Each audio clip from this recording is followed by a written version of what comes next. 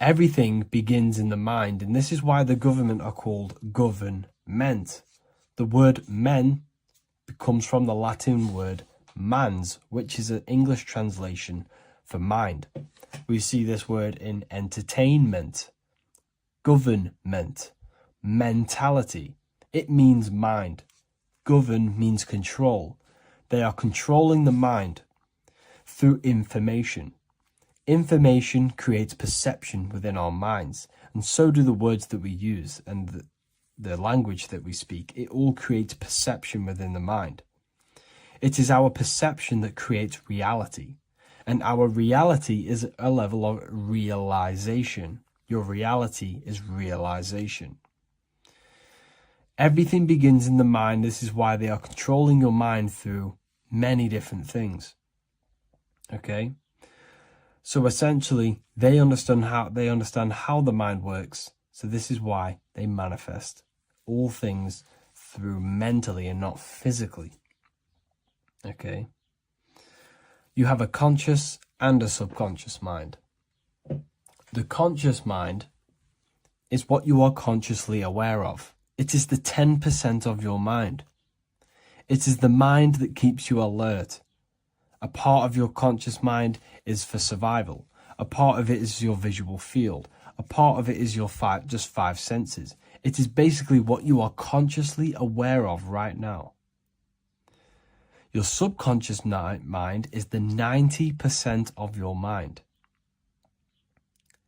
The subconscious mind is what holds all of your memories, your programs, and all things that you have ever experienced is all stored within the subconscious mind. It is this part of you where you draw memories from, where you draw your words from. I am consciously speaking, but the words that are coming out of my mouth are not thought about consciously. They are coming straight from the subconscious mind, where all programs and memories are stored. It is essentially this part of the mind which is manifesting our daily basis behavior. Because the subconscious mind stores the programs which we are operating our life off. For example, if you tie your laces, you do no longer have to consciously do them. Your hands literally just know exactly what to do because you've done it that many times. So essentially, you create these programs within your subconscious mind through repetition and emotion. These are the two main ways your subconscious mind is programmed and installs things that you do on autopilot. The subconscious mind, like I said before, manifests 90% of your daily basis actions and 90% of your daily basis thought patterns. For example, if you were in a car crash 10 years ago and you had a very traumatic event, that car crash and that emotion that you felt in that time impressed your subconscious mind with a program. And even to this day, 10 years later, you are still wary about entering cars because of that program. Even though you may be not thinking about the car crash, you are still wary about entering cars because of that program, because of that emotion impressed upon the subconscious mind. You see, everything you say, everything you think, and everything you feel is telling your subconscious mind, that is what I want. The subconscious mind takes everything literally. Even if you are talking about someone else, your subconscious mind only knows you, and it only knows yes, and it only knows the now, the present moment. So this is why the golden rule back in the ancient days was treat others like you want to be treated. Because the way you treat others is telling your subconscious mind that is how you want to be treated. And this will create subconscious programs within you, affecting you. So, before you go to sleep every single night, what you want to do is to impress your subconscious mind with thinking and feeling of something that you want to become. Become that reality. Think and feel that reality. And by doing this, you are impressing your subconscious mind, and you will wake up in the morning with ideas.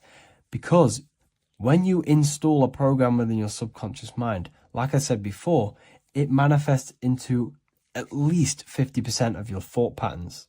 So let's say I created a program within my subconscious mind of how to become financially free. Well, I created the program that I am financially free.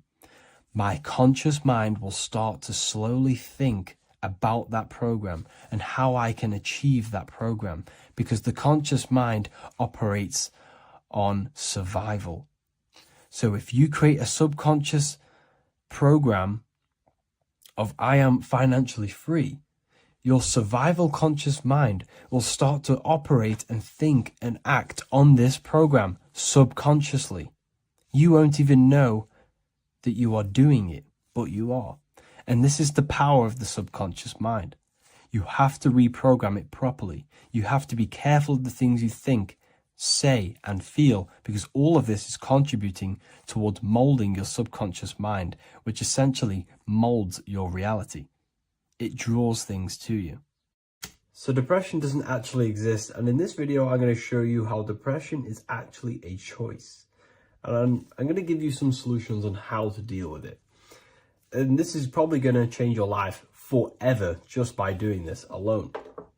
Okay, so the first thing you need to understand about depression is that it exists in your conscious mind. It exists in your thinking mind. So what is inside your thinking mind? You have your body, your name, your reputation, your trauma, your memories, your family, your worries, your interests, your bills, your passion, dislikes, goals, right? Most people identify their lives with this. They identify their lives with their thinking mind. They think they're their name, their job, their reputation, their memories. But this is not who you actually are. Who you actually are is the observer of that. What happens if you stop thinking? What is left? You're left with unconditioned consciousness. You're left with the self, which is what we refer to as I. We are the consciousness, not the thinking consciousness.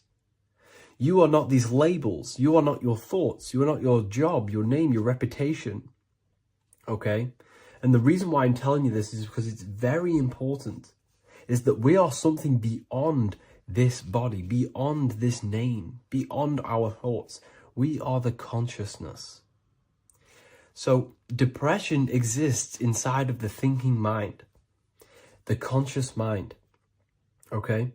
So if you want to get rid of depression, you must learn how to escape the thinking mind. And not only just escape, but that's step one. In meditation, you do meditations, right?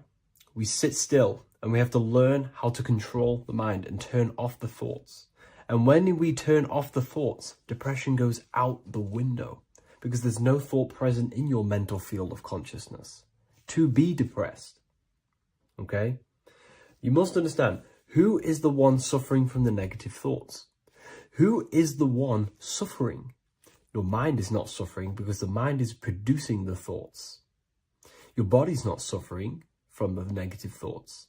You are suffering. And who is you? You are a soul. You are that feeling.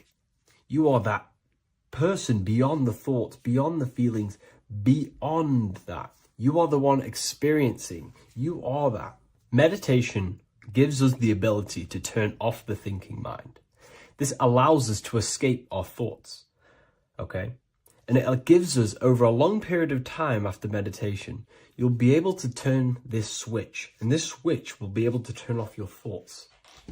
And by doing this, we will be able to control our conscious mind directly by the hand. So when you notice yourself gaining them negative thoughts, we can then turn off the switch of turning off the conscious mind and rising to our authentic self and knowing the thoughts are just illusions. Now, let me tell you something that's very powerful. Most of your thoughts are coming from beliefs. Most of your feelings are coming from beliefs. So if you have a feeling of lack, this is coming from a belief that you don't have much. If you are feeling alone, this is coming from a belief that you are alone. So what we must do is restructure ourselves. We must restructure the subconscious mind. And we do this in many different ways. We can do this with meditation. We can do this with visualization, visualizing our desired reality as if we are living it. We can do this with affirmation. Now, a lot of people think, oh, I'm trying to speak something into existence with affirmation. No, you're not using vibration to try and change reality with what a lot of these new age people will teach you. Vibration, your words will not have much an impact on reality. That's the truth. But what they do have an impact on is reprogramming and recrafting and refining your mind. If you repeat, I am wealthy all day long, your subconscious mind, that word will be lingering inside your subconscious, and you will start to mold that into your conscious. You'll start to be consciously thinking about this. Most of your thoughts are coming from your subconscious. So if you want to get rid of depression, you got to figure out the trigger. What are you depressed about? What are you feeling? What are the beliefs that are making you feeling and thinking this way? And that's what you must restructure. You must restructure your subconscious mind through visualization, meditation, and affirmation. You do these all the time. You do these every single day, and you will slowly, if not surely, restructure your subconscious mind. While by doing the practice of meditation, you'll gain the off switch as well. Sometimes depression comes from not living in your authentic self. You're not doing the things that your soul is telling you to do.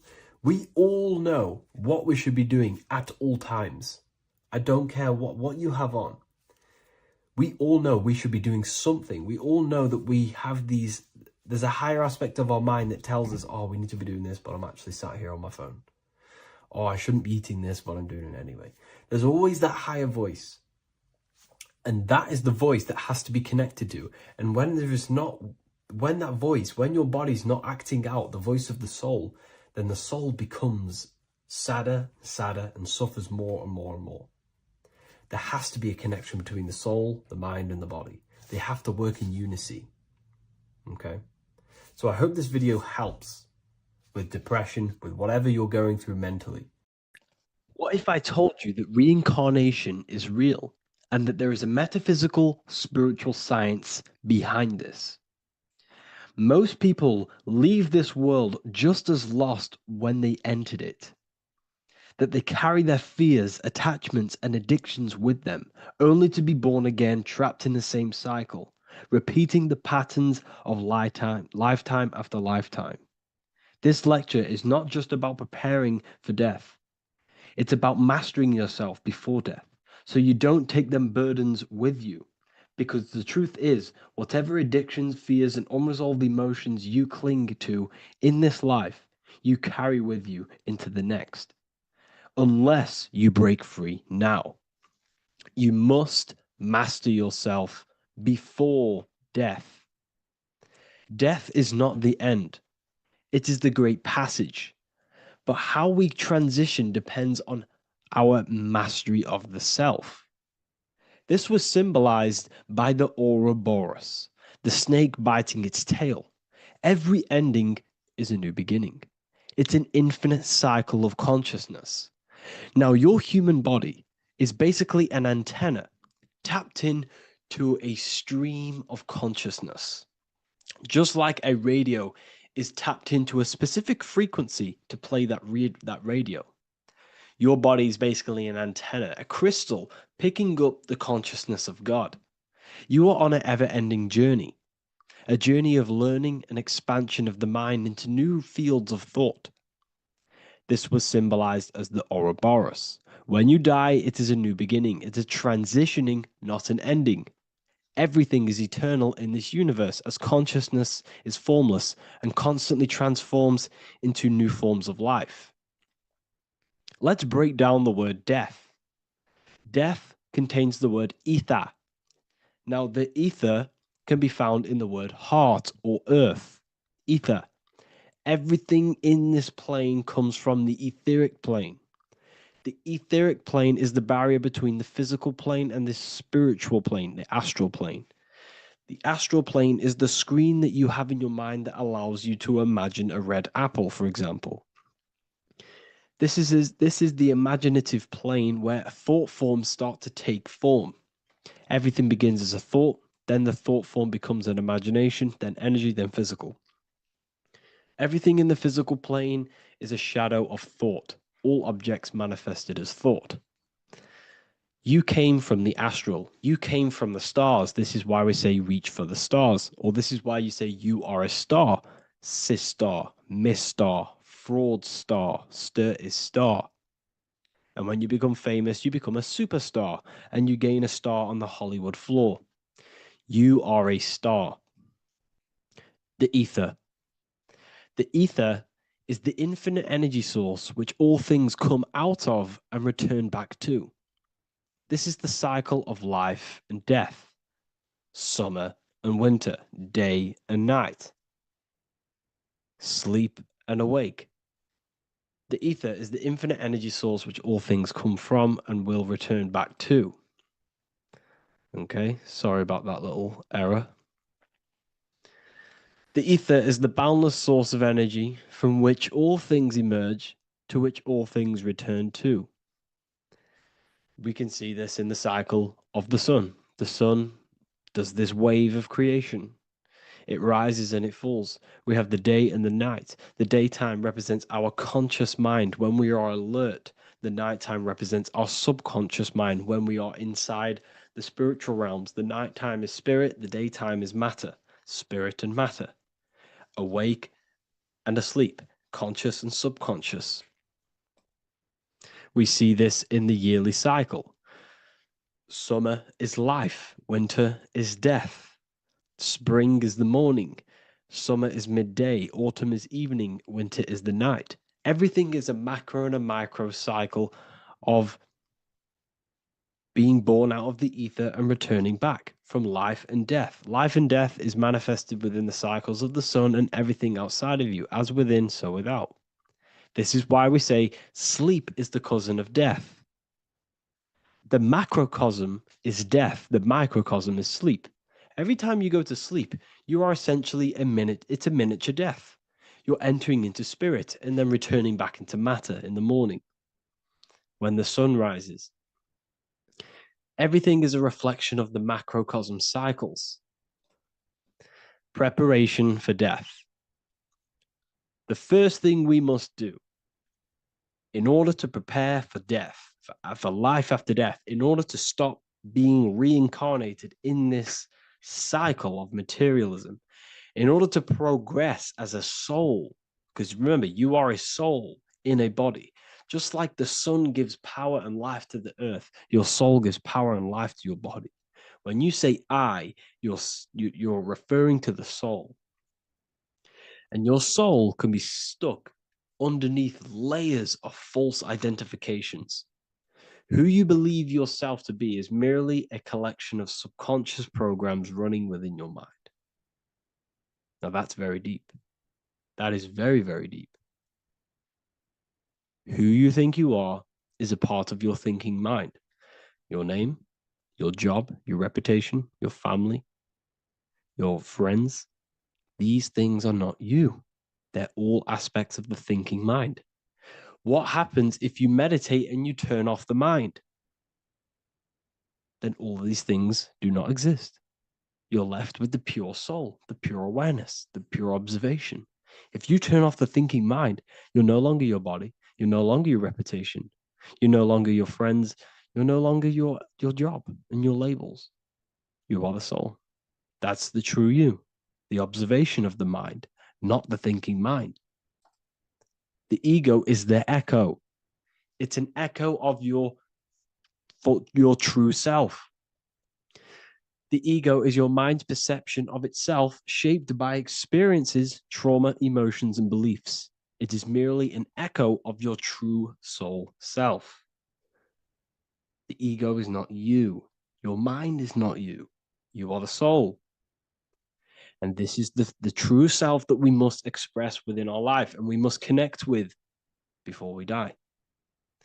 Because when we die under the echo, under these false layers of the emotions, the traumas, the experiences, the addictions, the emotional attachments, when we die underneath all of this, when we don't know our true self, the soul is still hidden. The true you is hidden underneath these layers of false identification. We must remove these layers of false identifications. We must remove them. We must destroy the echo. Remember, the ego, you never had an ego when you were a child. When you were a child, you were pure. You didn't, you didn't show off things. When you were a child, you were pure. You expressed yourself freely with you didn't hide anything. You didn't hide any aspect of yourself. You didn't suppress any aspect of yourself to fit in as a child, as a baby. Because the ego was not here when you came here. The ego grows with experience. The ego is a false perception of yourself while being incarnated in this material world. It's your mind's perception of itself and it's created through your experience. Remember, you are unconditioned consciousness, and your experiences, thoughts, traumas, emotions, and beliefs have conditioned your consciousness into believing you're only a physical body, but you are the soul. We have to remove these layers. How do we remove these layers? Like I said, the best thing, meditation. Meditation. There is a great meditation that you can do every single morning and every single nighttime. You can sit there and repeat over and over before you meditate. You can repeat that you are not this, you are not that, you are not this. You can label them one by one. Start with, I am not my body, I am not my job, I am not my name, and then detach from absolutely everything until you are left with nothingness. And when you start to meditate, detach from everything. Nothing matters. I am here right now. And what will be left? The only thing that will be left is the language that your mind is using. Now, this is very deep. Not many people will tell you this, but I've lingered in meditation many times. And I can tell you from experience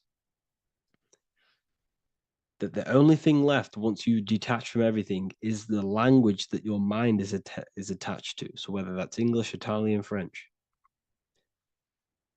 Once you detach the language of the mind that that little voice in your head's using, you're left with the soul.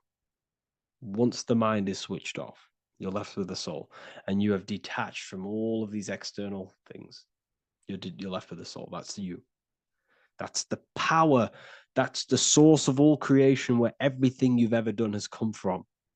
Every thought, every idea has come from your soul. Number two, that's meant to say number two. Sorry about that. Mental addictions and emotional addictions. Okay. These two are very important. Mental addictions, this could be thought patterns, this could be the labels that we've just been talking about.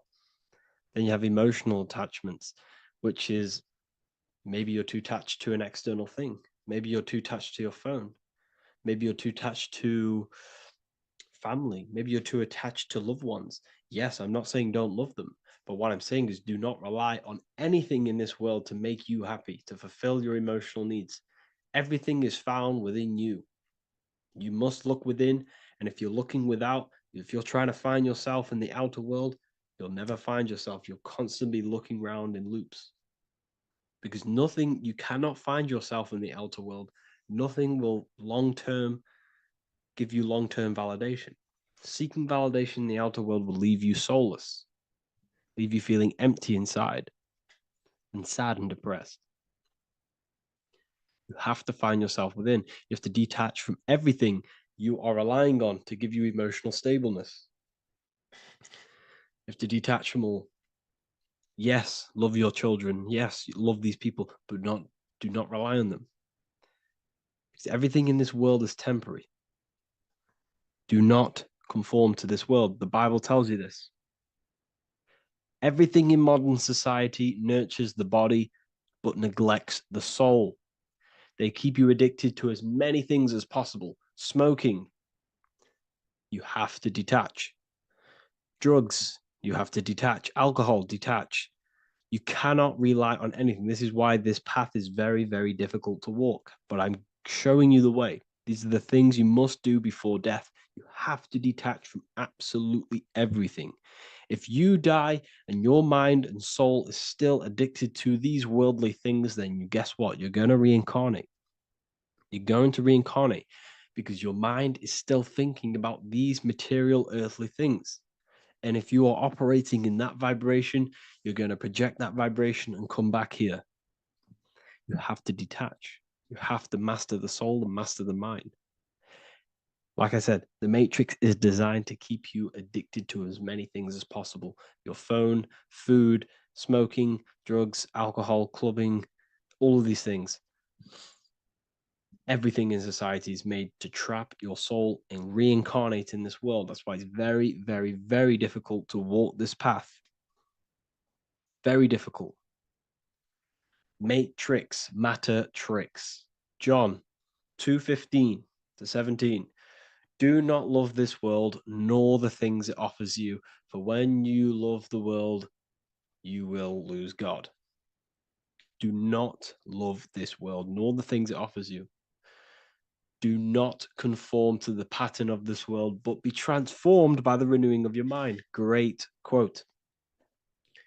Do not conform to the pattern of this world, but be transformed. Let this world transform you. Learn from this, expand from this, but do not be mentally and emotionally attached. Okay? What good will it be for someone to gain the whole world yet forfeit their soul? Like I said, everything in the Bible is telling you the truth. You just got to read it correctly. This is spirituality. This is spirituality. The Bible is spiritual. It's a spiritual text. We must disconnect from everything outside of us and connect with the true soul. Here we have the Egyptians showing you the soul leaving the body. Here we have the soul here. Here we have the Masons showing you the soul coming out. The soul is real. You are the soul. And when you leave this physical plane, you will go into the astral plane.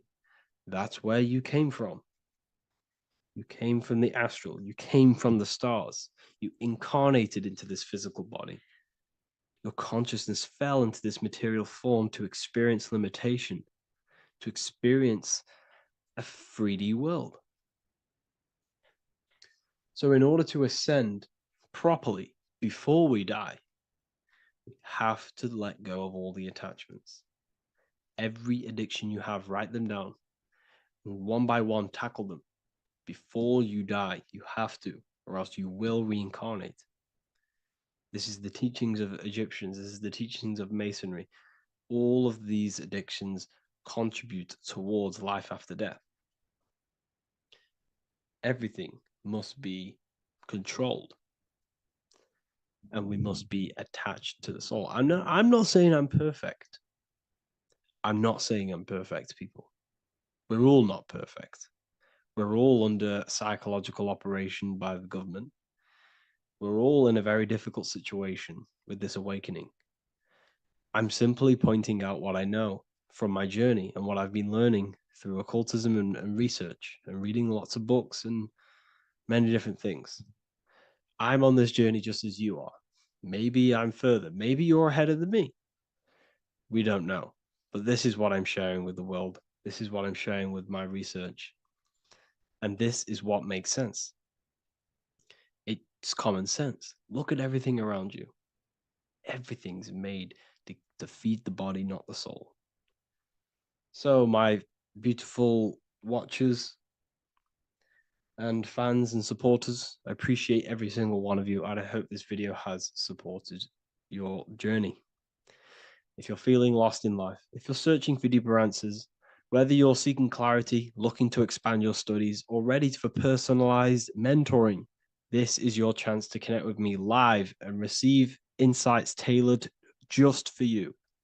Start your path to self-mastery and enlightenment inside the world's best esoteric school. Your journey starts now. Tap the link in the description if you want to join Ethereal University, or feel free to check out my books. I thank you all, and I really appreciate for 100,000 subscribers on YouTube. I love every single one of you. Make sure to drop a like, a comment, and subscribe to the channel if you're new. Let me know some ideas for, lectures, anything that you want to know. I can make lectures on them. Just drop it in the comments. I appreciate every single one of you. Take care.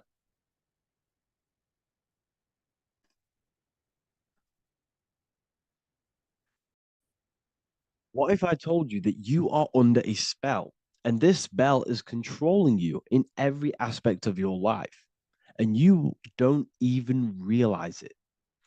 Spells are not what you've been taught. They're not fantasy magic wands that are casted over you. No, no, no. Spells are much, much deeper. A spell is a belief system that is installed into your subconscious mind, which holds power over you. Okay. If I install a belief into your mind and that belief holds power over you and controls you, that is you under my spell. A spell is a belief that someone has installed into you. Okay. You have a subconscious mind. The subconscious holds power over 90% of your daily basis behavior, thought patterns, and overall emotional state. Because the subconscious is the back end of our mind, the mind that we don't really have access to. It's the shadow self where all of our programs, all of our memories, all of our traumas, all of our everything that we've ever experienced is recorded and kept in this vast database called the subconscious. Now, the subconscious is the 90% of our mind. We are only aware of 10% of our mind, which is the conscious mind, which is what you're using now, what you're consciously aware of. But there is a subconscious mind that holds power over your conscious decisions, and you don't even realize it. For example, as a child, you had a very, very traumatic event happen. Let's say as a child, you were not loved enough by your parents. And this feeling of you not being enough for your parents and feeling alone as a child implanted this seed. And this seed was planted by your emotions, a strong emotion. And over time, as you grew older into an adult, this seed grew and grew and grew. And what this seed grew into is you being very needy, you always seeking validation from others. Okay. But you taking this conscious decision 10 years down the line actually stems from this hidden cause within your subconscious mind, within this little feeling, this seed inside your subconscious where you don't feel like you are worthy. So this results in a conscious decision of you seeking validation from others, being very needy from others. Okay. This is what the subconscious is. The subconscious holds power over us. For example, posting on social media. Why are you actually posting on social media? If you take a selfie with your new watch, new car, and you go and post that onto your social media, why are you actually doing that? On the deepest root cause, it's not because you just want to post a picture. No, it's much deeper. It comes from a subconscious belief or a subconscious emotion of you seeking external validation, whether you believe that or not. But that's what it is. If you're posting on social media, you're seeking attention, you're seeking validation from others on a deep level, on a subconscious level. You may not even realize this because it's subconscious. Now, this is what a spell is. Money is a type of spell. Remember, money doesn't actually exist. Money does not exist. Money is a physical object inside of the material plane. But the physical object has a belief in the mental plane. See, the mind is the highest plane. This is the root cause of reality, the mental plane. Okay. So our belief in our mind has given this piece of paper value and a meaning. But in reality, it's just a piece of paper with a belief behind it. But this subconscious belief behind this piece of paper is controlling your daily basis behavior, is controlling your emotional state. and controlling your life without you even realizing it. Without you even realizing that it's all an illusion. Money does not exist. It's the belief that gives the piece of paper a power. And the way we break the spell is by realizing that the money doesn't actually exist. The whole world is under the spell of money, and it's controlling all of us. But the spell is the belief. Once we all wake up and realize money has no value, it doesn't actually exist, it's only a belief. There is no actual money. That's how we break the spell. The spell is broken when we figure out that we are under the spell, under the belief, under the illusion of this piece of paper having value, and it's controlling our lives. That's why the word money has mon within it. Mon is moon, and the moon represents our hidden aspect of our mind, our subconscious, and the sun represents our conscious mind. So you have two versions of yourself. You have the self that you show to everyone, the conscious mind, and you have a shadow self called the subconscious, which is the hidden aspect of you. For example, do you really love your partner who you're with, or are you just with them for, is there a subconscious fear of being alone? Do you really want to be with this person, or is it stemming from, are you staying with them because it's stemming from this fear of being alone, of being lonely? Or are you just with them because you have a subconscious sexual addiction? And all of your conscious decisions are actually coming from this little seed of wanting sex or not being alone.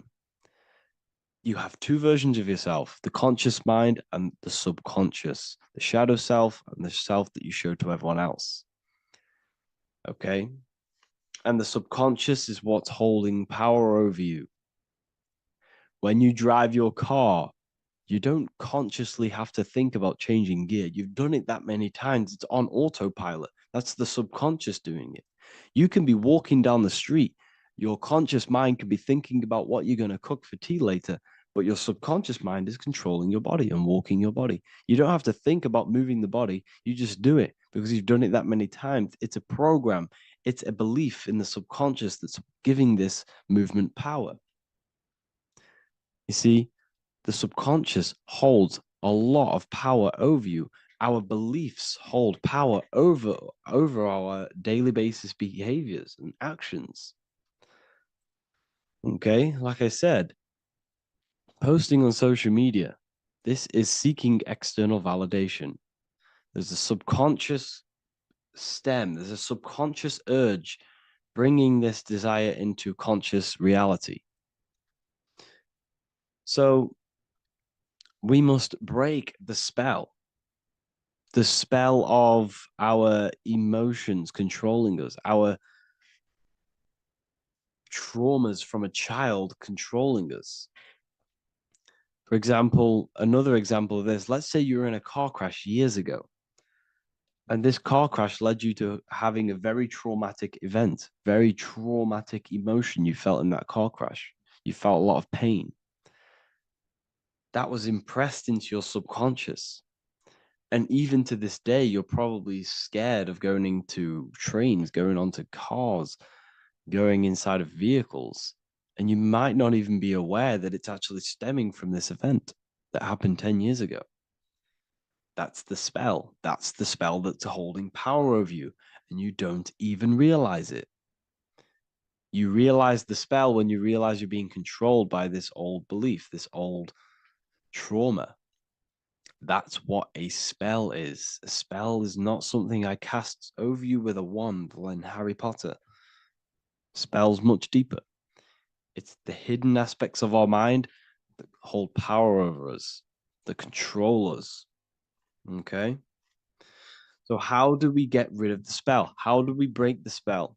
By installing new belief systems, by installing new programs into our subconscious. The subconscious is impressed by repetition and emotion. everything you do on repeat, for example, tying your shoelaces, you can be looking up into the sky, closing your eyes, thinking about what you're going to create for tea while doing your shoelaces. You've done it that many times, you don't have to think about it. That's the subconscious taking over. Okay. That's the repetition aspect of the subconscious. For example, you could probably run down your stairs. You know exactly how to run down the stairs. If I tried to run down your stairs, every staircase is different. I'd probably fall over. But you've done it that many times, you know exactly how to do it. It's what we call ritual. When you have an evening ritual, when you tidy the house, you do your skincare routine, you wash your teeth, that's a ritual. This is what the ancients called ritual. When we do rituals, we're trying to implant something into our subconscious to either remove an old program, an old seed that is controlling us, for a new one that's going to grow into new light, into a new reality. So you can implant messages, implant new programs into our subconscious, which will then grow into a new reality. Okay. Because if I tell you something over and over and over again every single day, for example, if I say, you do what I say every single day I repeat this statement into your ears, about a month or 2 months in, you're going to start to believe in that statement and you're going to start to be under my spell. You're going to start to do everything that I say. So this is what spells are. Spells are subconscious beliefs that hold power over you, and you don't even realize it. So we need to remove these old programs we have that are controlling us for new programs. And we do that through ritual, affirmation, and imagination. Repetition and emotion is key to impressing the subconscious. They are the two ways that spells are created, that programs are created. The subconscious only knows the now, and it only knows you. So every word you say is a spell. So when you call someone else a name, you're calling yourself a name, because your subconscious takes everything you say as truth, because it only knows you. It doesn't know anyone else. So every night we can do affirmation. We affirm the reality we want. This is what we call a ritual. We sit down or we stand up, whatever it is, you affirm the reality you are, I am statements. And then you imagine that reality. And you do this over and over again, every day, twice a day, 3 times a day, however many times. And this will cause repetition. This will install a new belief system into your subconscious, which will then start to show in your external reality. It will start to put you under a spell of the new program. For example, if I install into my subconscious that I believe that I am rich, every single night I affirmate that I am rich, I am wealthy, I am free. And then I do a ritual. I start to imagine this reality every single night. I do these two things on repetition, and I start to feel the reality and imagine the reality. Over time, I'm going to start to believe that I am rich, that I am free, and I am wealthy without having the physical reality. And what this will do is that it'll implant a message deep within your subconscious mind. It will plant the seed of this belief. And this belief over time will grow into 90% of my thoughts, 90% of my actions, 90% of my words. My words, my thinking will change due to this new belief.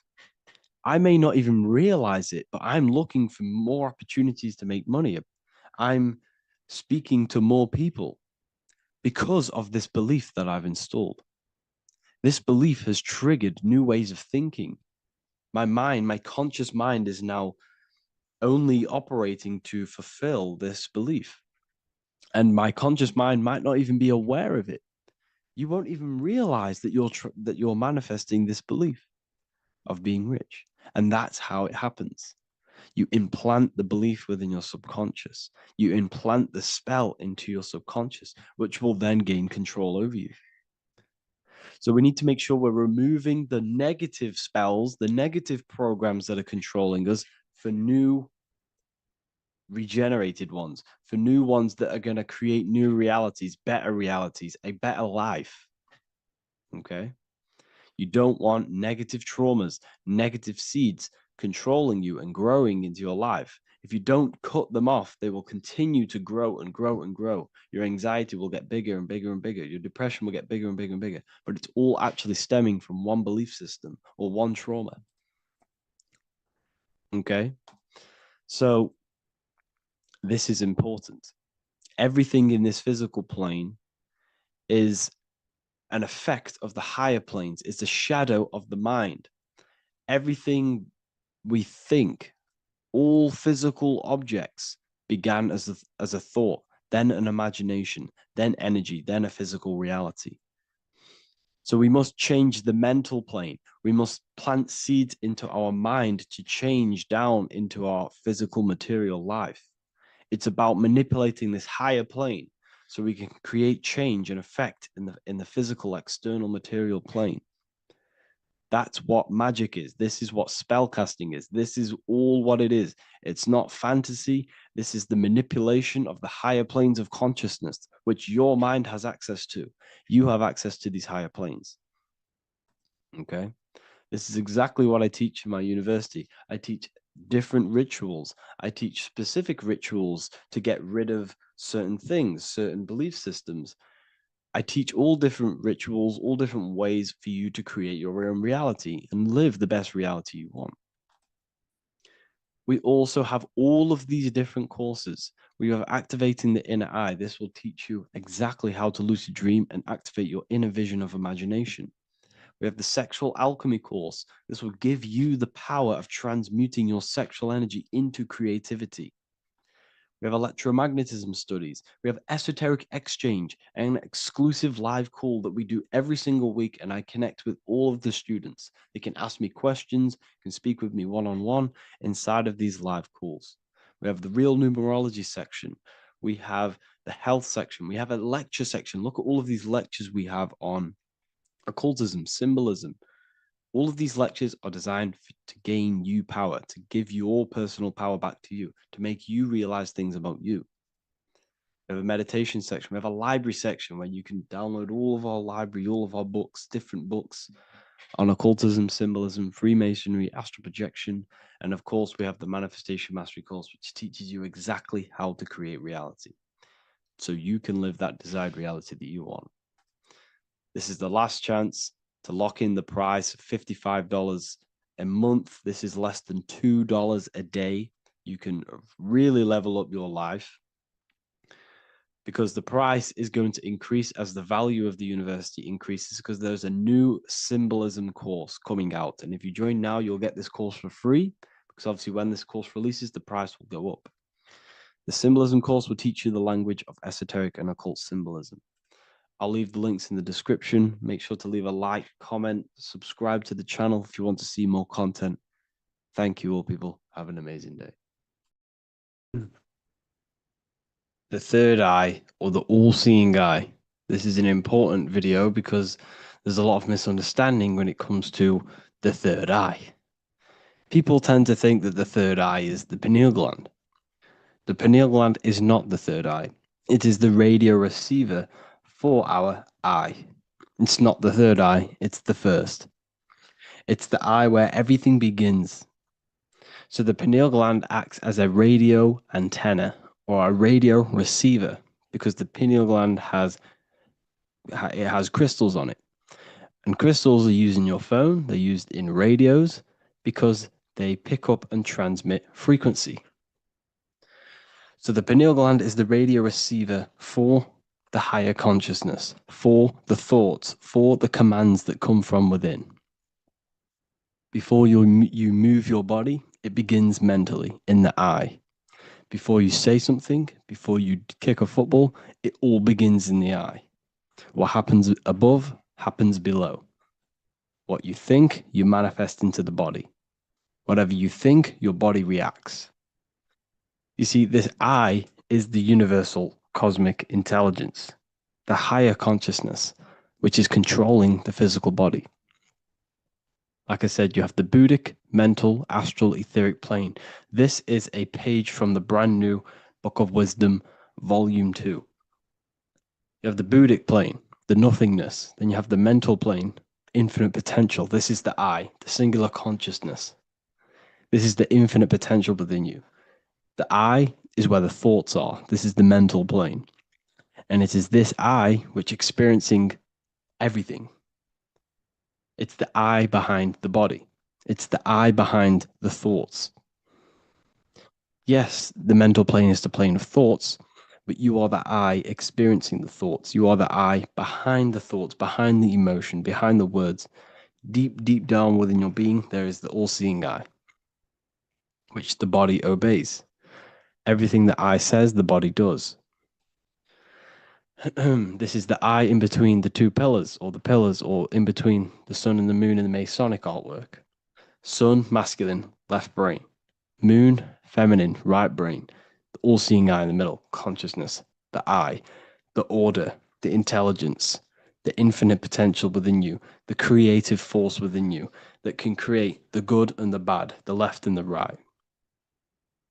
So you are either creating negative or good. You're even doing good, which is God, or evil, or the devil, which is do evil. You have this creative ability within you, which is God, the consciousness, and you have the choice to do the devil or the God. So the third eye is the human mind. It's the mind. It's the infinite awareness, infinite potential within you. And when you see it in the triangle, it represents the ethereal plane. This is the ethereal, the triangle.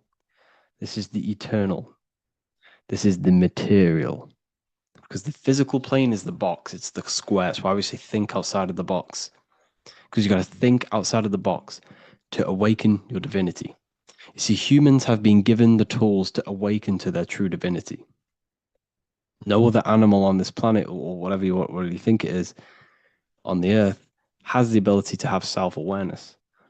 Humans have been given the tools to understand the very, very complex things and understand who we are, what we are, and what the universe truly is on a higher level, not just physical.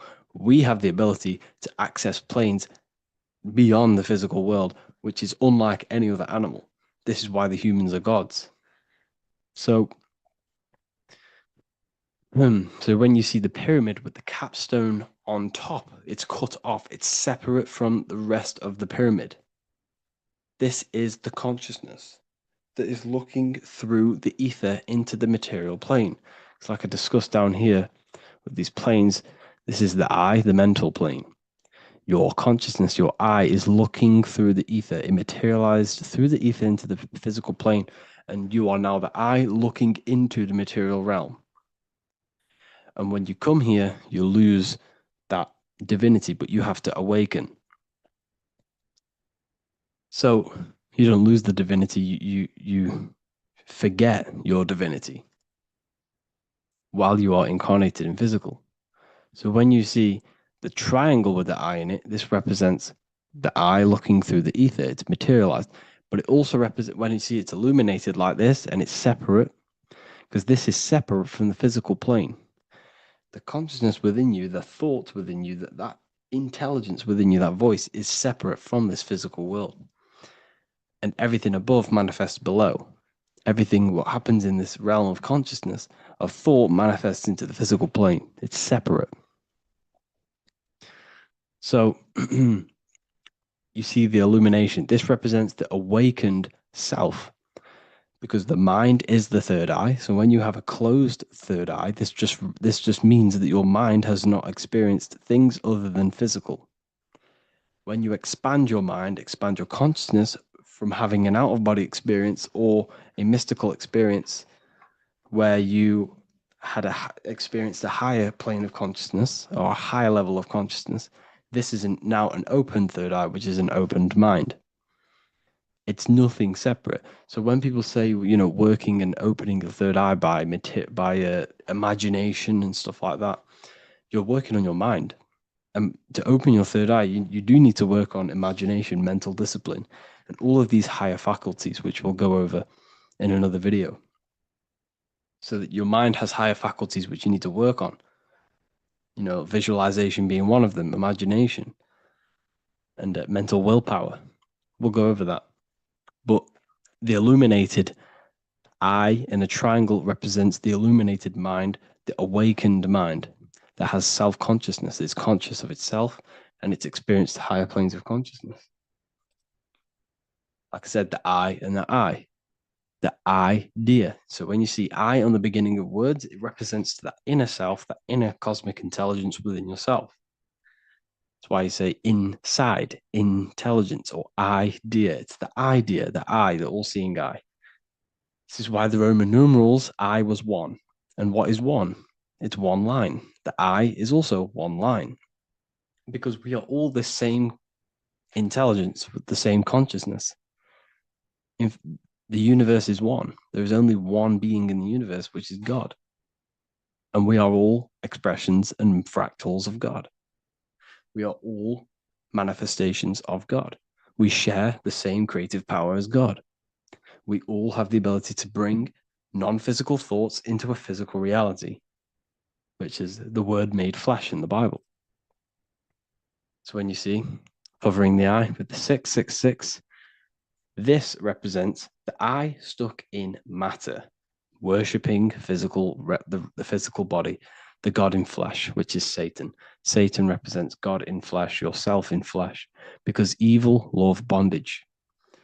And everything these artists and, actors are doing, they're part of these cults.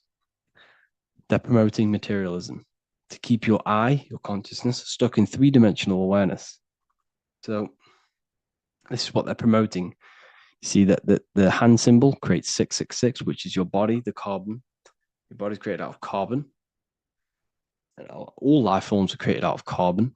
The I in it, the I in the 666, represents I being in material, keeping the mind in material.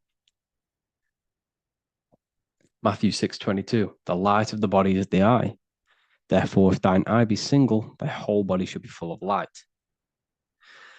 But if thine eye be evil, thy whole body should be full of darkness. You see, this is a very powerful verse. Very powerful verse. The light of the body is the eye. This is the first part of the verse. This is where everything comes from. The mind. The infinite mind. The infinite potential within you. Think of anything in your mind. Nothing is impossible in your mind. As soon as you think of it, it's there. It's infinite potential. It's the light of the body, because the mind is what gives life to the body. It manifests its will through the body. It's the light. All the things that the body does happens mentally before it happens physically. Before you move your hand, it is a mental power. Just like when you astral project. When you astral project, you use your mind to move your body. It's mental. If therefore thine eye be single, thy whole body should be full of light. So what does that mean? Becoming one with the consciousness within you.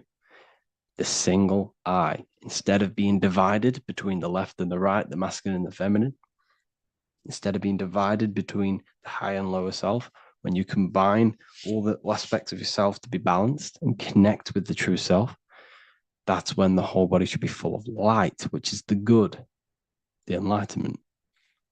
But if the eye be evil, which means what? Because your eye, your consciousness, your mind has the ability to create positive or negative, devil or the God.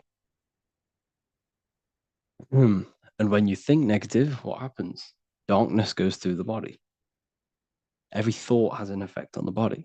What you think goes through the body. For example, become erect. What do? You think of being erect, and it happens, the body becomes erect. What happens in the mind happens in the body. So if your eye is evil, if you are thinking negative, if you feel negative, you're going to produce negative. Your body will be full of darkness. And this is what the all-seeing eye is. It represents you, your consciousness within you that can create anything in this physical world. So yeah, if you have any questions, make sure to contact me, and I will get it created for the university. Thank you all for joining, and see you in the next one.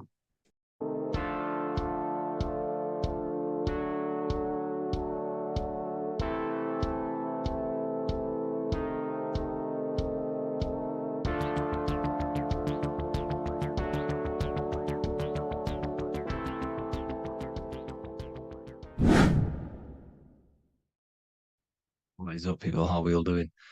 Today, we're talking about the flat earth cosmology. So let's jump straight into this. Please drop a follow and leave a like to help the algorithm. So we live in a torus field. Everything's made out of torus fields. And every torus field has motion. It's what it is. It's the motion of energy. And every torus field has a center, which is the black hole. It's a womb of creation. It's counter space. Now, this is why the North Pole is magnetic, because the center of this torus field is the most magnetic part, the strongest part of the field. So this is why all compasses will point you to the center. And the Earth's magnetic field is spread across the whole of the Earth. And it's spinning, as you can see here, it's like a tornado at the center. And this tornado is the force which is spinning the sun and the moon around us. You got the sun, the moon, Polaris, just like in the Masonic cosmos here. The sun, the moon, Polaris, the all-seeing eye. Now we'll get into Polaris a bit later, but the sun is the magnetic force. Sorry, is the electric force, because every field is electromagnetic. Now, the sun is electric. It's positively charged. It's gonna give you energy. It's feeding energy. The moon is more magnetic energy, which is taking your energy away from you. And this is why you become sleepy when the moon comes out, because it's taking away your energy. So these two forces is the balance. It's the yin and yang. It's the balance. Everything in this creation is balanced, because the torus field is the Earth is the plane of inertia, the 0 point within the field, because physical matter is a result of two opposing forces equalized on the plane of inertia. And that is where matter crystallizes into physical results. And this physical plane is the plane of inertia, planet Earth.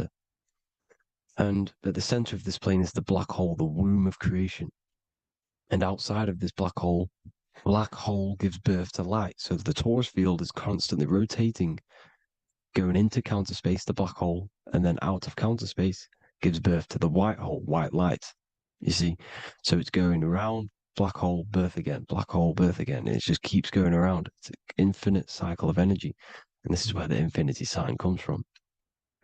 This is the motion, this is the force which is creating everything to spin inside of this circle. Okay?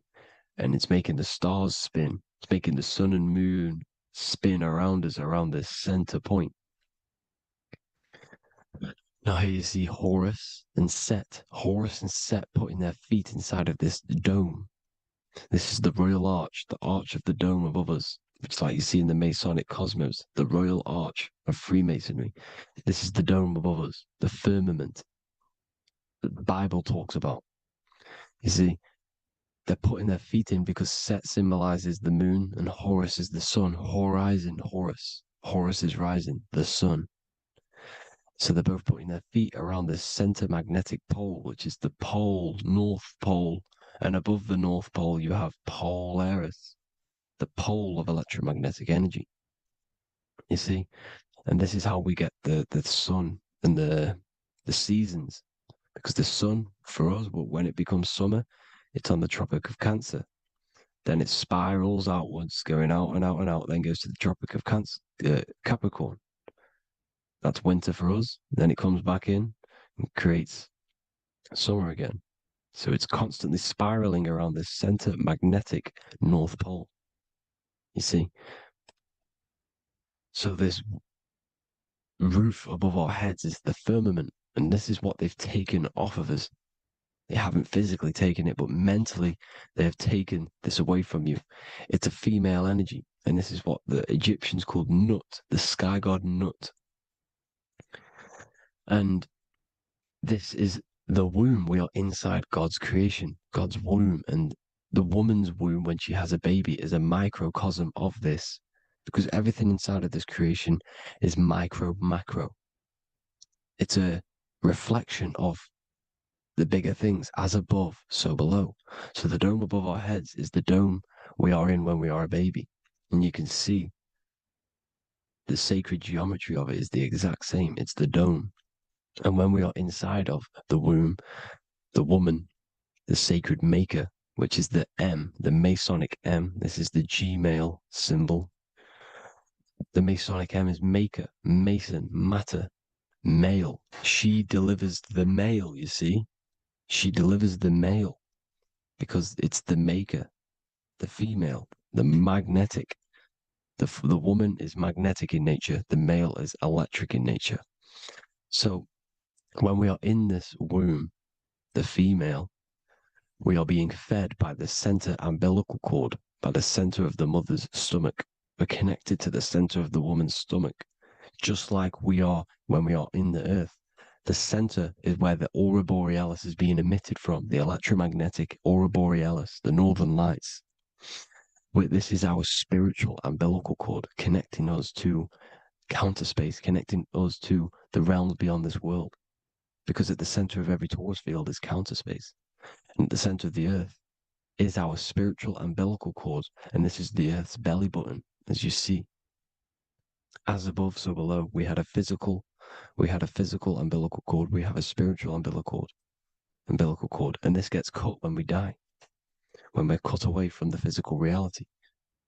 You see, here's the ancient Egyptian tablet showing this female. You can see the hair, it's a female above us because the female energy is nurturing, helping, looking after. And that's exactly what the dome is. It's protecting us. It's the Ark of the Covenant, the Ark covering us. You see? And this is what they've taken away from us. By you believing in space, it completely destroys the idea of this being a sacred creation. They've taken the roof off your head, whether if you believe in space, you believe that there's chaos, there's planets, there's asteroids about that could kill us at any moment. But this isn't true. They've made you fear your own creation that you're inside of. They've made you fear what's above you. You see, and it's to hide the power of astrology, the power of the lights in the firmament, which are constantly flowing through the ether. These powers which are above us are sending rays down to the earth, which are influencing our psychology and how we behave. And this is what astrology is. It affects human consciousness. It interacts with our consciousness. And there's a different energy every day because the planets are in different houses, different alignments. And this is, we'll go into this a bit deeper later on. So the world tree, this magnetic north pole, the pole of electromagnetic energy, was symbolized as a tree, the great tree at the center of the earth. You see? And this tree is symbolized everywhere. You can see here how the center person, this Egyptian person, is holding up the sky. This is the North Pole, the hyperboloid, at the center of every Taurus field. And this tree was in the Mayan cosmology. This is an ancient depiction. This is the Taurus field. There's the plane of inertia. Here's the center tree. Here's the tree in the center, the magnetic North Pole, the woman holding the stars. Here's the Hindu with the two birds symbolizing the sun and the moon revolving around this center tree. The Mayan tree, his Horus and Set around the North Pole. They all knew this flat earth cosmology. They knew these secrets. It's so sacred you understand the creation that you're inside of. Because if you don't, you'll be led astray. You don't know where you are. You're lost. You see? And here's the Masonic art with the rays of the stars coming down with the tree in the center. So it was personified as a tree. And we are in Asgard, Midgard, the middle garden. where there's good and evil. So the 7 layers of heaven, which is talked about in the Quran, each planet has a different layer of the firmament, and this is the 7 layers of heaven, and these are our 7 layers of the energy centers in our body. So we start in the stars, so we are stars in a physical body. And this is why we say Mr., sister, fraudster, sinister. Stir is star, and we are in the stars, and our star descends into the soul system, not solar system. And as we descend into the soul system, we enter Satan's kingdom, Satan's world. As it says in the Bible, Satan is the god of this world. Well, if you've been into my research for a while, you know Satan is Saturn. Saturn's world, because Saturn's the outermost ring. He's the Lord of the Rings. And you enter his kingdom, the kingdom of time. And this is why Saturn's the time god. As soon as you go past the rings of Saturn, you're now in the soul system. You're now in time. You're now bound by space and time. And you're bound to the earth plane, the heart. Earth is heart. It's a rearrangement, it's an anagram for heart. And the heart of the electromagnetic color spectrum is green, and that's why the earth is green. And above green is blue, and this is why the sky is blue. In order to go to heaven on the macro scale, you have to go through the blue sky, through the 7 layers of heaven. In order to reach heaven in your body, whilst you're here, you have to go through the blue chakra to your head, which is heaven. It's micro, macro. Everything is micro, macro inside of this creation. It's an ancient. I think this is a French image, piece of art from the ancient French, with obviously the 7 layers of heaven, which they all depict. And notice how it's like a dome. We'll go into this dome symbolization, the Royal Arch of Masonry, which is next. But these 7 layers of heaven give us the 7 metals, the 7 days of the week, the 7 diatonic tones, the 7 chakras, the 7 everything. It's God's favorite number. And this is why the Masons use the G inside of the compass, because the G is the 7th letter, and God starts with G. You see? So it's 7. God is 7. Here's another depiction of the heart, the soul system, the 7 layers of heaven. La fermente, la fermette. You see, la firmament, with the stars on the outermost layer. Here are the 7 planets: Jupiter, Mars, la Sophie, the sun, la luna, the moon. So Saturn. So we are in the heart of this soul system. In order to ascend, we need to ascend up our chakra system, reach 144,000 hertz, God consciousness, the God man. You have to unfold God man, master of the mind, mastery of the mind. So what are the stars? The stars make everything unique. The stars are constantly rotating around the center, magnetic North Pole, the tornado at the center, which is stirring everything. It's stirring the ether. The center is the ether, and the 4 elements are born out of this ether. There's 5 elements: ether, spirit, water, air, and earth. The ether gives birth to the 4 other physical elements, which the whole of creation are made out of. About them 4 elements. 4 is the number of stability. You know, a chair, a table has 4 legs. It stables things. It's a foundation, and these 4 elements are the foundation of this creation. You see, and this magnetic North Pole is stirring this, and the 4 vibrational states of the ether are the 4 elements. Now let me get back to the stars. I just wanted to give you that. The stars are being stirred around this center point. Center. It's stirring everything. And they're always in different alignments. Every millisecond they're moving in different placements of the stars. And the planets are called the 7 wanderers because they're not fixed. The stars are fixed. But the planets are called the 7 wanderers, the 7 layers of heaven, because they move faster and slower than each other. Each planet is slower and faster. Has a different rate of speed it's moving. So these alignments are mixing in with the energies of the different 12 constellations. And this is why you have a unique characteristic. You have a unique look, a unique energy, a unique personality. This is because when you were born and you took your first breath, that energy which was in the ether, because the ether is all around you, and energy travels through the ether. The energy that the stars were casting down and the energy that the planets was mixing in with the 12 constellations was in the ether. So when you came out of the womb and you your first breath, because breath is spirit, okay? So that first breath you took, that is the energy that is imprinted within your DNA, your soul. And you reflect that energy, you emit that energy. That's the energy that is with you forever until you die, till this physical body dies off. And that's what the stars are. The stars are giving a unique energy, characteristic, personality to every living thing. Every dog, every cat, every animal has a unique personality because it was born at a different time and place in the sky. Okay, the stars are your destiny. Now, the stars are constantly changing as well. If you look at stars through a telescope, they're constantly changing and forming different forms. You can see here, it looks like water. It looks like light through water because it's the ether above us, a sea of ether. And this light is being emitted through it, and it's just constantly changing, giving different energies, each star. So this is why this is what the Zodiac is. It's the expression of energy. It's the expression of the stars. And each constellation has many different personality, different energies, different traits.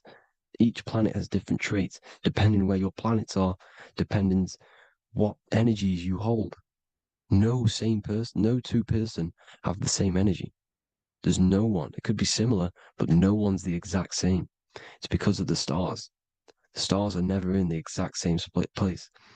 The planet's always in different houses.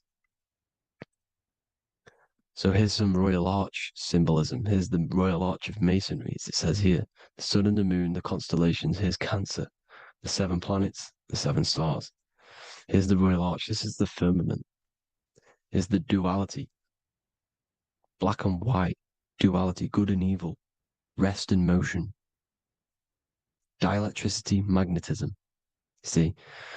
So this is what the Royal Arch is. It's symbolizing the cosmic dome above us.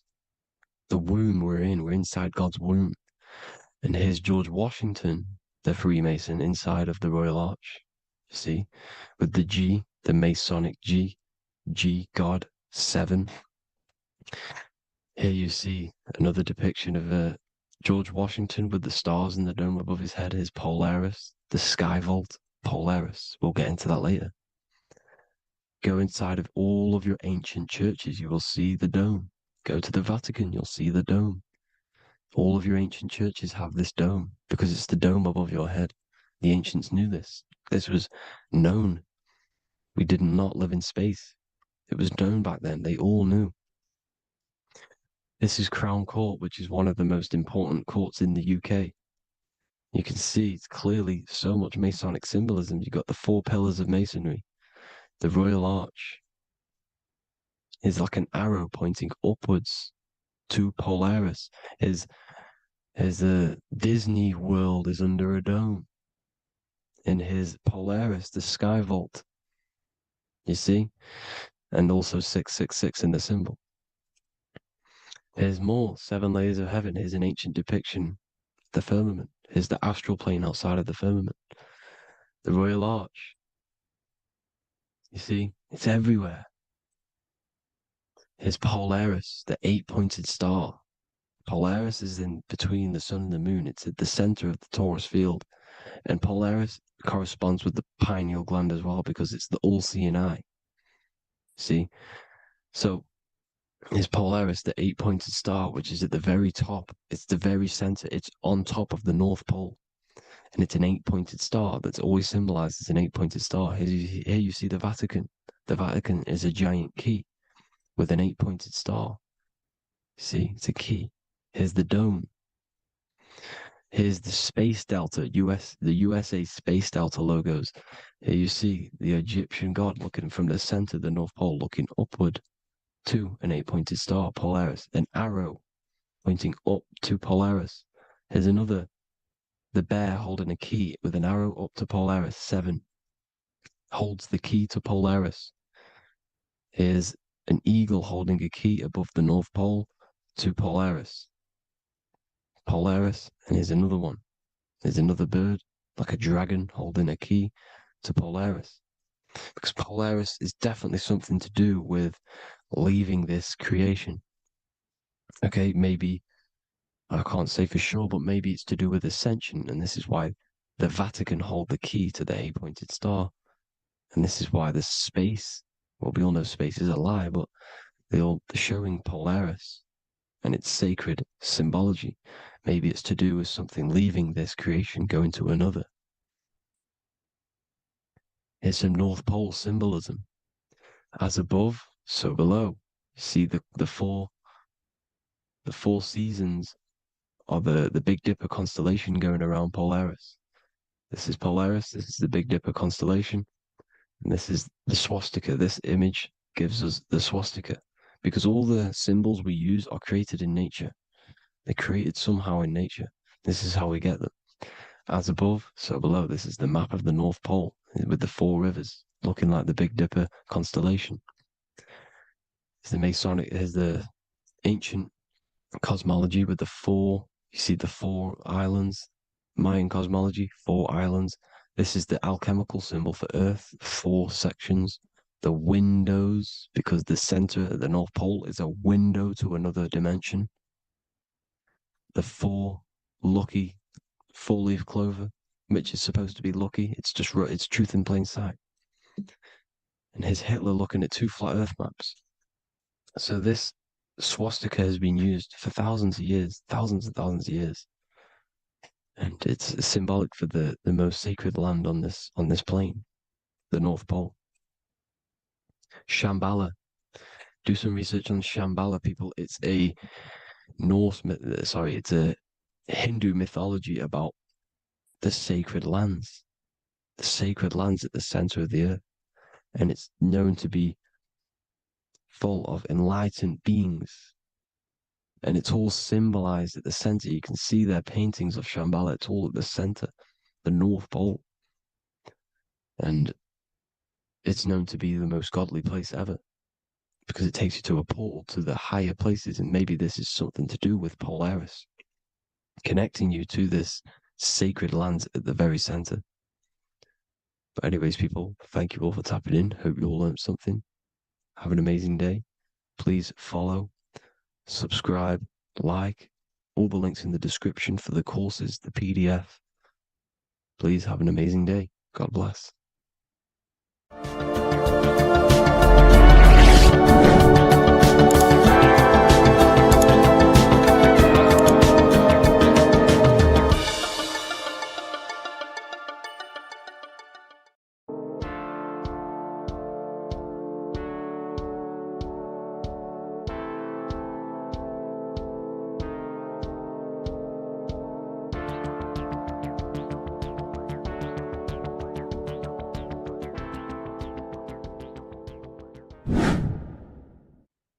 How are we all doing, people? It's Revival of Wisdom from the Wisdom Academy. Today we're going to be breaking down God, consciousness, and the higher and the lower self, and how to overcome the lower self. Now, the first thing you need to understand is that you are the invisible intelligence within the brain, within the body. This invisible intelligence is known as the mind. But you are not the mind. You are the observer of the mind, which is the soul, the invisible entity. The mind is your intellect, your intelligence. Now, the mind is, it's hard to put this in words, but the mind is something that gives you the ability to explore the universe. And this inner self is the I am. It's the quiet, the inner self, the voice you see in you hear in your head. This is why within spells high twin, inside, internal. The I is also the number 1, which is one line. Because the one and only, is the inner self, which is the I am. This is why you say, my name is Harry. You are not Harry. You are the I, the inner self, the intelligence. Okay. This is why Jesus in French is I am. You look with the two eyes and you see with the inner eye. I and I, the same thing. Okay. Because the I inside is what gives you the perception of what you're looking at. So when someone's trying to explain something and then you catch on saying, I see now, it's because you're seeing with your inner eye, the one that gives you perception, gives you intelligence, gives you the the ability to understand things. This is the internal eye, the invisible self, which the physical body is nowhere near as complicated as this inner self. It's in infinite potential, infinite potential. God, God, generator, operator, destroyer, soul, mind, and body. Brahma, Vishnu, Shiva, the Father, the Holy Spirit, and the Son. They're all the reason why you see God is always a triad is because it represents yourself. Your invisible intelligence is God. Me and you are the same invisible intelligence. We are the invisible intelligence experiencing the program being ran by the central nervous system and the brain. I always say this in my videos, but I have to, in order for you to understand the things that I'm going to say later on in the video, you need to understand this concept, is that you are the consciousness experiencing the nervous system, the tree of knowledge of good and evil, which is you here. You would be in this invisible intelligence right here in the center of the brain. Now, this is why the ancient Christians show God is in the brain. This is the brain stem. This is the brain. This is also the brain stem and the brain. The brain stem and the brain. It's all depictions of the brain because the brain's the computer, the electrical, electromagnetic computer, which decodes the demands created by the invisible intelligence, the I, the inner self, you, your true self. The person moving, if you observe what someone moving, this is going to sound, but if you observe someone walking, it's not the body. The body is moving, but the thing telling it to move is the invisible intelligence. Before you kick a football, a decision is made within your invisible intelligence, your mind. And this consciousness, this invisible intelligence, is either stuck between the lower self and the higher self. Okay? When the invisible intelligence, meaning the true self, identifies itself with the physical body, it will trap its mind within physicality. This consciousness that we have is either operating in the lower self or the higher self. It's either feeding the material body or it's feeding the spirit. Okay? But because we are physical and spiritual, we need to be even. We don't want to be meditating all day long because we do have a physical body as well whilst we are here. We are playing a game in physical matter. Okay? Now, the reason that you incarnated here is to learn a lesson because the mind can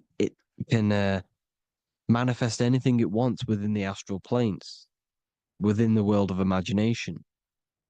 It can manifest anything it likes, but it incarnates into matter, into this game, so we can understand labor, because anything in matter you have to labor to manifest. But in the astral, you can manifest at the click of a finger. You come here to learn the knowledge of good and evil. And your consciousness, I came out a bit off topic there, but your consciousness is experiencing the lower or higher self. The lower self is manifested in the lower parts of the body. Sex, food, and power, the lower three energy centers. These centers are like mini brains. You are literally thinking with these centers. And when your mind is stuck within these lower centers, You'll think, have you ever heard the term of thinking with your penis or thinking with your, you know what, as a man? Even females maybe, but mainly this is a boy saying you're thinking with your penis. This is a truth, it's truth in plain sight. You think with these energy centers. When you're living off the lower three centers, all you care about is sex, food, and power. Eating, sleeping, and greed. Power's kind of like greed. Now, when we move up to the higher parts of the body, when we live our life within the higher parts of the body, this is considered heaven, love, expression, intuition, and wisdom. This is what we need to be aiming to do, moving out of the lower half of the body and living our life within the higher self, the higher parts of the body, thinking with the higher energy centers, thinking with love, expression, intuition, and wisdom, spreading love, expression, intuition, and wisdom to others. Heaven is even. This is why Jesus is pointing at the heart chakra, always pointing at the heart. Earth rearranged his heart because in earth you're manifested as a physical being. You're in the heart, good and bad. You need to be balanced between the good and bad. Because love can be a demon too. That's a whole nother video, but love can be a demon. Now, the seven chakras are known as the seven seals in the Bible. When the Lamb opened the seventh seal, there was silence in the heaven for about half an hour. This is a verse from the Bible. The Lamb is Aries, which is the higher brain, the cerebrum, Ram, Aries. Because when the Ram opens the seven seals, you enter the kingdom of heaven. Because these chakras seal your invisible intelligence. They seal your true self. You are behind these seven seals, your true invisible self, your true consciousness. Because behind these seven seals, you do not think about anything materialistic. Your intelligence is not material. It's not physical. It's not from the physical world. It does not desire the physical world. The body is the beast. The body's the animal, the lower self, which can corrupt our intelligence. It can corrupt the intelligence. Okay? Now, we need to balance these chakras so that we gain a deeper connection between this intelligence and the brain. Because when there's a strong connection between the brain and the intelligence, your body and the intelligence, you have a strong connection. Therefore, you can manifest what the intelligence is saying at all times. Meaning, when, for example, your higher self, this is intelligence, the higher intelligence is always speaking to you. It's always guiding you. It's always telling you the right thing to do. You can feel it when you're doing something wrong. You can feel that you're doing something wrong because this higher self, this intelligence knows what it needs to do here. And when there's no connection between the body and our intelligence, our true self, when we strip away, when you close your eyes for long periods of time, you will figure out you are this invisible, infinite, creative being. There's no words that I can't describe what it is, but it's the voice inside of your head that you can feel when you close your eyes. You are this being inside of the heaven, because this is heaven, this intelligence. And when there's a strong connection between the body, you can manifest everything it's saying. When everything is balanced, when you're no longer thinking with the lower centers, when they're all balanced, you're not thinking in particular with every center, you balance them all, you can manifest everything it says. Your body will act out what the intelligence is always saying. This is God in the brain, the intelligence, trying to touch Adam, representing the lower self. This is why they're not touching. Notice how Adam is resting, but the intelligence is always reaching out, stretching, symbolizing metaphorically saying it's guiding. I'm always reaching out. The intelligence, your intelligence is always guiding you. It's always reaching out to you. But Adam is ignorant of it. The lower self is ignorant of it. And that's why he's so relaxed and God is so stretching out. Because at our highest self, that when you think of when you want to better your life, that highest true version of yourself is God. When you're manifesting this, your highest self, this is God. Your truest form, your most perfect form, that is God. Your highest version of yourself, that is God. Emotions. Emotions are not what you've been taught. Emotions are not something that should be reactive, okay? You should not let the emotion be you, except that you should experience them instead of letting them become you. You need to understand there's a separation in our consciousness. You have the soul, which is the person who is observing your thoughts. When you think a thought, who's the one observing that thought? The soul, you, the I am, the I, the inner self, the one and only. And inside of every single body, inside of me, inside of you watching this video, there is this same intelligence that is inside of me, inside of you. And it's the exact same intelligence, experiencing a different body. And this is what we mean by the universe is mental. We all are all sharing the same ball of consciousness in a different body. The animals, the fish, the cells, all expressing this one consciousness. Me and you are the same. This is why the golden rule is treat others like others should be treated, because I am you and you are me in a different body. Now, going back, you need to identify that there's different levels of consciousness: soul, mind, emotion, and body. Okay? Your emotions are on a separate layer than the body, the mind, and the soul. So when you identify there's a difference between all of these, you do not let them become you. You do not let your mind rule you, because your mind can be corrupted. Your soul is the one that is pure good, pure love, but your mind can be corrupted. Okay? Your emotions can be corrupted. The body can be corrupted, but the soul can never be corrupted, only layered on top. You can only throw piles of programs within the subconscious, layering the soul down, but deep down inside of every single one of you, there is a loving being.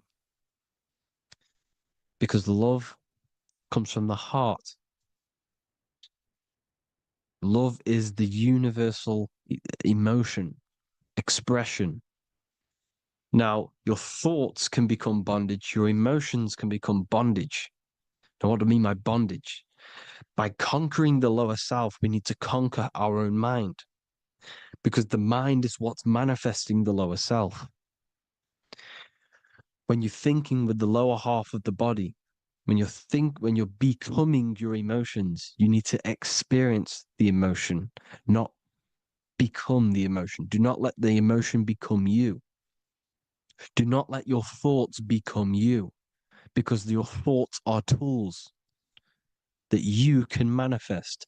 Your thoughts are the idea. Your emotion is the energy that you can use to manifest that thought. Your emotion is energy in motion, emotion. You use emotion to manifest, to feel as if you already have the thought. Therefore, you become that vibration. Therefore, your emotions are actually a creational force that is given to you to manifest things, because you're a human, a manifester. You're here to manifest things. You're a creator. You are a god. Your inner self, your intelligence, your I am, the one and only inside of you, the inner self, the quiet one, the one that's deep, deep down, the invisible intelligence is it's creating things all the time. All the time. Speak no evil, see no evil, hear no evil. This is the astronauts, they're Freemasons, but they understand this because thinking, seeing, and hearing can corrupt your mind. And when you have a corrupted mind, you'll have a corrupted subconscious. The subconscious will manifest into the body because 90% of your behavior comes from the subconscious mind. So you got to speak, see, and hear no evil. A sin, what is a sin? To overcome our lower self, to overcome our lower self, the 7 deadly sins are not something that goes against an external God. A sin is something that goes against your inner guide, your inner conscience, the inner self that is always speaking to you. It's always telling you the right thing to do. A sin is something that goes against this inner guide. And this is why you can feel something where you can feel you're doing something wrong. Because the inner guide is speaking constantly. And when you commit these 7 deadly sins, which are 7 internal states which keep your invisible intelligence bound to your physical body. Because evil, right? Evil love bondage. This is why they stay in this realm and they control this realm, because they love the bondage of the body. They like matter. They want to stay in matter for eternal life. They don't want to ascend back into the heavenly realms where you do not have a physical body. You can explore the universe within the astral planes. They stay bounded to the body, bounded to the 3D construct of the physical world. They have greed, lust, envy, gluttony, wrath, sloth, pride. They want all of this. And if you want that, that's okay. But deep, deep down, you don't want that because your soul is always telling you the right thing to do. Your soul knows what to do to get out of here. It needs to detach from the external world. Detach from all of these 7 internal states which bound you to your lower self, your lower centers. That's what a sin is. You know, you have a left and right brain. The left brain is always analytic. The right brain is metaphorical. So the right brain is producing a holistic view of reality. Now, what do I mean? And not view, perception. When you see, because your eyes are parts of the brain, sorry, when you look at something and you look, that image is produced in the back of the brain in the visual cortex. And then the right brain produces a perception, a holistic, it breaks down what you're seeing into a holistic image, a holistic perception. So, for example, if you're in a woods, the right brain sees the whole woods as one big woods. The left brain is breaking that perception down into individual trees, branches, and leaves. So the left brain's to do with duality, the right brain's to do with wholeness, unified.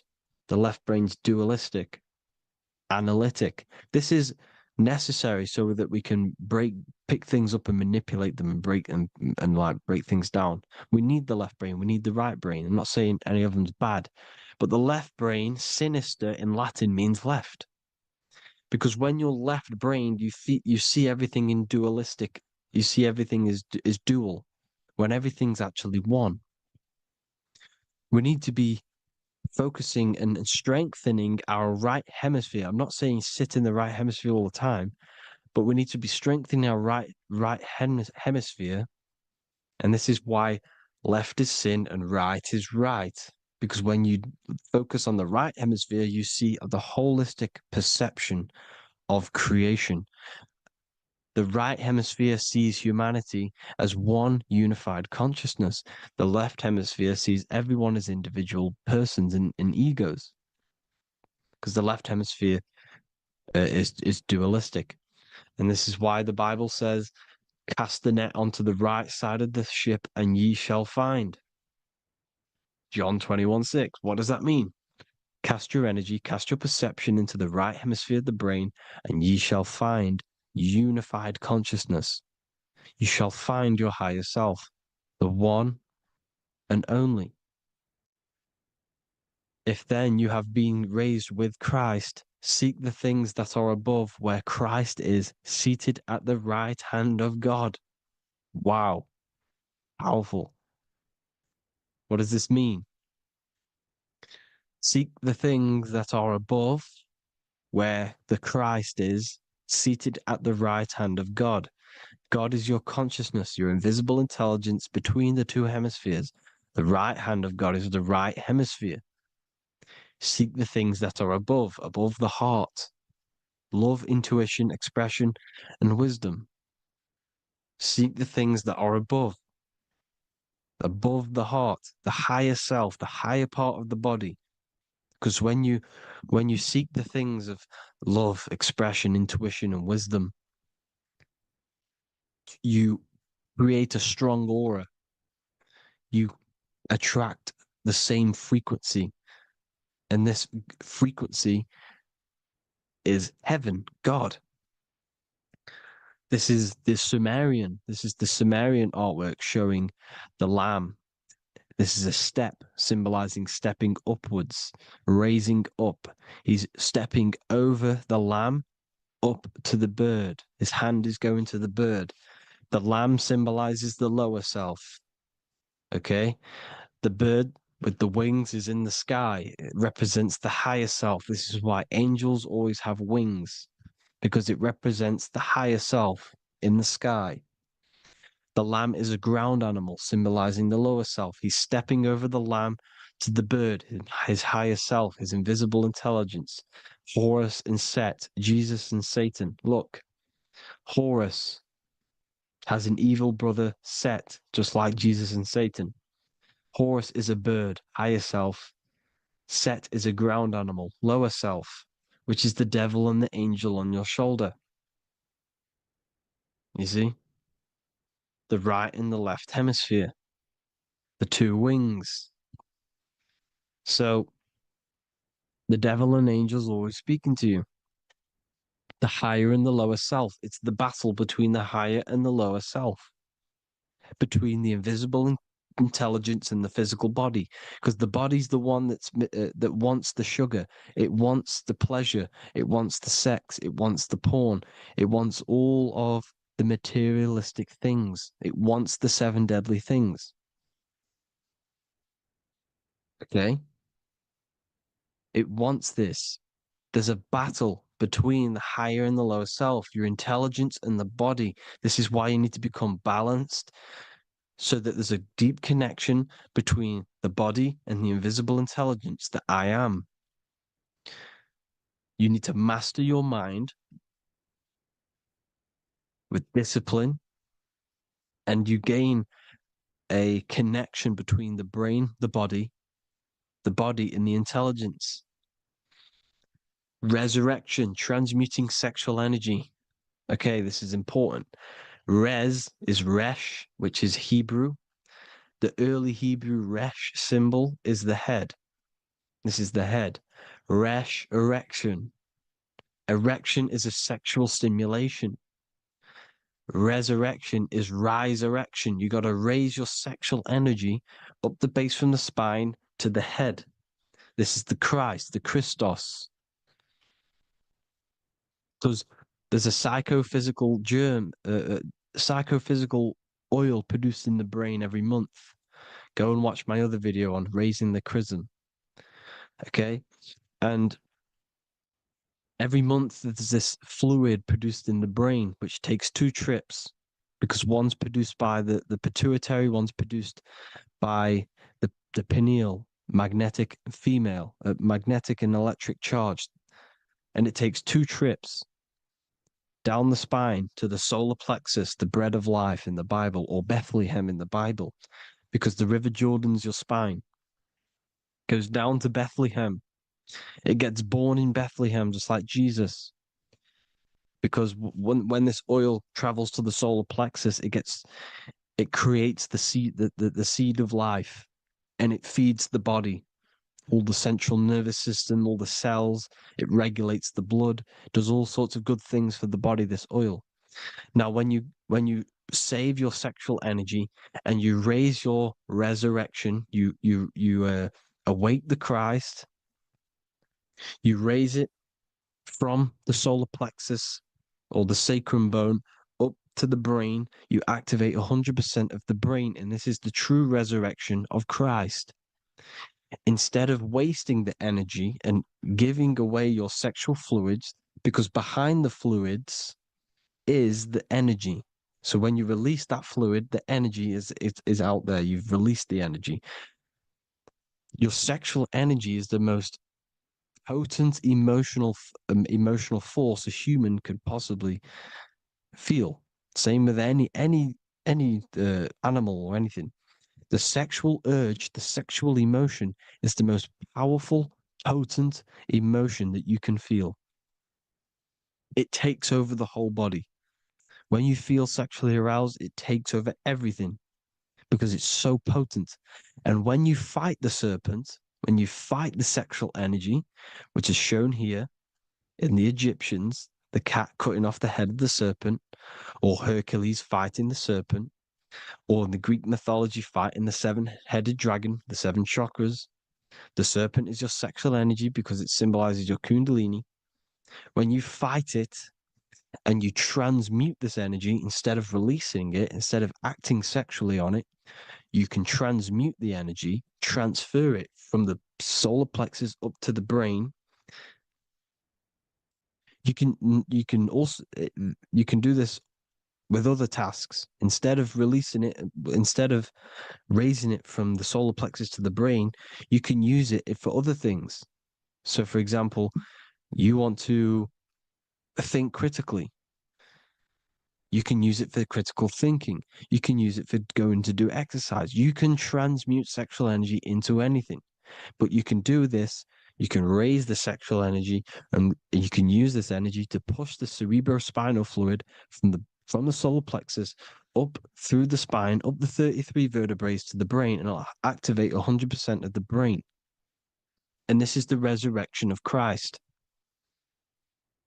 Jesus was never dead. Jesus was never rose from the dead. It symbolizes the Christ, Jesus Christ. Christ is Christos, which means oil in Greek. The resurrection of the Christ, the Christos, the oil. When it activates 100% of the brain when it's raised, and it can regulate all the systems, it can regulate all the blood, it can regenerate the body. And this is the true Antichrist. They don't want us doing this process. The Antichrist is not against Jesus. It's against the fluid in our body that makes us live hundreds and hundreds of years and makes us live as gods. This is the true resurrection. And when you fight the serpent, you fight your sexual urges, your sexual emotion, the most strong emotion that you could ever feel. You can do this process. And this is the true secret of transmuting sexual energy. Because when you transmute the sexual energy, you can become a god. And this is why Hercules is fighting the serpent. Notice how the serpent is low. He's reaching down to it. It represents the lower self. Because the lower self wants the lust. It desires sex. The body desires sex. There's a fight between the higher and the lower self.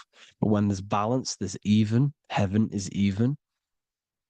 When there's evenness between these, this is the kingdom of heaven.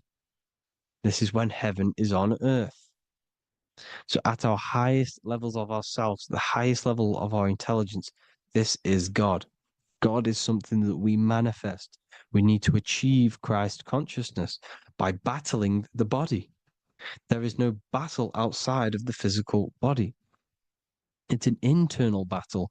Jesus and Satan have been externalized. Nothing exists outside of you, because I explained in the beginning how you are the consciousness experiencing the central nervous system. Therefore, there is nothing outside of you. It's all internal. Jesus and Satan have been externalized. Why? Because it's business. The church is a business. It's all a business. They've created these figures to be historical when they're not historical. The Bible's not historical. It's all externalized. It's called exoteric, when the truth is esoteric, internal teachings. So, anyways, people, balance the chakras, balance the two hemispheres of the brain, balance the conscious and the subconscious. Balance is perfect, the yin and yang. You are spiritual and physical. You live in day and night. You need to be balanced. Oneness. Seek oneness. And this is the true kingdom of heaven. And when we all realize that we are all the same intelligence, the same consciousness expressed in different bodies, when we all realize this, we all realize we're all one. Doesn't matter what race you are. It doesn't matter what race you are, where you're from, your nationality, because none of you are actually from here. None of you are from the physical world. You're manipulating the physical world through the physical body. You are the I am. We all have a soul. Every single one of you has a soul. We all have souls. The reason why they say some people don't have souls is because they're trying to suppress your mind. They don't want you to know that you have a mind. That sounds crazy, I know. But a lot of people haven't realized that they have an infinite intelligence called a mind. And behind that mind, if you can observe your thoughts, the person who is observing the thoughts, you have a soul. Everyone has a soul. Don't listen to all these people saying some people don't have a soul, some people do. We all have a soul. Every single one of us. So anyway, you need to break the lower nature of yourself. At our highest levels, we are gods. Our intelligence, our universal intelligence, the I am, the intelligence that's inside of the brain, is God. Our minds are being corrupted within believing that you are the body, and the result of this is a society like today, because everyone thinks they're the body, and everyone's living in the lower nature of self, where everyone only cares about themselves. But when we realize we're all one big consciousness ball, we're all the same consciousness expressed in different bodies, there will be peace. So thank you all, people. If you do want to learn more, if you do want to read my book, it's called The Book of Wisdom. I'll put it in the description. It's an amazing book, people. It's going to give you the best understanding possible about creation, yourself, and the world. It's amazing. The Bible, everything. I have just launched a new cymatic library. A friend of mine has just added this to the website. He creates beats, and he creates the purest beats. So they are actually the frequency that it tells you. Most of the stuff on YouTube and Spotify and Apple Music it says it's a certain frequency, but we know these major platforms are all playing with the frequencies of the app. So if you want a real binaural beats, solfeggio scale frequencies to meditate on or listen to throughout the day, join the Occult Library. You can get a 2-day free trial. I'll put the link in the description. Thank you all, people. Hope you all enjoyed this video. God bless you all.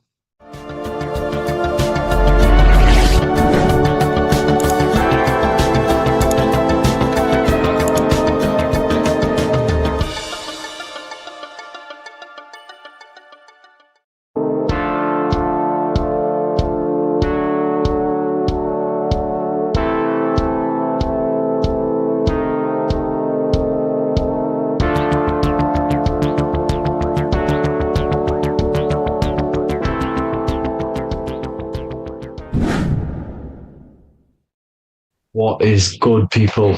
It's Revival of Wisdom. I hope you're all doing well. Now, this video is how to raise your holy oil or your Kundalini. Let's get straight into this. So this is a monthly cycle. Every month, when the moon is in your zodiac sign, this oil is released. Now, the moon is in control of monthly cycles. For women, it's the menstrual cycle, and as well, this holy oil cycle.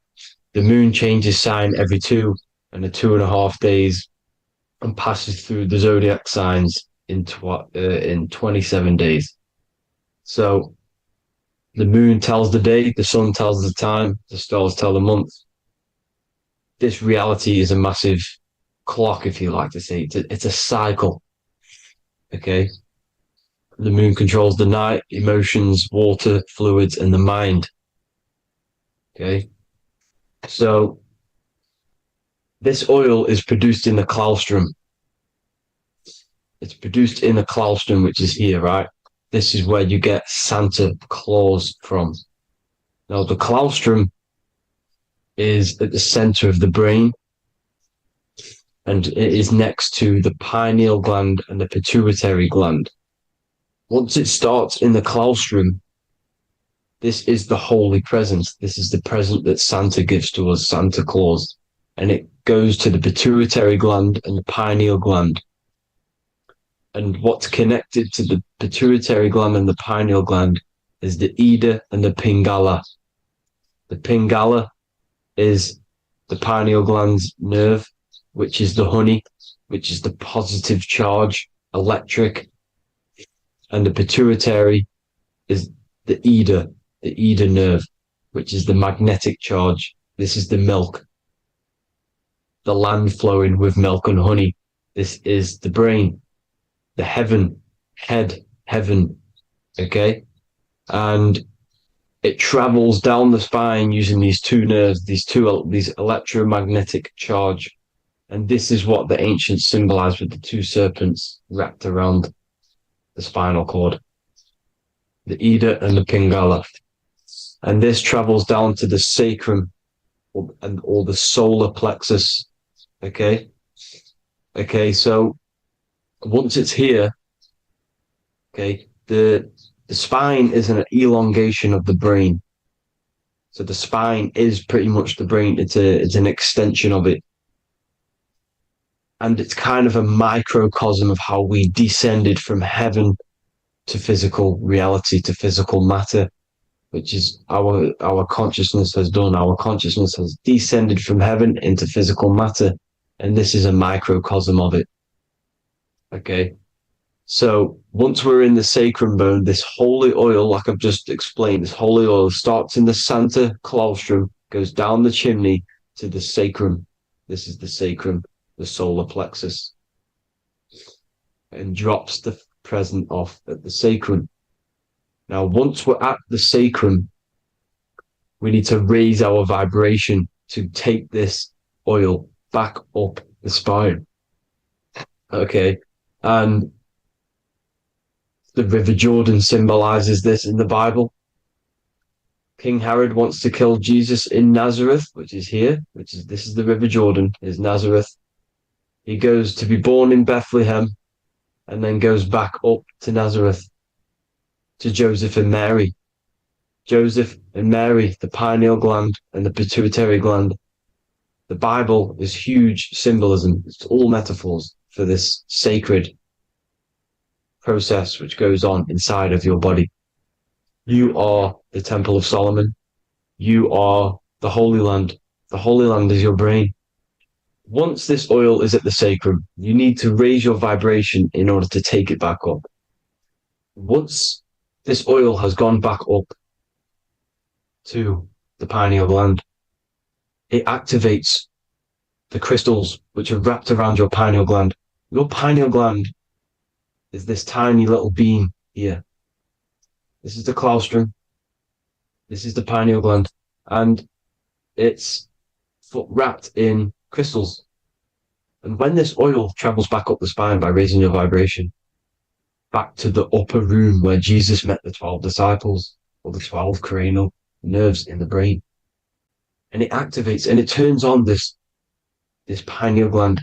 And once it's turned on, it illuminates all the cells and the nerves in your brain and turns them all on and activates the higher God man, the God consciousness, Christ consciousness. And it regenerates the whole body. This is the secret to regeneration. It regenerates all the cells in the body. And this is how the ancients lived for thousands and thousands of years, as talked about in ancient texts. They lived for hundreds and thousands of years because they knew this secret. And this fluid, this brain fluid, the secretion, or the Christos in Greek, which means gold, because this is the alchemical process from turning lead to gold. Your body is the alchemical furnace. Now, the ancients knew about this center of the brain because they symboled it. This is the eye of Ra, and it's the brain. And this is what's wrapped around our consciousness. Our consciousness isn't wrapped around the brain. The brain is built around the consciousness. We are the consciousness. You don't have a soul, you are the soul. Okay? Now, the head, heaven, hell, heel at the bottom of your foot, that's hell. Head is heaven and hell. Simple. Now, the pineal gland produces DMT, which is dimethyltryptamine, which is known as the spirit molecule. So, let's move on. Now, when this oil travels up, back, the spine, the chimney, it crucifies at the top, which is called the vagus nerve. So when it reaches here, the optic thalamus, it crosses and crucifies once it's raised back up. And this is why Jesus dies at 33. He was crucified at 33.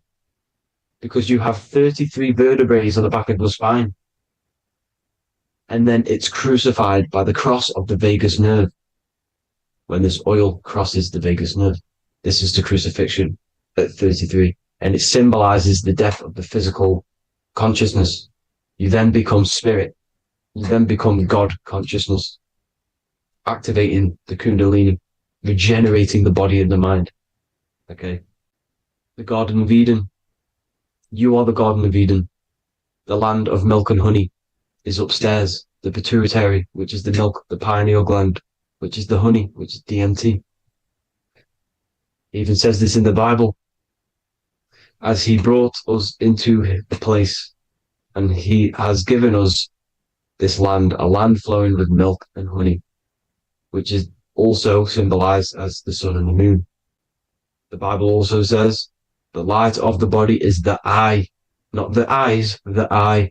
If therefore thine eye be single, thy whole body shall be full of light. This is the activation of the pineal gland by raising this oil back up to the pineal gland, to the center of the brain. Neither shall they say, see that here, or see there, for behold, the kingdom of God is within you. So he's saying, don't look out there. Nothing is out there. It's all inside of you. Everything's inside of you. You're the universe. Now, how to raise this oil back up to the pineal gland? Every month, like I said. The moon controls the cycle. The moon controls monthly cycles. When the moon is going into your zodiac sign every month, this oil goes down the spine and you must raise your frequency to get it back up. You must retain your seed. This is the most important. Your fluid, your secret, your holy fluid, your life force. You can't let that go. That life force is the reason you're alive. This holy oil is the reason you're alive because it feeds all of the systems in your body. It feeds all the systems in your body. You have to retain your seed, alkaline diet, positive thinking and meditation. Okay? When you retain your seed, you will live longer. The moment you release it, you're killing yourself. You're killing a piece of yourself every time you release your seed. Every single time. You're killing a part of yourself. Okay. Now, this could be why this could be the illumination, the single eye on the Illuminati's symbol, the Freemasonic symbol, the illuminated eye, the triangle, which could symbolize the body, mind, and spirit, but the eye illuminated. Now, in the Bible, it talks about the two trees, the tree of knowledge and the tree of life. The tree of knowledge is the tree of good and evil, which is the most important system in your body, which is the nervous system. The nervous system, the most important. The tree of good and evil, and the tree of life, which is the cardiovascular system. Now, this oil, when it's released every month, feeds these two systems, and these two systems feed everything. Now, it's important you understand that.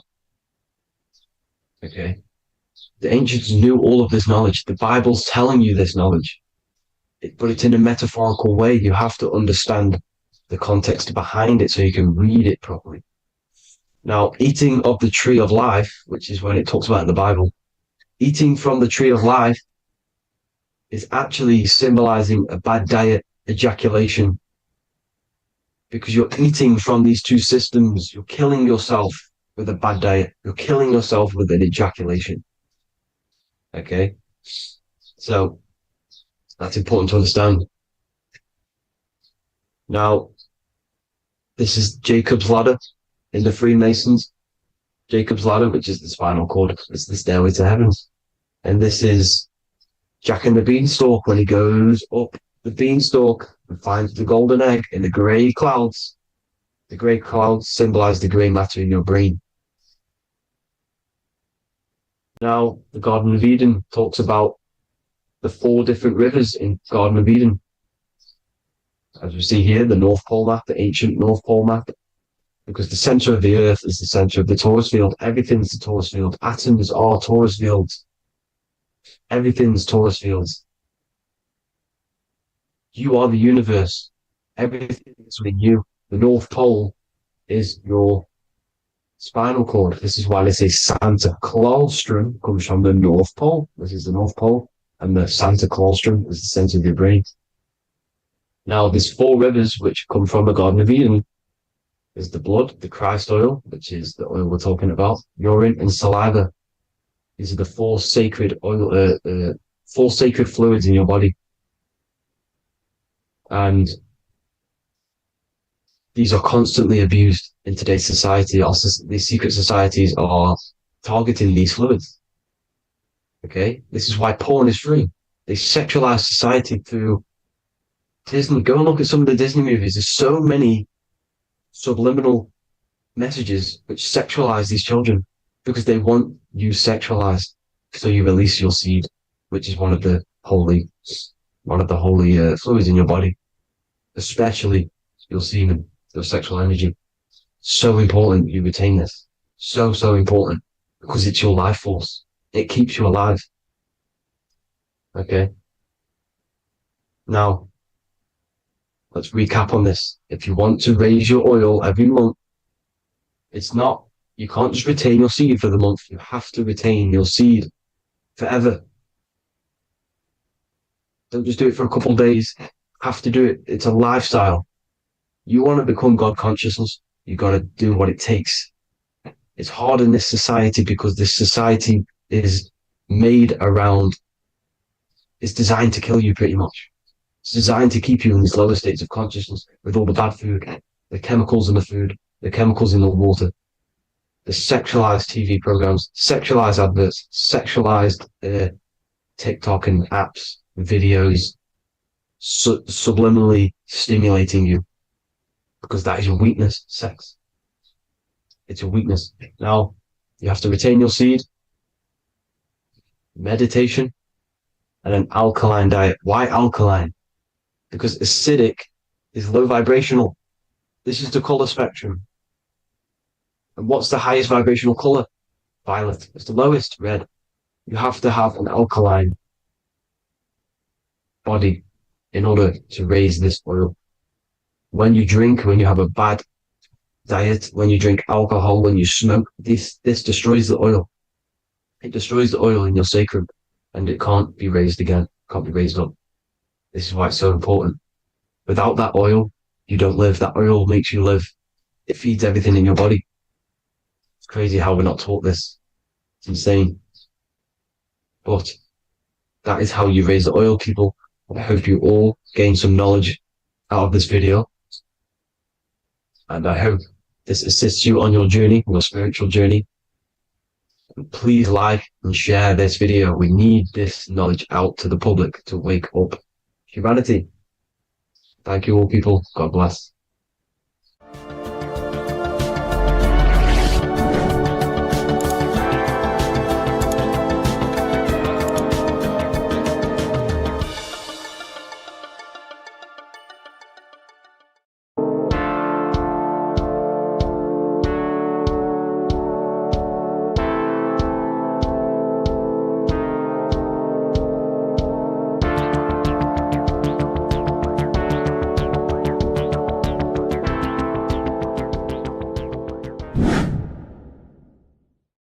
What is good, people? We're back with another video, and this is going to be talking about the connection between the micro and the macro. You know, you are the universe, everything is inside of you. So the first thing you need to understand is that the law of mentalism, we are a thought in the creator's mind, everything's being thought into existence. We have a spark of this mind, this same mind of the creator, and everything is a state of mind. Particles or atoms, whatever you want to call them, are a mental thing. They're a product of the mind. Everything's thought into existence. Thoughts influence everything. Thoughts are energetic effects which send out waves into the quantum field around you. And your consciousness is actually the universe experiencing itself, expressing itself, and viewing itself. So we are the creator, but viewing itself in separate bodies. And this is why they call the material world the world of illusions. Because everything's separate here, but we all forget that we are all one. We've all been brainwashed to think we're all separate, but we're all one. We're all the same mind, the same consciousness, everything. So everything's created out of toroidal fields. God created the toroidal field. That's the only thing that exists because part of the atoms are toroidal fields. And it's the basis behind all creation. As you can see it in the owl's eyes, it creates the infinity symbol. And this was the apple. That apple is a toroidal field. And the toroidal field is made out of dielectricity, which is ether. Ether is black light, and this is counter space. This is another realm. This is what creates God to be omnipresent, to be everywhere at one place at all times. He is everywhere because ether is everywhere. And ether is infinite potential. It connects everything together, and that's what energy moves through. It moves through the ether. And that's black light. Everything is light, as it says in John 4:2. God is light. Everything's a vibrational state of light. So the torus field is made out of dielectricity, ether, black light, magnetism, which is white light, which is the center of the toroidal field. And magnetism radiates, it has no vibration. And then when white light splits, it turns into electricity, which is physical material, and that has a vibration. This is the Holy Trinity. The sun, the moon, Saturn. Saturn, the god of materialism. If you've watched my videos on Saturn, you know that Saturn is crystallizing everything into physical matter. And that's why his old name was El. The ancients called him El. And this is why we get El electricity. This is where El electricity comes from. Because El electricity is only a product of the physical world, which is redshift, blueshift, Adam and Eve. And this is what creates the redshift, blueshift is what is a product of magnetism. When magnetism, white light splits, and this gives us vibration. And this what creates the toroidal field, which is the basis of all physical creation.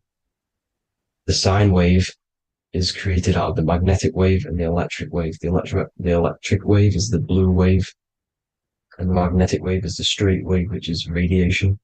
This is vibration, frequency. So the magnetic wave is straight, and then you have longitude and amplitude, which is depth, which is dimension. You see how the electric wave has depth and a dimension. This is why you get the cross. This is the cross of Earth. This is the symbol of Earth, of bondage, of physical matter, because it consists of magnetic wave and depth, which is electric wave. I mean, this is where you get the sun cross or the Earth cross, whatever you want to call it. It's the cross of physical matter, and the ancients knew this. This is why they used that symbol. Red shift, blue shift, which is the toroidal field, is the basis of all creation, physical creation. And this is why you have the police siren is red and blue. The Matrix movie, red pill, blue pill. You have red blood and blue blood in your body. The Democrat and Republic, the two parties, red and blue. Like your taps on your taps, you have a red and blue tap. One's generative, one's destruction. Fire, destruction, water, generative. So this is the basis of all things. And electric wave has dimension, like I've already said, depth, material, and it's measured in hertz. It's measured in hertz because it hurts you. It decays because the electric wave has a vibration, and vibration always has to go back to a standstill point. This wave cannot go forever, but the magnetic wave will go forever. It's radiation. Magnetic is radiation. It radiates forever. It pulses. But the electric wave will at some point come back to a standstill point, and that's why it hurts. It decays. That's why our physical body decays, because we contain of electricity. This body is an electric body, and it will return back to stillness like a guitar string. If you vibrate a guitar string, you pull it, it will vibrate, make a sound, and then go back to a standstill point. It's the exact same with every single toroidal field within the body. It will decay, and this is why our bodies decay, and everything in creation decays. So we're born into sin, the sin of Eve. The sin of Eve is always biting into the tree of knowledge of good and evil, which is the systems in the body. And the sin of Eve is biting into the sine wave. We bit into the sine wave. The sun moves in a sine wave. Our DNA is a sine wave. Time is a sine wave. Everything in this creation is a sine wave. This is why the dollar bill is a sine wave. Magnetism and electric waves in one. And this is the sun doing its sine wave, which creates, when you go bowling, it kind of creates that pin that you hit over. That's the pin of the sun. The zodiac sign is a sine wave because the zodiac sign is an expression of the toroidal field, because magnetism unfolds into 12ness. And that's why you have 12 zodiac signs, 12 systems in your body, 12 cranial nerves in your head, in your brain. So if you can imagine this, see where my pointer is. Always starts with Aries. Aries is the head. It's the first thing that's created in the womb. And this is Aries, the ram. And this is why it's called a cerebrum in your brain, which is the first thing that creates when you're in the womb. And what's the element of Aries is fire. Fire is the first element. Fire, first, because it's the first thing on the wheel, the first expression of energy. As you can see here, my pointer, this is the center of the toroidal field. It would go Aries, Virgo, Capricorn, Pisces, Scorpio, Cancer. Then we go back to Libra. Libra would be center. But you see how the toroidal field is the expression of the 12 energies. That's what the constellations are, the energy expressions of the toroidal field. So it would go outwards, starting from Aries here, all the way back to Pisces, which is beyond the bottom half. But Libra would be the center. That's why Libra is the equinox. It's the equinox. Libra is when it goes from summer over to autumn. It's the equal. It starts to transition into the winter side. Equinox, equal, which is Libra. And that's why Libra has the two scales. It's symbolized with the two scales. That's because of, the sun moving over. It's being judged. It's equal now, but then it's going to tip over into the winter.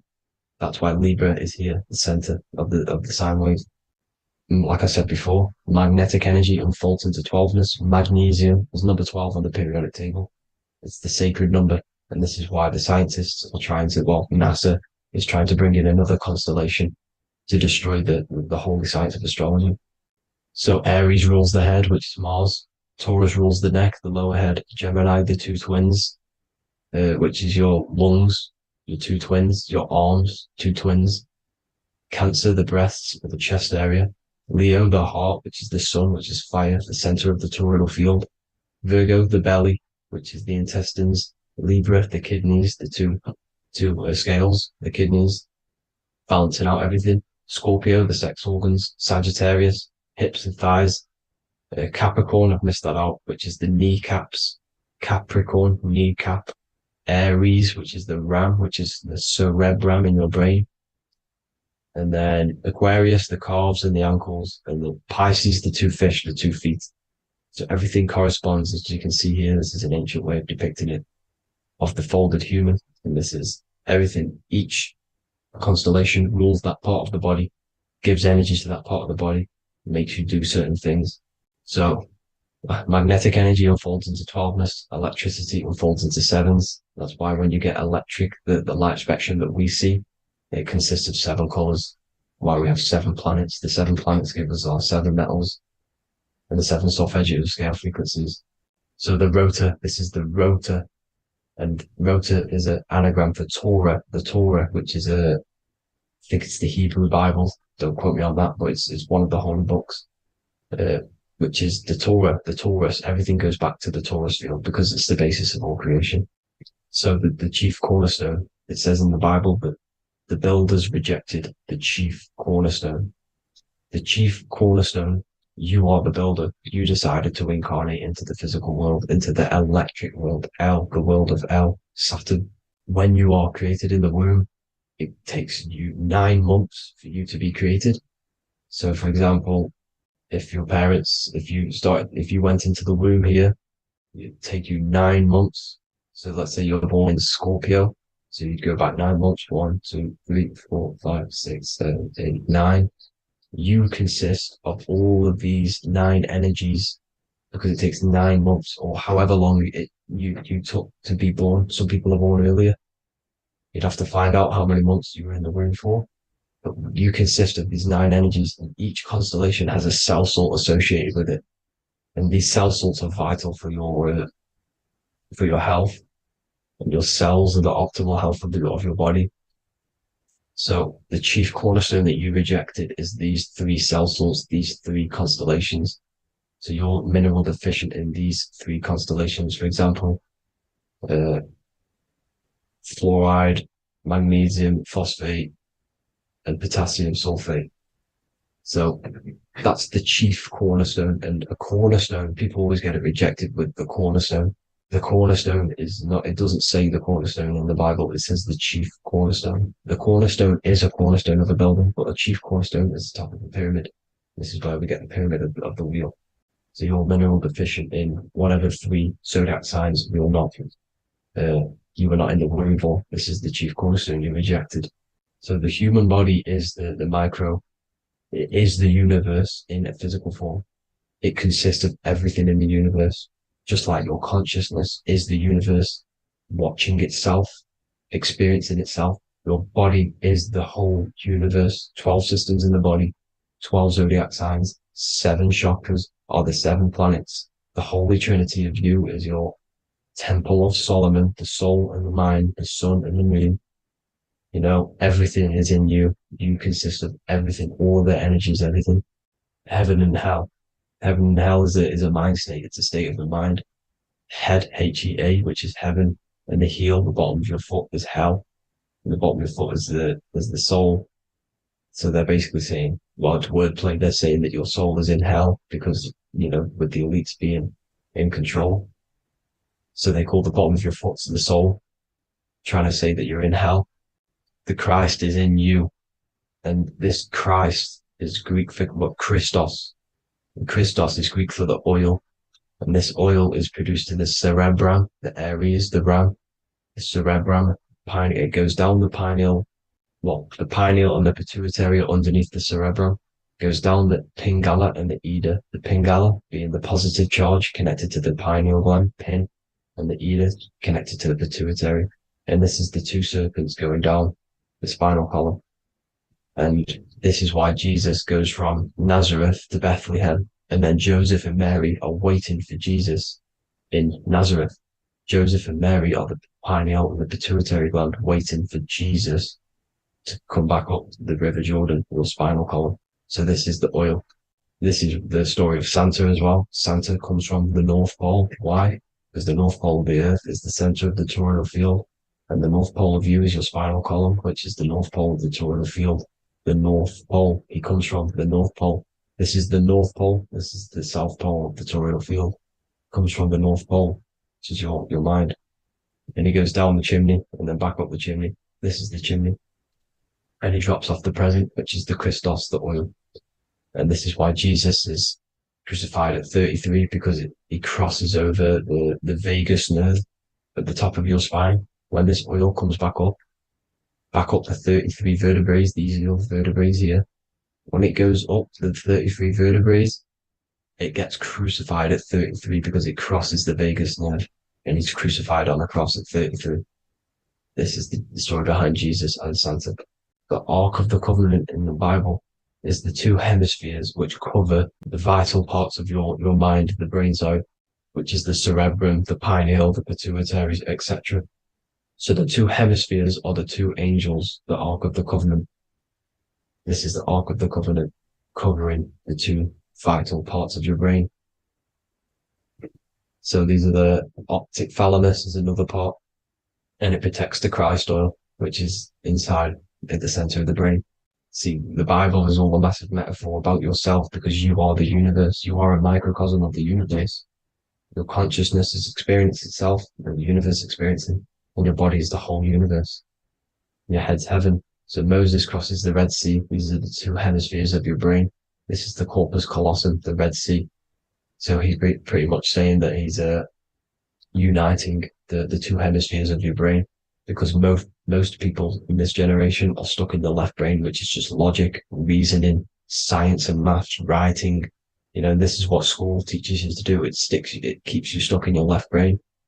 And you want to cross over to you want to cross the Red Sea, which is the corpus callosum, to the right brain, which is awareness, art awareness, creativity, imagination, intuition, insight, using the higher mind, creativity, imagination. If you don't have intuition, then you can't read energy, you can't pick up on bad things. This is what Moses is symbolizing by crossing the Red Sea. And it's also the upper room where Jesus met the 12 disciples. 12 disciples are the 12 cranial nerves in your brain. It doesn't just represent the 12 zodiac signs. The 12 disciples symbolizes many different things. It's like I said, the universe consists of 12ness. So you have 12 cranial nerves in your brain, and that's the 12 disciples as well. And they want you stuck in your left brain, which is the five senses, materialism. So they say in the Bible that Satan blinds the mind. Satan is Saturn. If you've watched my videos, Satan is Saturn. And you consist of the Holy Trinity, which is the sun, moon, and earth. The soul, moon, the soul being your sun, the solar, the moon being your mind, the earth, your physical body.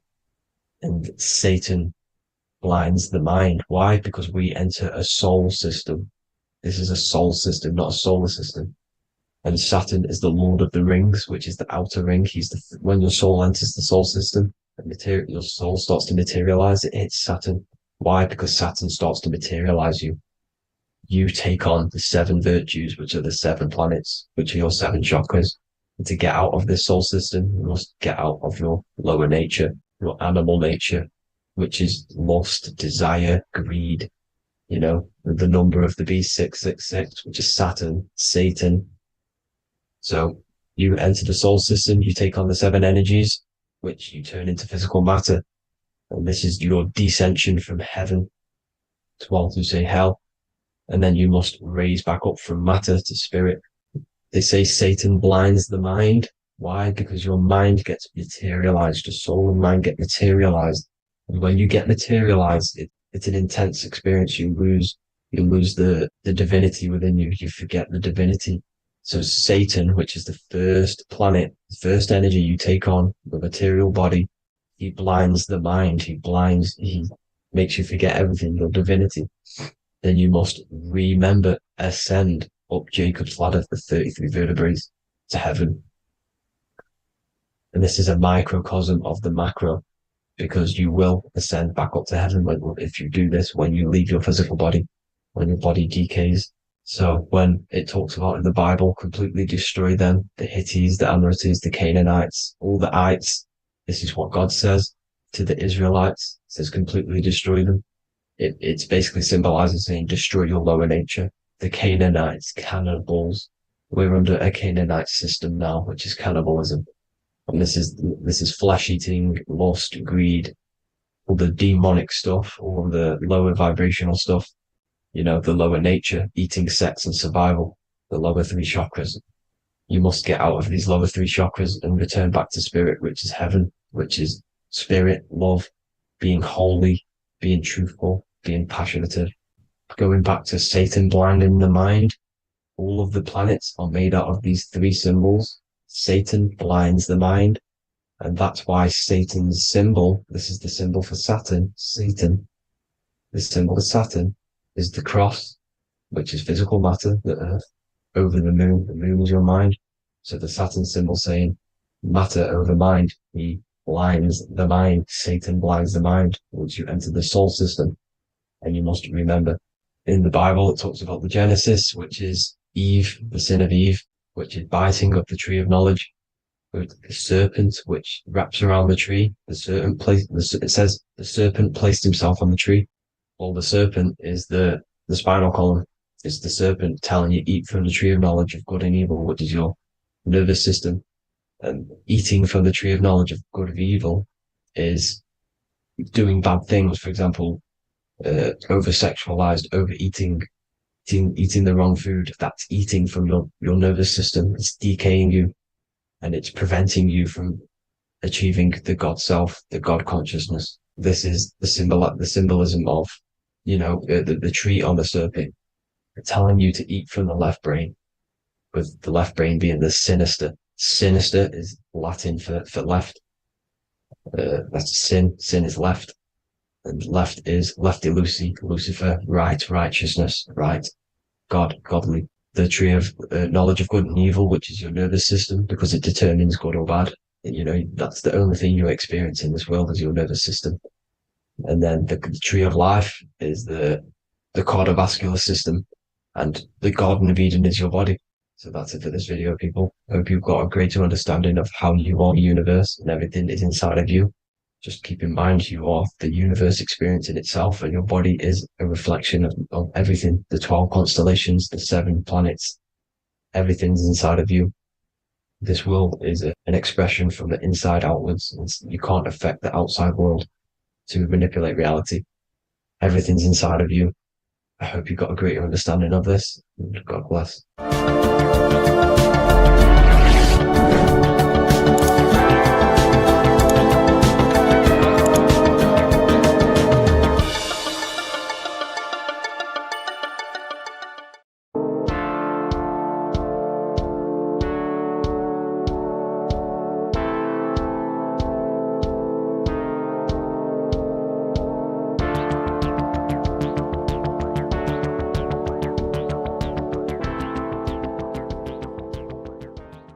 Welcome back everyone to another video. Today we're going to cover everything that you need to know about the mind, starting with the 2 aspects of the mind, the conscious and the subconscious. The male aspect of your mind is the conscious. This is the 10% of your mind. The conscious part of your mind is only aware of everything around you, your vision, your sight, your smell, your taste, your hearing, and your current state of emotion and thought. Every thought that you consciously think about has an emotion directly attached to it. That emotion is then impressed onto the subconscious part of the mind. The subconscious part of the mind is the female aspect of your mind. It is also a whopping 90% of your mind. Subconscious mind is controlling all of the subconscious processes which happen within your body. For example, your subconscious mind is controlling your heartbeat, your digestion of food, and all of the things that you do not have to tell the body to do. It is the hidden part of our mind which is controlling all of the hidden things. The subconscious mind is like a recording supercomputer. Everything that you have experienced in your life is all recorded and stored within the subconscious mind. One of the most important things about your subconscious mind is that it stores your mental programs. Everything in the subconscious mind manifests into behavior and actions within the body. Your daily basis routine and habits are all mental programs within your subconscious mind. These mental programs are created by mainly two ways. 1. Repetition, and 2. Emotional impact.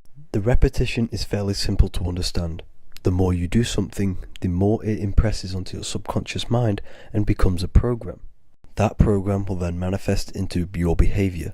However, with the emotional programs, they work a bit different. The stronger that you feel an emotion, the stronger it is impressed onto the subconscious mind. And then that emotion becomes a program. For example, you had a very traumatic moment happen when you were a young child. The emotion that you felt was so strong in that moment that it impressed into your subconscious mind so hard that you can recall that moment like it was yesterday. That traumatic event that happened to you when you were young will still manifest into your daily basis behavior even to this day.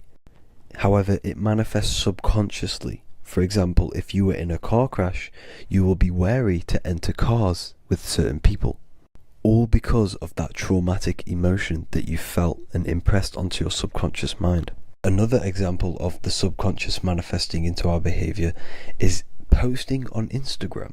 Most of the time, the reason why you post is because your subconscious mind is seeking gratification. So before you actually do something, question yourself and find out the root cause of why you are doing this. Another thing that you need to understand about the subconscious mind is that it takes everything you say in here literally. So for example, if you go and say, "You are an idiot" to someone, your subconscious mind will only pick up the word idiot. It only knows yourself. It doesn't know anyone else. You are casting a spell on yourself just by saying that to someone else. This is why the golden rule is to treat others like you'd like to be treated. Now, you can rewrite these programs which are already in your subconscious mind. However, it does take consistency. You have to change these programs which have been running for years. And by changing these programs, you change your behavior, because these programs manifest into your behavior.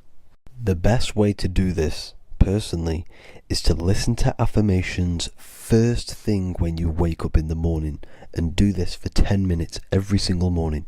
Then at night time, you want to think and feel that you are becoming the reality that you desire.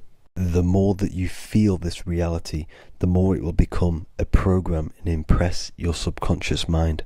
For example, you're trying to gain financial freedom.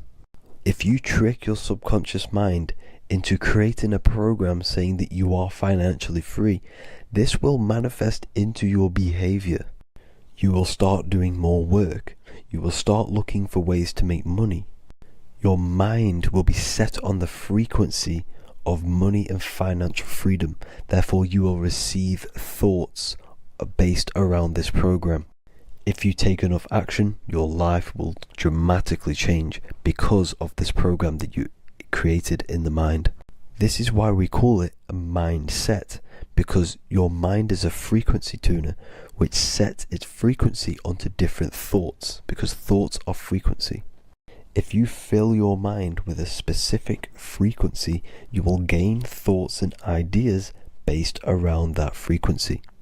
To create a stable mind, you need to master your emotions. You need to change your mindset. Everything that you experience is neutral. Based upon the mindset that you see it, you either give it a positive or negative charge. By understanding this deeply, you will then control your emotions.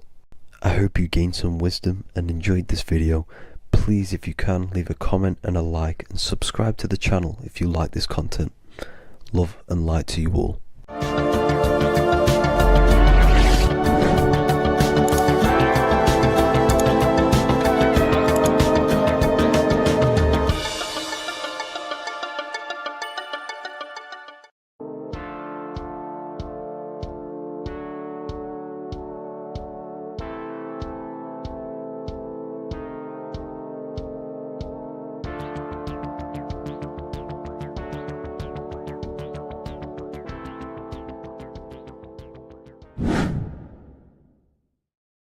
People, how are you all doing? It's Revival of Wisdom, and today we're going to be talking about your birth certificates and how we are slaves to a system, and how They have trapped us into this system.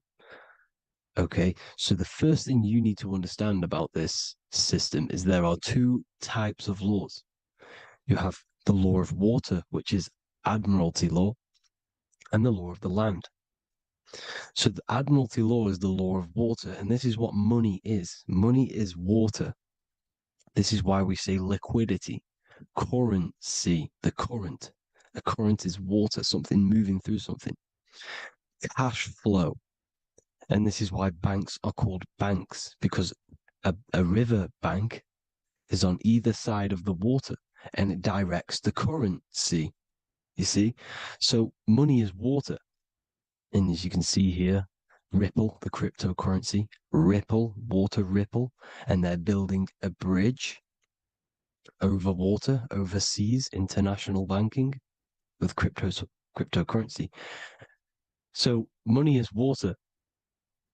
And this has specific laws about water, but water is the same everywhere, you see. What the difference is with the law of the land is that you can have different laws in different lands. I can't do certain things in the UK that people can do in America, for example. You see, that's the law of the land, but the law of water is the same because water is everywhere. Now, this is very important to understand when it comes to, you know, these birth certificates. So, Pope Gregory, this is where we're going to start off. Pope Gregory in 1582 took the Orthodox Eastern sunrise calendar and changed it to his own Gregorian timeline, not a calendar, a timeline. This timeline was copyrighted by Pope Gregory under the name of the Vatican. So the Vatican owns the timeline that we are using today, 2023. They own it. They own the title of this Gregorian calendar. Okay. Therefore, anyone who is born under this copyrighted timeline, not calendar, they are subjected to Rome because Rome owns the timeline. They have a patent, a copyright for that timeline. What is on our birth certificates? That timeline. We are born underneath, we are subjected to the Vatican. This is why all birth certificates go to the Vatican. They own every single birth certificate. Okay? So when we use this timeline, we are subjecting ourselves to this timeline. Okay? Which the Vatican has a claim over. This calendar or timeline is set to sunset, not the sunrise, which is associated with death, darkness, and the moon, lunatics. You see, so this is a sunset calendar timeline. Okay, this is now, they've changed a couple things, right? They say that the new year is January the 1st. Okay, when we know this is in winter. January is winter, which is associated with darkness, death, the death of nature. So this is a death cult, people. These people are evil. They're so evil. The Vatican. And this is why we use April Fool's Day, because April is in Aries, and Aries is always the start of the Zodiac. This is why Aries rules the head region. 12 zodiacs, 12 systems of the body. Each zodiac is associated with each part of the body, and this is why Aries is the head, cerebrum. But we're not going to talk about it in this video. But yes, that is what April Fool's Day is. They're putting it in your face. April Fool's Day is the real start of the year, when the sun starts to rise again, when the risen Savior is resurrected, when it's born again. This is when the Jews celebrate the Passover. This is when the Christians celebrate the resurrection of Jesus, and they eat lamb. The Jews eat lamb because we're in Aries, the new year. The sun is now born again, our risen Savior, the light of the world. So yes, this is what April Fool's Day is. It's the first day of the year, which they changed. Pope Gregory changed. So you need to understand is that you are in the womb. You are inside of a ship, because every ship, literally a ship, every ship is female. This is why they say she delivers the product, because she does deliver the product, you, the baby. Same thing with a ship, they deliver products. They are a she. And when they pull up to the bay, like you can see on this picture, they're pulling up to the bay. This is now called the birth canal. The ship is now in birth on paper. Okay, this is law.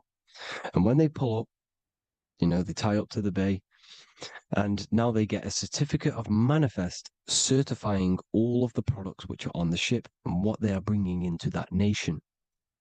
Okay, so you're bringing in this many of that, everything's on the certificate of manifest. And this certificate as manifest is also your birth certificate, because you are traveling through water when you are in the birth canal of your mother, because you are in water when you are in the womb, and you travel through the birth canal. And when you arrive, you get a certificate of manifest with the name, how many, the quantity, that's your birth certificate. Okay. And this is what it is. We are a well, we're not a corporation, but we represent a corporation, which is your name in full capital letters. That is your corporation. You cannot physically tax a body, but you can tax a corporation. This is why we get charged. This is why we get taxed, because it all goes down to the corporation which our name represents, which we are subjecting ourselves to. We are my name. I am subjecting myself to this name, and that name has a corporation which I represent, which I subject myself to. You see, this is how we are attached to this straw man, this character that they have built on paper. So it's a character which is on paper. This is what we represent. So when the woman gives birth, she delivers the baby, and then she has another substance. Now I'm going to break down how they attach this name to us, how they do it. Okay. Our mother is carrying us the product in the womb, the water. And it goes, for example, it goes from the United Kingdom into a state-owned, corporate, federal-owned hospital, which is government-owned. She does not declare the package when she enters the building. Aha, so keep that in mind. When she delivers the package in the federal territory, she does not declare the package either when she leaves. Therefore, there is no evidence that we exist when we arrive. On paper. On paper, there is no evidence that we came into the building or left the building. We have not been declared. So we do not exist on paper at this point. When the woman gives birth, she delivers the baby, and then she has another substance, which is called the afterbirth material. Okay? This afterbirth material has the same DNA as our physical body, with the body, mind, and spirit. Okay? This is how they get this corporation. Hold on. The afterbirth material does not get claimed by the mother nor anyone. Therefore, they salvage that substance, because we are under the Vatican. Every state is all Catholic. Your birth certificate is Catholic. No matter what religion you think you are, every single birth certificate is Catholic, because we are subjected to Rome. All roads lead to Rome. Rome runs all of this. Okay? We're still under the Roman Empire. Okay? So Rome are Catholic, and they believe in salvation. This is how religion comes into this. This is how they use religion to get this. So they salvage the afterbirth material, and they claim it, and they salvage it and give it and charge it to Rome, and they give it a name. Here's the legal term: born alive. Here's what it says: each product of such birth is considered live, born, and fully recognized as a human person. So each product of such birth, so that could be anything, the afterbirth, the person who actually comes out, the baby. So your afterbirth which we do not take with us, we take the baby with us, they keep that in the hospital, they collect the afterbirth, and they salvage it, and they give it the name, which, it is us. We are a representative to that afterbirth material, which they put the name on, they claimed, which is subject to Rome.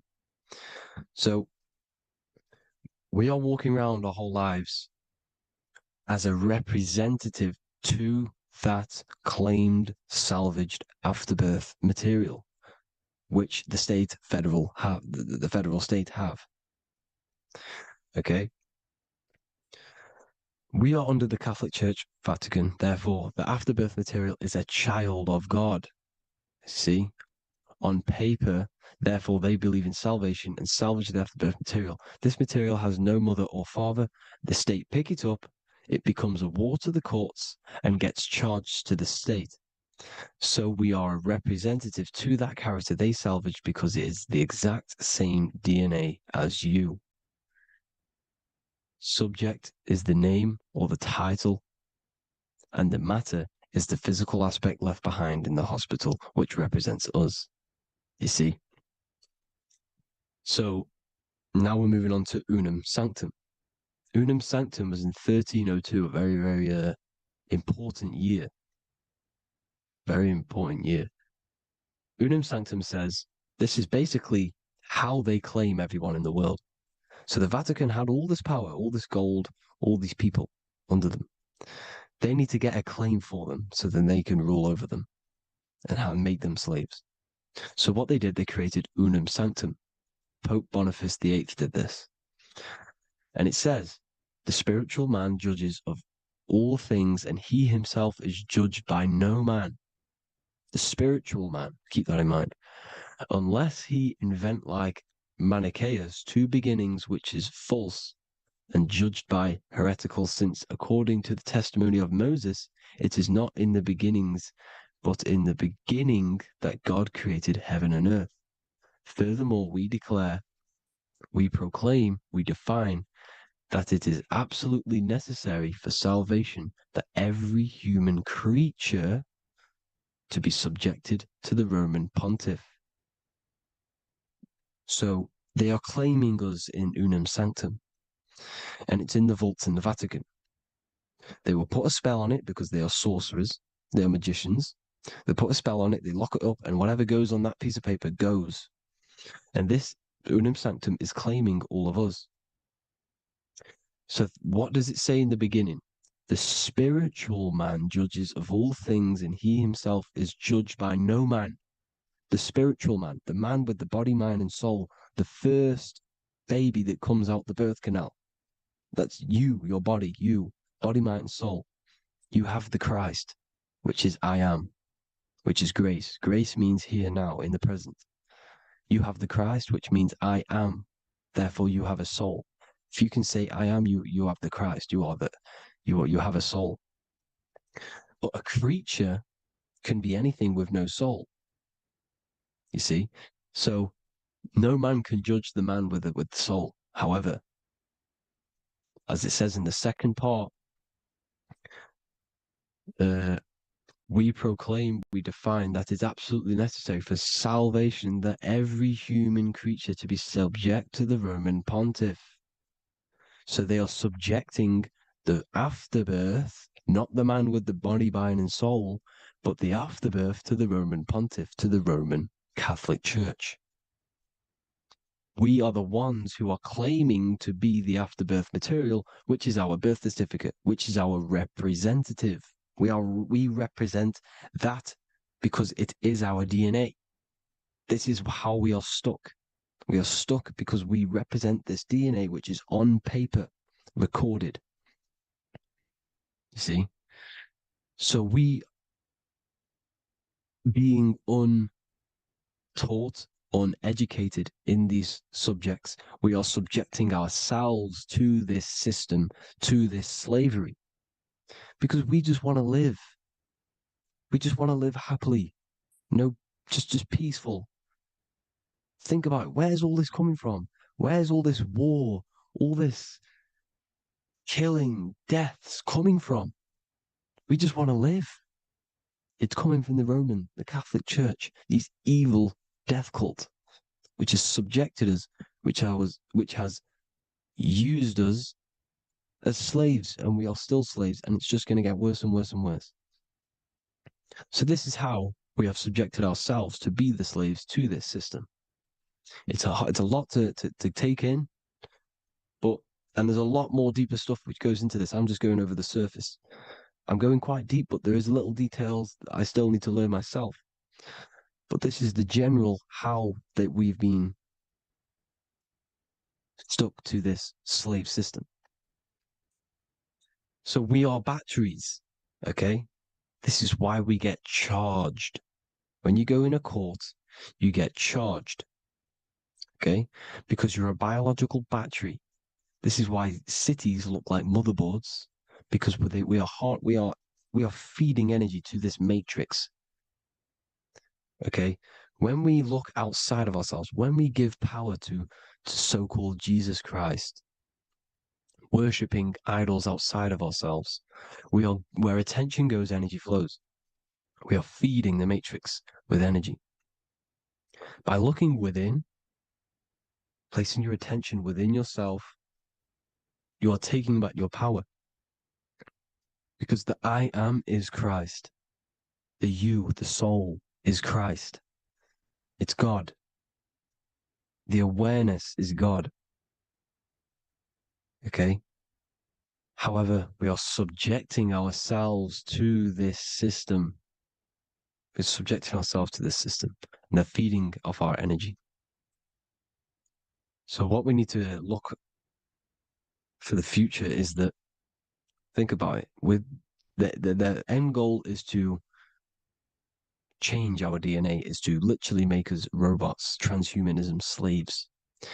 This is why we have smart cars, smartphones, smart watches, smart meters, smart cities.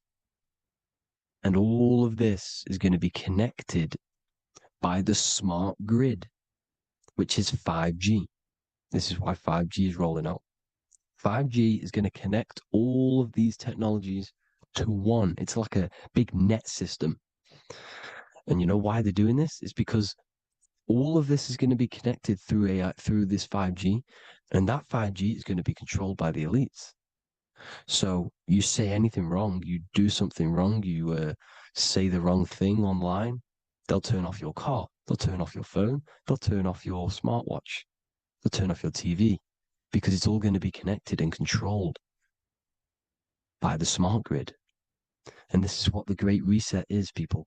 But they're going to trap us inside of these 15-minute smart cities so we can't leave the area, because they're going to use climate change as a tool to enslave us to not travel because of so-called climate change and the fumes that we are putting into the air, which is all BS. They're doing this to push these new cities, to push all of it. But listen, they're trying to get inside of your body. The only way they can do that is to get you addicted and using this technology. First, they got on the body with the smartphone. Well, first of all, we use the technology. We get used to it with it in our hand. The next step for them was to get on the body, which is the Apple Watch, as you see down here. They have now successfully got onto the body. The next thing is to get inside of the body. This is the brain chip. You see how they've slowly lured their way in, slowly got you addicted to this technology, got you dependent on this technology. And what they're going to do is that they're going to mold society to be dependent on the brain chip. So in order, for example, if you want to go and pay for food, you're going to have to get a chip to pay for the food, because it's all going to be digital money. And that digital money will be connected to the chip, and you'll need the chip to pay for things. You see? So this is how they're slowly transhumanizing us. These phones, these apps, these things which are all we are all using, was created by Freemasons. Mason means traveler, because they travel the depths of the mind. They understand human consciousness. They understand the brain. They understand the mind. By the deepest root cause, they understand it. This is what Masonry is. It's the occult. So these technologies is designed by these people. This is why they're so addictive, because they understand how it works. They understand how to get people addicted, because they understand human consciousness, the brain, the body, and the mind. So this is the advantage Freemasons have over us. And these secret societies, which have gone through the orders of Freemasonry and progressed onto these secret societies, which are the evil side, because I'm not saying Freemasonry is evil, okay? But the societies which they go beyond Freemasonry, because you can go beyond the 33rd degree into these secret societies, and they use this knowledge for the bad, to enslave people. And this is what's going to happen. Transhumanism. So I hope you all learned some insight for today.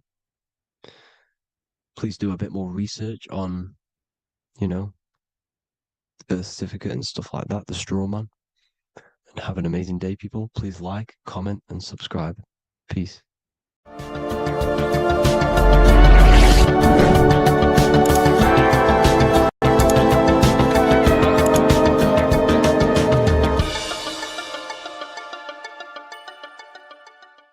Welcome to Revival of Wisdom. What is good, people? Is Revival of Wisdom. We're back with another video.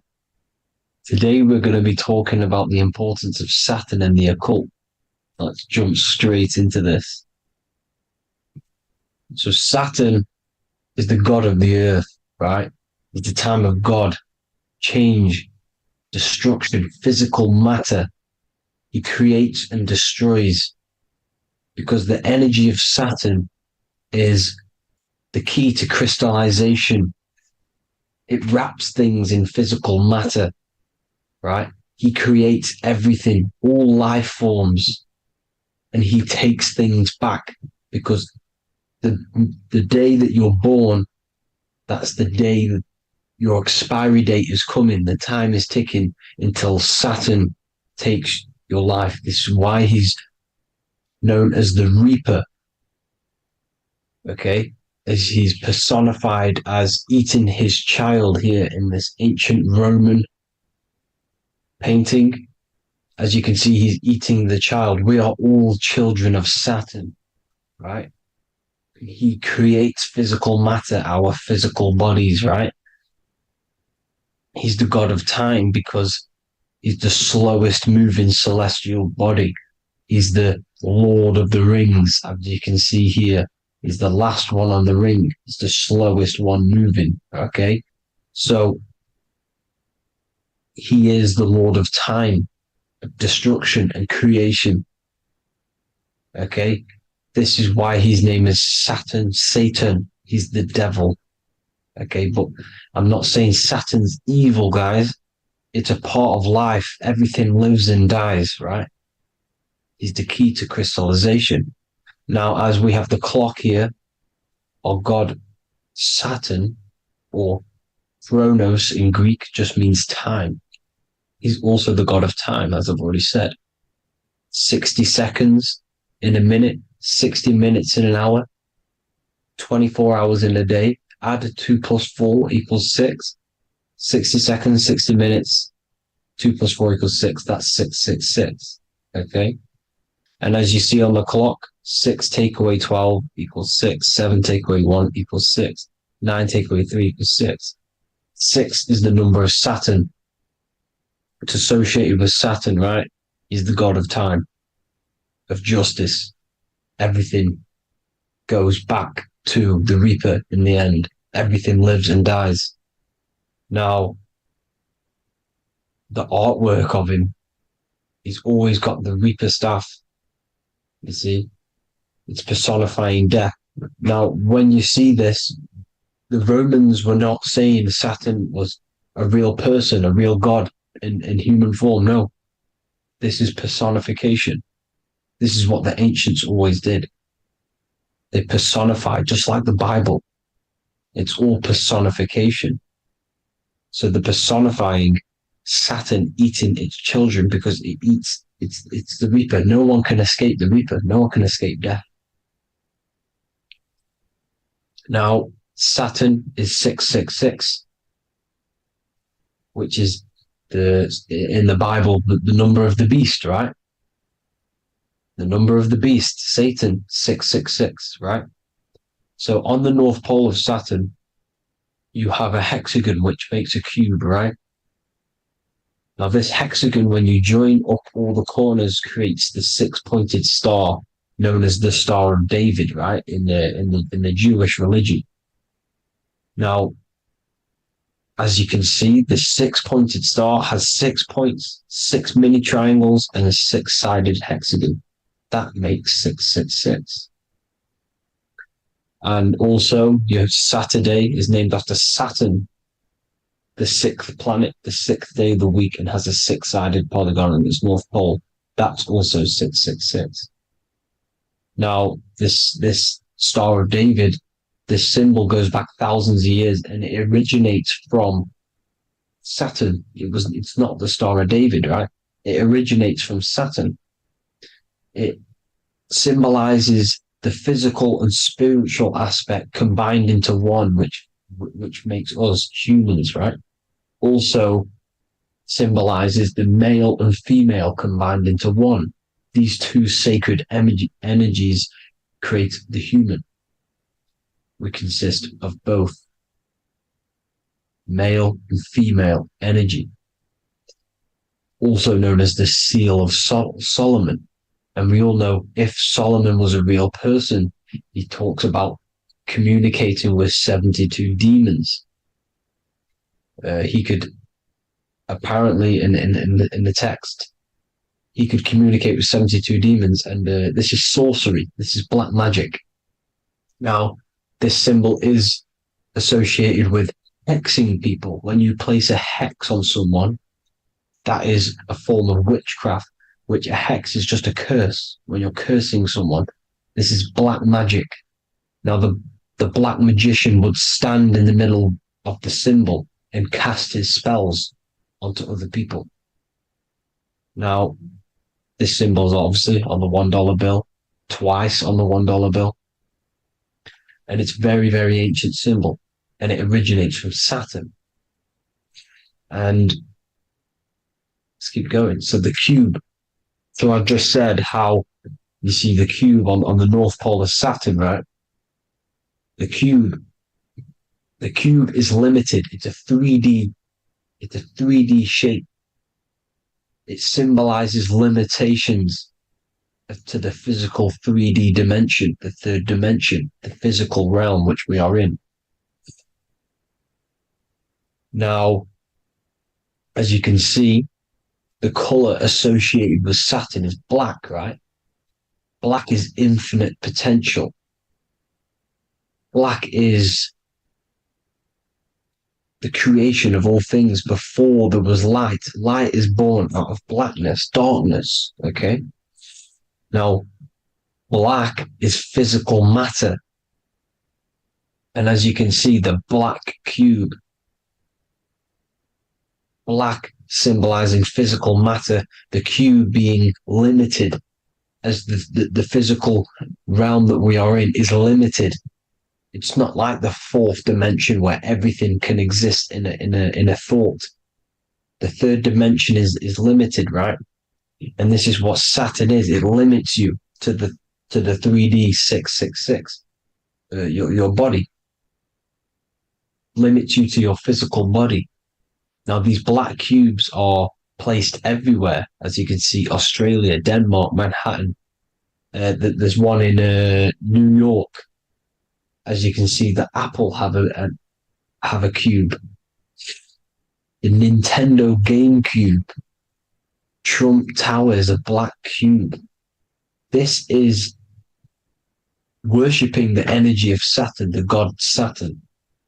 Okay, it's not a god, it's a celestial energy. However, it rules over Earth because it pretty much created the physical realm. Now, as you see, when you go to a funeral, you wear black, a black suit symbolizing Saturn, which is the color associated, black. And as you see in Mecca, they walk around the black cube in rings. As you can see here, they're stood around in rings, like the Saturn, the rings of Saturn. The Mercedes symbol. You probably wouldn't notice that, but yes, it's Saturn. And when you graduate from university, you wear a black cube on your head. This is all symbolizing Saturn. Okay.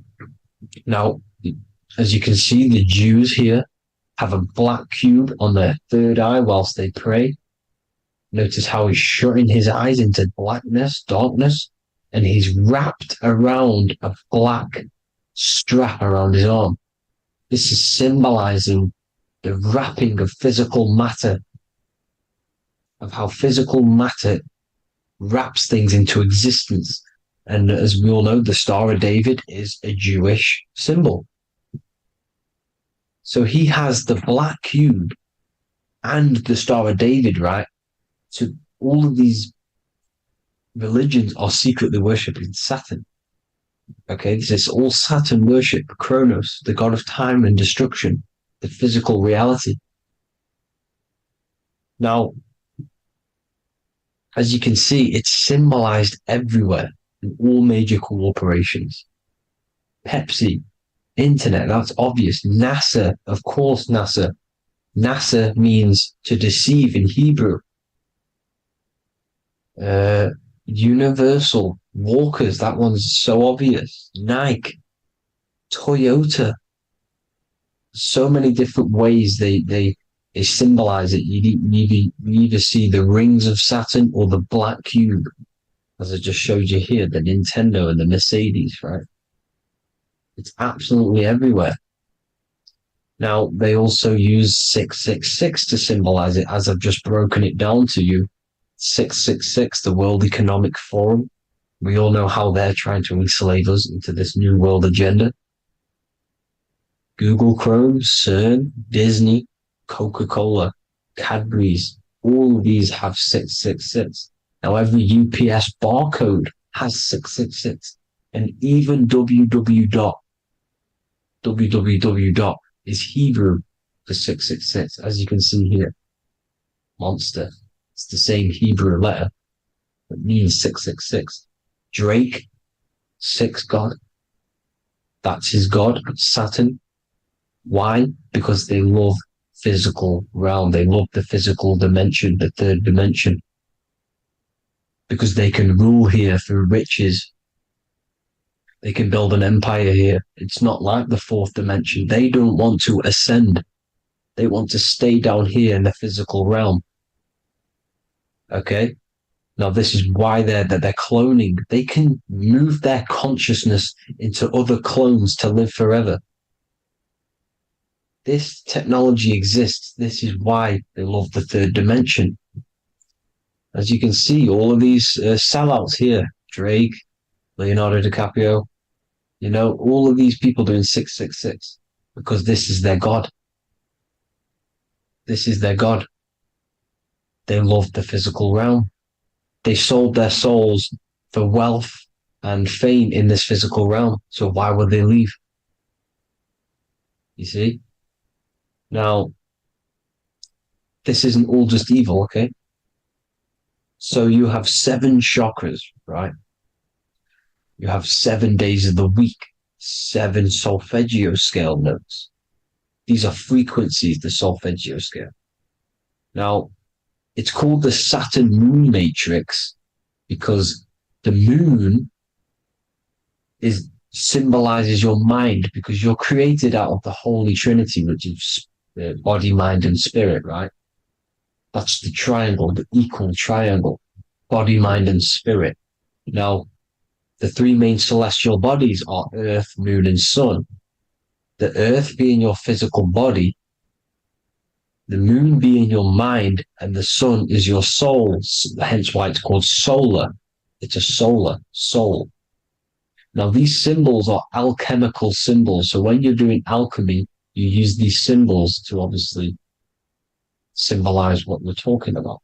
Now, as you can see, these are all the symbols of the planets. Of Saturn is created out of the moon on top, the moon on the bottom and the earth on top, as you can see here. You see? And this creates the number 5. Now, with the moon being your mind and the earth being your physical body, this is mind over matter, because the earth is your body's matter. This is a matter over mind. You don't want to be matter over mind. This is low states of consciousness. You won't be mind over matter. You see, to manipulate matter, to create your own reality. Now, obviously, we all know Saturn is associated with the lowest chakra, which is the root chakra. This is to deal with your animal instincts. When you're down here, you identify as the physical body. You don't know anything spiritual. You're you have a pure physical mind. You don't believe in anything spiritual. This is survival mode, consumption. They want you trapped down here, which is matter over mind. They don't want you to create your own reality, which is mind over matter. You see? Now, that's what Jupiter is. Saturn is the moon on the bottom and the earth on top. But Jupiter is the moon on top with the earth on the bottom. That's mind over matter, you see? So, these chakras are an ascension process from matter, physical matter to spiritual. This is the ascension. This is the stairway to heaven. This is Jacob's ladder. You see? Now, the number 5, which is obviously associated with Saturn as well, which create the symbol for Saturn, created the number 5. You have 5 senses, 5 elements, 5 physical elements. As we all know, Saturn crystallizes everything into physical matter out of the 4 elements. 5 fingers and toes, 5 points of man. Okay, the number 5 is the number of justice. Saturn holds things back. He restrains things from you, makes you learn the lesson. Now, 666 is not all evil. 666 is the atomic structure of the carbon atom. 6 protons, 6 electrons, 6 neutrons, right? We are carbon-based life forms. All life forms are based on the bonding properties of the element carbon. Because Saturn crystallizes everything into physical matter. Now, the Masons symbolize this with the checkered boards. They have the black square, which is obviously matter, as I just said, the black cube. And spirit is the white square, because white is eternal light. White and light, you see? Black is physical matter. Now, this is what we are. The point of our soul is to transmute from matter to spirit, but these are interchangeable. This is the constant cycle between spirit and matter, spirit and matter. High vibrational matter turns into spirit. Low vibrational spirit turns into physical matter. You see? Now, we are carbon-based life forms. This is what 666 is, the number of the beast. When I say we, the physical body is the beast. It's the animal. It's the carbon suit to operate in this physical dimension, in this physical realm. See? It's the vehicle used to operate in this physical realm. But your mind isn't from this physical realm, you see?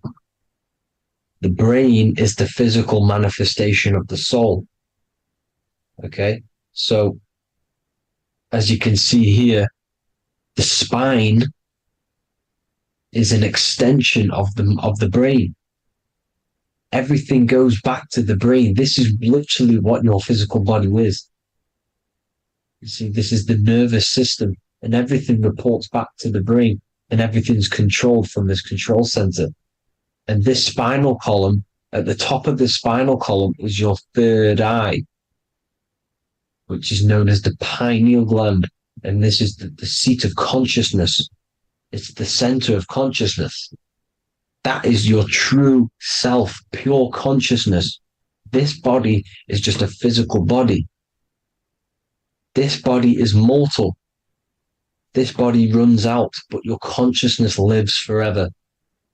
They don't want you knowing this. This is why they keep you down here in your lower chakra.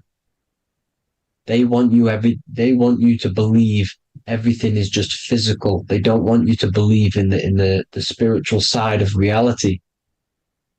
Because this way they can manipulate you, right? They want you matter over mind because they know your mind creates reality. They know your mind is the root cause of reality. You manifest your own reality from the inside out. So this is why they control your perception of reality. They control your information in order to manifest their new world order. You, who are ignorant to knowledge and wisdom, you who are ignorant are manifesting their agenda because you accept their information and their perception of this reality. Now, this is why they tell you the globe model, the heliocentric model, to trap you into physical matter. Now, if you understood about this true form of this realm, you'd understand that there's a spiritual side behind everything. The spiritual side, something has to exist. The root cause of reality is higher planes of existence. It happens in the mind before it happens on the physical plane. You see? They don't want you knowing this. They want you matter over mind, which is the symbol for Saturn. Moon over Earth. The Holy Trinity.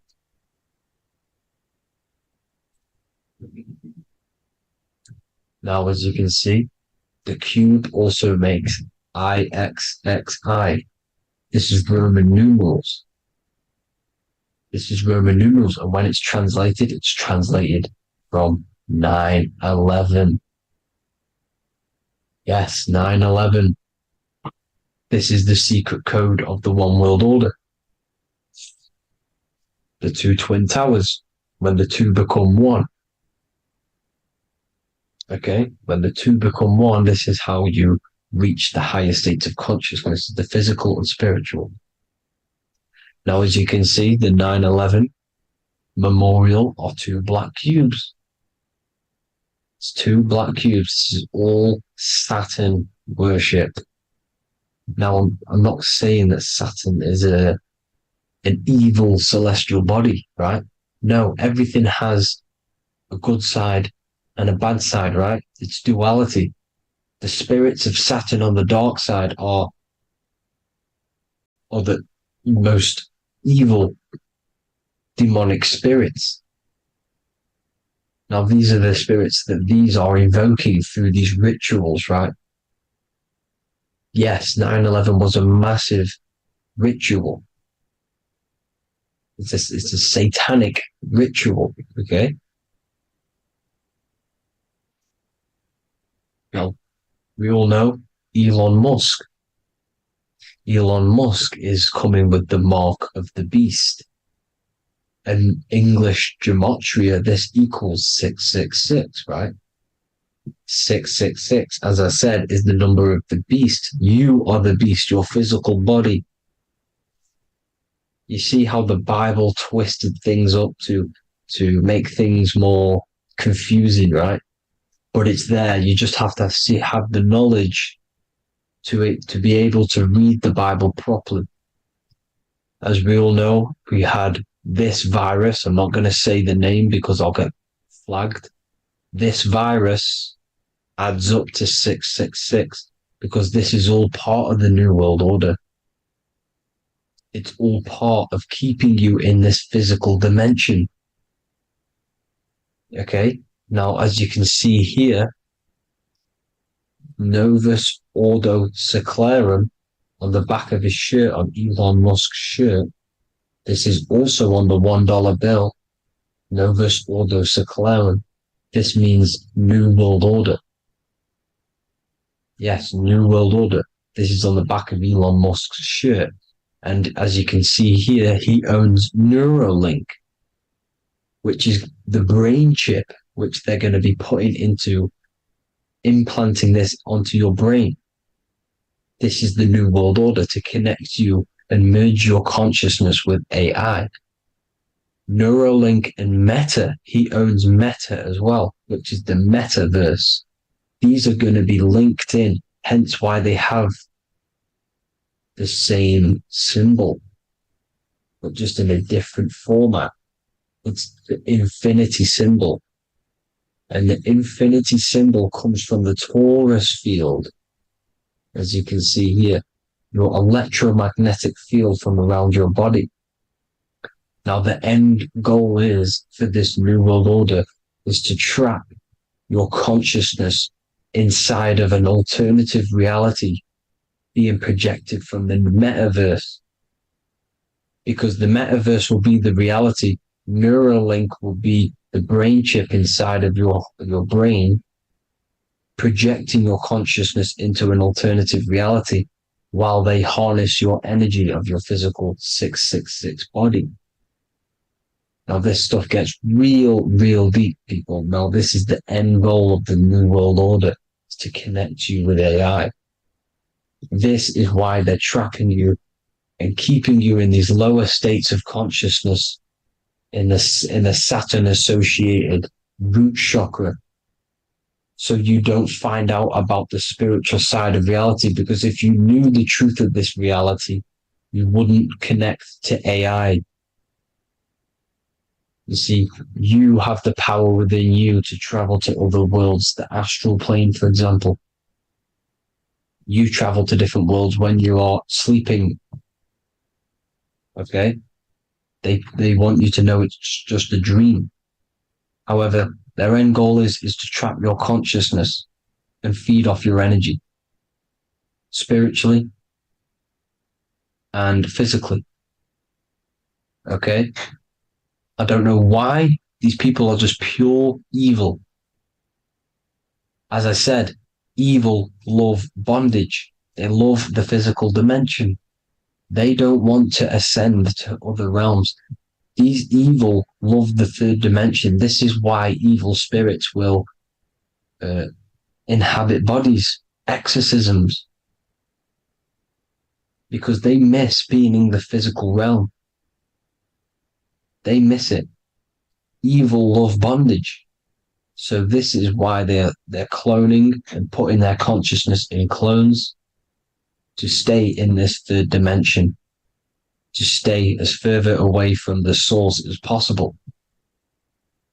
Okay? This is why they're doing it. And this is how it's all linked in. So I hope you all enjoyed this video.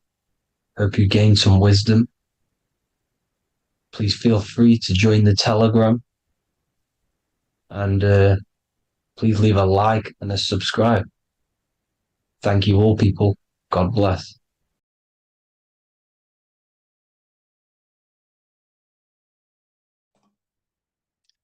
So this is known as the bag of the gods.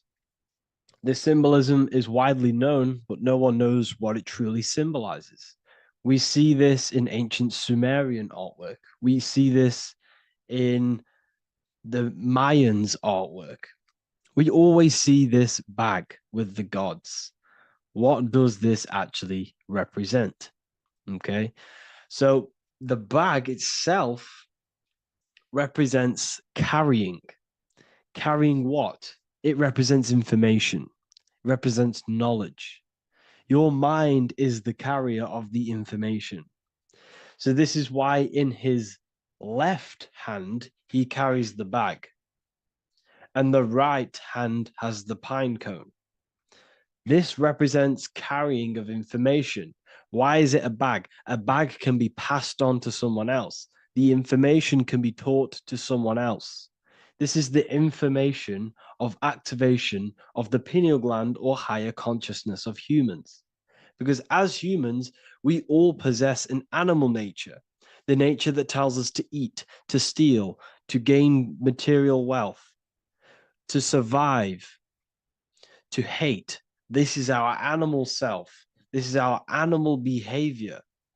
But we also have a divine nature of consciousness, which we have access to, the higher planes of consciousness, the planes that manipulate this material world and create all things in this material world. The human mind has access to. The animal does not. The animal has no idea he exists. The animal has no inner dialogue, but humans have the inner dialogue. Humans can create infinitely. We can expand our minds infinitely into new realms of thought. So we have this higher divine nature and a lower nature. This bag of the gods is basically just representing the knowledge they possess of higher consciousness, of the higher aspect of life. Okay? Which is the activation of the pineal. The pine cone. The pine cone is in his right hand. The right represents wisdom. The left represents intellect, knowledge. Knowledge and wisdom are two separate things. Wisdom is applied knowledge. It's a feminine aspect. Knowledge is just gained information that you know, which is masculine. So in his right hand, he holds the pine cone. The pine cone can be opened and shut. The shut pine cone represents the asleep human being, the human being that exists in his lower nature, that just basically survives, lives on eating, consumption, material lust, living in chaos with his emotions, living in a place of hell. This is the animal nature. Then we have the awakened human, the one who has consciousness of himself, the one who looks within himself, the one who knows there is more to him when he looks in the mirror. He is far more than just the physical body. He is a divine spiritual being, a divine being who has limitless potential of creation into the material plane. So this represents the awakened. This represents the asleep. This is why he carries the pine cone in his right hand. It represents applied knowledge. This is the information. This is the intellect he possesses. And this is the applied knowledge of the awakening, of activation of the pineal gland. Because remember, the pineal gland is not your consciousness. The pine, pin, pineals, the same root word. Pine cones were always symbolizing the state of consciousness one was living in, whether he was asleep or awake. We see this at the Vatican. We see the pine cone over the two pillars. This is the two pillars of Freemasonry, and the dome. This is the Royal Arch of Freemasonry. This represents your head. This is the two pillars, the two hemispheres, and the pine cone in the middle, which is the pineal gland. What is the pineal gland? The pineal gland is not your consciousness. It is not the third eye, and it is not the mind. It's not the mind's eye. The pineal gland is a radio receiver. This is your body. Your body is an antenna. Most people think they are this body. This body is nothing but a receiver and a downloader of consciousness. Your brain does not produce consciousness. You are not this brain in your head. This brain is a downloader of consciousness. Consciousness comes from a way higher divine plane, which is what this image is showing here with the clouds. The mind is light. Consciousness is light. And this light is coming down into the material plane, and your body is basically a crystal antenna which is receiving and downloading this consciousness. So you can experience a three-dimensional reality. So God can experience himself in a divided, separate state. This is what this represents.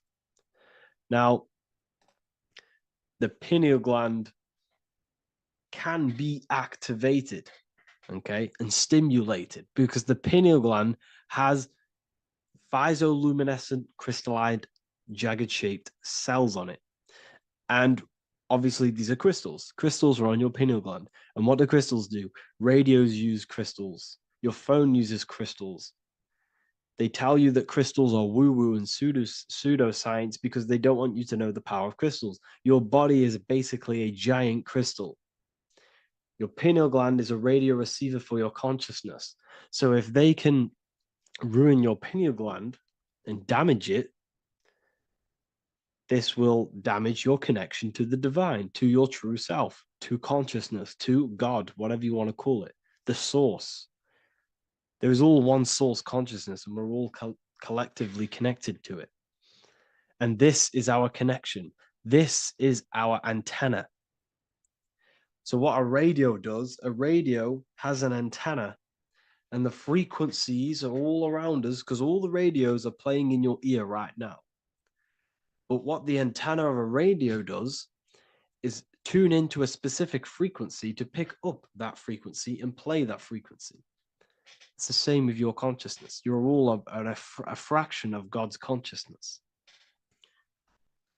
So that is essentially what we are looking at here. We're seeing knowledge, intellect in the left hand, and applied knowledge, activation of waking up to higher consciousness, to the higher human form. Because we can reach beyond our physical form. We can turn our animal self into a divine being, into one of these so-called gods. These gods are nothing but human beings. The Anunnaki were not gods. They didn't come from the sky. These are normal, regular human beings who activated their higher consciousness. This is what we have here. This represents spirit. Birds represent spirit. So do we have any questions? I'll take some questions now. That was just a short lecture on what that symbol truly means. Okay, so if we have any questions, feel free to go ahead and ask some questions. Anything that you don't understand, anything that you want to know. Okay.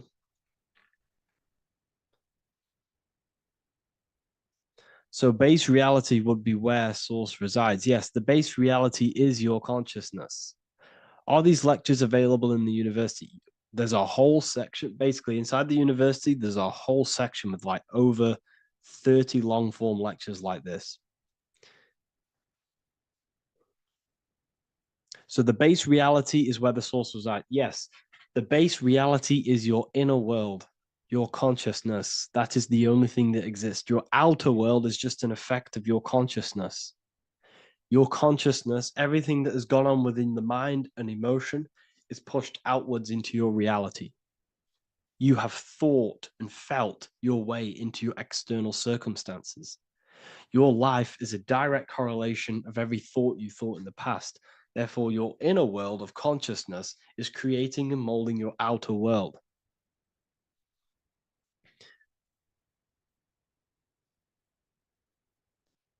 The best way to keep connection consistent, the best way to keep your connection to the divine or the higher planes of consciousness is through meditation and through imagination. Imagination is the fourth dimension. It is the astral plane.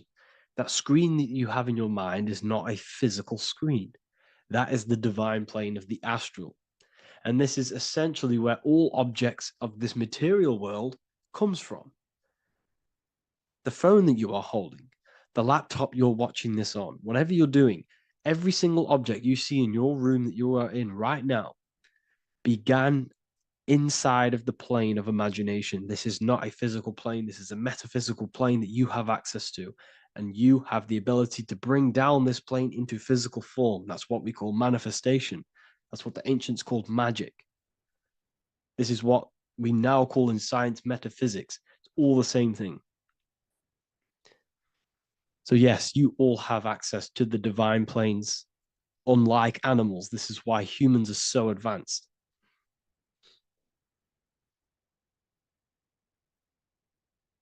Okay. Is the pineal able to constantly activated, or is it just a temporary experience? I don't fully understand that question, unfortunately. Maybe you could word it in a different way. The real meditations on the university, legit, y'all, yes. In order to connect to consciousness, you need to sit in meditation and turn off your feelings, and the feeling of unity will come. Do I understand correctly? Yes, that is correct. So when you sit in silence and in stillness, I highlight the word stillness because stillness, when you are still, no information from your nervous system is being decoded by the brain. So when your body is still and does not move, your nervous system starts to relax and comes to a balanced state. Your brain starts to relax, it comes to a balanced state. The left and the right brain stop working, the nervous system stops working. Then, once the body, the material body is shut down, you then have access to consciousness.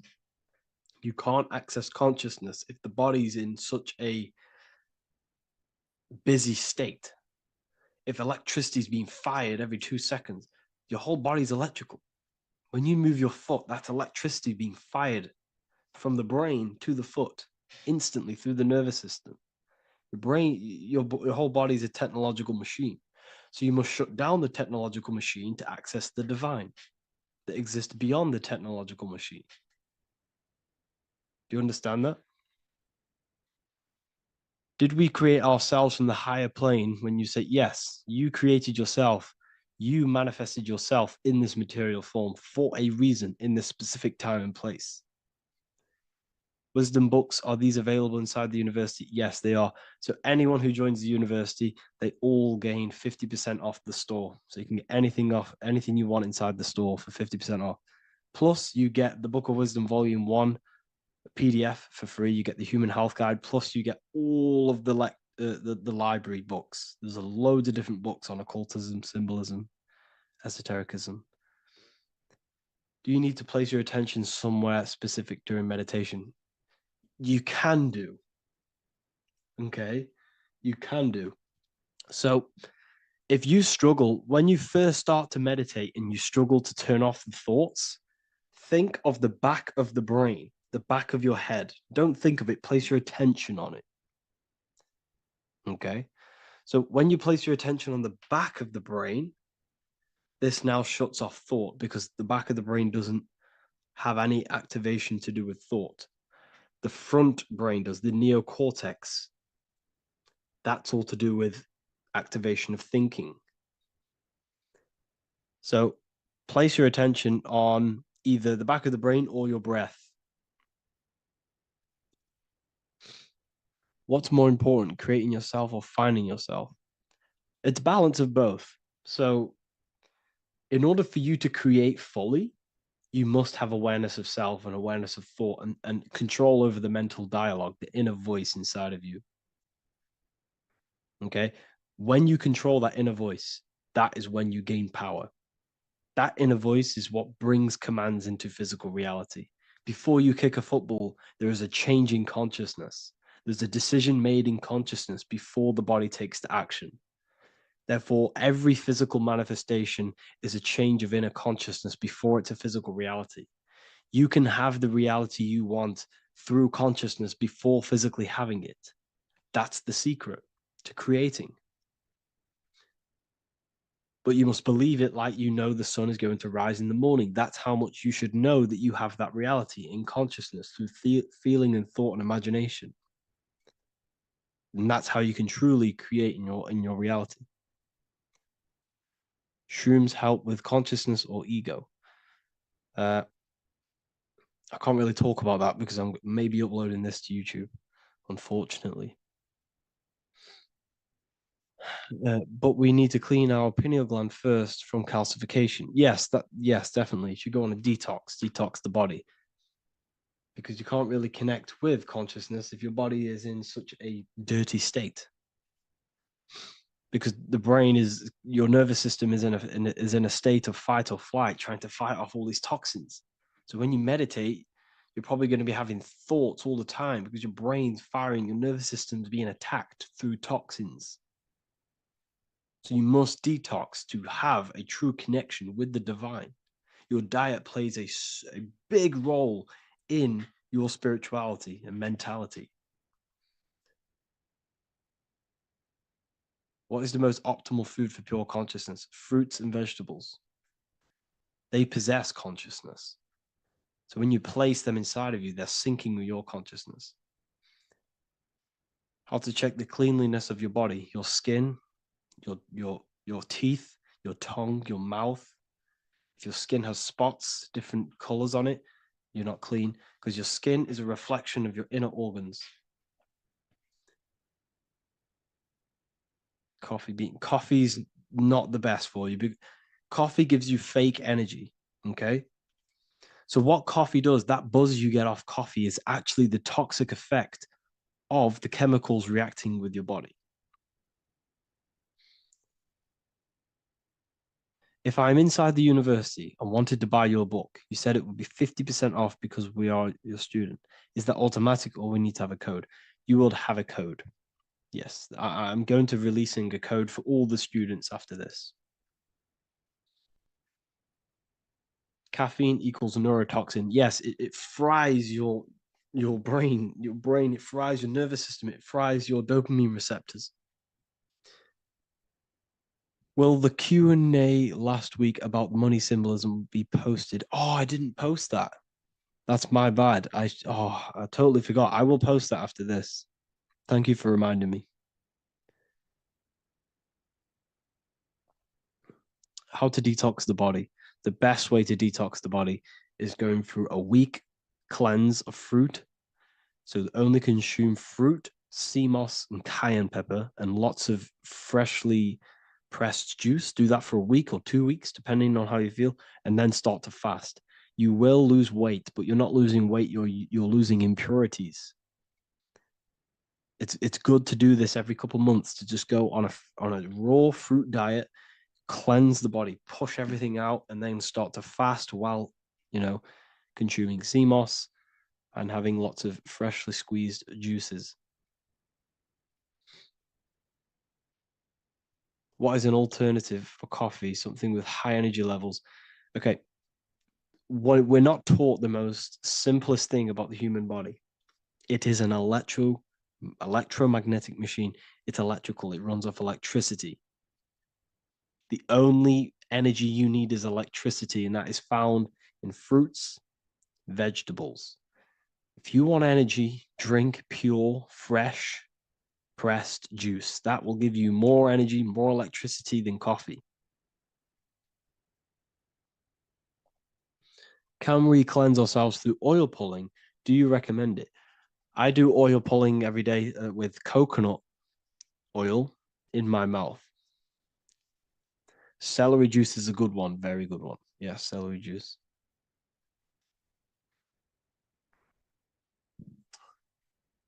Any more questions?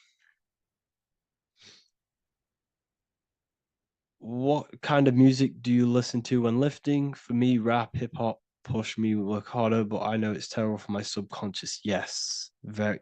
At least you're aware of it. You should be definitely try and stay away from the hip hop music. Try and stay away from anything that's talking about anything negative, because it's all programming your subconscious. And your belief system is your reality, people. Your belief system is your reality. Okay? So look after your subconscious. That's what's controlling your actions. 90% of your actions on a daily basis are controlled through your subconscious beliefs. Okay? I listen to a lot of Pastel Ghost. I listen to a lot of... Let me get my playlist up. It's all like background music for TikTok. Do you know what I mean? Like Pastel Ghost. That's mainly what I listen to. That sort of music. I don't know what it's kind of called. I don't know what that genre is called. Does anyone know what that genre is actually called? because there's not much words in it. The reason I listen to it is because there's not much words in it, and you know, it helps the subconscious. And I just love that music.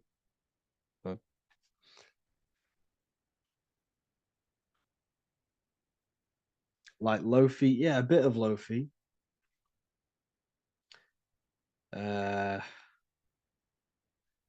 Most people won't even know this type of music.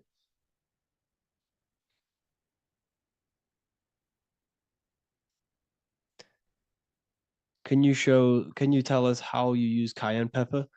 So I mix it with freshly squeezed orange juice every morning. So the first thing I have, empty stomach, I have a teaspoon of cayenne pepper, mix it in and just down it every morning. And sometimes at night. The feeling you get in your stomach after putting cayenne pepper on an empty stomach is absolutely amazing. It tingles in your stomach. It kills parasites. It kills all horrible organisms.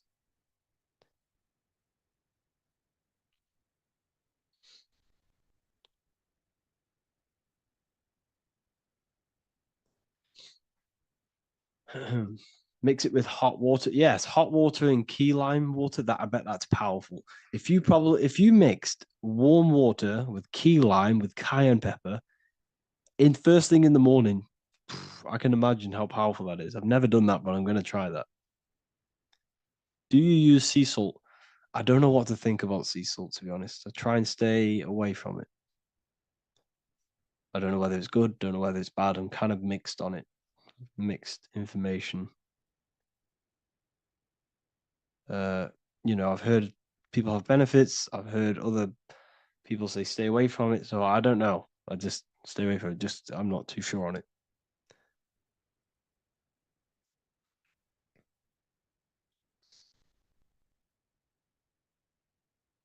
I drink fresh pressed celery juice every morning. Yeah, definitely. Is there any chance we could like move to like esoteric occult questions? The only reason I say that is because I might be posting this to YouTube, so it's like I don't want them thinking I'm giving health advice, because I'm not. This is what I do. I'm not giving anyone medical advice. This is what I would do to myself. Because I can probably get in trouble for that. So the subconscious is the all-knowing. It is the all-seeing eye. The subconscious knows everything. Your conscious mind does not. Your subconscious knows every single cell in your body. Your subconscious is making your heart beat. It's talking to your heart. It's talking to every organ, every cell in your body is being connected and spoken to by your subconscious mind. It is the all-knowing. The subconscious has access to the astral plane, imagination, the fourth dimension. It has access to the mental plane, thoughts. It has access to the ethereal plane, energy. And has access to your physical body. It's the door. It's the portal. The subconscious is the portal to the divine. You must go through the subconscious in order to access the divine. Any coupon codes for book 2? Yes, inside the university, there will be a 50% off coupon code. Speaking of ancient civilizations, why did they use symbols to give us true knowledge? This is a very, very good question. Very good question indeed. The reason they use symbols is because symbols are their keys. They hide meanings. They hide things. For example, if it was written down, if all of this sacred knowledge that I'm speaking now was written down, it can be easily taken. It can be easily misused. Someone can take it, read it, and steal it and misuse it and abuse the world and create horrible things. The reason they use symbols is because they're hidden. They hide the teachings. Only the ones who possess the key, that possess the knowledge, can read the symbol. So the symbols act as a guard towards this higher wisdom, this higher knowledge, which gives you power. All of the knowledge I teach you gives you power, and you can misuse it. You can misuse your imagination. You have no clue, unless you've put this into action, how powerful your inner consciousness is. You can become a Okay, listen. If you hate your job, it's not the job that you hate. Think about it. It's not the job that you hate. The hate is coming from your inner consciousness. It's the state of consciousness that you hate. So what does that tell you? You can change that inner consciousness to another reality, the feeling of another reality. You can become that consciousness within before you actually externally have it. And by becoming and knowing that reality, that's what produces effect on shaping your outer world. When you really, truly know that reality inside of you, of being free, of being wealthy, of having abundance, your outer world has no other choice but to rearrange itself to your new inner state of consciousness. That's what magic is. It's manipulating your inner state of consciousness. It's convincing yourself that you already have it, not believing it, knowing it. Okay? Knowing is different than believing. Believing is a lie. You should know thyself. Okay?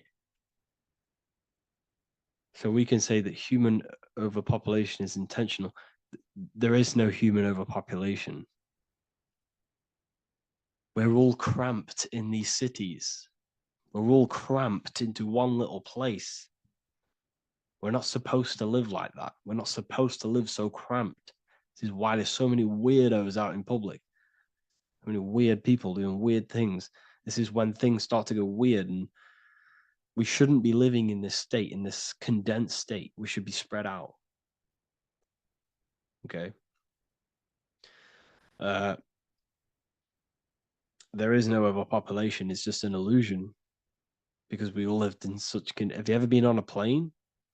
Have you seen how much land there is? It's crazy. There's no overpopulation. And how many people do they say there's in the world? There's not that many people in the world that they say. I think it's like 8 billion. I think they say there's 8 billion people. There's not 8 billion people. There's probably more like 2 billion.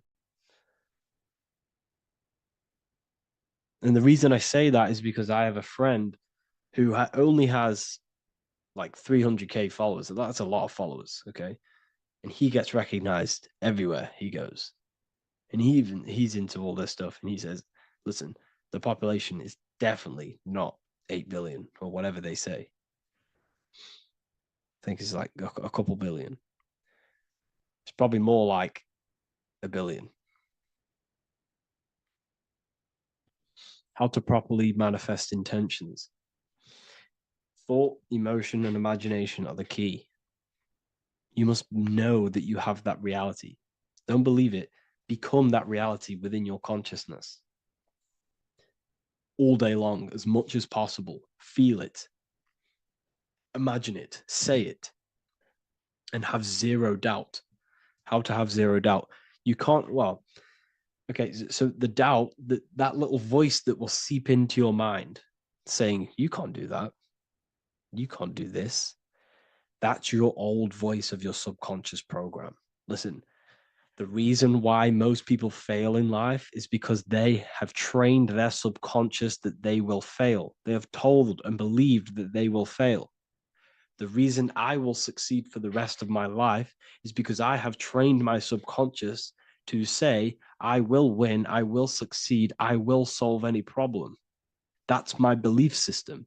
And if my belief system is that, then my external reality, my conscious mind, will seek a way to fulfill that belief.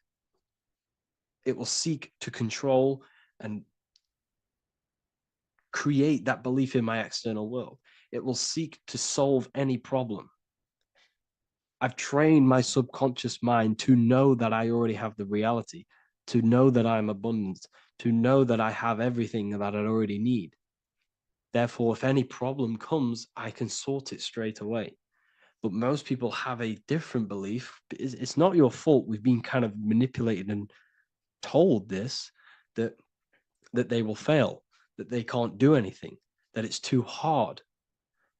And that basically casts a spell on the conscious mind, where your conscious mind is just like, no, I can't do that, because of this subconscious belief that you hold.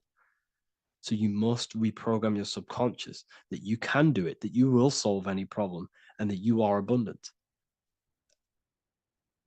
That's the reason why successful people succeed. It's because they have a complete different mind state, a complete different belief system in their subconscious.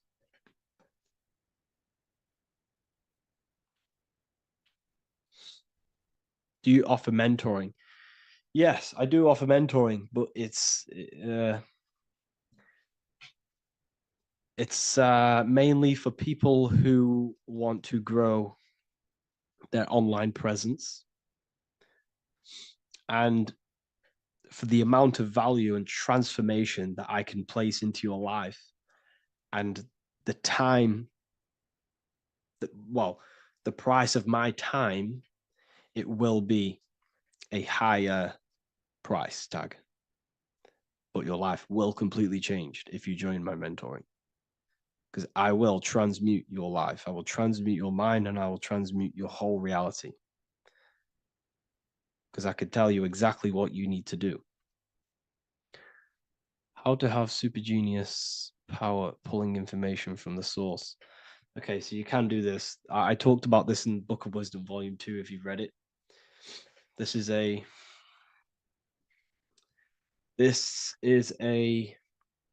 technique that Albert Einstein used. This is a technique that Thomas Edison used. This is a technique that all of the ancient geniuses have used. So you get on a chair, you place metal below you or plates, and you hold a metal ball in your hand, and you fall asleep.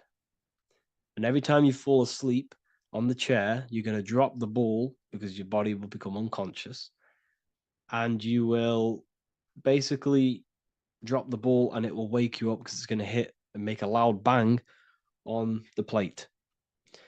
And every time you go to sleep, basically what this is actually doing is shifting your consciousness from conscious into the subconscious. So from physical into the astral. Your consciousness is shifting between these two planes. And as you do this, you can bring down great ideas from these higher planes. So when you fall asleep, have an intention. And when you fall asleep, you'll drop the ball. And when you wake back up, you'll have an idea, and you just got to write it down.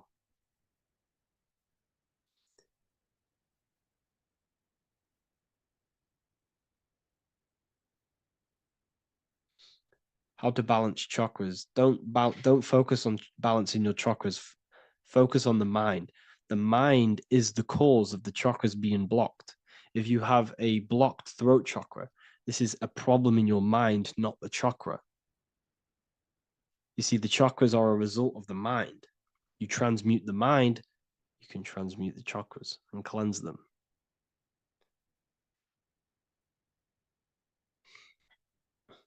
So was Jesus a real man that walked? Okay, so I'm going to tell you something. Like, some of the things that I say in my reels, they are to catch attention. So if I say the first thing on the reel, Jesus never existed, straight away, you see that, it's going to trigger you. It's going to trigger Christians. It's going to trigger people. So yes, I do say things to catch attention. The reason I do that is because I have to, in order to catch attention. Maybe there was a Jesus who walked. So in the past, I have said Jesus never existed. Yes, this is to catch attention, to boost the reels, views, and comments and stuff like that. Maybe there was a man who was called Jesus and walked the earth. But listen, he was not the Son of God. You are all the Son of God. Jesus represents an archetype.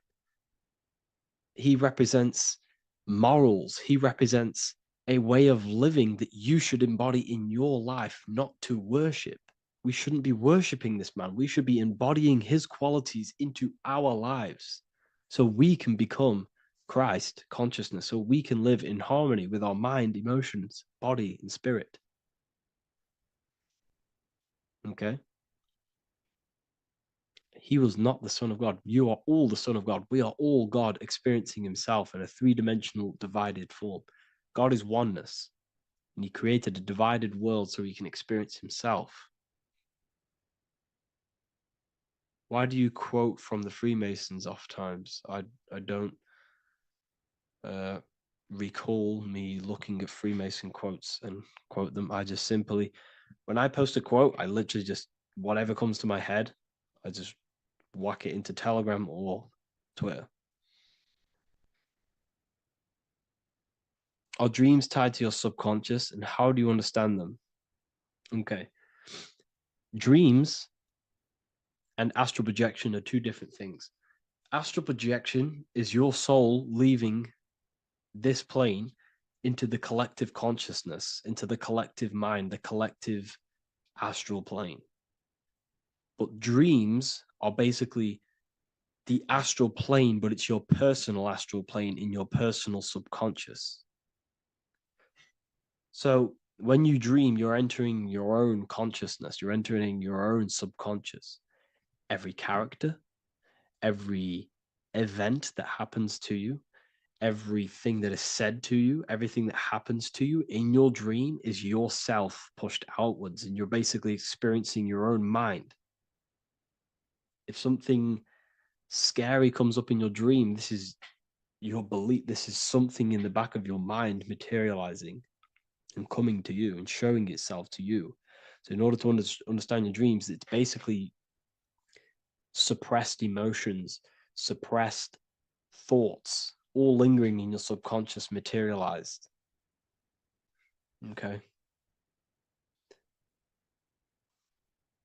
A few months ago, I'd have concurrent dreams of getting in a car crash that lasted for months. Then one day out of nowhere, I got into a really bad accident, and that low-key bugged me out. I didn't know if my mind was trying to warn me or what. You can explain that. Okay. If you are having dreams about having a car crash, this is a belief. Okay, so let me tell you something. Let's say you're a drug dealer, okay? And you live in fear every single day of the police coming to you. This dealer every day is worried, he's scared, and he lives in fear of the police getting him. He was believing it. This fear, this emotion he was feeling on a regular basis, repetition, and the emotion is basically impressing your subconscious. It's impressed his subconscious that deeply that he now believes it. It's now become a belief. So one day the dealer gets caught and he goes prison. Let me tell you something. He placed himself there because he created a program, a belief in his subconscious of the police. And his external reality is now in a prison cell. But that prison cell is just an external manifestation of the prison cell of fear he installed in his subconscious mind. The four walls he's now trapped in is just basically an externalization of his own belief system that he created through consciousness, through the subconscious. If you embedded your belief that you will be in a car crash, you will be in a car crash. He placed himself there. He materialized that reality through the thought, through the emotion, through the belief. He put himself there. You see? So if you were having dreams, this was maybe, could have been anything. You could have watched a program when you were a child about a car crash, and that maybe scared you. Or you saw a car crash when you were very young, and that scared you, and that impressed your subconscious. Then you had a dream about it. Then you started to believe it. And then one day, bang, it happens. That's the power of the subconscious mind. It holds control over you. It holds control over every aspect of your reality, of your being. So, I hope you all enjoyed this live. I'll see you all inside Ethereal University. I'll be posting another lecture this week. And yeah, let me hold on.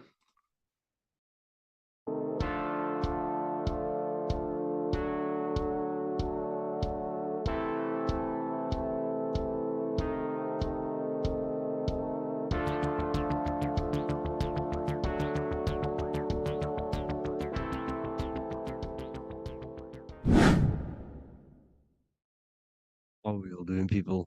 Survival wisdom. Today we're going to be breaking down the Bible and its real, true metaphysical meaning. All of these slides within this video is taken from my book, The Book of Wisdom. So you can get all of these slides. So the Temple of Solomon, you are body, mind, and soul, which is the Holy Trinity. The moon, sun, and earth.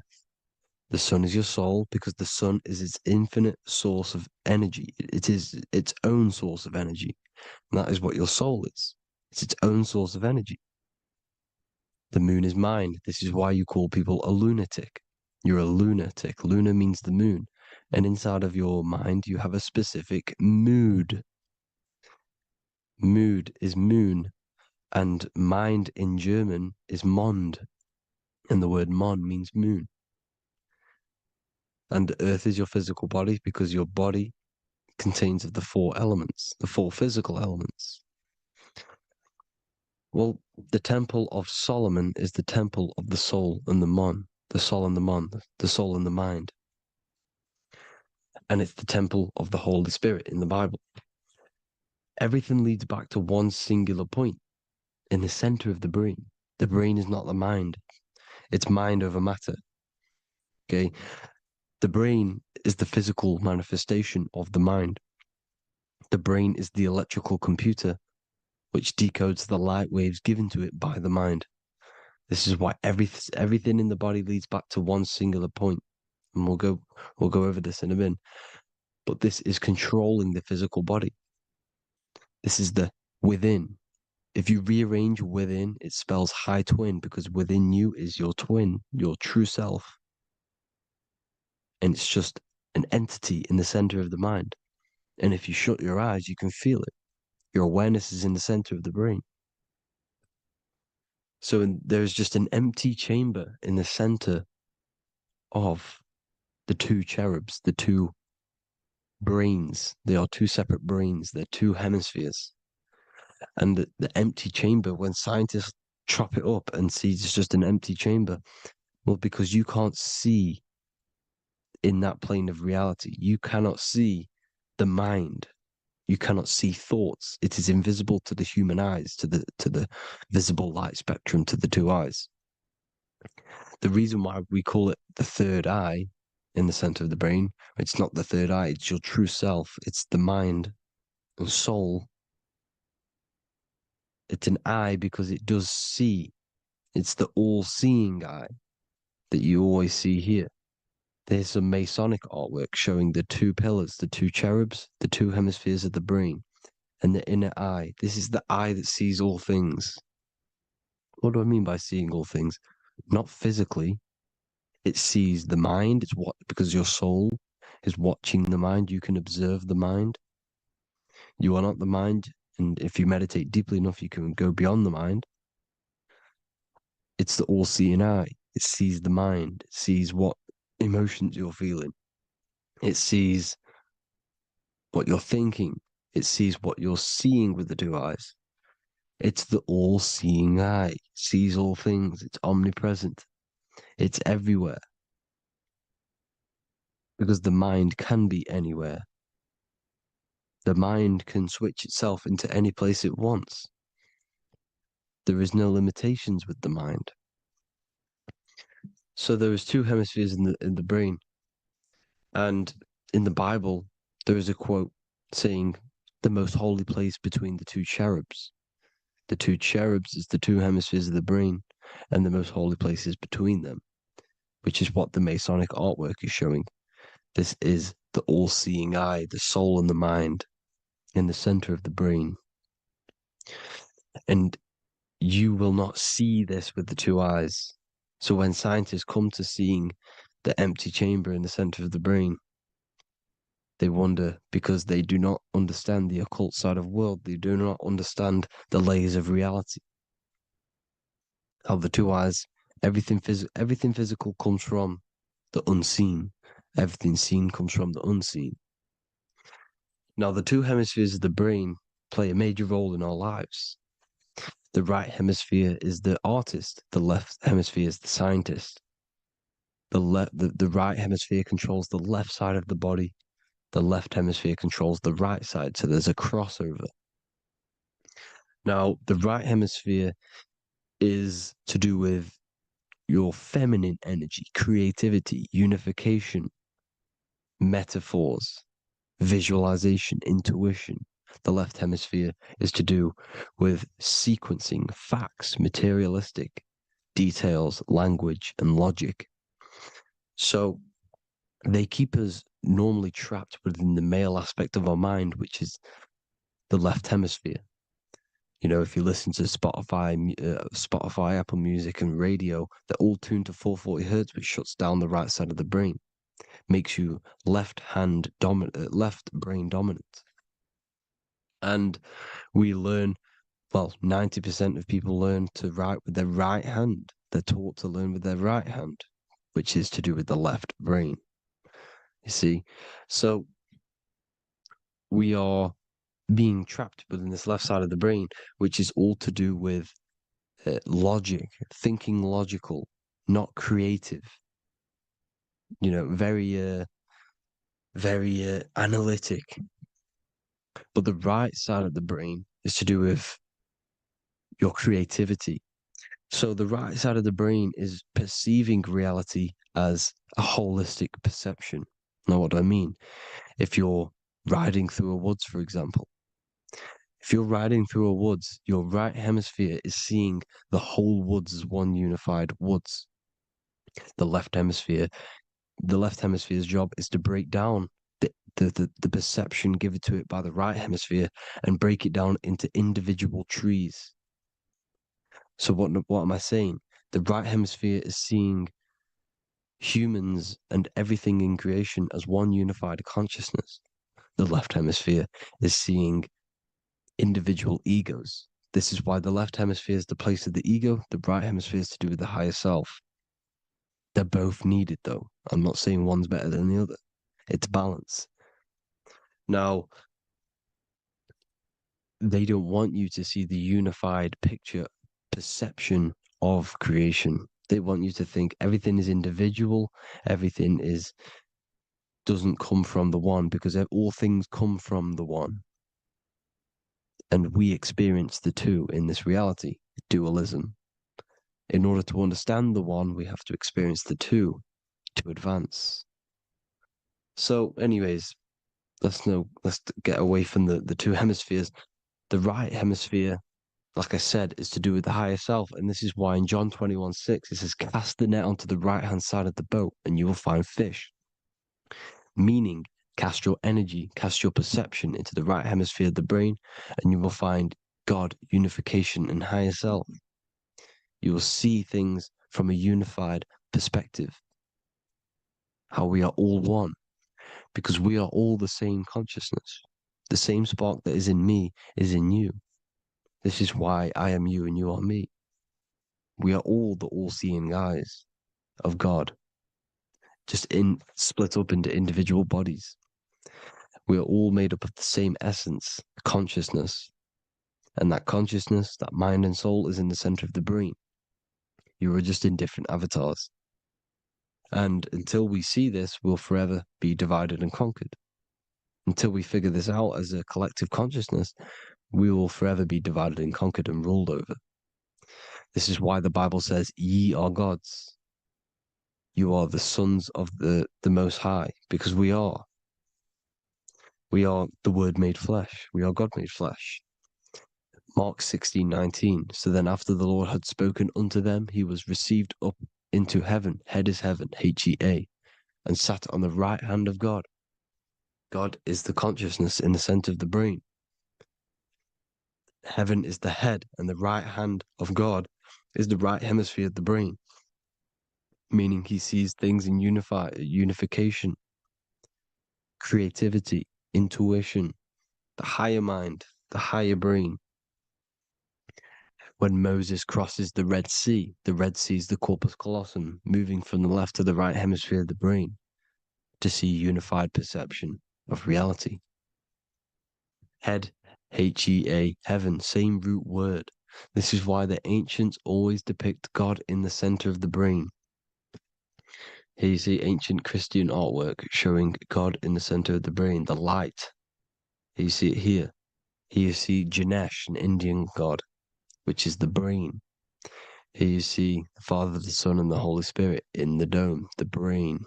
This is the brain, because you are God made flesh. That's what consciousness is. The upper room where Jesus meets the 12 disciples. It's the upper brain on the upper room. The upper room is the chamber, the empty chamber in the center of the brain. That's the room. And the 12 disciples are the 12 cranial nerves in the brain, which pretty much rule the body, all the cranial nerves.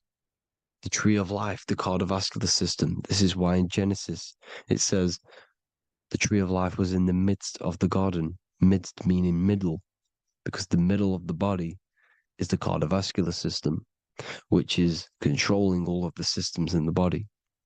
The tree of knowledge of good and evil is the nervous system. It's the spine and brain. This is what's detecting good and evil. The brain is the electrical computer with the left and the right hemisphere, decoding the dualistic world, decoding the light waves given to it by the external world. It is an electromagnetic computer. It is artificial intelligence. It is very intelligent, the brain and the nervous system, the human body as a whole. But the tree of knowledge of good and evil is the nervous system, because it is the tree that detects good and evil, makes you learn good and evil in this dualistic reality. Here you see Adam and Eve around the tree of knowledge of good and evil.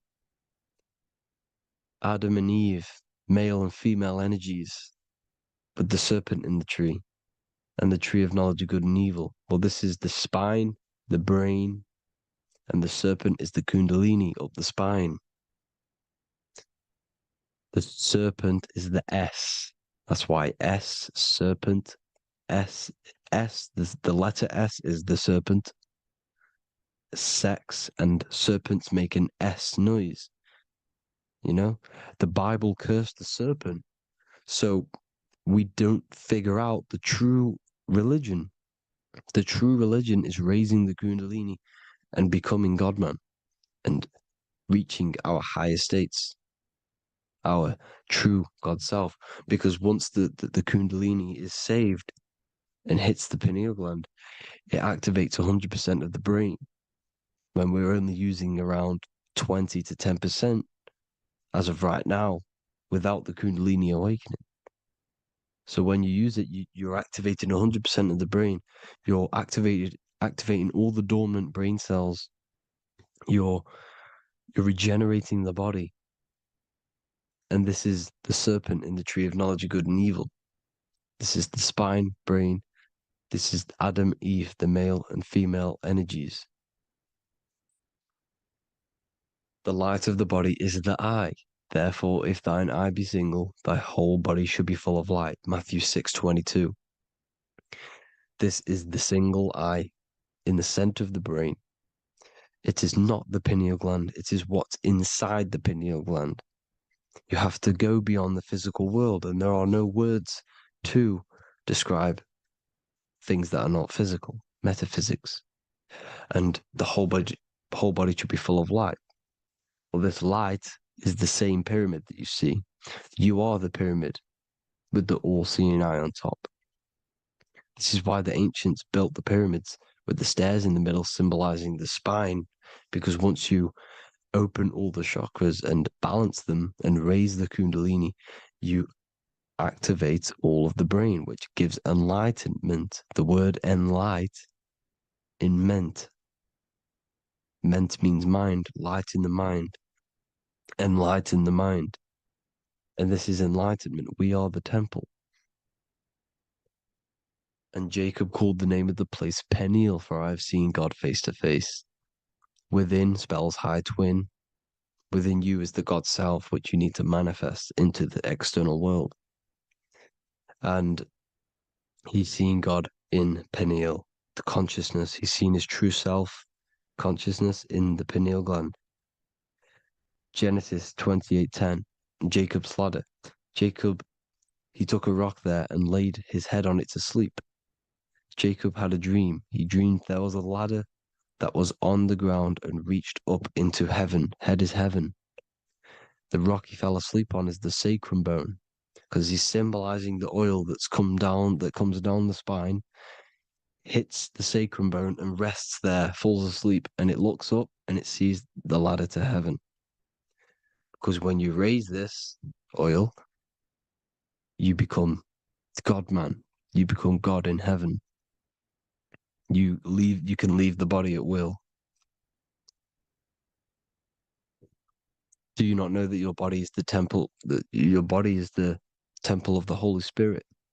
Corinthians 16:19-20. Or do you not know that your body is the temple of the Holy Spirit within you? Your body is the temple of the Holy Spirit, the soul and the mind within the center of the brain, the temple of Solomon, temple of the soul and the mind. Romans 8:10. Christ is in you. It's not external. When you give where attention goes, energy flows. When you give your energy to external things, your attention, your worship to external things, you're giving energy, meaning it's draining you, and you're feeding something within the astral plane, a mental thought within the astral plane.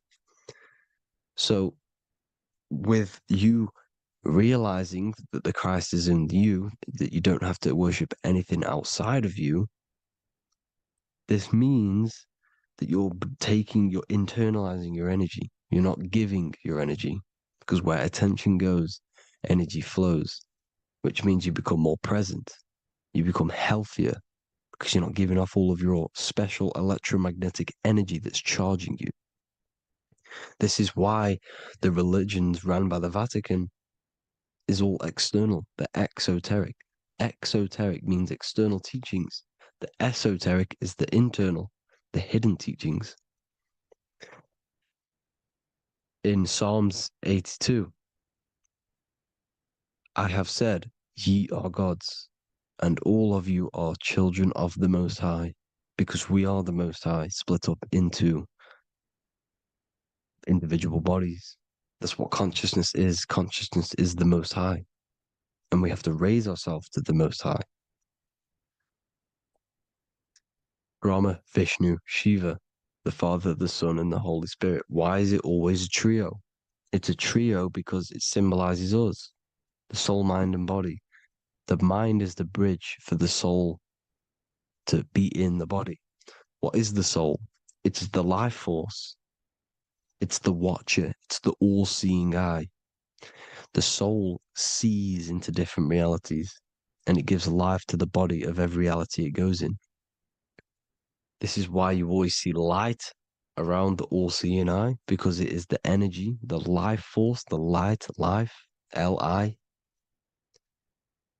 Life is light. And it's the eye because it sees into the different realities. It sees into the dream world. When you're going to sleep at night and you dream, it's not a dream. It's another reality. You're a multi-dimensional creature. We live in a multiverse. There's infinite amount of yous. And there is a version of you which is the highest self in a reality somewhere. And this I has the ability to switch realities, which is exactly what astral travel is. Astral travel is the ability to switch reality beyond the 3D construct of this world. The Father, the Son, and the Holy Spirit, Brahma, Vishnu, Shiva. Brahma, the soul, inhabits different bodies. This is why they have different heads. Vishnu, the mind, symbolizing gnosis, meaning knowledge. This is the serpent. The serpent symbolized knowledge. Shiva, the body. Father, the Son, and the Holy Spirit. The bird, the soul, because the bird symbolizes the soul. This is why you have here the Egyptians showing you the soul leaving the body. Here you see here with the twin head, the same head, and it's a bird. This is the soul self. This is the ego self. The Egyptians knew this. They knew all of this. Of course they did. Now the whole story of Jesus is all metaphorical for the process which goes on within your body. Your neck and head is the holy grail which the sun and the moon creates. Sorry, the sun and the moon creates the fluid within the holy grail, the brain, the skull. And the moon creates the milk. Sorry, the moon makes the milk. The sun makes the honey, the land flowing with milk and honey in the Bible. The land flowing with milk and honey is the center of the brain in the Holy Grail. Here you see the Masonic artwork showing you the sun and the moon creating the fluid in the spine. Here's the serpent. Serpent symbolizing the two Kundalini channels, the Ida Pingala up the spine. Here's the furnace raising the Kundalini, raising the oil, heating it up, and rising it to the crown. You see? So here you see more Masonic art, seeing the sun and the moon creating the holy fluid in the brain, in the cup, filling the cup. This is why it's a cup, because it's the Holy Grail. This is the holy oil in the center of the brain that gets released down the spine, which is Jesus coming down from heaven. It comes down the spine, down the River Jordan in the Bible. This is when Jesus goes from Nazareth to Jerusalem. He comes down the River Jordan, and Joseph and Mary are in Nazareth waiting for Jesus' return. Joseph and Mary symbolize the pineal and pituitary gland, which produce the two oils created by the sun and the moon. And he returns. When he returns, he gets crucified at 33, because there's 33 vertebrae at the back of the spine, and it crosses the vagus nerve. The crucifixion of the oil past 33 vertebrae creates God-man, and it creates your higher self, and it activates 100% of the brain. And you turn into spirit, you turn to your spirit self. This is why Jesus dies. He didn't physically die, it metaphorically dies, and becomes his higher self. The ego self is left behind. It's the same with the whole story of Jesus. Jesus comes down from heaven, which is the oil. He dies in a cave for 3 days, which is the oil hitting the cave. Here's the cave. And resurrects after 3 days. If you resurrect the oil, comes up and gets crucified at 33 in Golgotha. Golgotha translates to a place in the skull. The three wise men from the east. Well, if you look at the Masonic artwork, they'll always show you a ladder up to the east. Okay? Here you see north, south, west. This would be east. Here you see east here. East here. The ladder up to the east. The east is the top, up. Three wise men from the east. The thalamus, pituitary, and pineal gland in the center of the brain. The most important glands in the body. Here you see the Egyptians with the spine, the sun, and the two hemispheres of the brain. What did I say at the beginning? The sun is the soul. The sun is its own source of energy. It's the life force, which gives life to anything it inhabits. The soul is the same thing. That's why sun and soul mean the same thing. So, what I'm saying is consciousness is God. And this is why when it refers to as God in the Bible, it means your higher self, pretty much. and returning back to this higher self, because God is something that you need to manifest. Consciousness is God, and your body is a reflection of the creation by God. This is why everything in the body corresponds with the stars. The stars rule the body. We are an image of the stars. This body is an image of the whole of creation. Aries rules the head. This is the cerebrum. The ram in the brain is the ram, Aries. And we have something called the cerebrum, Aries, the ram. This is the Lamb of God moving to the higher mind. Taurus, which is the lower brain and neck, the cerebellum, the bull Taurus, the lower mind, and the cerebrum and the cerebellum, the ram and the bull, is what makes you ramble on. Ramble meaning walking. The higher mind and the lower mind working together makes the body ramble. Ramble is what makes you walk along. Thank you to Santos Bonacci.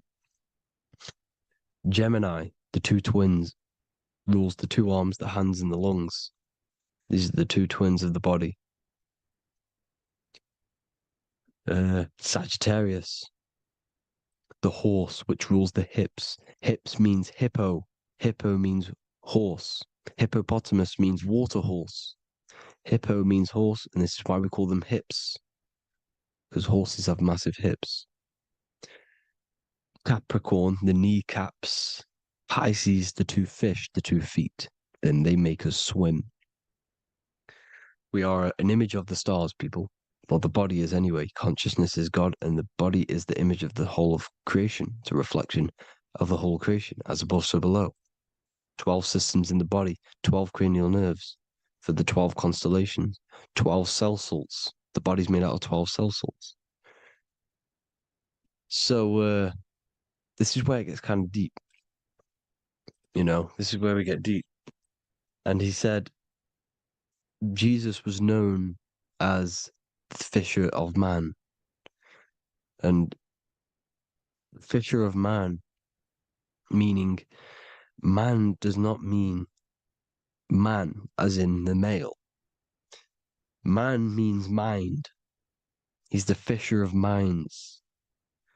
So the Bible is not patriarchal. It's not patriarchal. Man just means mind, pretty much. So the fisher of mind, man, because he was fishing minds out of this reality into the higher realities. He was teaching people how to leave the body when he walks on water. Walking on water is the physical, etheric, astral, and mental. These are the different planes of reality. The ether is the either, because the ether is the substance that's on either side, astral and physical. It's the fifth element, is ether. And the fifth element is the water. The same water at the beginning of the Bible when it says, let the firmament divide from the waters above from below. The water symbolizes the ether. It's the base of all physical matter. And the ether symbolized is known as the water. So when you're walking on water, you're walking on the ether, meaning you're leaving the physical body. So when Jesus walks on water and he's teaching Paul to walk on water, Paul becomes scared and falls back into the water. Well, when you astral travel and you become scared when you're projecting, you'll fall back into your body.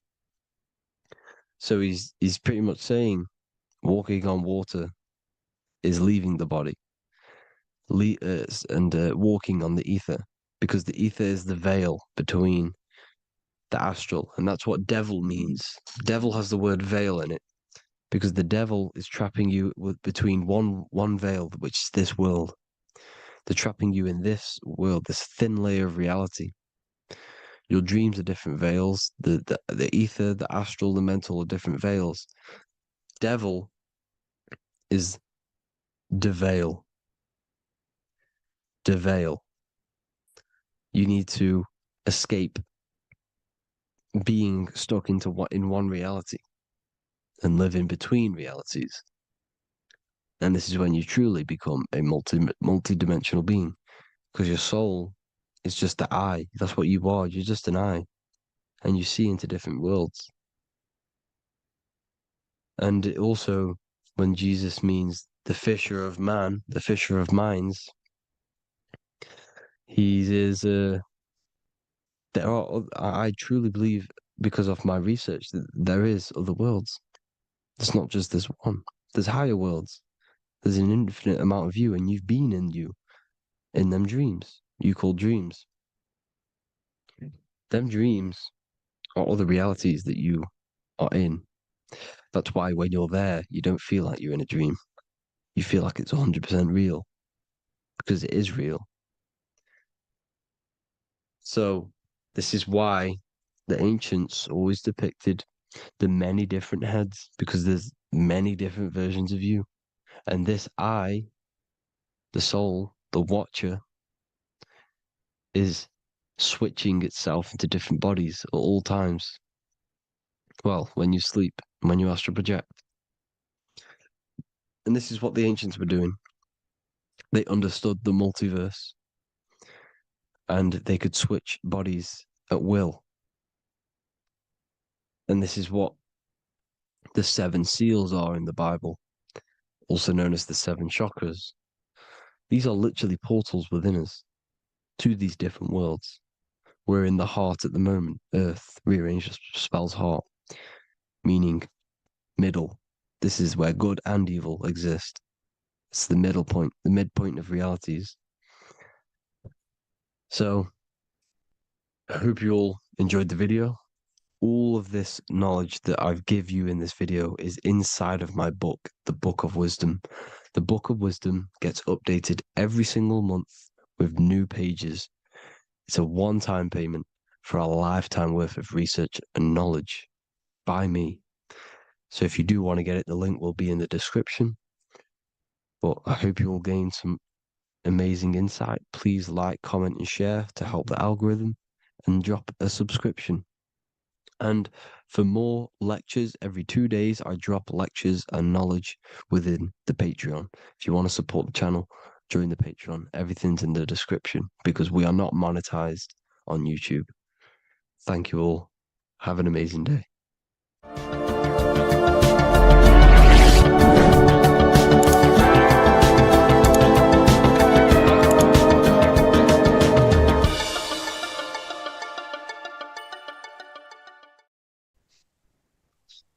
Matthew 21:1, Jesus went into the temple of God.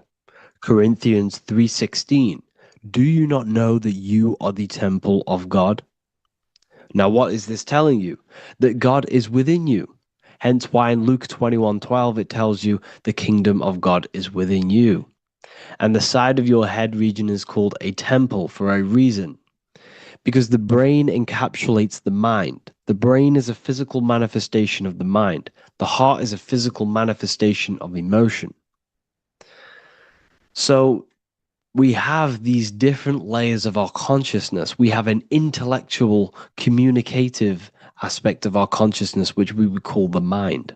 We have an emotional aspect of our consciousness, which is the heart.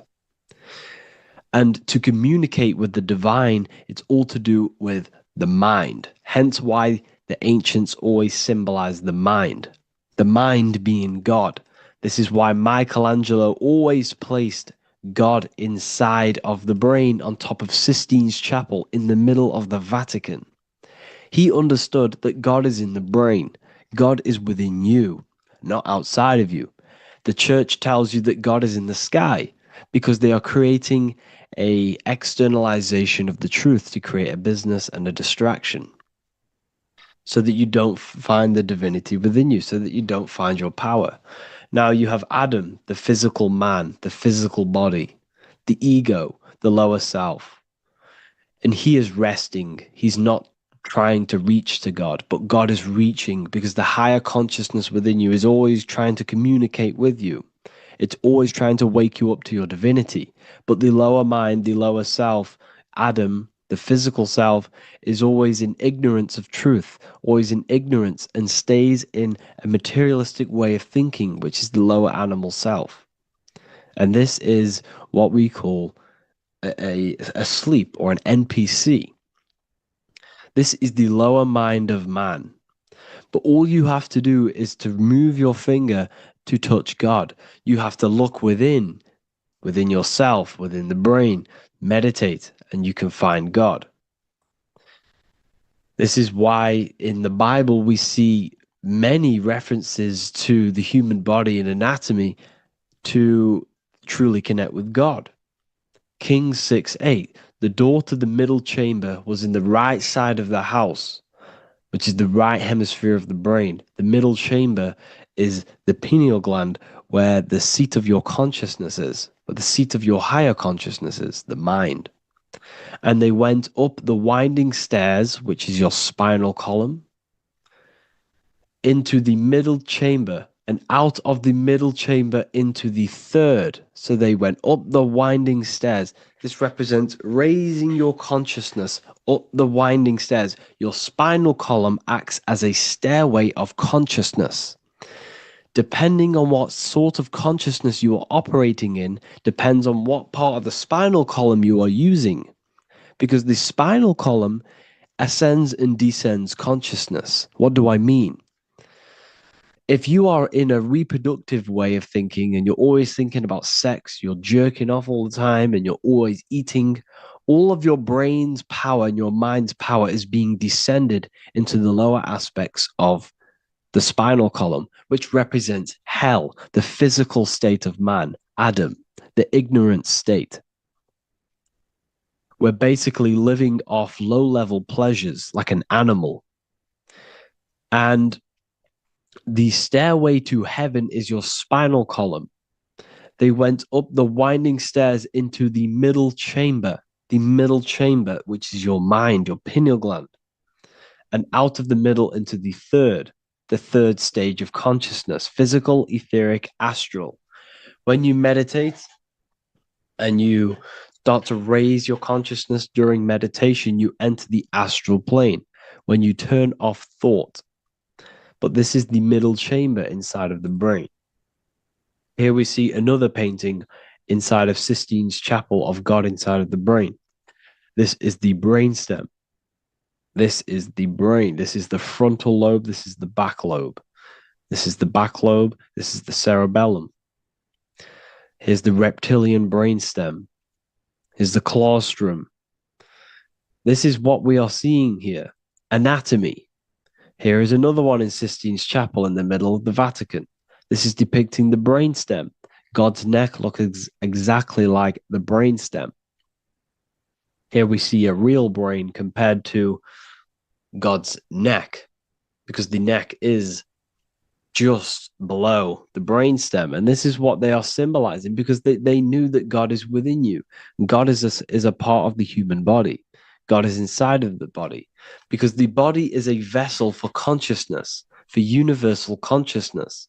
Inside of you, inside of me, is the same spark of consciousness. And this same consciousness is spread out into every living essence, because everything comes from the one source, the one God, the one consciousness. Matthew 6:22-23. The light of the body is the eye. If therefore thine eye be single, thy whole body shall be full of light. Practicing the single eye. What is this? This is meditation. This is entering within yourself. So the Bible's telling you to practice the single eye. But if thine eye be evil, thy whole body shall be full of darkness. What does this mean? If your consciousness is in an evil way of thinking, if your mind is filled with an evil, negative mind space, then your body shall be filled with darkness, with evil, with negativity. Because negative thoughts destruct the body. Positive thoughts heal and regenerate the body. So he tells you to be, the light of the body is the eye, your consciousness, the inner eye of consciousness, the eye that lets you see. And what do I mean? You look with your two physical eyes, but you see with the inner eye. What you see is perception. You look with the two eyes, and what you see is perception. You are seeing, you are understanding, and that's what consciousness, the mind, gives you. Consciousness or the mind is the force that allows you to be a human being, that allows you to understand things and interact with things and make decisions. It's an infinite intelligence. See, the mind is not the brain. This is a big confusion with people. Hence why the eye on top of the pyramid is separate from the bottom half of the pyramid, because the consciousness is separate from the body, the eye, the all-seeing eye. It represents the observer, the eye that sees into this body, into this world, into this. You are the perceiver. You are the invisible spirit within the body. Theologians 4:17. After that, we are still alive, and our left will be caught up together with them in the clouds to meet the Lord in the air. You don't meet the Lord in the physical air. Okay? This symbolism of the ancient Christian artwork is showing you this is symbolic. These things never happened. There's no man in the sky. Moses didn't go on a mountain to meet with God. The air represents the mind. This is why you say you're an airhead when someone's very stupid. Earth is your body. Water is your emotions. Fire is your spirit. Air is your mind, the invisible mind. So Anton Mengs, an ancient Christian art worker, is showing you anatomy of God in the clouds. But this is the anatomy of the human body, raising yourself to the mind and turning the mind inwards on itself during meditation. And that's how you meet the Lord in the air. You meet the Lord in an elevated state of consciousness. The air represents an elevated state of consciousness because the air is up. You have to raise your consciousness to meet the Lord in the air. This is why Moses went on a mountain to meet with God. The mountain represents elevation of consciousness, raising the mind up the spinal column, taking all of the mind's attention away from the reproduction and the physical aspects of self and raising it to the brain and turning off the brain and going inward into the air. It's talking about raising consciousness. It's allegorical. It's a spiritual, metaphorical text. The side of your head's called a temple because inside that where that temple is, right in the middle of where you call the temple, is the inner chamber, the open room, the holies of holies in the Bible, or the land flowing with milk and honey, or Mount Zion. There's so many different names for the brain, or the upper room where Jesus meets his 12 disciples, the 12 cranial nerves in your brain. This is the temple of God.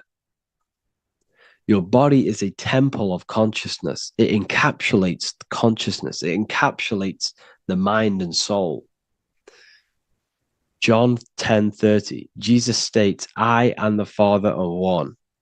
Psalms 46:10, be still and know that I am God. He's talking about the I am within you, not within Jesus. Everyone refers to ourselves as I. I am God. When you say I, you're referring to the highest aspect of yourself, the aspect that is above all thought, above all emotion, and above all things. When you say I, you're referring to your pure awareness, your pure consciousness, the highest aspect of yourself. And anything after I is egotistical. I is God. The letter I is the Roman numerals for one, because there is one God, one consciousness. The letter I is one line, just like the number one. Matthew 6:3-4, take no thought. Therefore, take no thought. Take no thought. He says this 5 times because you must turn off the 5 senses and take no thought to connect with God. Be still. This is telling you to meditate and know that I am God. The I am within you. I and the Father are one. I and God are one. You, who you think you are, is a completely wrong. The body is matter. Your name isn't you. Your job isn't you. Your reputation, your trauma, your memories, your friends, family, worries, bills, interests, dislikes, goals, passions, anything to do with the thinking mind is not you. Who you think you are is a part of your thinking aspect of consciousness. But once you remove thought, you are no longer your name. You are no longer your body. You're no longer your reputation. You are the I. You are pure awareness, pure consciousness. Pure consciousness. And this pure consciousness has latched on to this name, this job, the body, and your traumas. Your pure consciousness has attached itself to this character who you're playing in the physical world. And this is essentially who you think you are, but you are not. You are the I, you are the self, you are pure awareness. So, in order for you to detach from these things, you must learn how to detach from your name, your job, your reputation. And you do this through meditation by turning off the thinking mind. Turning off the thinking mind allows other aspects of your consciousness to open up. What do I mean? Your whole life you've been thinking, and all of these thoughts has attached you to this physical body. You haven't allowed your consciousness to open up. And you can only do this by taking no thought. That's why Jesus tells you, take no thought. When you turn off the thinking mind, other aspects of your consciousness starts to open up. Other aspects of your being can open up. And this is how you astral project. This is how you do all these mystical things and things to do with consciousness. It's taking no thought. Imagination, emotions, thought, and memory are all to do with consciousness. These things are not physical. You can't touch thought. You can't touch emotions. You can't touch these things because they are not a physical thing. So you must turn off these things for other aspects of your consciousness to open up. Okay? So essentially, the Bible is a metaphorical, astrological, numerological, metaphysical, spiritual, encoded text that talks about human anatomy, spirituality, and the true nature of the human experience. Everything they teach you in school is to make you think that you are this body. Everything they teach you in church is the externalization of the true teachings of Jesus. Jesus was telling you to meditate. Jesus was telling you to practice the single eye. Jesus was telling you to look within yourself and find God. He wasn't telling you to pray to him. Mark 16:19, he was taken up to heaven and sat at the right hand of God, the right hemisphere of your brain. John 21:6, cast the net onto the right-hand side of the boat and you shall find fish. Fish is understanding. The boat is your body, your brain. Cast your awareness into the right side of your brain and you will find understanding, because the right side of your brain is all to do with the creative aspect and the intuition and the spiritual sides of your consciousness. This is why God is here. This is why Michelangelo depicted God in the right hemisphere of your brain, because this is all human anatomy. And I speak about all of this in the brand new Book of Wisdom, Volume 2. Which is now available. The start of the revolution has begun. This book is truly going to change the way people see the world. It's got so many more topics than the last one. It's truly a revolution. It's written in so much detail. It's very practical. I cannot wait to share this one with you. I just want to say thank you for the opportunity for me to create this book. Because without you, I couldn't have created this. And I just love sharing my work with you. And I thank every single one of you for the support, the watch, like the views and the likes, everything. especially the people who have joined the university and stuff like that. And for people who have joined the university, you do get a free Book of Wisdom paperback if you just go to the general chat and follow the description, follow what the instructions that I gave you in the chat, and you'll be able to order a free Book of Wisdom if you are inside of the university. Plus, you get all of my other books, 2 books, and over 45 occult books on occult and esoteric things. You get lectures, live calls, a community, a manifestation mastery course, and a whole library and reoccurring updates every month, every week. So yeah, I hope you all enjoyed this video. Thank you all. Please leave a comment to help the algorithm, and leave a comment on what videos I should make. And yeah, I'll get to uploading on the YouTube a lot more now the second book is now released. I have a lot more time on my hands. No longer using my energy to create the book. I'm now going to redirect this mental energy into the YouTube. So there will be a lot more content coming. So I need some content ideas. So feel free to comment some ideas, some YouTube videos that I can create. Thank you all, people. Have an amazing day. Welcome to Revival of Wisdom. Today, we're going to be talking about portals, portal symbolism, what portals are, okay, and how they show them to us, because they have to tell you the truth, guys. This is the thing with the universal law. They have to tell you the truth. And they tell you through symbols, they tell you through movies, and different things like that. But let's jump straight into this. So first, I want to talk about the Freemasonry symbols. Okay, so first we got, obviously this is some Freemasonry art, but notice how you've got the ladder with a key. Okay, so this is ladder symbolism with a key. So maybe this is talking about ascending. Okay, because look, because this is ascending into the heavens, because it's a ladder with humans going up it with a key. In order to ascend, you must have the key. Okay, so what else do we have with a key? Well, the Netflix show Lock and Key, which is all about portals and keys.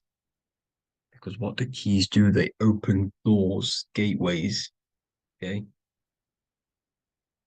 So what's interesting about this is that they've got this key here, which represents the Kundalini energy rising up the spine.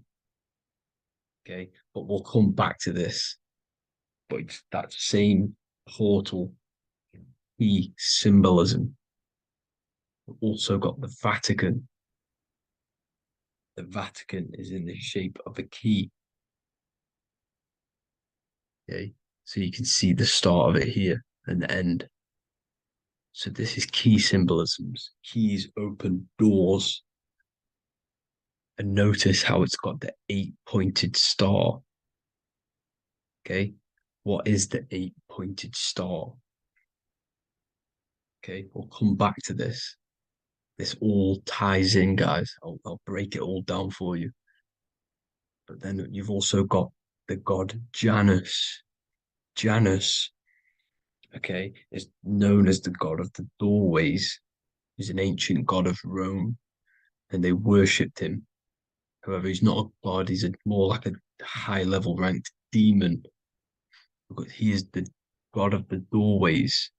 And notice how he's got 2 faces. Because doorways always have 2 sides. You're going into somewhere, there's always 2 sides of a door. And he's always depicted with 2 sides of a face and a key, because he holds the key to the doorways, to the portals, to other worlds and realms. Okay, as you can see, he's always got 2 faces and a key. Okay, so now we have the Sumerians, the Anunnaki. and they are always depicted with the two faces. Why do they have the two faces? Because they're symbolizing doorways, and the Anunnaki come to Earth through doorways and portals. So these are what these gods are symbolizing in their artwork. But they always have the 8-pointed star.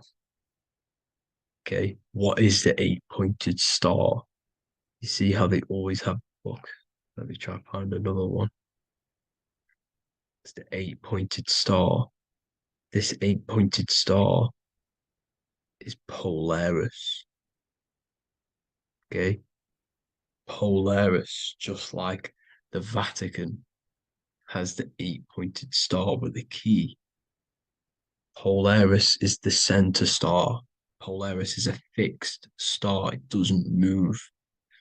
Okay, so the Anunnaki symbol is also the 8-pointed star.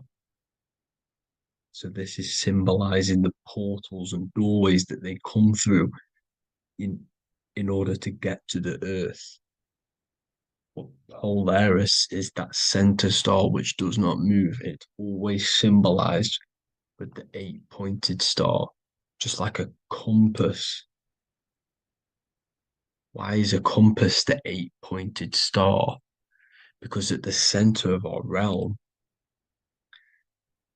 is where the most electromagnetic energy is stored. As you can see, we have an aura field, an electromagnetic aura field. So does the Earth. And in the center, so like our heart, for example, is where the most energy is stored. And like the center of the Earth, this is why all compasses point to the center, because this is where the most electromagnetic energy is stored. Because it's at the center of our realm. Okay. So like I was saying with the lock and key series, see this here? The Kundalini energy rising up the spine, just like your Kundalini energy rising up the spine. Let me try. I can't zoom in. But you know what I'm trying to say here. Let's go back to Polaris. Because at the center is where hold. Can you see the pole of electromagnetic energy? Polaris, the North Pole. It's symbolized. The truth is in the words. It's like a pole of electromagnetic energy. And this is where the aurora borealis comes from. Notice how it's got the word aura in it, because it's the Earth's aura, electromagnetic field.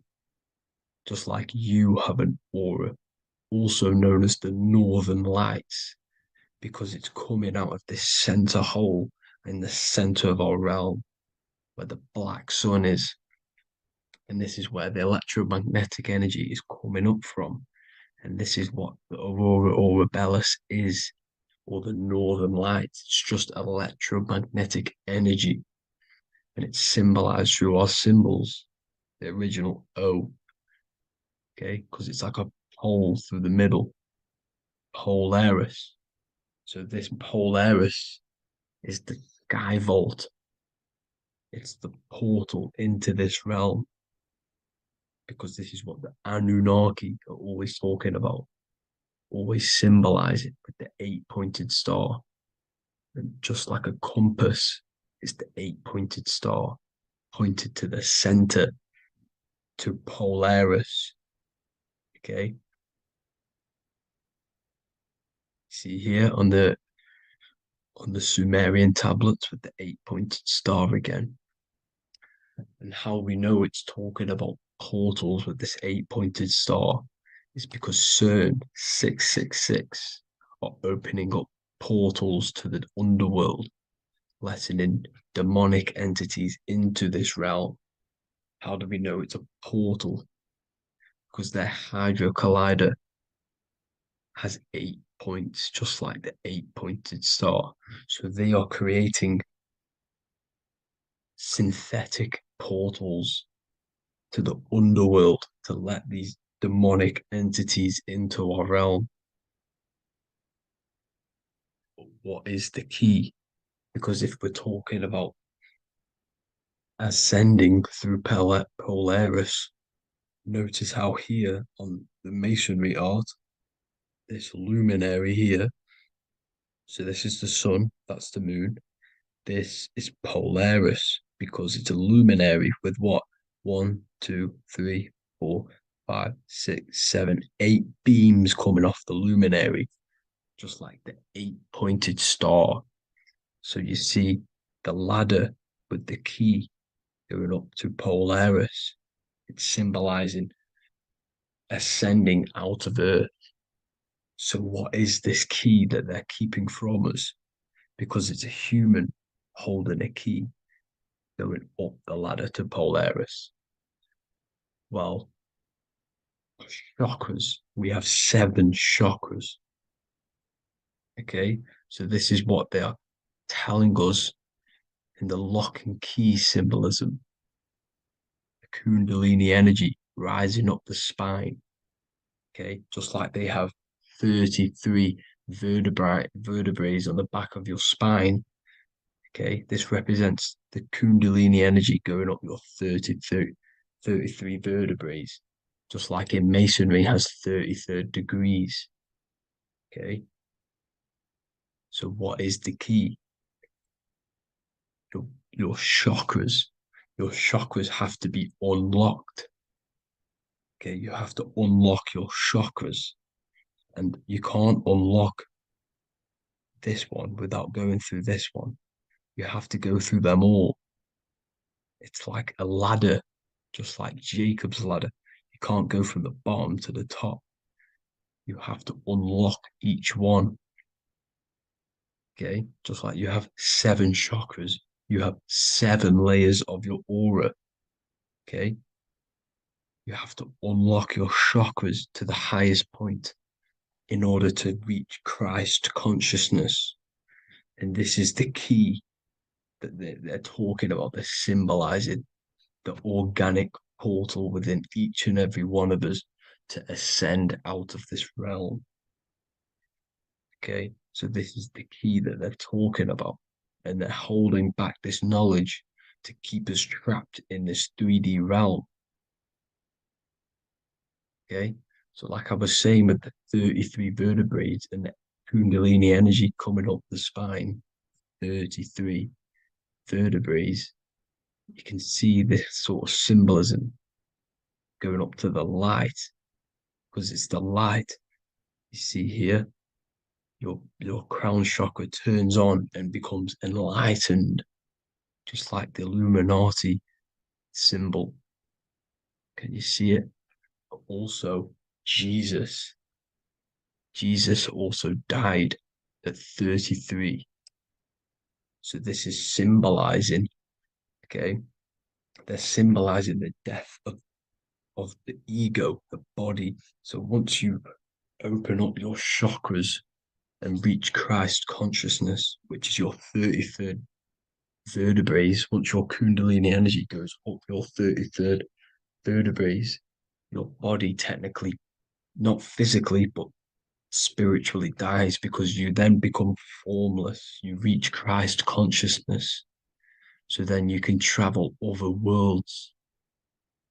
Okay. This is what they're talking about with Vatican, 8-pointed star, and the key. Janus with the key. The Sumerians with the 8-pointed star. Anunnaki, the 8-pointed star. Polaris, 8-pointed star. So Polaris is the way out of this realm, which is at the center. Pole, North Pole. Okay, so the key is that they're hiding from us is the knowledge to unlock our chakras. Okay, and without this knowledge that they keep from us is trapping our souls in this reality to keep reincarnating. Okay, well, thank you all for tuning in. I'm going to leave you all there. Make sure to leave a like and a comment in the comment section. Let me know some topics to talk about so I can break it down for you. God bless you all. Welcome to Revival of Wisdom. Welcome people, we're back with another video. Please make sure to hit the like, the subscribe button, and turn on notifications to never miss a video. The Vatican is a giant key from a bird's eye view, and it also contains an 8-pointed star. The Anunnaki Sumerian gods also depicted this 8-pointed star. The sky god Anu from the Anunnaki also uses the 8-pointed star for his symbol. And even Freemasons depict an 8-pointed luminary with a ladder and a key. This is symbolizing the key to ascension up to the 8-pointed star, which is Polaris. Polaris is always depicted as an 8-pointed star. Polaris is the standstill star at the very center of our realm, which is perfectly aligned with the North Pole. The Earth is a giant torus field, and at the center is where the most electromagnetic energy is stored. This is why all compasses point to the north. Hence why a compass is an 8-pointed star, because it points you to Polaris, which is the North Pole, the center of this realm. The 8 points of the 8-pointed star symbolize the 8 points in space and time. So yes, Polaris is the portal which you ascend through if you outgrow this consciousness by aligning your chakras. Our earthly realm is a macrocosmic reflection of us, and we as humans are the micro reflection, with the earth containing its 7 chakras as well as us. The North Pole is the 7th chakra, which is the crown chakra. So the key to ascension is held by the Vatican, hence why it's a giant key, because they mislead the masses through their religions, which teaches the masses to look outside of themselves. As stated in the 20,000-year-old emerald tablets, written by the Egyptian god Thoth. On Earth, man is in bondage, bound by space and time to the Earth plane. Encircling each planet, a wave of vibration binds him to his plane of unfoldment. Yet within man is the key to releasement. Within man may freedom be found. So the 7 planets are associated with each 7 chakras. The lowest chakra being the root chakra, which is associated with Saturn. This is why the elites love Saturn and reflect it in all of their symbols. Because the chakras are an ascension of spiritual principles, starting from the material and ascending up to the spiritual, the crown chakra. However, evil love bondage, and they are trapping souls in the physical realm by stopping and provoking the ascension process. They do this by abusing the energy of Saturn, and Saturn is associated with the lowest chakra. The lower 3 chakras are associated with survival mode, which keeps the consciousness in a constant state of fear and only aware of its surroundings. Once you start to ascend up your chakras, you become more consciously aware of spiritual deeds. And this is the process of returning back to your true spiritual form. Going back to Polaris and its connection to ascension, Kanye West symbolizes this on his music video 24. As you see him rise up into the sky, you see an 8-pointed shape around him, which symbolizes the 8-pointed star, as you see the beam of light. And even NASA symbolized this in their Space Delta logos, a bear holding a key with an arrow up to Polaris, the 8-pointed star. Here's another NASA logo of an arrow from the Earth to Polaris. The series Lock and Key on Netflix is all about portals and doorways, and they have the Kundalini energy as one of their keys. Kundalini energy is the energy which rises up the spine, the 33 vertebrae, and activates the third eye. The third eye is the spiritual gland which connects humans to other spiritual realms. We are not the body. Our spirit, our soul inhabits the body. We exist physically, spiritually, and mentally. Therefore, we are multidimensional. The intellectual and spiritual inhabit the body. Therefore, this is just an avatar within this timeline. However, within each and every one of us, we all have the key to releasement, as says in the Emerald Tablets. This releasement is ascension, up until higher states of consciousness. As stated in the Emerald Tablets, man is in process of changing to forms that are not of this world. Grows he in time to the formless, a plane on a cycle above, and another one saying, man is a flame bound to a mountain, but we in our cycle shall ever be free. Know ye, O man, that when ye have progressed into the cycle that lengthen above, life itself will pass to the darkness, and only the essence of the soul shall remain. That's it for this video. I hope you all enjoyed. Please feel free to leave a like, subscribe, and comment any subjects you want me to talk about. God bless you all.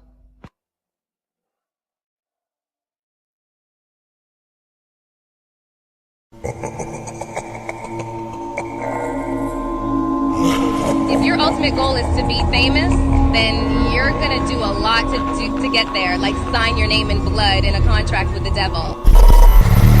That's how I got introduced to the music industry. I swear I wanted to be like the Amy Grant of music. Yeah. But it didn't work out, and so I sold my soul to the devil. Well, needless to say, sold my soul. Alright, y'all. I'm finna sell my soul. I'ma hit y'all when I'm through. I'm gonna be rich as hell, alright?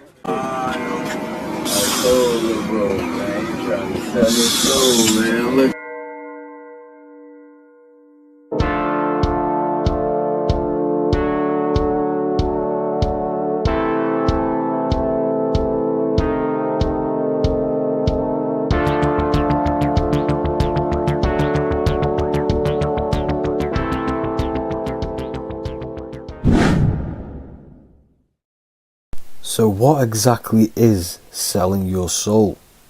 In order to understand this to its full potential, you have to understand the spirit world and the occult world which our eyes cannot visibly see. The physical world we see is nothing but an illusion and a product of the higher planes of existence. For example, you can see someone's physical body, but you can't see the complex structure of the consciousness and the thinking behind that being. With that being said, there are forces and entities not attached to physical bodies, which they exist on the astral and etheric plane behind the physical plane. Now there are numerous videos and music with artists talking about this. For example, I sold my soul to the devil and the price was cheap. Why do you still do it? Why are you still out here? Well, it goes back to the destiny thing. I mean, I made a bargain with it, a long time ago, and I'm holding up my hand. What was your bargain? To get where I am now. Should I ask who you made the bargain with? with the chief commander. On this earth? And on this earth, and then in a world we can't see. So selling your soul is cutting a deal with an astral plane entity in exchange for wealth and fame on this physical plane. This is classed as black magic because you are bending reality against your intuition. Now, making deals with entities beyond the physical plane, you always have to give something in exchange. When it comes with demonic entities, it always involves some sort of sacrifice, bloodshed, or humiliation. Now, there are countless of rappers who someone close to them have died just before their career takes off to the next level.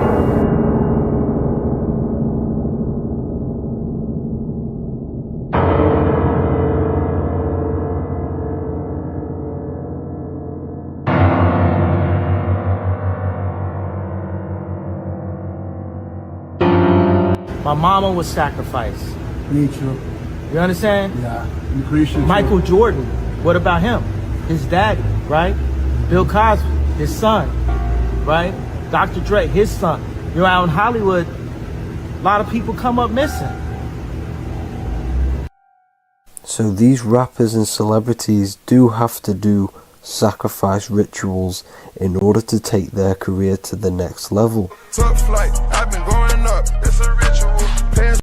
So the occult side of this reality is heavily connected with the music industry and the elites. This is why they are all connected to Freemasonry.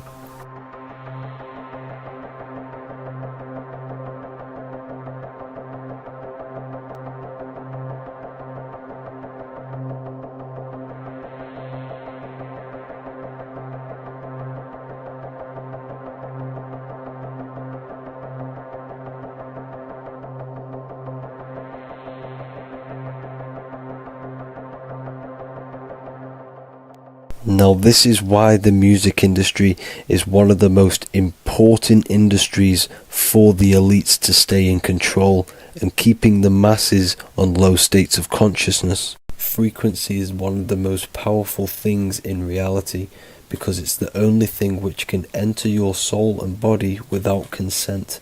The frequency on Spotify and all major platforms are all tuned to 440 Hz, which was set by the Rockefellers. 440 Hz turns off the whole right side of your brain, and the right side of your brain is to do with critical thinking, imagination, and your intuition. Music has the ability to influence your intent, your emotions, your thoughts, and your actions just by frequency itself. By controlling the music the celebrities put out and the things they talk about, they're actually molding society because of the celebrities' huge amount of influence over the younger generation and cultures within society. This is why the music industry is mainly talking about sex, guns, violence, and hating other people. These are all very low vibrational acts and things to do which destroys humanity and societies, keeping us all conquered and divided in order for them to stay in power. Music can actually reprogram your subconscious mind, and it is a form of MK Ultra, which is mind control. It's in my brain. Do you know that? It's living rent free. I can't get it out. You did that. Yeah, it's hypnosis. Yeah, it's hypnosis. You're so awesome and dope. You do need to be very careful with what you're listening to and what frequency it's playing at, because all of this has an effect on your electromagnetic field and your state of consciousness. Now let's go back to selling your soul. When these rappers and celebrities sell their soul, they now gain eternal life on this physical plane. When you do sell your soul, you are allowed to live forever. And these people that are called youngins, rookies, new booties, like I was, had no idea that these people still live. They will prey, haunt, kidnap, anything to stay on top. This is their world. They have nothing but time, is what they believe. Now this explains why there's so much Saturn worship, because Saturn is the father time. He's the god of time and crystallization in the physical realm. If you want more information on that, go to my previous video. Now here is A$AP Rocky standing inside of a pentagram, But notice the way he's standing, it's an inverted pentagram. The pentagram is associated with magic, however, the upright pentagram is the 5 elements with spirit on the top. It's either called spirit or ether. It's at the top because it rules the other 4 elements, because it's the baseline of reality, which is spirit and matter. Spirit is behind the physical reality. However, when it comes to black magic, they invert the pentagram, so spirit is at the bottom because they worship the physical world. This is why the Baphomet is the inverted pentagram. These people are operating off their animal instincts. They do not want anything to do with spirit. These are antichrist. All of these celebrities know full well the effect what they're doing on the rest of the world. They have sold themselves out, and the elites use them as puppets to push this new world order and mold society in the way they want it. This is why all the celebrities are linked to Freemasonry. Because in Freemasonry you have to take the oath of silence, where you can't speak on anything that they learn inside of Freemasonry. This is the symbol of silence.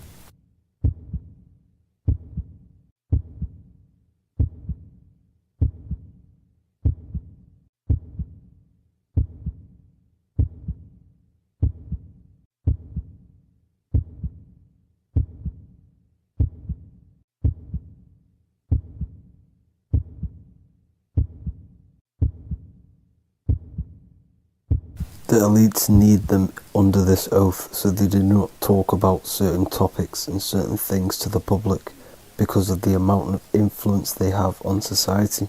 Now, even the name Hollywood is an occult term, because back in the ancient days when they used to create wands, they used to create them out of Hollywood, out of the holly tree, because each wood has certain attributes and virtues when it comes to magic.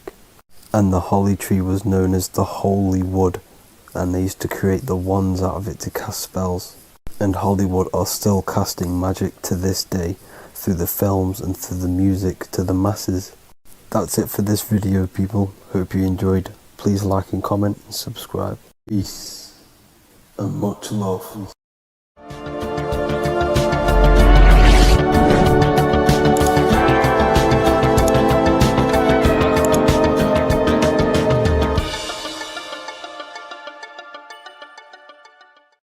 What if the word Yahweh is proof that God is embedded in our very own being? Stay with me, because what I'm about to show you might change the way you see yourself forever. Today's topic is decoding the mystery name of Yahweh, the sacred name of God from the Hebrews.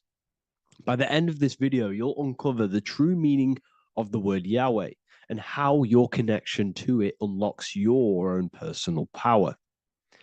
When we look at the word Yahweh in Hebrew, we flip it on its side. We're actually looking at the human body. These are the legs, this is the torso, here are the arms, and here's the head. So if we actually switch this on its side, we see the human body.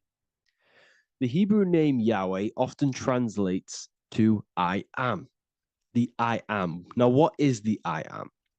The I am, when you say I, you're referring to your highest self.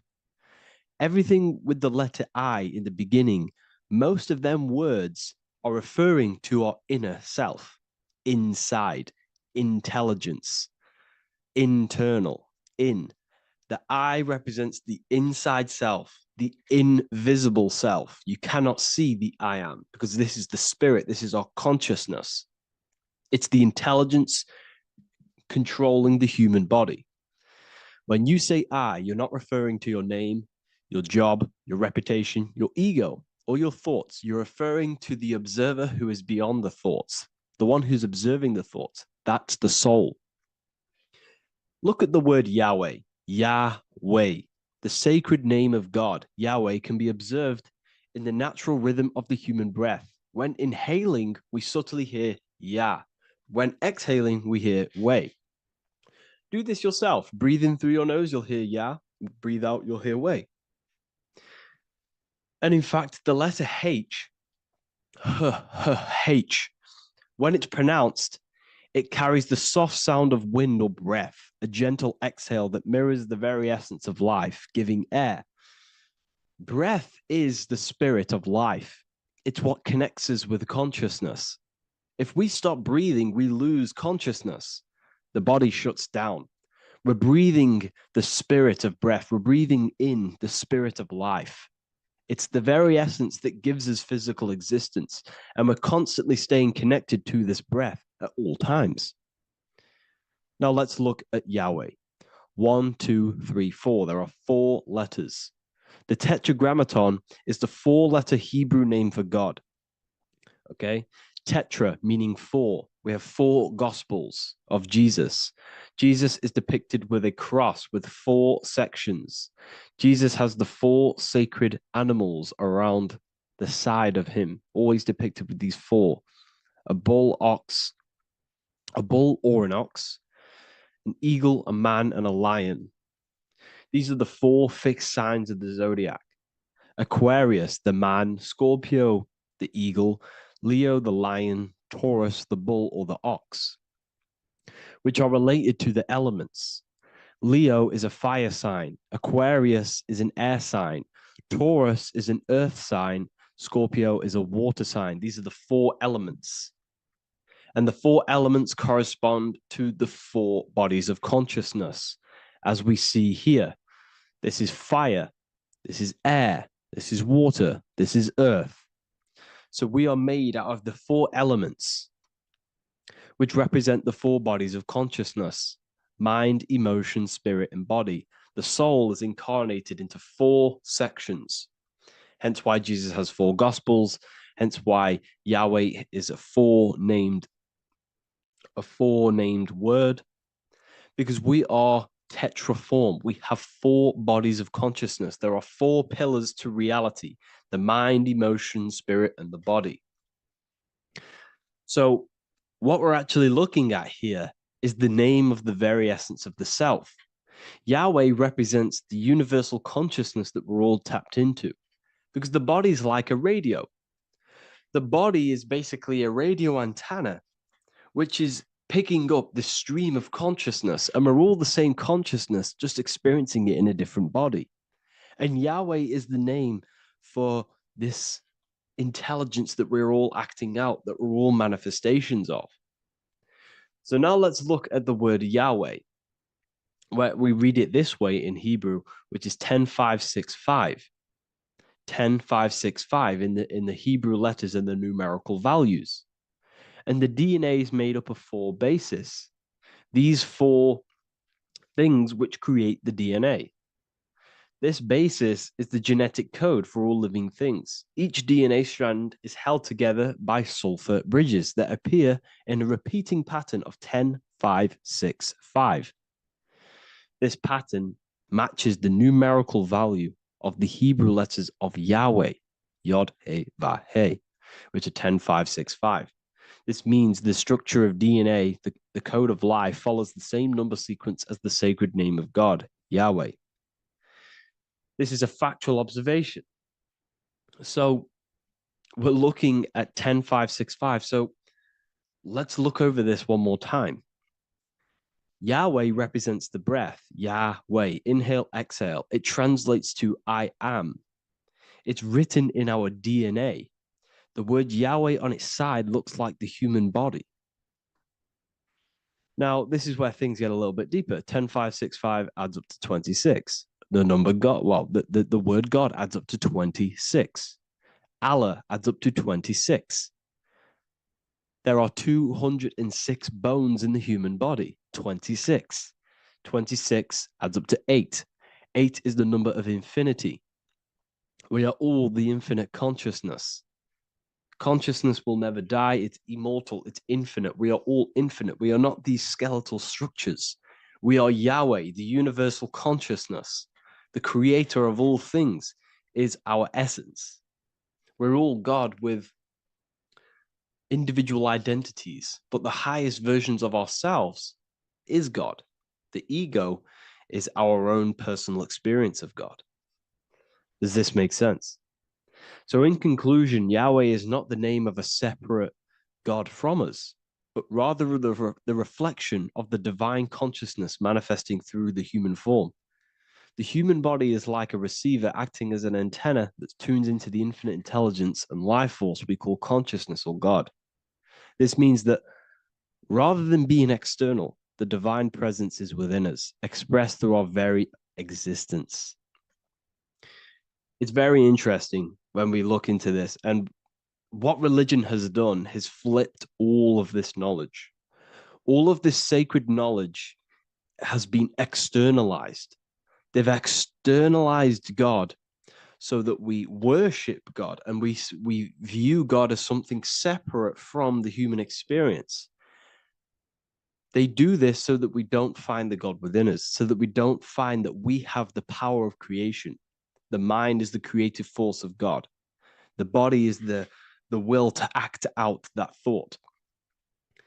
They don't want us to figure out that we are creators and we're all creating our own earthly experience. We're all projecting this reality. And they don't want us connecting with the divine intelligence within us because they want to be the creators. They want to keep this knowledge. They don't want the masses to wake up to this powerful knowledge. So what they've done is that they've taken the scriptures, they've externalized it so that we start worshiping and giving away our power to these external things. And when God is external, we start to fear God because we start to think that God has power over us. He can send us to hell or heaven. So this is what's going on. They've been externalizing this for thousands of years to keep us in a suppressed state. Okay? Humans are very advanced because we possess self-awareness. We possess the ability to move our awareness and our thoughts outside of the instinctual nature. For example, a cat or a dog. These things can only live in their instinct. They live based on instinct. They smell, they eat. That's pretty much what they do. But humans, we have the ability to rise above that nature and turn to our infinite selves, our higher selves. We can move beyond our instinctual nature and create very advanced things. That's why humans are made in the image of Yahweh. We are literally God in human form.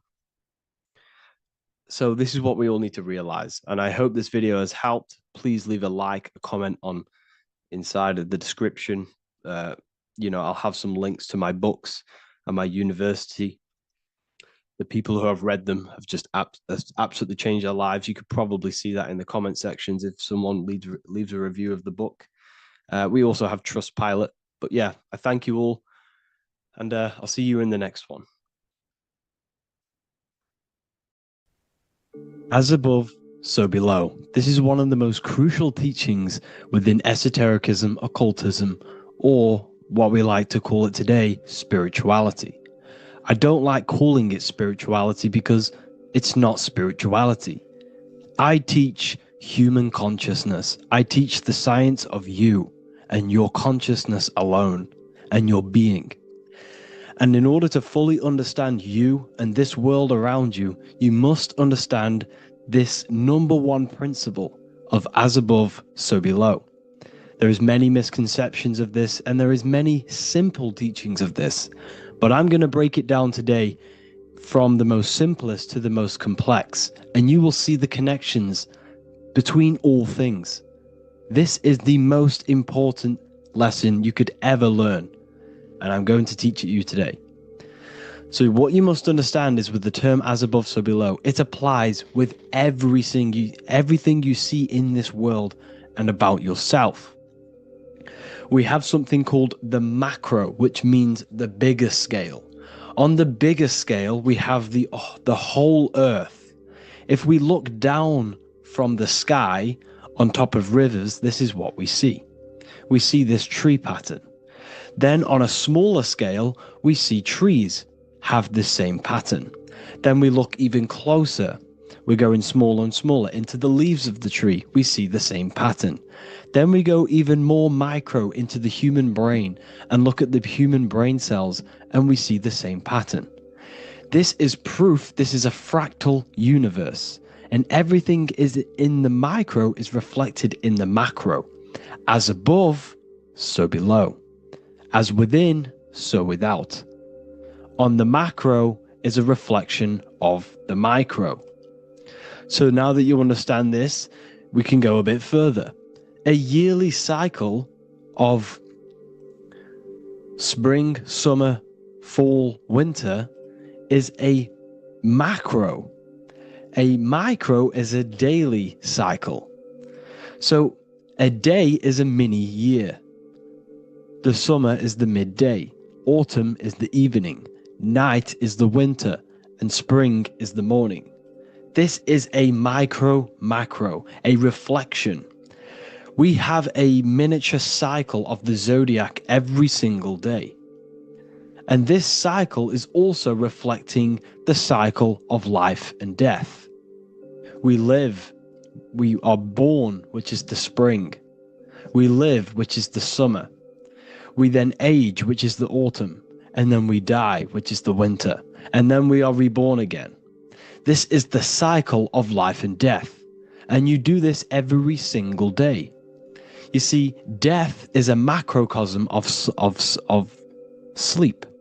This is why we say sleep is the cousin of death.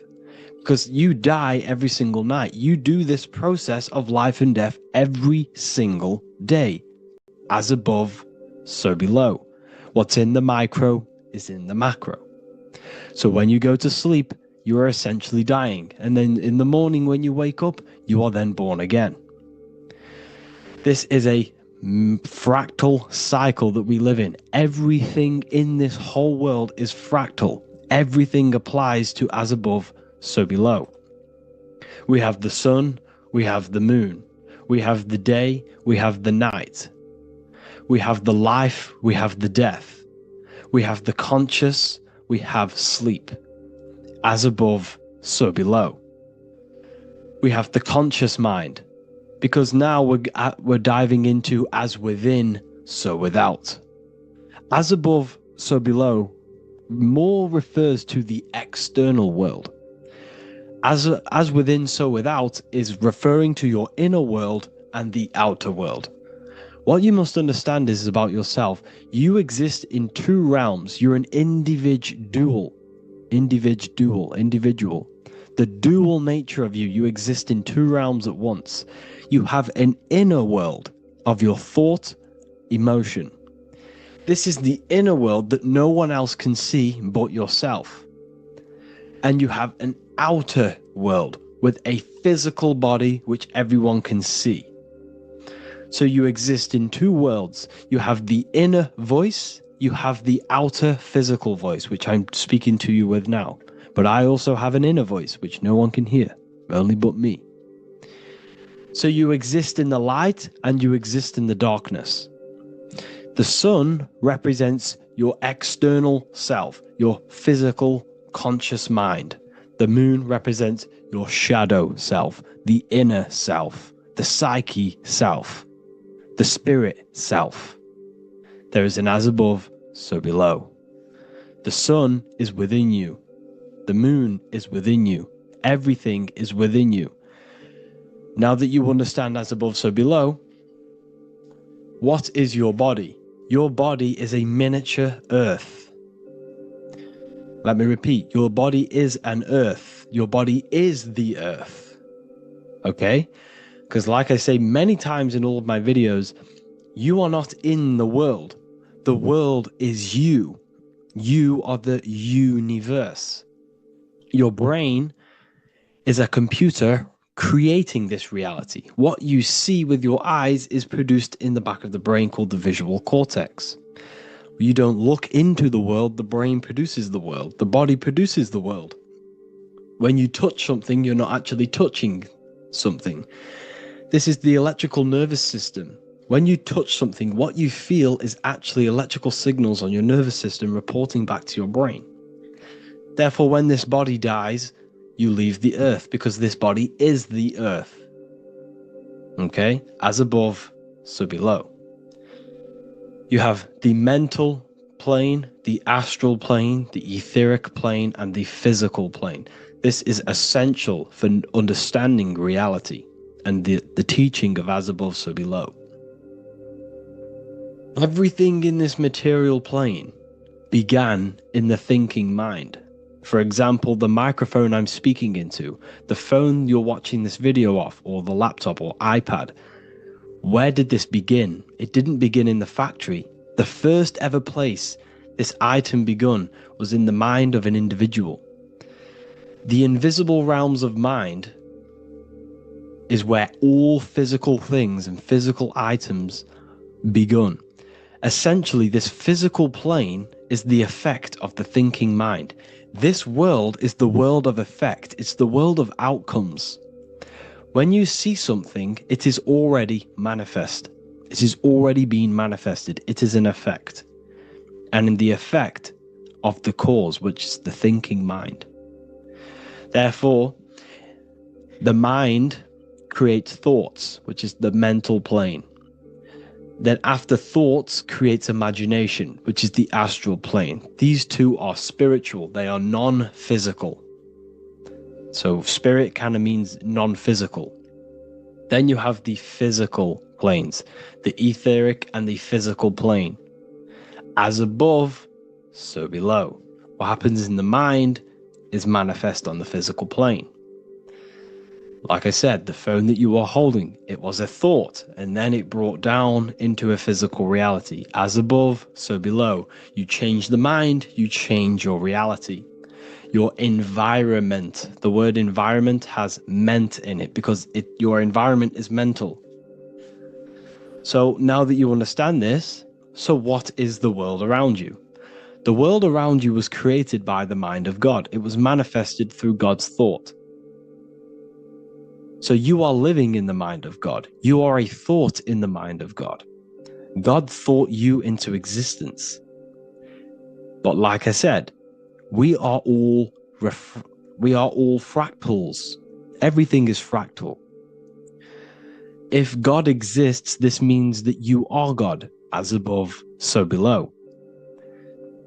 God created you through the thinking mind, and he gave you a thinking mind. So God created the macrocosm. God created the macro, the whole world. He designed the whole world, the sun, the stars, the moving. He designed this. But then he gave you the thinking mind to design your own life and create your own life in his world. You are a microcosm of God's macrocosm. Just like God thought you into existence and the whole world into existence, you are a microcosm thinking your world, your reality into existence. You see this now? Everything is a reflection. Everything is a mirror. Everything is fractal. So in order for you to change your reality, you must change these higher planes. Your thought and imagination are the two key aspects of creating physical reality. Every object you see around you was begun in these higher planes of the non-physical, and they were brought out of spirit into physical matter through the thinking mind and physical action. So now we're going to get a bit deeper. The brain is not the mind. Now that you understand, we have spirit and matter. As above, so below. You have a non-physical side of reality and a physical side of reality. The mind is the spiritual brain. The brain is a physical manifestation, a physical effect of the mind. The mind uses the brain to operate in the physical world, and it's the same with the heart. The soul manifests itself physically through the heart. The heart is a physical manifestation of the soul, of the emotion, thought and emotion, the mind and the soul, the brain and the heart, heaven and earth. So you have the inner world and the outer world, the spiritual, non-physical, and the physical. So we are all on this process of awakening, an expansion of our minds into new fields of thought, into new fields of awakening ourselves. Because essentially we are born into this world, but you are born many, many times. You can be born physically and you can be born spiritually. Like I said, everything is fractal. So just like when the baby finds out that there is a world outside of its mother, what does the baby do? The baby seeks a way out of its mother, and then the baby is now born into a new world, a world outside of its mother's womb. It's the same with you and your spiritual process. As your mind becomes aware that there are other realities beyond your physical body, it then seeks a way out. And this is why you are probably watching my YouTube, because you are now on the path. Something within you has guided you to this path of knowledge, truth, enlightenment, and expanding your consciousness. And it is your soul who brought you here. Your soul speaks through emotion, like guidance. Emotion is the language of the soul. When you feel very bad, this is your soul telling you you're not in the right place. You're doing the wrong things. Because the soul is always unfolding its purpose, which is expansion and learning.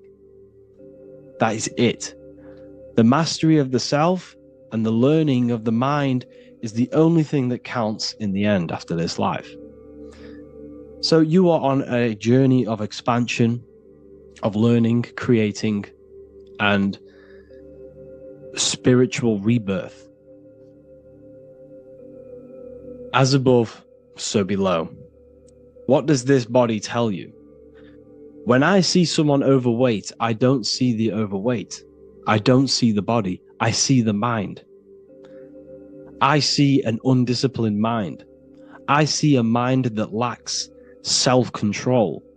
I see a mind that seeks external validation. That's what I see when I see an overweight person. I don't see his body. I see the result of his mind. Because what does the Bible tell you? You shall know them by their fruits. It's the same saying as above, so below. You shall know them by their fruit. The fruit is their manifestation. Your body is a direct correlation and manifestation of your mind. Your inner world projects your outer world. As within, so without. As above, so below. Now, what do you see when you see this man's body? I see discipline. I see strength. Mental strength, not physical strength. I see mental resilience of pain. Because all of this man's mental energy has been manifested physically within his muscle. This body is a direct manifestation of this man's mind's pain and suffering, and it shows discipline. This is why people instantly respect you if you are in shape. You walk into a room and you are in shape, people will instantly give you respect because they know that you are mentally disciplined. The body is a reflection of your inner world, and it's the same with your friends, your family, your connections with people. If you think about yourself very negatively all the time, and you don't have a good connection with yourself, you don't have a connection with your true self, this will manifest into every single relationship you have in your life. If you don't have a good relationship with your inner self, you don't have a good relationship with the people and the friends around you. Because as within, so without. If you think negative about yourself, you will only pick up the negative in other people. If I think very highly of myself and I think very happy and good things about myself, I will then see the good things in other people. Because it's as above, so below. As the inner world is, so is the outer world. It's the same with your life circumstances. Your life is a direct correlation of every thought you thought in the past. If you possess millions of pounds, millions of dollars, this is because you have thought this into physical reality. You live the life you are deserved. You live the life that you manifest through your thought. If you live a very poor life, this is a reflection of your mind. This is a reflection of what you have thought into physical existence. Because like I said, everything begins in the mind. As above, so below. And this is even present within the body. So where is the head? The head is at the very top of the body. And where does all manifestation begin? In the mind. That's where the mind is, in the head. And then the thoughts we think travel down the body into the heart, which is the emotion. Every thought we think is in the emotion. Every thought we think creates an emotion. This emotion then drives the action. Where does the action come from? The feet, because the feet move our body. We move with our feet to take action. Our hands. You see, so the body is even a micro reflection. I can't even say it. Reflection of the order of manifestation. This blew my mind when I figured this out. You see, the head, the thoughts begin here. This is the beginning of all manifestation. Then it comes down to the heart. This is the emotion. Then you take the action. The thought and emotion then sparks the action, which is taken with the hands and the feet. And where's the lowest point on the body? The feet, and that's touching the physical earth. So the head is where the thought is, the non-physical, and the lowest point on the body, which is touching the physical earth. So the head represents spirit, the feet represent matter, spirit and matter. Your room, if I walk into your room and I see a messy room, I don't see the room, I see a messy mind. The room is a reflection of the mind. If you have a messy room, this is your mind. It's an externalization of your unsorted mind, undisciplined mind. So like I said, we are all God, and we must find the God self within us. And I teach all of this inside the Book of Wisdom, Volume 2. This is not just a book, this is a revolution. This is the beginning of a new age with this book. If you have read it, I congratulate you. You should feel very proud of yourself if you have an open mind. You should feel proud of yourself for watching these videos, because not many people have an open mind. Remember this, people. You are special if you're watching these videos. You have the mind. You have the ability to see through the illusion. And I take my hat off to you. You want to take this to the next step? Read the book. Or if you want to take it to the serious levels, join the university. The university, you gain access to every piece of my material that I've ever done, all of my books, all of my lectures that are hidden from YouTube, that are hidden from everywhere else, the lectures that give you real power. And if you feel alone on this journey, we have a conscious community where you can connect with like-minded individuals, because I've been there. I've been there when you feel lonely, because you feel like no one else is thinking the way you are feeling.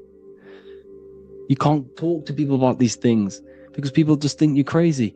That's why I put together this, so we can connect, so we can unite, so you can connect with people, so you don't feel crazy about thinking about this stuff, learning about this stuff. And if you truly want to level up your life, people, and take your studies serious, this is for you. We do live calls, we do lectures. There's a whole library filled with books you can read. It's the perfect place for the truth seeker. I thank you all for joining. Please leave a like, a comment, a subscribe. Let me know any future videos you want me to make in the comments. Thank you all. Have an amazing day.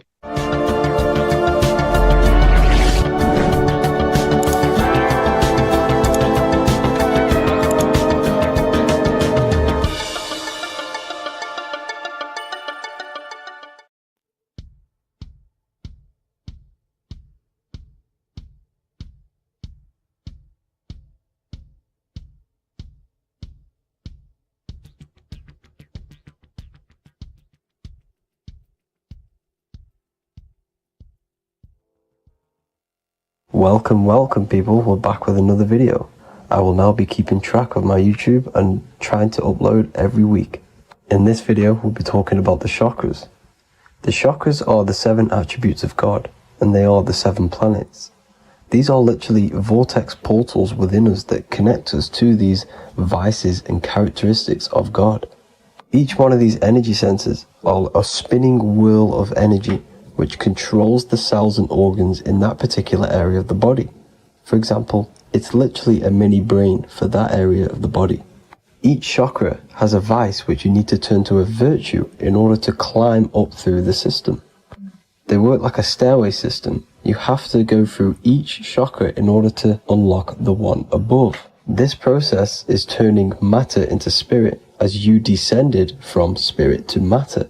Saturn is Satan, that's why it's the lowest chakra, and that's why the devil is red, because red is the lowest vibrational color. When you are in these lower states of consciousness, you are in your animal nature. This is your physical side of your nature, and you are mainly being driven by your animal instincts or your ego. Moving back to your higher self or your spirit self is not an easy process. It takes a while. However, with discipline, consistency, and motivation, you can achieve this, and this is what the ancients called Christ consciousness. Once you have achieved this, it is basically a state of mastery of the mind. You no longer lust for the lower animal nature things. Now, let's start with the root chakra. This is located at the base of your spine, and you can feel this chakra by tensing your anus. This energy center is in control of your survival needs, your vitality, stability, and security. Now, if this chakra is unbalanced, you will feel insecure, fear, anxiety, unstable, low self-esteem, anemia, over or underweight, and constipation. In order to balance this chakra, you need to feel grounded, embodied, stable, calm, centered, a sense of safety, and trust in yourself and the world around you. The next chakra is the sacral chakra, which is located around the belly button area.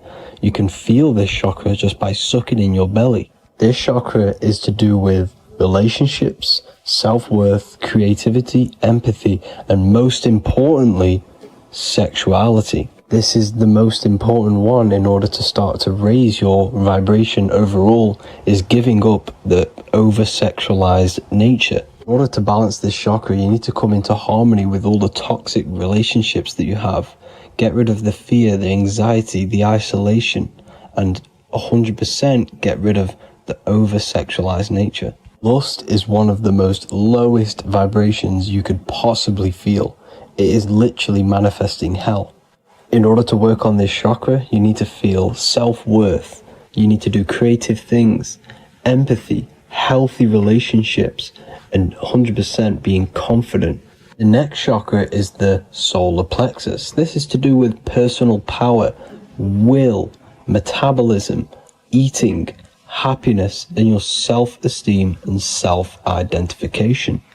You can feel this chakra just above your belly, below your ribs, and you can suck in this area. If this chakra is blocked, you will feel lack of confidence, difficulty in manifesting your desires, low self-esteem, misuse of power, misuse of dominance, weak will, and shame in yourself. Biggest one for this chakra is overeating, as it's to do with metabolism. If you are overeating, you are literally unbalancing a lot of your lower chakras, not just the solar plexus. In order to work on this chakra and balance it, you want to have a positive self-identification. You want to feel happy, a happy self-esteem, effectiveness to people, not overeating, and a strong willpower. Now for the heart chakra, one of the most important chakras. Chakra is to do with love, understanding, trust, hope, openness, compassion, balance, and forgiveness. The most important because your heart is the tree of life in the body. It is the center of the toroidal field. It is the most powerful chakra. Your heart is 5,000 times stronger magnetically than your brain.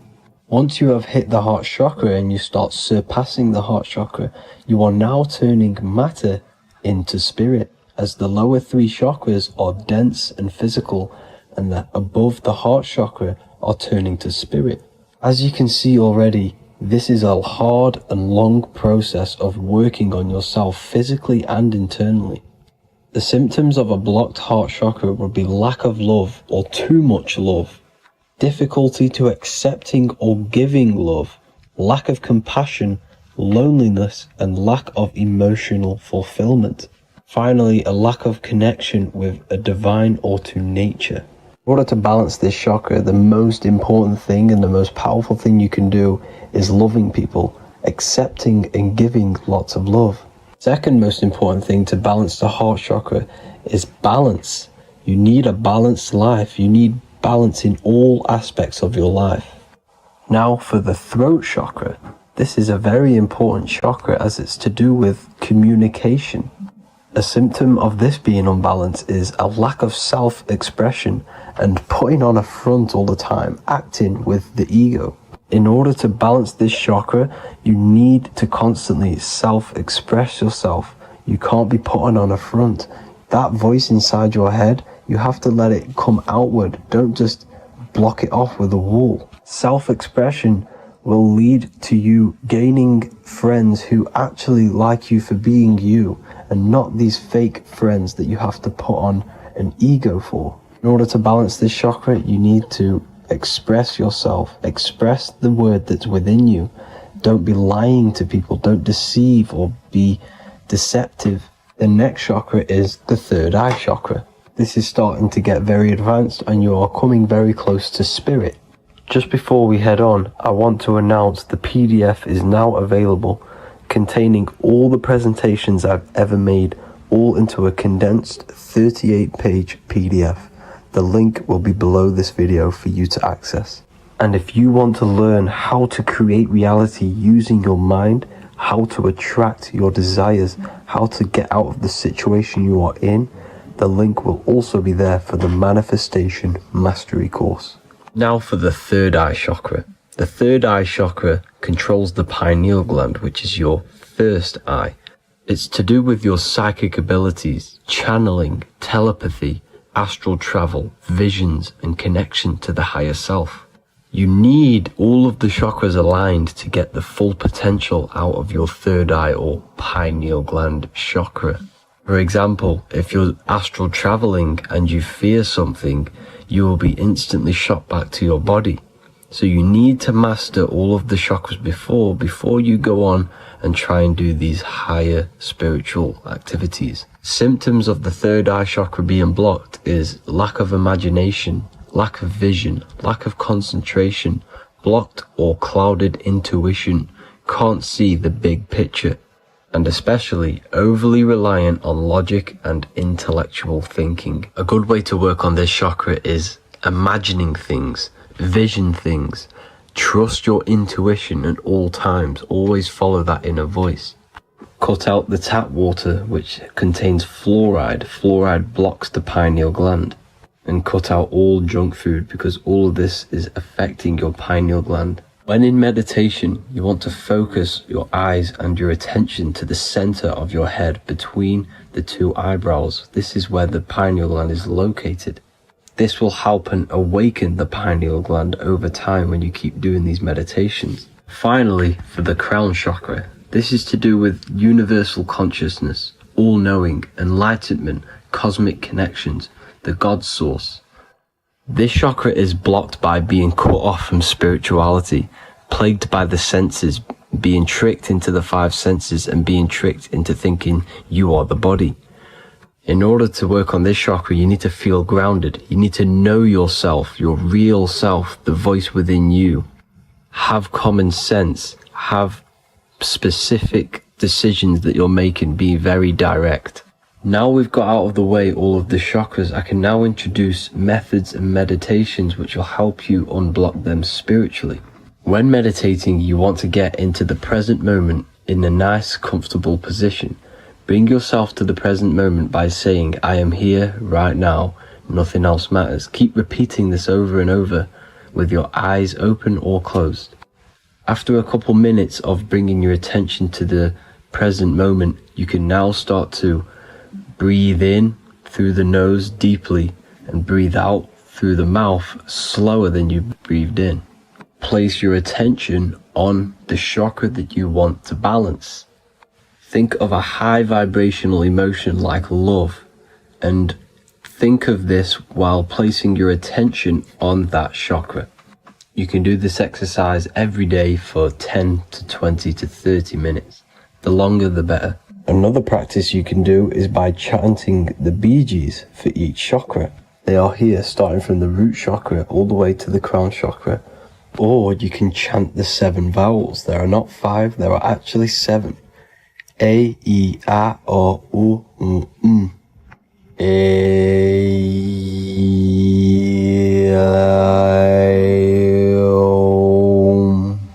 This is the proper way of pronouncing the 7 vowels.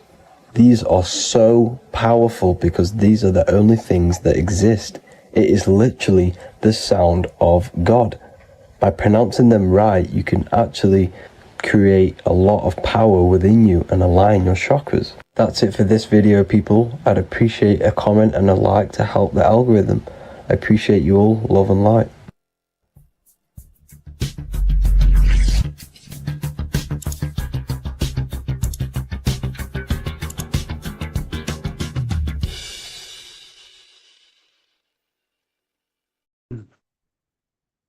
The third eye, or the all-seeing eye.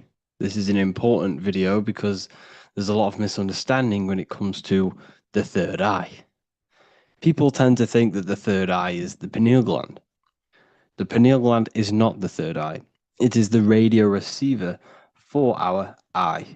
It's not the third eye, it's the first. It's the eye where everything begins.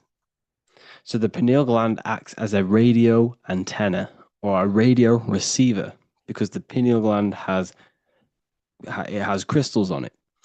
And crystals are used in your phone, they're used in radios because they pick up and transmit frequency. So the pineal gland is the radio receiver for the higher consciousness, for the thoughts, for the commands that come from within. Before you move your body, it begins mentally in the eye. Before you say something, before you kick a football, it all begins in the eye. What happens above happens below. What you think, you manifest into the body. Whatever you think, your body reacts. You see, this eye is the universal cosmic intelligence, the higher consciousness, which is controlling the physical body. Like I said, you have the Buddhic, mental, astral, etheric plane. This is a page from the brand new Book of Wisdom, Volume 2. You have the Buddhic plane, the nothingness. Then you have the mental plane, infinite potential. This is the I, the singular consciousness. This is the infinite potential within you. The I is where the thoughts are. This is the mental plane. And it is this I which experiencing everything. It's the I behind the body. It's the I behind the thoughts. Yes, the mental plane is the plane of thoughts, but you are the I experiencing the thoughts. You are the I behind the thoughts, behind the emotion, behind the words. Deep, deep down within your being, there is the all-seeing eye, which the body obeys. Everything the eye says, the body does. This is the eye in between the two pillars, or in between the sun and the moon in the Masonic artwork. Sun, masculine, left brain. Moon, feminine, right brain. The all-seeing eye in the middle, consciousness, the eye, the order, the intelligence, the infinite potential within you, the creative force within you that can create the good and the bad, the left and the right. So you are either creating negative or good. You're even doing good, which is God, or evil, or the devil, which is do evil. You have this creative ability within you, which is God, the consciousness, and you have the choice to do the devil or the God. So the third eye is the human mind. It's the mind. It's the infinite awareness, infinite potential within you. And when you see it in the triangle, it represents the ethereal plane. This is the ethereal, the triangle. This is the eternal. This is the material. Because the physical plane is the box. It's the square. That's why we say think outside of the box. Because you got to think outside of the box to awaken your divinity. You see, humans have been given the tools to awaken to their true divinity. No other animal on this planet, or whatever you think it is, on the earth, has the ability to have self-awareness. Humans have been given the tools to understand the very, very complex things and understand who we are, what we are, and what the universe truly is on a higher level, not just physical, we have the ability to access planes beyond the physical world, which is unlike any other animal. This is why the humans are gods. So when you see the pyramid with the capstone on top, it's cut off, it's separate from the rest of the pyramid. This is the consciousness that is looking through the ether into the material plane. It's like I discussed down here with these planes. This is the I, the mental plane. Your consciousness, your I, is looking through the ether. It materialized through the ether into the physical plane, and you are now the I looking into the material realm. And when you come here, you lose that divinity, but you have to awaken. So you don't lose the divinity, you forget your divinity while you are incarnated in physical. So when you see the triangle with the I in it, this represents the I looking through the ether. It's materialized, but it also represents, when you see it's illuminated like this and it's separate, because this is separate from the physical plane. The consciousness within you, the thoughts within you, that intelligence within you, that voice is separate from this physical world. And everything above manifests below. Everything what happens in this realm of consciousness, of thought, manifests into the physical plane. It's separate. So you see the illumination. This represents the awakened self, because the mind is the third eye. So when you have a closed third eye, this just means that your mind has not experienced things other than physical. When you expand your mind, expand your consciousness from having an out-of-body experience or a mystical experience where you had experienced a higher plane of consciousness or a higher level of consciousness, this is now an open third eye, which is an opened mind. It's nothing separate. So when people say, working and opening the third eye by imagination and stuff like that, you're working on your mind. And to open your third eye, you do need to work on imagination, mental discipline, and all of these higher faculties, which we'll go over in another video. So that your mind has higher faculties which you need to work on. Visualization being one of them, imagination, and mental willpower.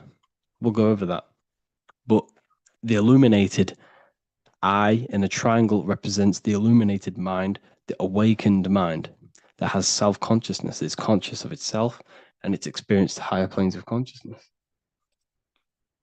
Like I said, the I and the I. The idea. So when you see I on the beginning of words, it represents that inner self, that inner cosmic intelligence within yourself. That's why you say inside, intelligence, or idea. It's the idea, the I, the all-seeing eye. This is why the Roman numerals, I was one. And what is one? It's one line. The I is also one line. Because we are all the same intelligence with the same consciousness. The universe is one. There is only one being in the universe, which is God. And we are all expressions and fractals of God. We are all manifestations of God. We share the same creative power as God. We all have the ability to bring non-physical thoughts into a physical reality, which is the word made flesh in the Bible.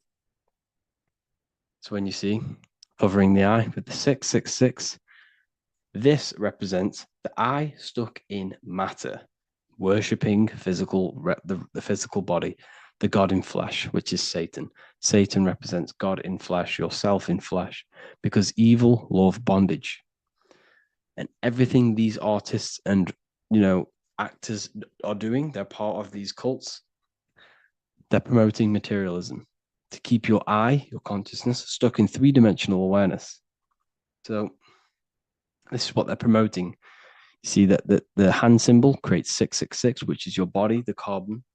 Your body's created out of carbon. And all life forms are created out of carbon. The I in it, the I in the 666, represents I being in material, keeping the mind in material.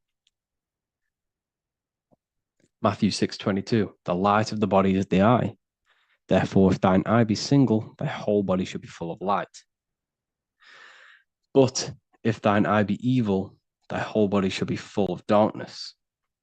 You see, this is a very powerful verse. A very powerful verse. The light of the body is the eye. This is the first part of the verse. This is where everything comes from. The mind. The infinite mind. The infinite potential within you. Think of anything in your mind. Nothing is impossible in your mind. As soon as you think of it, it's there. Infinite potential. It's the light of the body, because the mind is what gives life to the body. It manifests its will through the body. It's the light. All the things that the body does happens mentally before it happens physically. Before you move your hand, it is a mental power. Just like when you astral project. When you astral project, you use your mind to move your body. It's mental. If therefore thine eye be single, thy whole body should be full of light. So what does that mean? Becoming one with the consciousness within you. The single eye. Instead of being divided between the left and the right, the masculine and the feminine, instead of being divided between the higher and lower self, when you combine all the aspects of yourself to be balanced and connect with the true self, that's when the whole body should be full of light, which is the good, the enlightenment. But if the eye be evil, which means what? Because your eye, your consciousness, your mind has the ability to create positive or negative, devil or the god. And when you think negative, what happens? Darkness goes through the body. Every thought has an effect on the body. What you think goes through the body. For example, become erect. What do? You think of being erect, and it happens, the body becomes erect. What happens in the mind happens in the body. So if your eye is evil, if you are thinking negative, if you feel negative, you're going to produce negative. Your body will be full of darkness. And this is what the all-seeing eye is. It represents you, your consciousness within you that can create anything in this physical world. So yeah, if you have any questions, make sure to contact me, and I will get it created for the university. Thank you all for joining, and see you in the next one.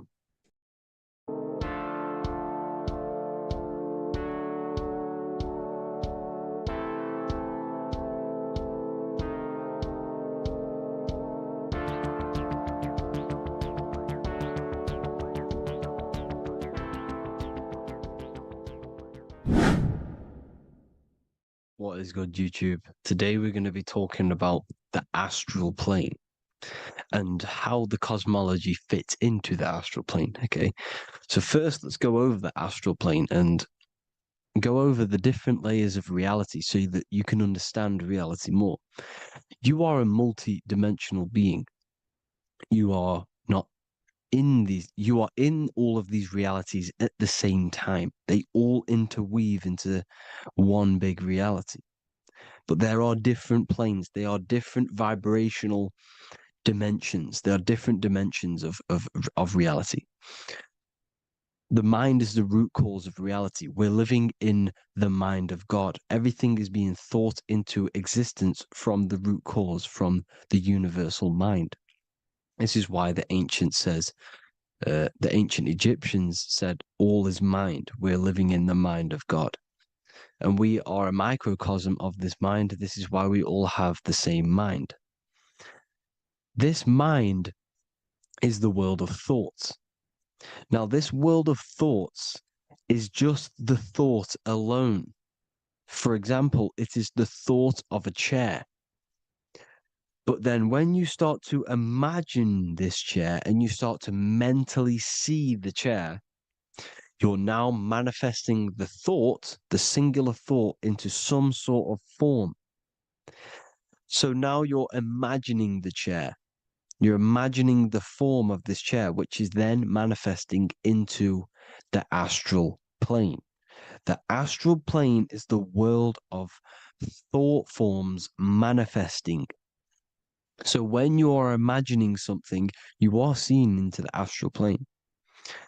Okay? Your third eye, it is an eye because it sees the astral plane.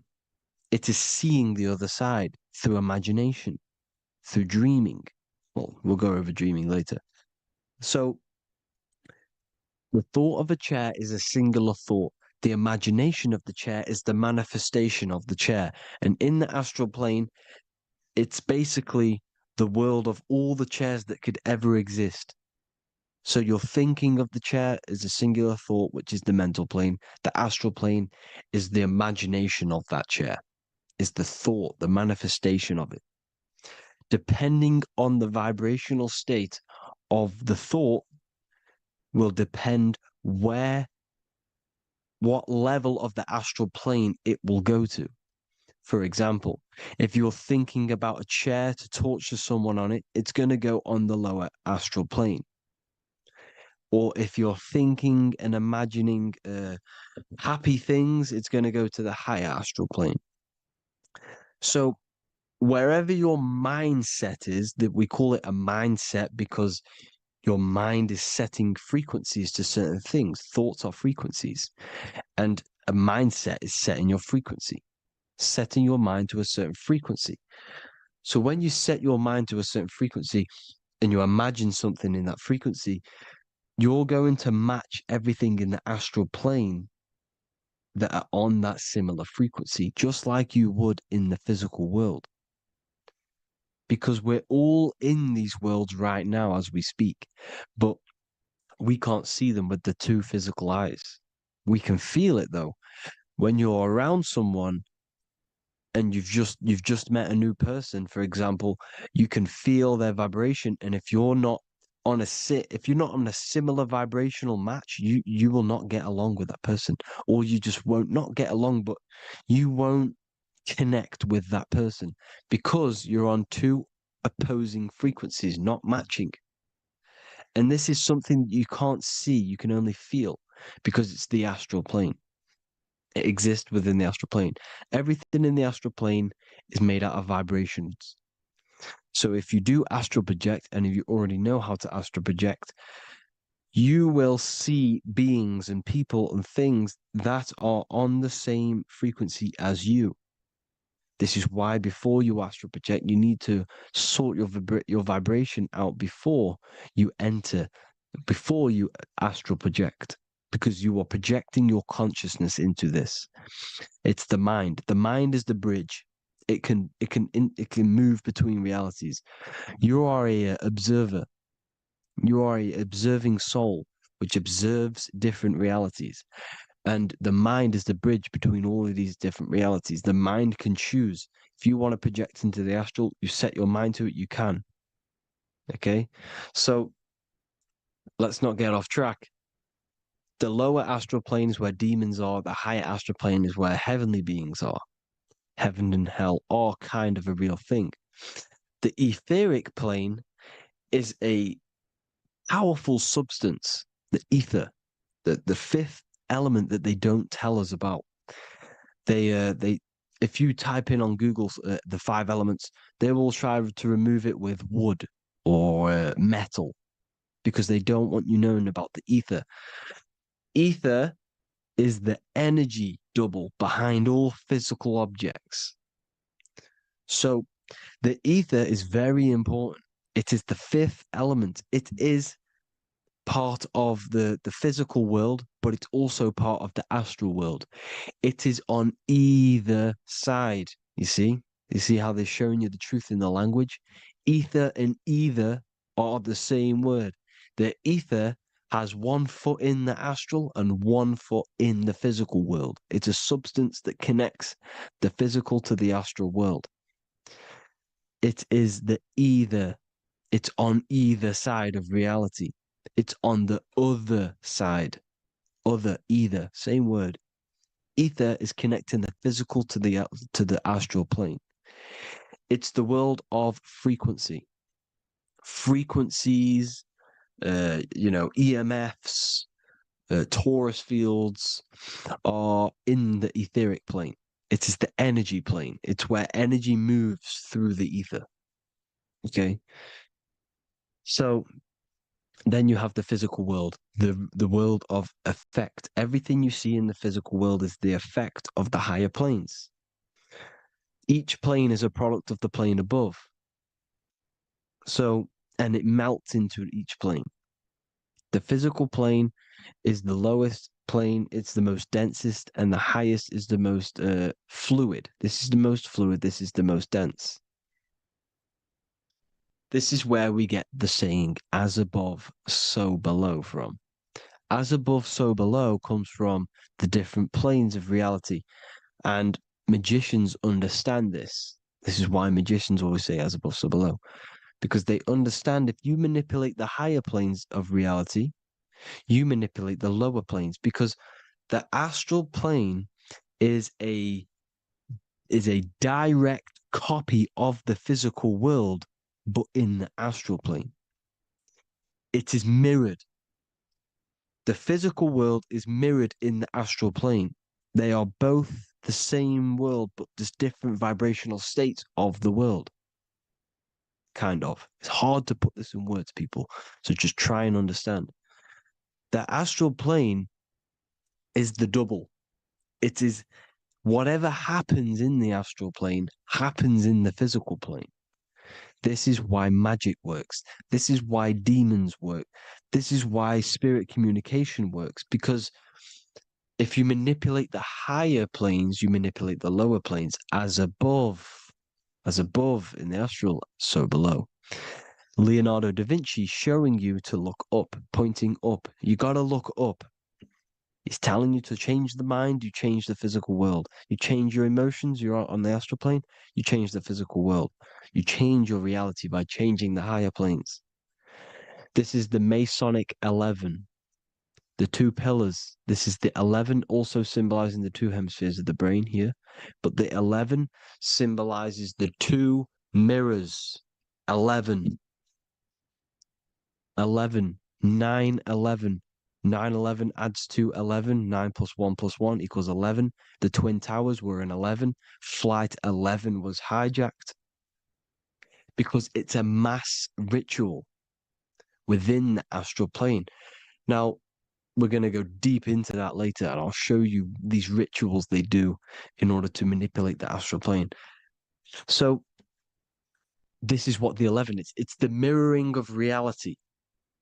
If you contact spirits and conjure spirits, you can either summon or attract demons and spirits.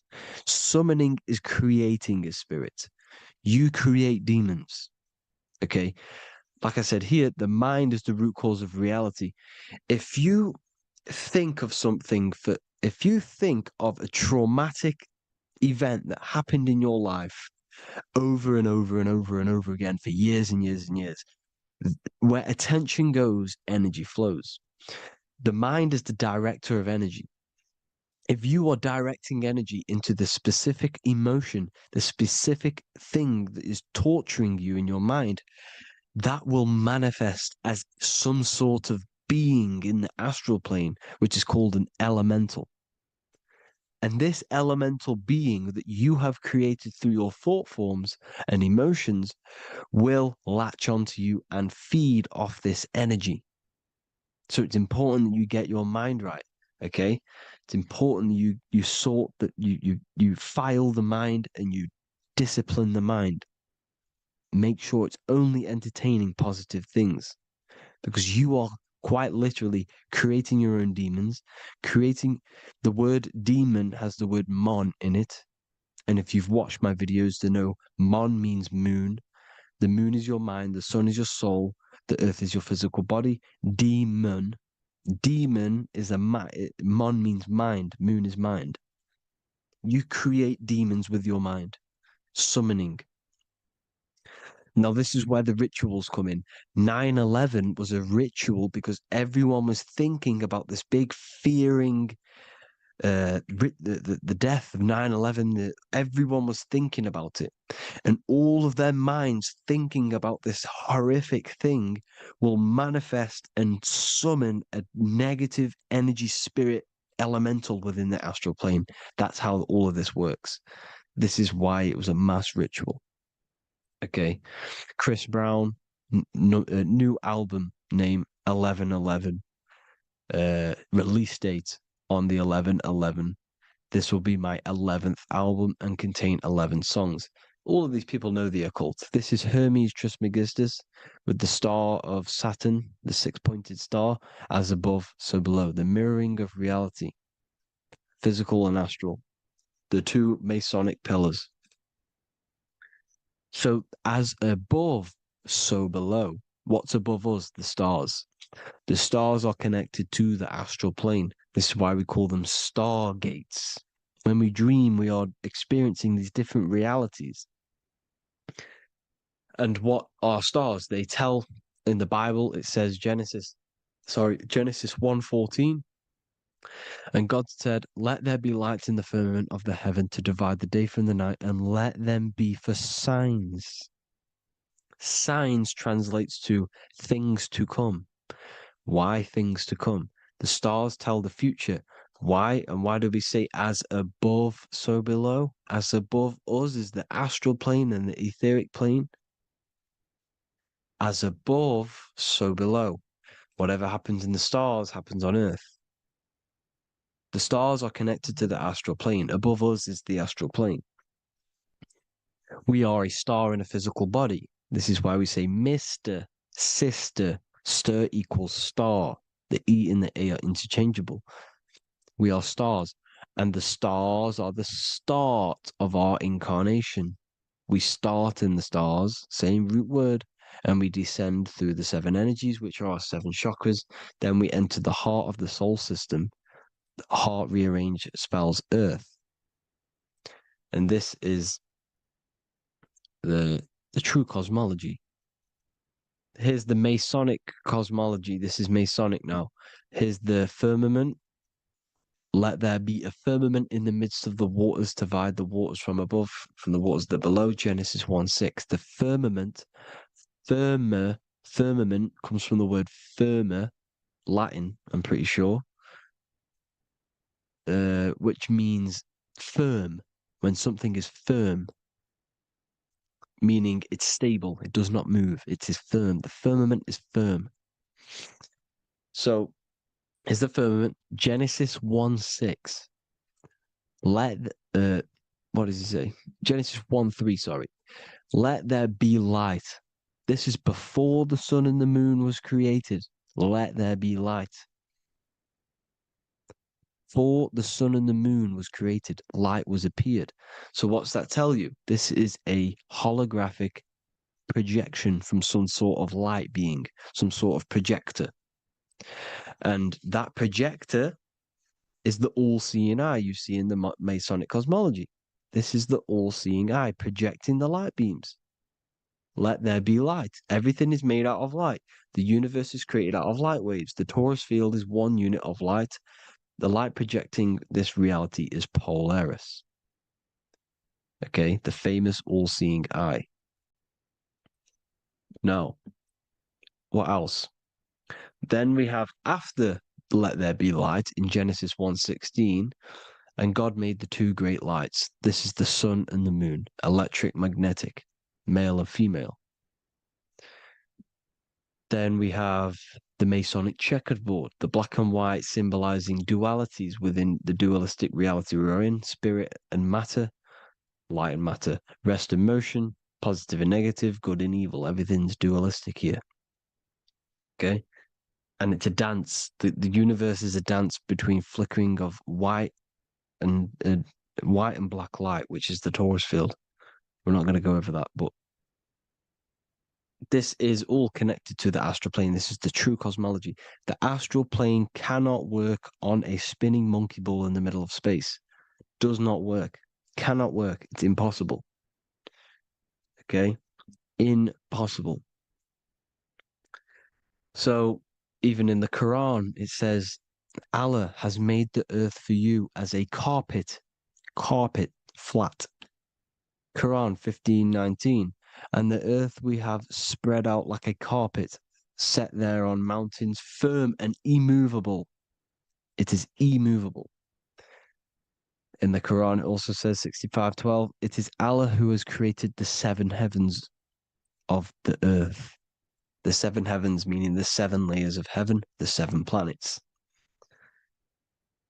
And Psalms 104:5, he set the earth on its foundations and it can never be moved. Never.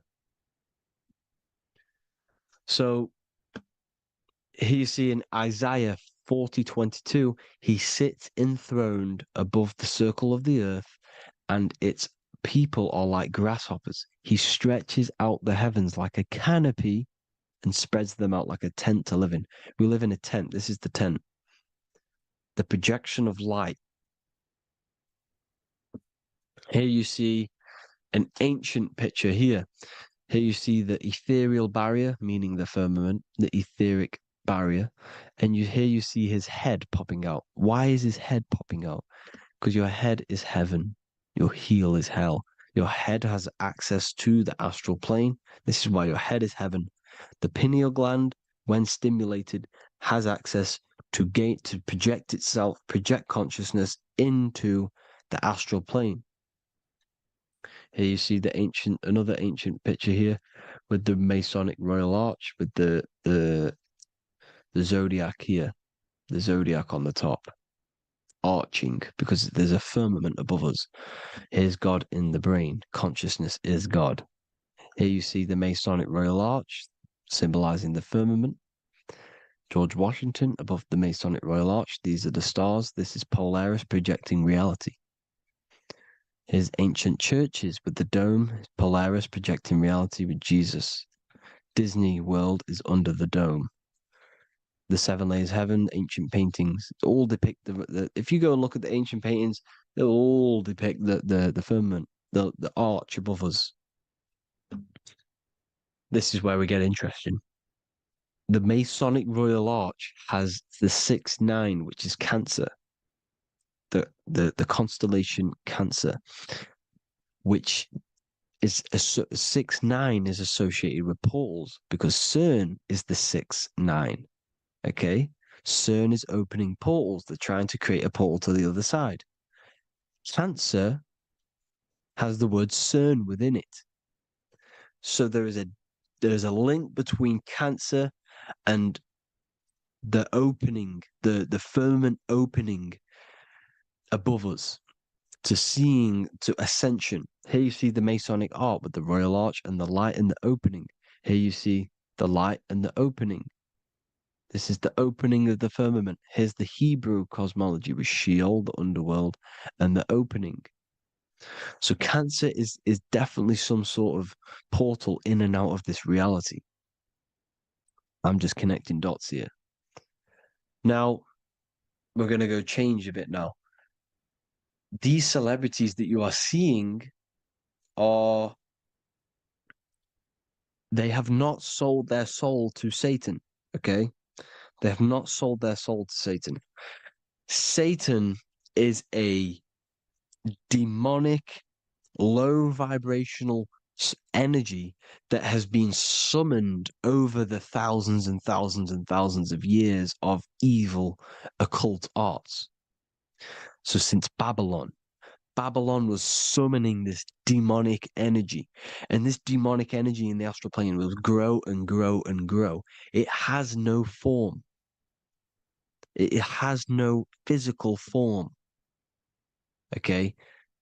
But you can see it in the rappers. If your third eye is open, you can see clearly that these people are demonic. You can sense the energy that they're manifesting. Selling your soul is not what you've been told. It is gaining, because your soul is pure love, okay? Your soul does not want to do anything bad.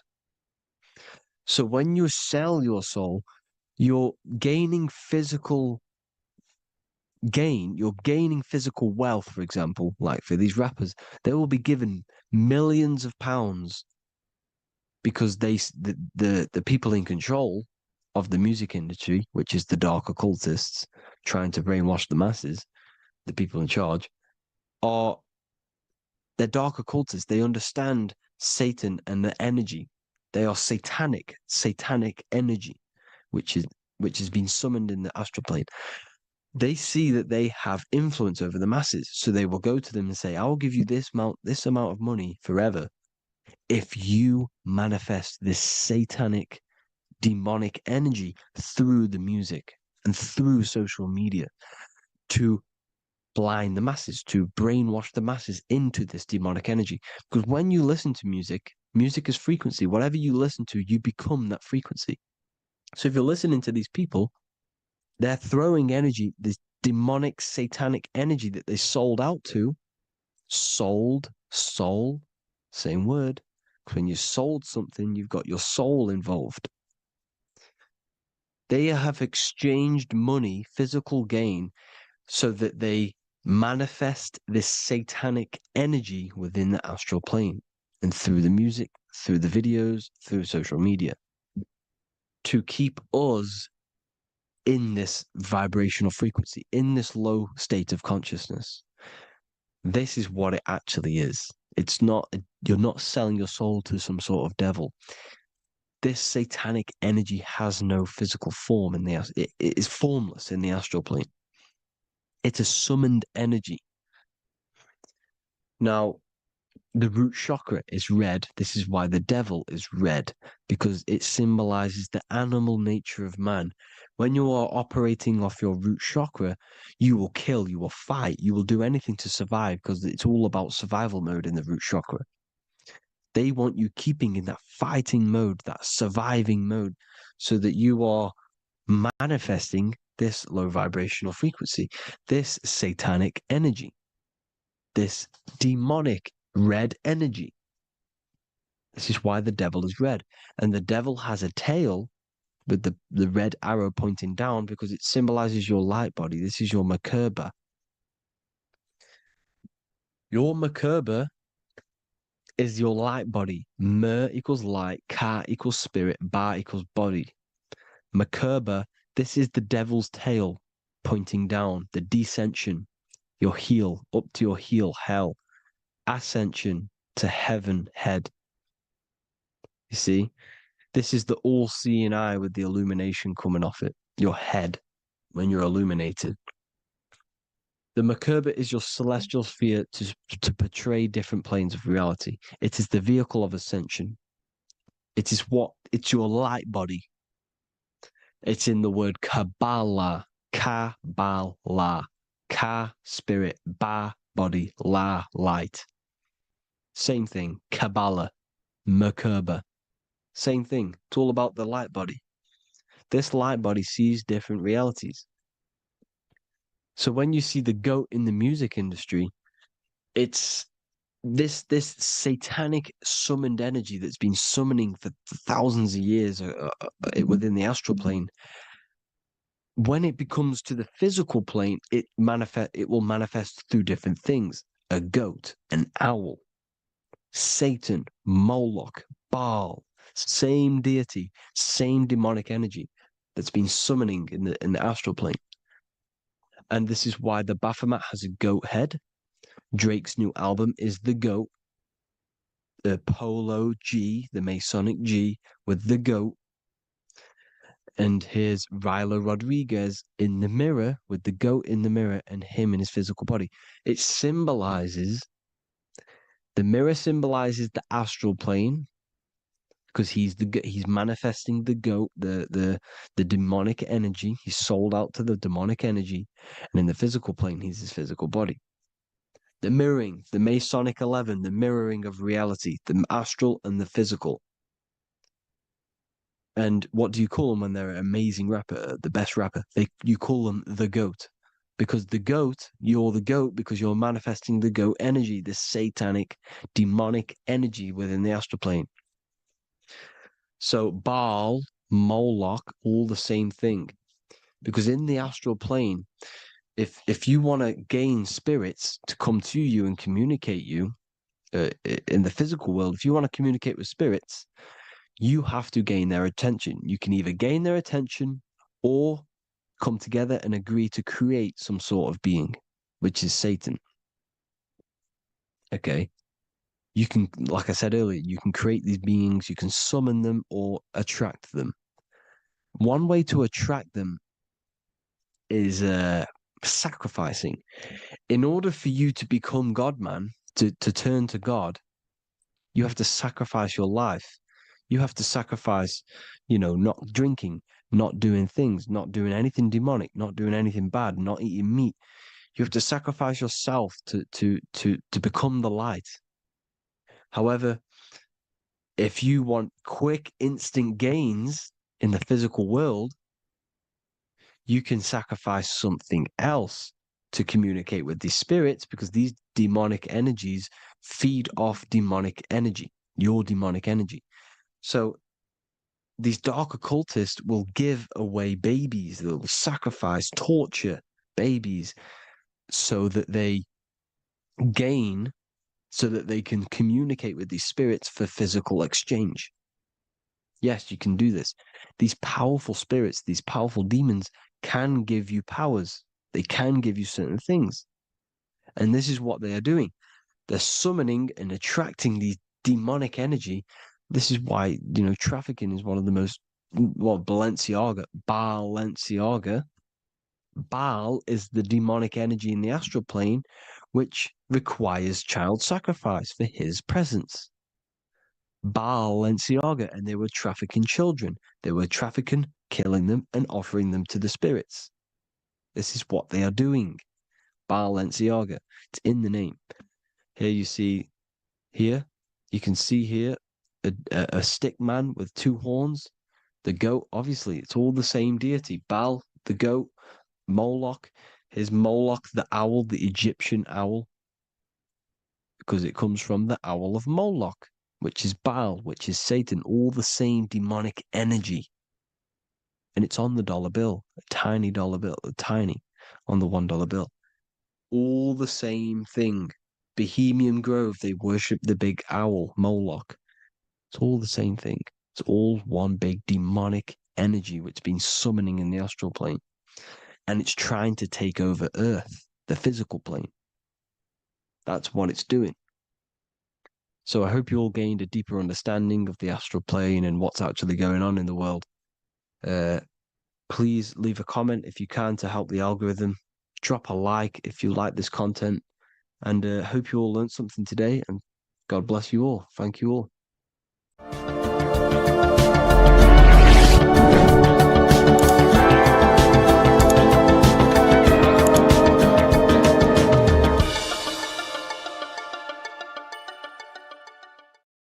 Geometry.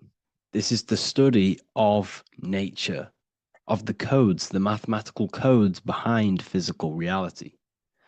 So today we're going to be going deep into geometry and the true esoteric internal geometry, the geometry that no one really talks about, and how geometry relates to human consciousness. So essentially, what we must understand when it comes to geometry, the basics of geometry is everything is vibration. And this vibration is vibrating on a certain frequency. And this certain frequency creates a geometric shape, which is why in nature we see all of these different geometric shapes. All matter takes form in shapes. So if we put sand on a plate and we vibrate the plate on a specific frequency, we see that the sand goes into specific geometric shapes and patterns. So essentially, matter is energy condensed. It's energy vibrating on a low frequency, vibrating at a certain frequency. So matter is condensed energy.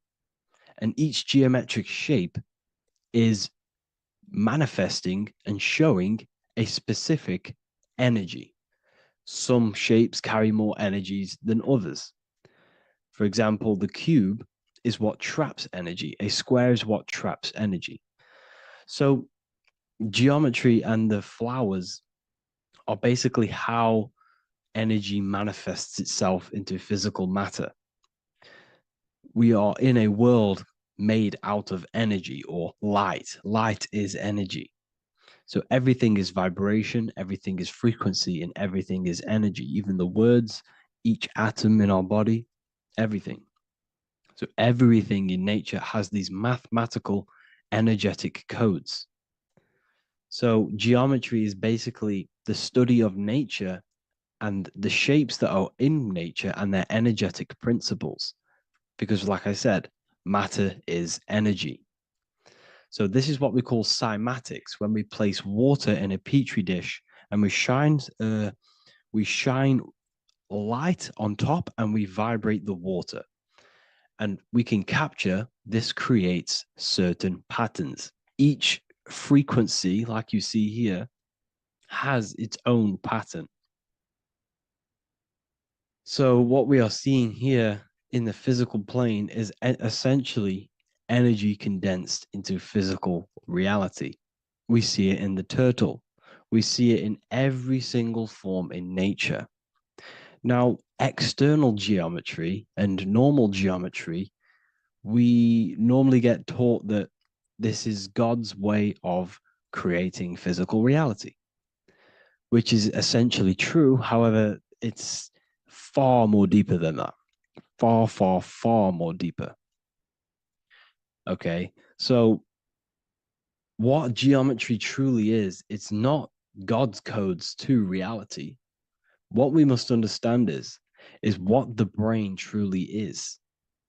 And what we must understand is that we are not in the world. We are not in the universe. The universe is us ourselves, and the world is produced by our brain itself. Okay? So the way you must understand how the brain works, so what you visually see, so geometry is to do with what we visually see. And what we visually see is heavily connected with our eyes, which are an extension of the brain. The eyes are the brain. And essentially how we see is energy enters the eyes, and each eye goes to the optic nerve. And this energy is transferred into electricity, which travels to the back of the brain, to the visual cortex of our brain. And this is where the image is produced, what we see. Therefore, the world outside of us is truly inside of us. It's a projection from within the brain. The brain is an energy condenser, a decelerator, an energy decelerator. Everything outside of us is basically formless energy. It is formless energy vibrating at a certain frequency. So what the brain is, it's sucking in this energy, this light, and turning that frequency, that code, that light code, into a physical reality. It's condensing the energy and turning it into a visual image inside of the brain. Therefore, everything outside of you is not what it looks like. Everything outside of you is basically energy, infinite energy. And our brain is condensing this into a physical reality and projecting it outwardly, which you experience your visual field. Okay? And the ancients knew this. So this is basically called the sigil of Lucifer. Lucifer is known as the light bringer. Lucifer in Latin means to bring the light. This is the sigil of Lucifer, which shows the visual field and the brain. We also see this in the Google Play symbol. It's a powerful symbol showing you the visual field, which is basically a symbol that tells you that reality is inside of the brain. The brain is what produces reality, but consciousness is not produced in the brain.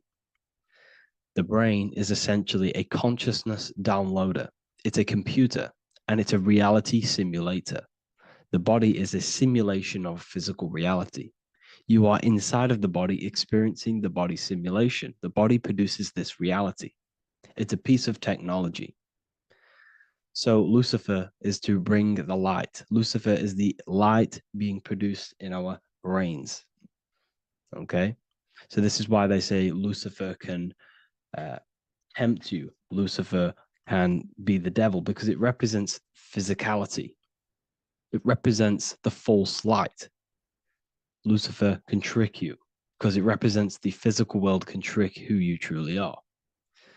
So now that you understand how the brain is basically an energy decelerator and it creates and simulates a reality to your consciousness, you are no longer a person in a universe. You are the universe itself experiencing itself. Therefore, geometry is heavily linked in with the brain. Geometry is essentially how your brain and how your eyes decode energy. So what you are seeing is the mathematical codes of your brain creating reality. So what they teach you is the external is that geometry is God's way of creating this world, and these are the mathematical codes God's created. But now I'm telling you the internal. This is the truth. Geometry is how your brain mathematically condenses energy and light into a physical reality. So therefore, your brain is a computer program. So now geometry is nothing outside of you. Geometry is not something created by something else. It's created by your brain. Your brain produces these patterns through mathematical codes by breaking down energy into physical reality. And this is why you see geometry in everything around you. This completely changes your view on geometry. It's in your ear, it's in your face, it's in everything. Geometry is everything. Okay? So now that you understand this, now, as we were talking about the visual field earlier, the ancients knew about this. The ancient Egyptians knew about this. We can see this symbolism inside of the casket, the Egyptian casket. See, this crossover represents the visual field. This represents the back of the brain. This is the left hemisphere, the right hemisphere. And now some of the most simplest teachings in geometry is that straight lines are masculine and curved lines are feminine. And we even see this in the human body. The feminine human body is curvy and the masculine human body is liney. And even with the genital reproductive area, we have a line and a curve, 0 and 1, the binary code of all creation, 0 and 1, because that's basically all that exists. Nothingness and one, nothingness and God, nothingness and consciousness. That's all that exists. Now that I've told you that, the basics of geometry and the line and the curve and the feminine and the masculine, what do we have here? You see this stick here? This is a curve. And what's the right hemisphere? The right hemisphere is the feminine, the feminine energy, the feminine aspect of our brain. Then we have a straight line. This is straight lines. Now this represents the left brain. So the Egyptians are showing you the left masculine brain and the right feminine brain because of the curve and the straight line. And this is the visual field, the crossover. So there's a crossover in the brain. The left eye is connected to the right brain. The right eye is connected to the left brain. Okay, so the left eye is connected to the right brain. The right eye is connected to the left brain. The solar and the lunar. So, like I said, everything outside of you is basically energy. Your body is basically a holographic avatar, condensed energy produced by your brain. There's nothing actually outside of you. Your 5 senses are electrical threads of light. And when you touch something, this is basically electrical signals in your nervous system, which are reporting back to the brain.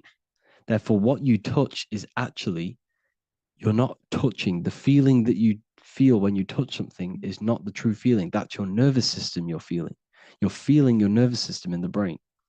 It's electrical signals to your brain. So the 5 senses do not decode, well, what you're experiencing as the 5 senses is not outside of you. This is your brain interpreting electrical signals. You don't experience the world, you experience your nervous system and your brain. The nervous system is an extension of the brain. So this is the truth. This is not woo-woo spirituality. This is true consciousness science that I'm teaching you here. Okay? So nothing is truly outside of you. It is a universe. You yourself are the universe, the fabric of the universe itself. The only thing that exists outside of you is essentially energy. That is it. And your body and your brain condenses this energy into reality.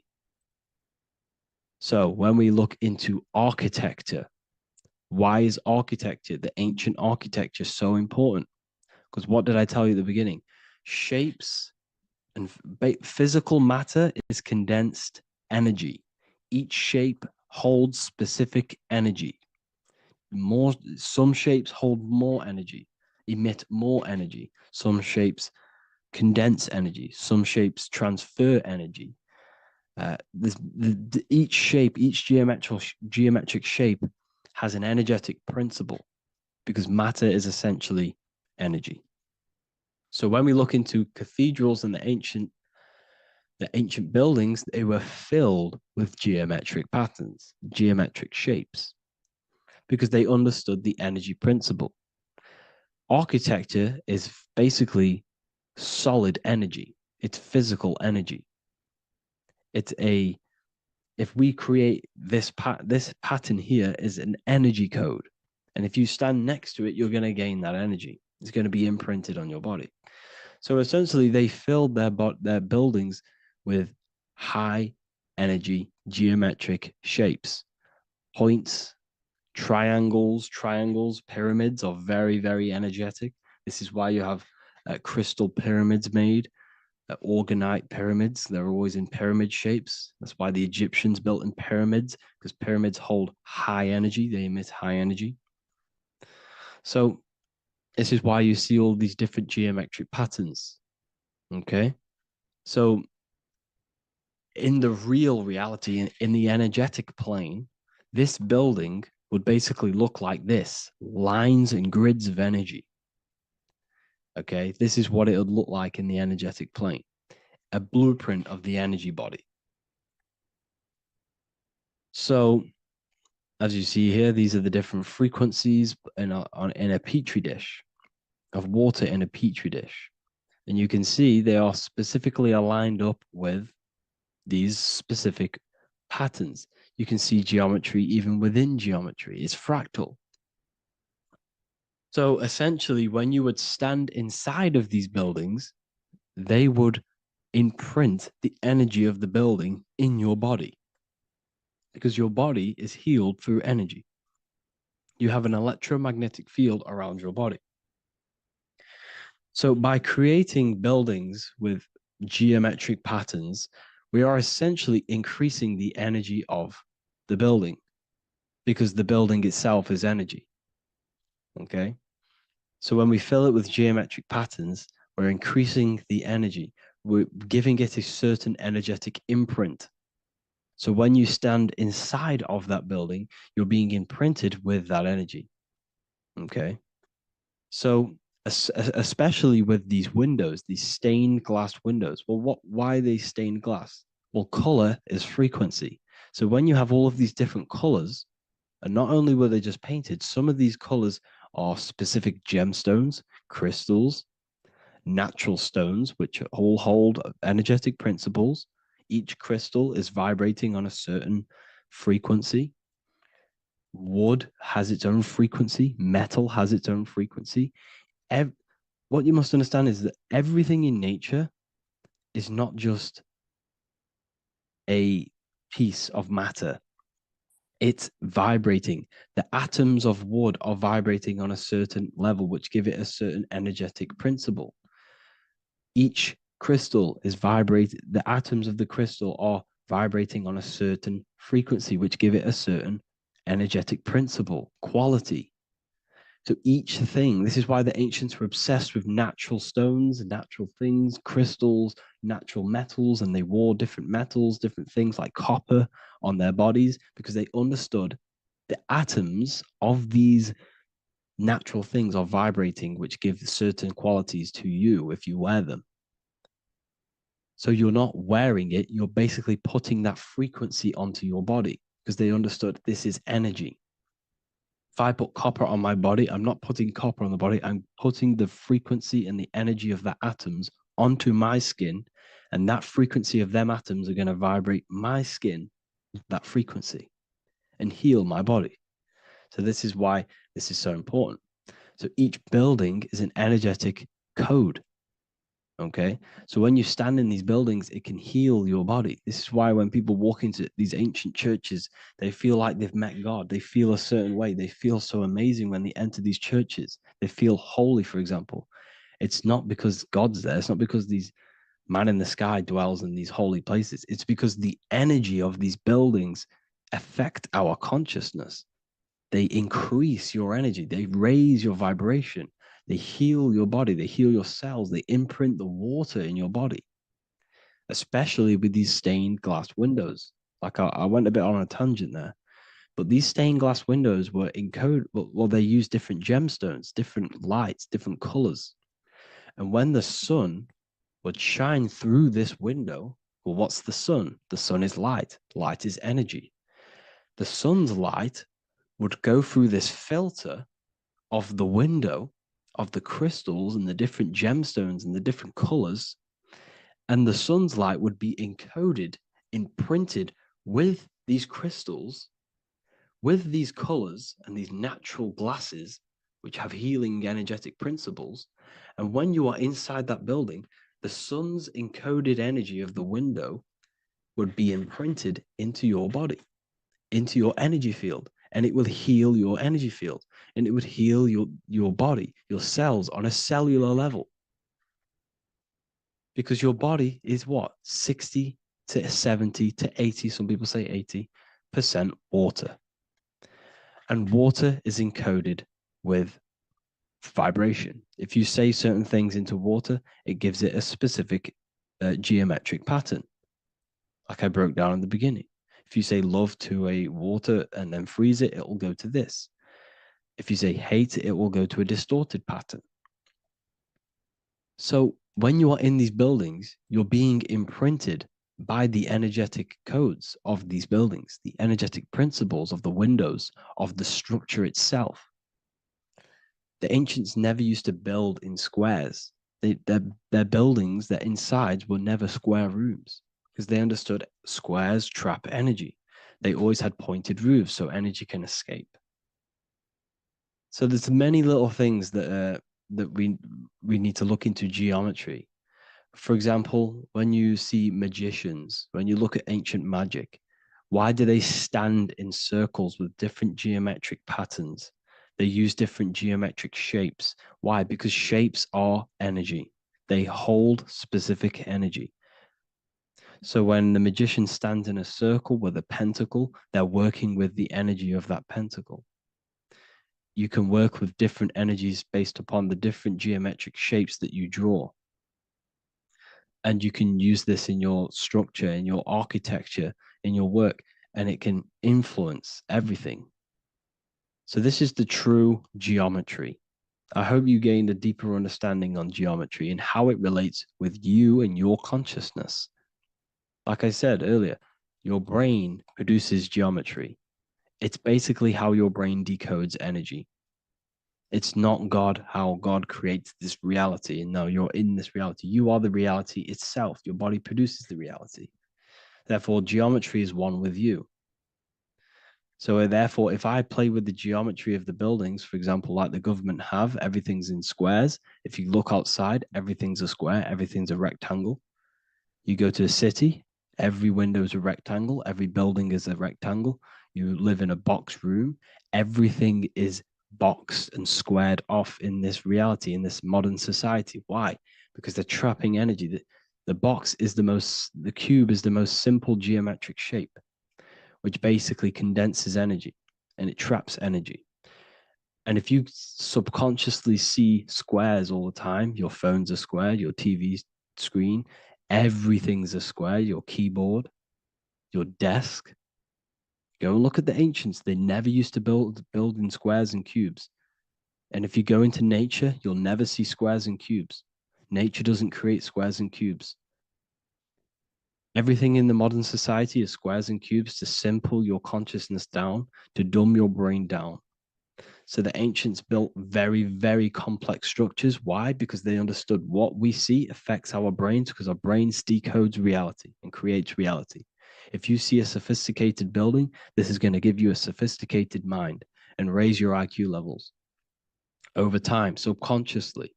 I'm not saying if you look at this building, you're going to become smart. I'm saying if every single building in your environment, ment is mind, mental, every single building in your environment was this complex and complicated, it would increase your IQ on a subconscious level. It'd make you more complex, make you more intelligent. So they've dumbed everything down. They've dulled everything down. Look at everything. Everything is being dulled down. So anyways, I hope you all gained a better understanding on this. If you want to gain more occult knowledge and esoteric knowledge, make sure to read the Book of Wisdom, Volume 2. If you're inside the university, you can get this book for free. Go to the general chat area and follow the instructions, and you can order yours for free. Truly life-changing stuff. Because the issue is with the world is that no one really understands who they are, what they are, and why we are here. That is the issue for people's depression, for people's wrongdoings. They don't understand who they are, what their emotions are, what their mind is, what their body is, what reality is. This book gives you that. This book gives you the sense of understanding, the sense of well-being that will give you a better life because you understand life and what life is. And if you truly want to take your studies to the next level, we have the Ethereal University. This is the place for truth seekers where you can connect with like-minded people so you don't have to feel insane, because not many people think this way. I've been there. I've been there when you wake up and not many people around you are thinking the same way, and you start to feel a bit insane and you can't really talk to people about these things. That's why I created this. So you can connect with people and learn at the same time and become the best version of yourself by understanding truth and knowledge. If you join, you'll gain access to free live calls every single week, every single Saturday morning. We do live calls. You can ask me questions and all sorts. So make sure to leave a like and a comment. And thank you all for tapping in.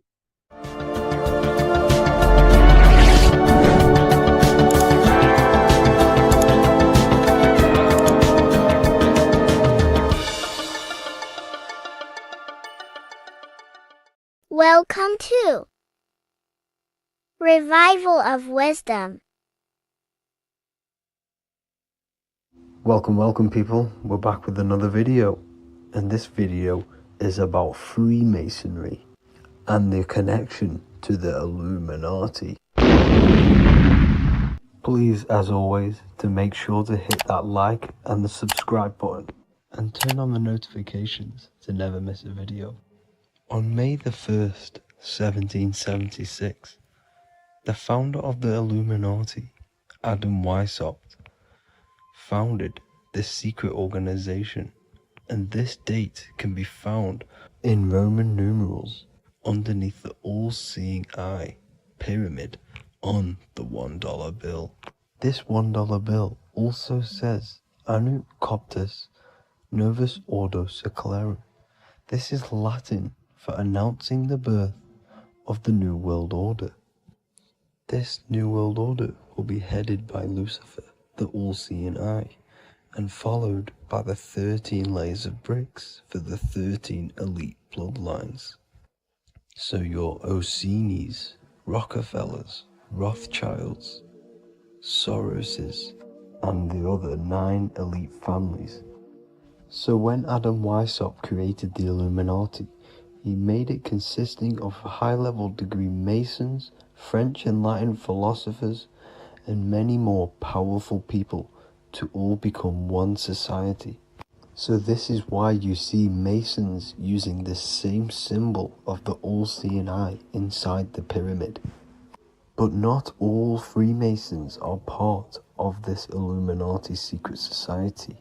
As the 33rd degree Freemason Manly P. Hall said in his book The Secret Teachings of All Ages, Freemasonry is a fraternity within a fraternity, an outer organization concealing an inner brotherhood of the elect. So what he's saying here is that Freemasons have to go up the degrees of Freemasonry, and once they hit the top, they either get elected or not into these secret societies like the Illuminati, Skull and Bones, and Knights Templar.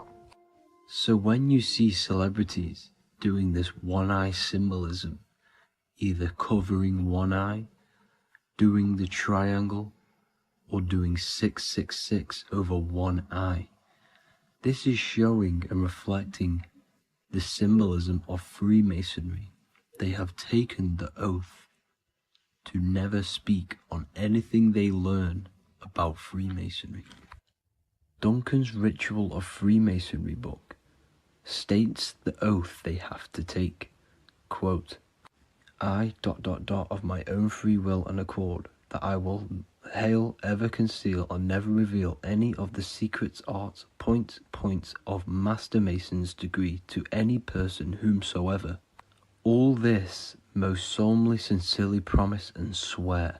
Now, this is what happens when they break the oath, stated in this book, quote, myself severed in two, my bowels taken from thence, and burnt to ashes.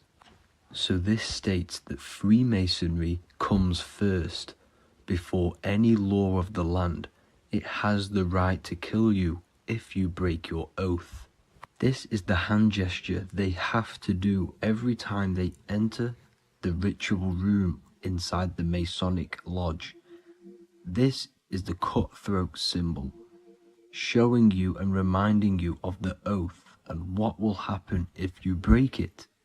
Now in this book, Richardson's Monitor of Freemasonry, it states, if you break your oath, binding myself under no less penalty than to have my throat cut across, my tongue torn out by the roots, and my body buried in the rough sands of the sea.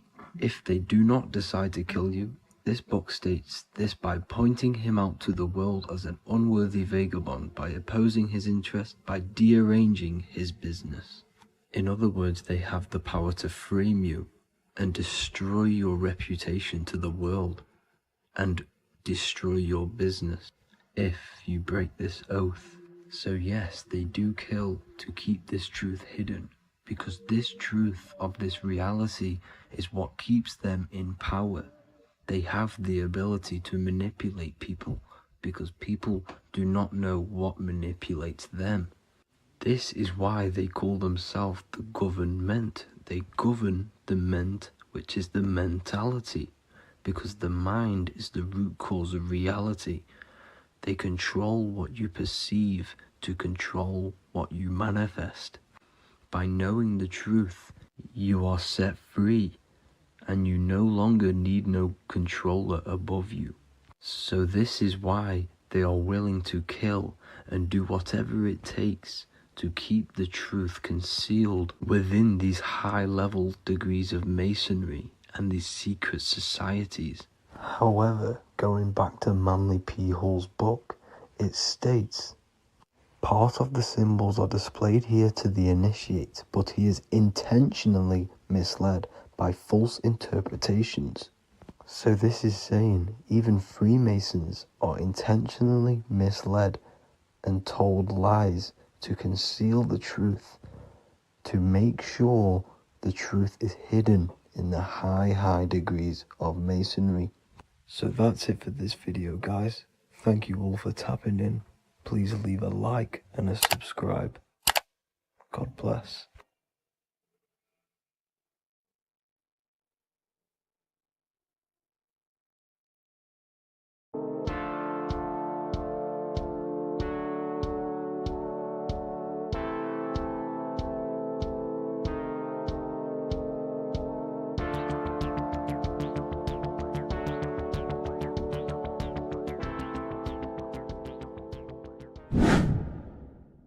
Welcome back, people, to another occult lecture by Revival of Wisdom.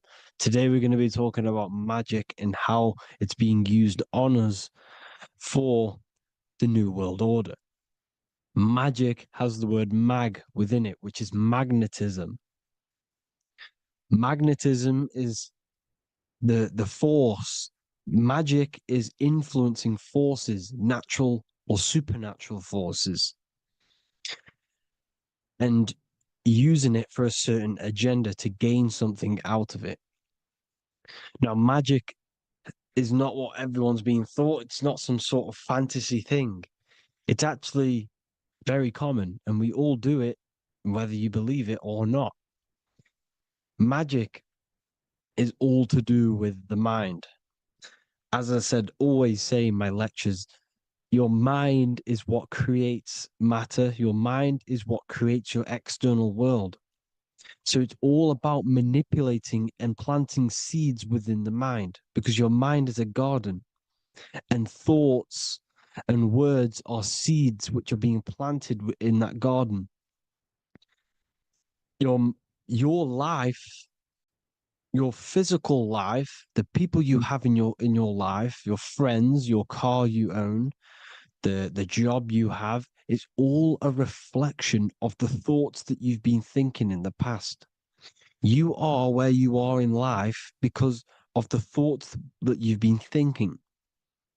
Therefore, your life is a direct reflection and manifestation of your mind, the Garden of Eden. Okay? The mind is what they are targeting. What you see, say, and hear has a direct effect on your mind. Me talking to you is influencing you. The words I'm saying is planting seeds within your mind. Now it's up to you to consciously act on these thoughts or these words, or to maintain these words. As above, so below. As within, so without. What's inside of me is outside of me. What comes into the storehouse comes out of the storehouse. You have the left, you have the right, you have the up, and you have the down. As above, so below. Whatever is in your mind will be expressed in some sort of way, consciously or subconsciously, spiritually or physically. The mind is what manifests everything. And this is what we need to understand. We need to understand is that the mind is not physical.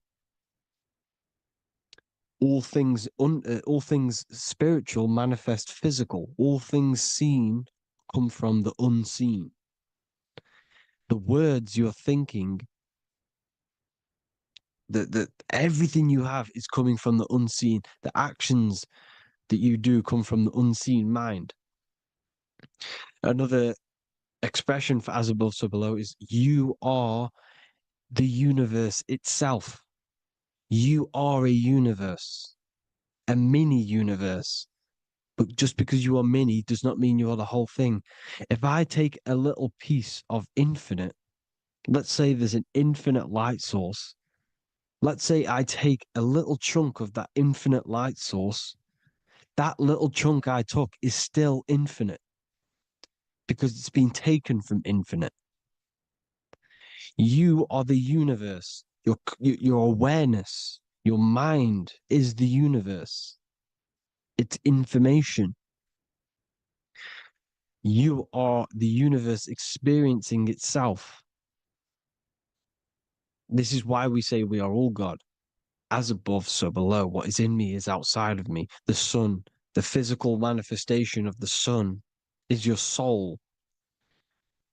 The 12 constellations are manifested in the physical body. The 5 elements are manifested in the physical body. They're manifested in the 5 fingers you have. As above, so below.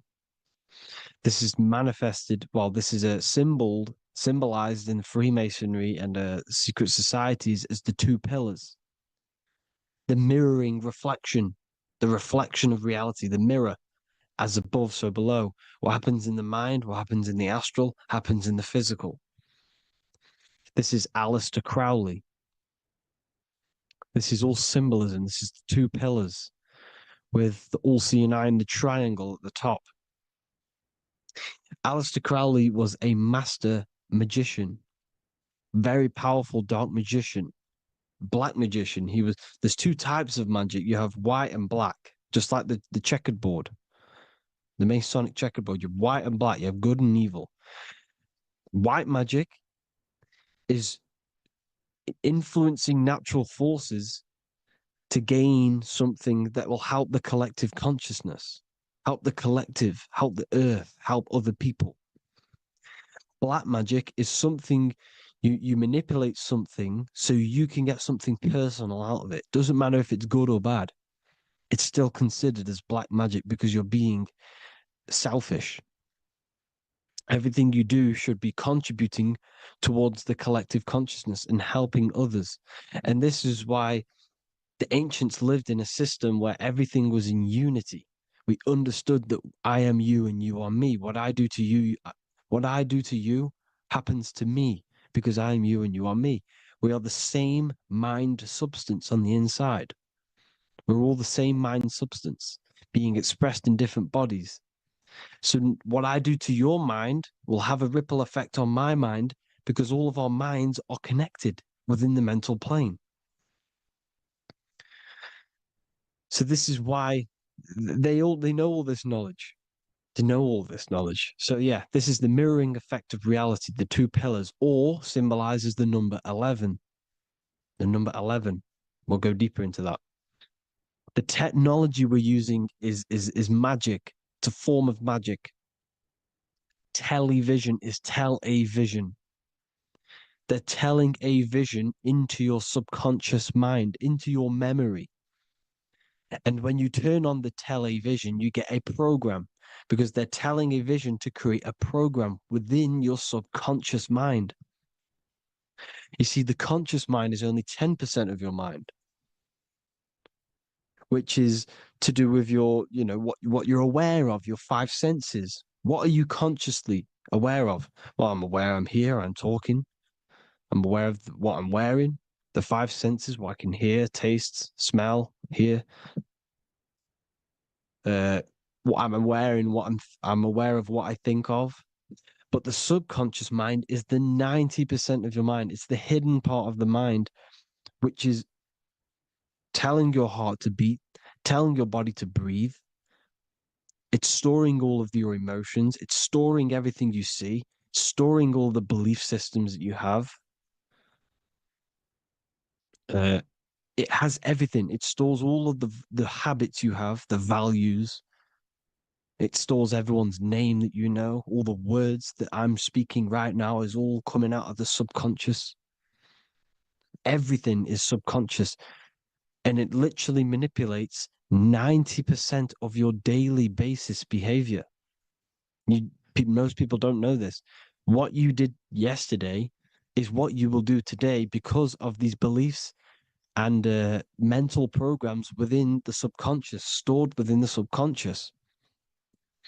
So the subconscious is what they're aiming at. They're trying to create programs within the subconscious because the subconscious manifests 90% of your thought patterns, 90% of your actions and words. They know all this stuff. So the subconscious mind is the most powerful part of the mind. Another way the subconscious manifests and influences your life is, let's say you were in a car crash years and years ago, 10 years ago. Let's say you're in this car crash, right? And you really hurt yourself. The emotion you felt in that time when you were injured in that car crash had a great impression on your subconscious mind. You see, the stronger you feel something emotionally, the stronger impact it has on the subconscious. You can remember and recall that moment and very vividly because of the impact it had on the subconscious. For example, you become that terrified of cars that it manifests into your life today, that you are wary to go in certain cars. You don't want to go in cars at all, maybe, because of that moment that is stored within the subconscious. And it will manifest into anxiety. It will manifest into not going into cars. It will manifest into depression, maybe. These things, these emotional, very emotional, traumatic events have a great impression on our subconscious and they control your life. This is why you need to meditate and let go deep within yourself and let go of these internal, deep emotions that you may have repressed and keep pressing down and ignoring. But you need to address it and let go of these subconscious impressions you have, which are controlling your life, like anxiety, depression. All of these things are stemming from things that are stored within your subconscious years and years ago, more than likely. broadcasting. They're casting spells to a broad audience, to news, north, east, west, and south. They're casting spells. No, if you watch the news, everything's red. Breaking news in red writing or the red background. Everything's red. Why? Because red's the root chakra, which is all to do with survival. They want to stimulate this root chakra because they want you down there in survival mode. They want you in survival mode because you're easier to control. They control out of fear.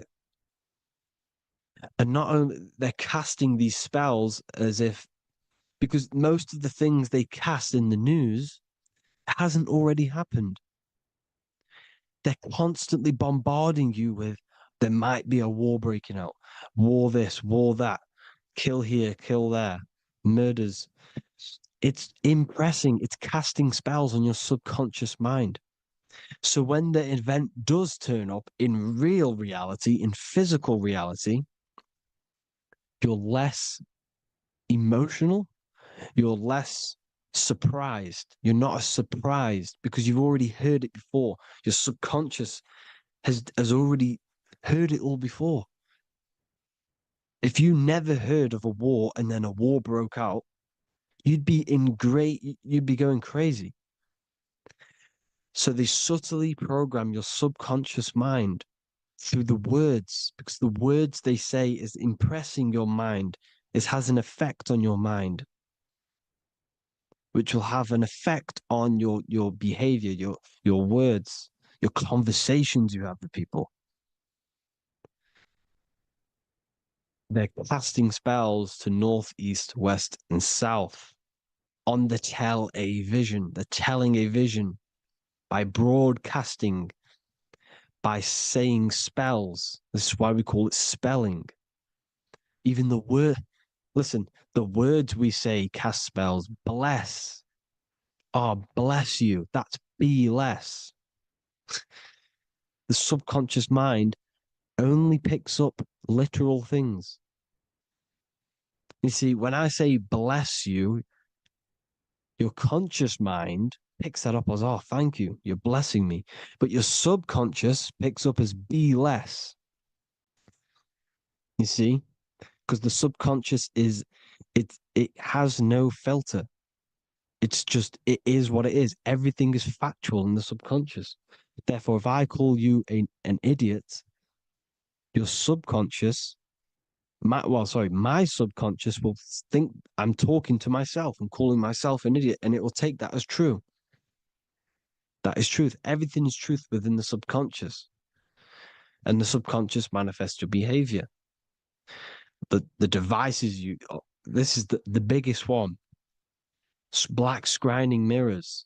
Device, the devil's vice. The device. Okay? Black scrying mirrors, black screen. Screen is scrying. Black scrying mirrors were used to communicate with spirits within the astral plane in the medieval times. They're probably they're still being used now by black obsidian mirrors. And look at your phone, it's a black mirror. And there's some sort of, I'm not saying this is fact, but personally, I believe these are portals for spirits and ethereal entities to come into your life, to come into your surroundings. So this is the next big thing. The TVs, your iPhone, your iPod, all black mirrors. And mirrors are very, very powerful. Even just a normal mirror. Mirrors have an effect. Whatever you say into a mirror, what you say is energy. And when you say something into a mirror, you're saying it into yourself. It's an infinite cycle of words, of energy, because it's being reflected infinite times.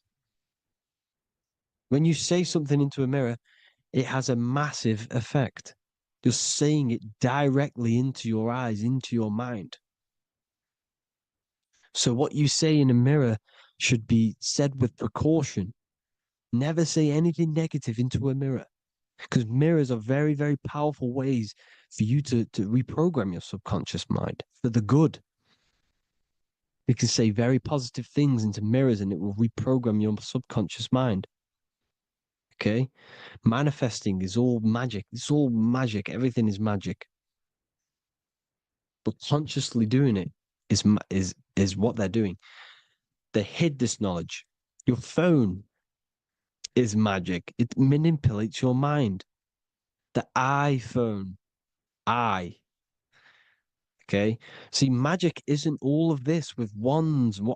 See, Harry Potter, okay, that was created to give you this perception of a mystical and amazing form of magic with magic wands and all sorts of stuff like that. Yes, that stuff was true when the collective conscious minds were on a higher level and our belief systems believed in these things, because the universal mind, all of our minds contribute to reality. If the masses don't believe in magic, if the masses don't believe in a certain thing, it's going to have an effect on physical reality. So when the collective minds are higher and have more open minds, things like Harry Potter can come true. See, it's all in the mind. The iPhone, the eye is the symbol for the mind, the invisible intelligence. The triangle is the ethereal plane. Okay, so the eye in the triangle is the eye that sees into the beyond the ethereal planes. The square is the physical plane. So the iPhone, your phone, is a black box, just like the Saturn black cube. It's a black mirror. It's taking photos of you every 2 seconds, and it's your mind. Your mind is in that phone. Everything you like, everything you text, everything you type in Google, everything you say to someone, every conversation is all recorded on the phone. Therefore, it is a direct reflection of your mind. Your mind is imprinted into your phone because your mind, everything you think in your mind, you're manifesting into typing, saying, taking pictures into the phone, and it's collecting it and storing it. And what they're doing, and this is for all forms of magic, it's manipulating the mind. It's all manipulating the mind. Reels, Instagram, TikTok, this is all dopamine. It's all controlling the mind. Every like you get, every follow you get, every share that you get is dopamine within your brain. They're literally targeting your brain and mind. It's all manipulating, because what they're pushing through the phones, through the media, through the news, through the televisions is visions and programs. You are the one manifesting the New World Order. They're not manifesting the New World Order. They're giving you the information so you can manifest the New World Order. Everything they say is contributing to your mind. For example, digital money and all the information they put out for you to see is contributing to your enslavement. Your mind is manifesting the New World Order. They know this. They don't manifest it. There's billions of us. We could easily run over them physically. But on a mental level, these people have the knowledge and they hide it from us and they let us manifest reality because we are the collective. They give us the information which manifests their agenda. It's all magic through the phones, the media, the television. So your phone is a manifestation of your mind. It's a record of your mind. Hollywood, holly tree, holy tree.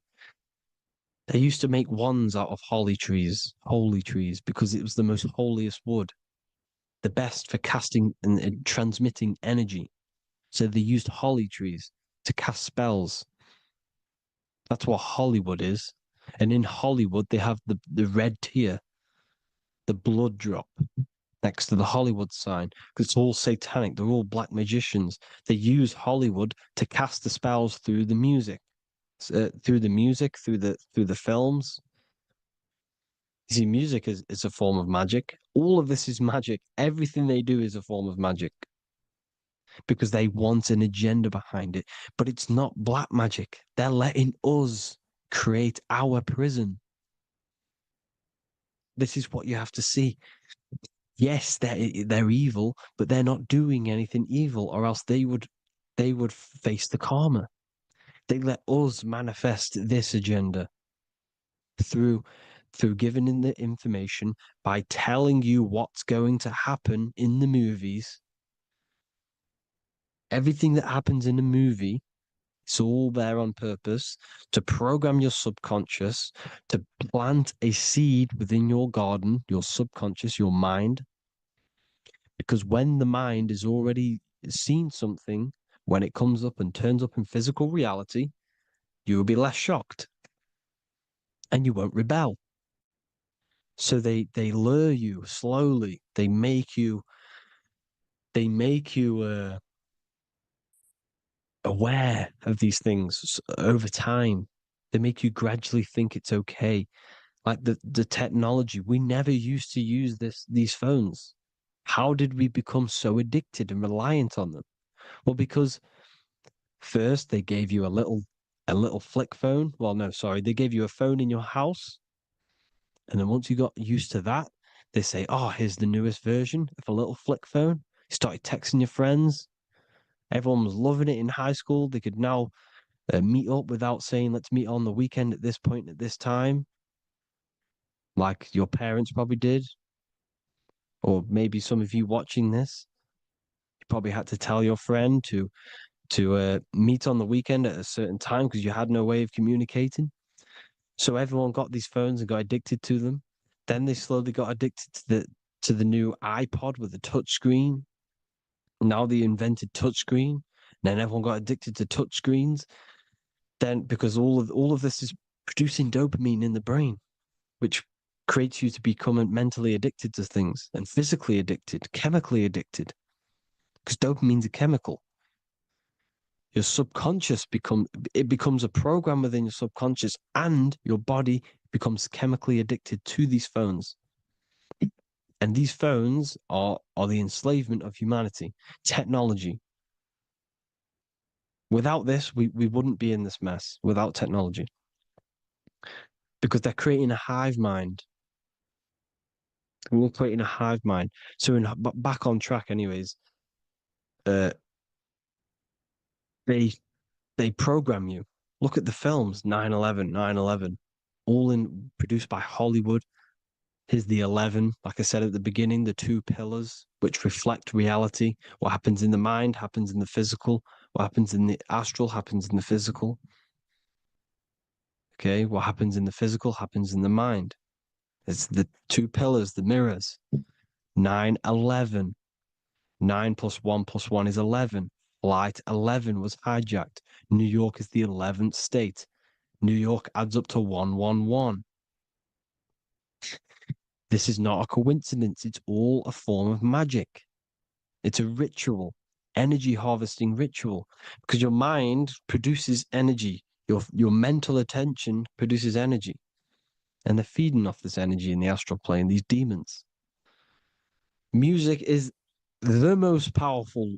Personally, I think the music is one of the most powerful forms of magic they're using. Okay? Music is hypnosis. It puts your brain in a hypnotic state. It influences your electromagnetic field through vibrational energy. It reprograms your subconscious mind. Why do you think you remember the lyrics? You see, your subconscious stores all of the memories. Remember, the subconscious manifests 90% of your behavior. So therefore, the music you're listening to is manifesting your behavior. You wondered why some people wonder why they have drug addictions and they can't get out of violence and they can't get out of all this negative mind space, it's because the music they're listening to is creating a negative mind space. The words you listen to have plant seeds within your mind. So the reason you remember the lyrics is because that song created a program within your subconscious. Yes, that is what happens. You can use magic to reprogram your mind, but you can use music to reprogram your mind because it's all forms of magic. It's using natural mental energy forces to manipulate the physical reality. You manipulate your mind, you manipulate reality, physical reality. Okay? So the music, another very, very big one. When you turn on the radio, it's just all talks about alcohol, drugs, and sex because they want you down in the lower three chakras. They want your mind attached to matter when it's mind over matter. Your mind's not physical. You see, the word spirituality is the new trend. It's not about your spirit. It's not about your spirit. It's about your mind. It's not about, you know, spirituality and looking after your spirit. And they've got you focused on your spirit. Why? Because they hide your mind from you. You see, a lot of people think their mind is their brain, but the mind is everything. There is no physical reality without mind. You can have a brain. Imagine if you had no mind but a brain. It wouldn't work. The mind is everything. The mind controls your avatar. It begins in the mind before it happens in the brain. Then the brain manifests through the body. The brain's just an electrical computer. So that, they've got people scared, or do I have a soul or not, and all this stuff. Listen, if you have a mind, you have a soul, because you are not the mind. This is why everything is sort of an illusion, because beyond the mind is your soul. But what is the soul without a mind? You can't have a soul without the mind. But if the mind didn't exist, the soul doesn't exist. You are the person listening to your mind. I shouldn't say person because you're not the body. You're the entity behind the mind. But if you didn't have that mind, you couldn't understand what you even were. You would just be an observer who couldn't think. So yes, we all have a soul. If you have a mind, you have a soul. Everything is mind. Everything has mind. Mind creates everything. God is mind. And they're manipulating your mind through TV, your phone, every little thing. The school, it's all about the mind, people. Control your mind, you control your reality. Just the last thing, here you go. Aleister Crowley, the dark magician, Kanye West doing the exact same thing because they're implementing magic in the music. Here's the Beatles with Aleister Crowley in the background. Bet you never noticed that. Aleister Crowley was influencing music and placing magic within the music to influence the subconscious. This is what Baal worship was. This is why they kill children. They sacrifice these children. Why? Well, because in order to ascend, in order to raise your consciousness internally, godly, by being good, God, or being in order to be good and raise your consciousness and to get something in the physical world, you have to sacrifice yourself. And what do I mean by that? In order to raise your consciousness and ascend, you have to sacrifice the lower nature of yourself. You got to abstain from having sex to retain your sexual energy, to transmute it, or staying away from negative, some poisonous foods like meat, So, staying away from blood. We shouldn't be consuming other animals' blood. We should be keeping our blood pure. We are humans. We shouldn't consume chicken blood, chicken germs. We are the most divine creatures on this creation. We are the most intellectual creatures in this creation. Therefore, we should keep our temples pure. We are not animals. If you want to associate yourself with an animal, go out in the wild, go and find a wild boar and go and try rip its guts out with your bare teeth, because you can't do it. You're not a carnivore. Okay? So in order to ascend, you have to kill and sacrifice your lower part of yourself to ascend up to your spirit self, your mind self, the highest version. And the elites don't want to do this. So they sacrifice other things like babies to kill them, to exchange their life over to the astral plane, so these demigods in the astral plane can give them something in return in physical. They don't want to sacrifice their lower self, so they sacrifice other things for exchange, for physical pleasure. But the godly person sacrifices their lower self for their higher self to do good and ascend. So this is what all the Baal worship is, people, and this is why they're doing it. Hope you all had an amazing lecture. If you haven't already, go and get the Book of Wisdom for more information. You know, I don't go into dark stuff in this book, because all I do is enlighten people in this book. You can get it in Spanish, English, German, Italian, and French. Worldwide shipping. You can get the PDF or paperback. Or there is also a new one called the Human Health Guide 2.0. It gives you a list of all the foods, grains, oils, and nuts, everything that's alkaline and positive for the body and not man-made and hybrid. It tells you all the products to stay away from, how to fast, how to improve vision, how to improve everything, literally. So the Human Health Guide has been released. If you want that, I'll put all the links in the bottom of the description. Hope you all enjoyed the lecture, people. God bless you all.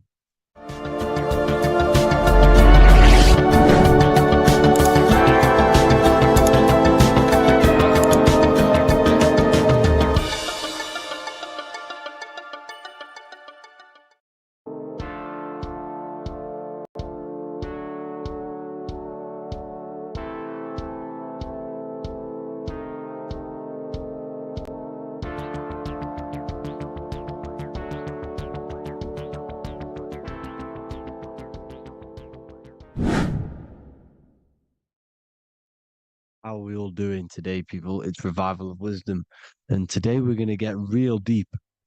This video is going to get real deep. A lot of people are not going to be ready for this sort of knowledge. Okay, you really have to do is to really deprogram the mind, because everything we've been taught is a complete lie, is to keep us trapped.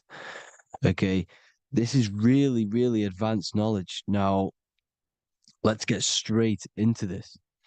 All of the ancients depicted other worlds, and they called this place Midgard. Midgard is the mid-garden, the middle garden. This is why the Masonic symbolism on the floor is always a black and white checkered board, symbolizing the polarity here, the good and bad, because we're in the middle garden, the heart. Earth rearranged spells heart, because we're in the heart of this system, or whatever it is, a super quantum computer, whatever you want to call it, simulation. Now, in the Quran, it talks about the 7 layers of heaven. All of these ancient artworks are depicting these different layers of reality. Okay, and look at the Egyptians here with the boat outside of the firmament. Boats travel on water, and this is exactly what the Masons are doing. So they're still using the same symbols. Why? Because it's the same knowledge, just hidden. The Egyptians have the same knowledge as the Freemasons. It's just hidden. Now, this cosmology that they're showing here, which was probably made maybe 100 years ago, this painting or artwork, is the exact same as the one we see here with the arch, the boat. It's similar because the boat is symbolizing traveling these other worlds, because the ether is also symbolized as water. Because if you look up at the stars through a telescope, it looks like it's water. It's shining through water, because this ether, whatever this substance is outside of this world, was symbolized as water. Okay? And look at all these ancient depictions showing these different layers of reality. Now, we are being trapped within this 3D dimensional world, which is the cube, the Saturn cube, because there are 6 sides to everything in this world: front, back, left, right, up and down. 6, which is the cube, because we're in the Saturn's world. Okay, now, always been depicted as a tree of life, the tree of the universe has always been depicted as this tree. Because let's get a bit deeper. Now, the cosmology of this reality is the sun, the moon, and Polaris, always in the Masonic art. The sun, the moon, and Polaris, the all-seeing eye. If you go inside of the temples, of the Masonic temples, they always have this star in the middle, shining light beams. Okay? Look here. The light beams coming from the big star in the middle, which is Polaris. This eye is God. It's God's light shining down from his abundance.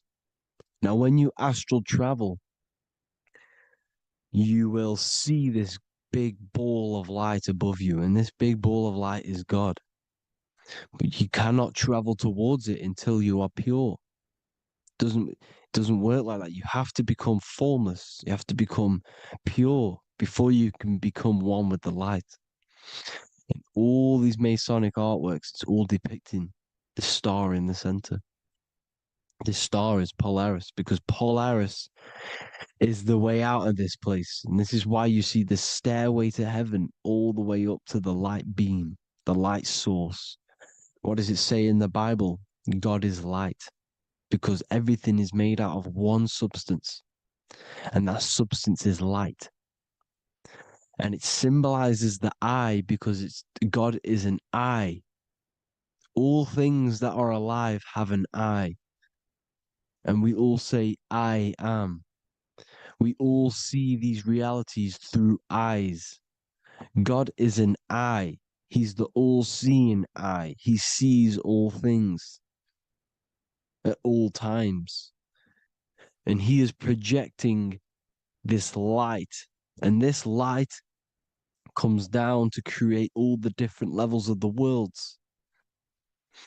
And this is what the 2 pillars symbolize the number 11. 11, the number 1, is just a vertical line. It's the 1. It's a 1 point. 11 symbolizes the mirror nature of reality. Everything's mirrored. As above, so below.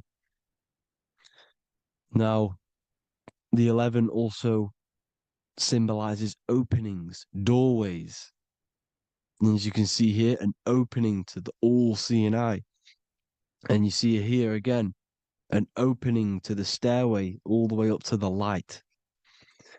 This light is the light of God in the astral worlds, beyond this world. Now, Polaris has also been symbolized as the UFO. They put the truth in plain sight. So, you know, in the films, how the UFOs suck people up. That's what Polaris is doing if you ascend beyond this world. If you do not ascend beyond this world, you will be reincarnated in this world. The whole thing is to outgrow this consciousness to the plane above. And I'm not just making this up. I'm going to be bringing in scriptures after this. But you can see with the Christmas tree, we always put a high, big star at the center, at the top, which is the star of Polaris, which is exactly what the Masons are doing here. The star at the top. And it's on top of our Christmas trees. And all of these symbolize the other stars, because Polaris is the most high star. And all the other stars are wrapped around the firmament lower than Polaris. And that's exactly what the Christmas tree is. And it's a triangle. It's a triangle, just like light beams travel from one point in the triangle, just like the all-seeing eye. It's a triangle. The light is coming from one point and sending its rays downward. You see, it's kind of like you see here with the water. And the lower you go, the darker it gets, the more evil it becomes. And this is what the ancients would call hell. Now, this all-seeing eye is Polaris. And below Polaris is Mount Meru, the North Pole, the magnetic North Pole. The Tower of Babel, which is in the Bible. The etymology of the word Babel, Ba meaning spirit, which gives the ability to move the soul through the worlds, which is that's the ancient Egyptian description of the word Ba, meaning of the word Ba. You have the Ka, the Ba, the Ak, but the Ba is the one that gives the ability for the soul to move through the worlds. Your soul can't speak into a world without incarnating into it. Now, the Tower of Babel symbolizes Mount Meru because it's the word Ba is the spirit which gives the ability for the soul to move through the worlds. The Tower of Babel is the magnetic North Pole, Mount Meru, which gives the ability to move through these different worlds. And you can see the ancient Tibetans always showing this depiction of these different worlds coming from the center. Because we have to ascend our consciousness. It's not about how good you are to reach heaven. It's about how you expand your consciousness, you expand your mind. So they teach now that you have to be good in order to reach to heaven. It's about expanding the mind, expanding your consciousness to these different planes, these different realms.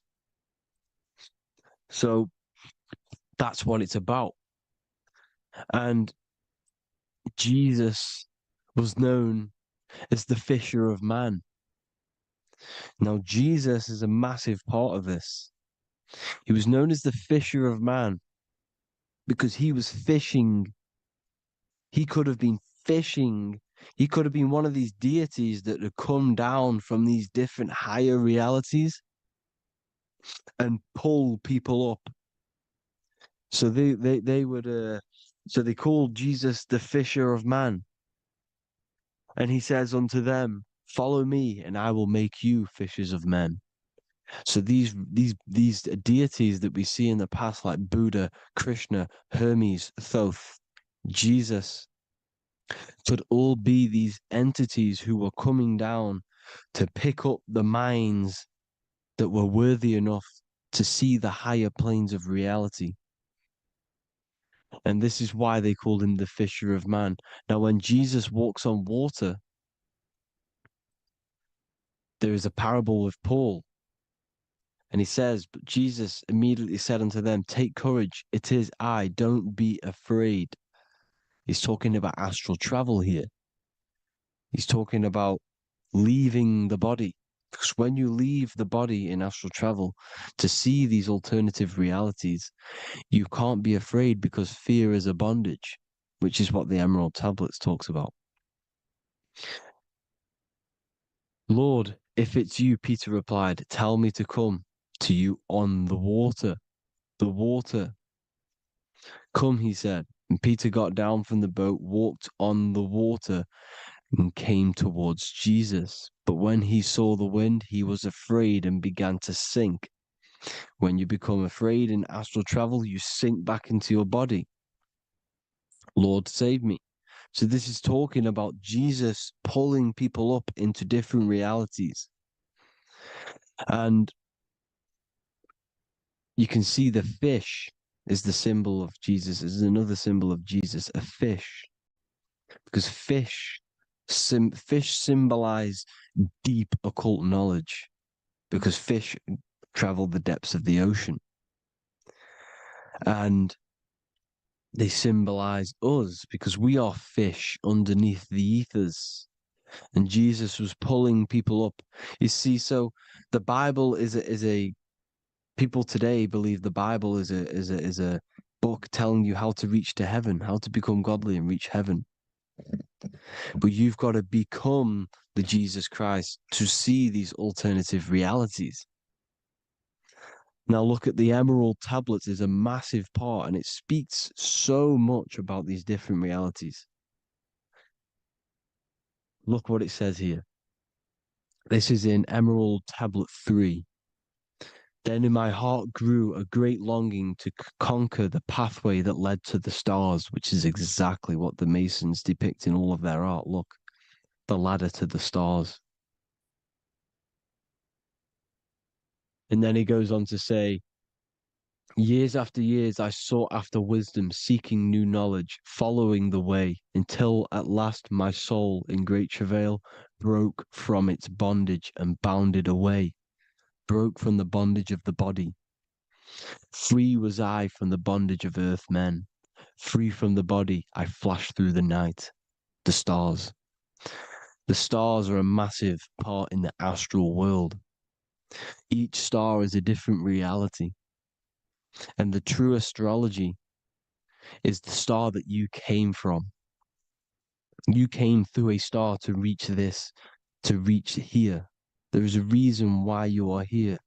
There's a reason why you have the personality traits, because your soul came from a specific star. This is why we call them stargates, because they are gates in and out of this reality.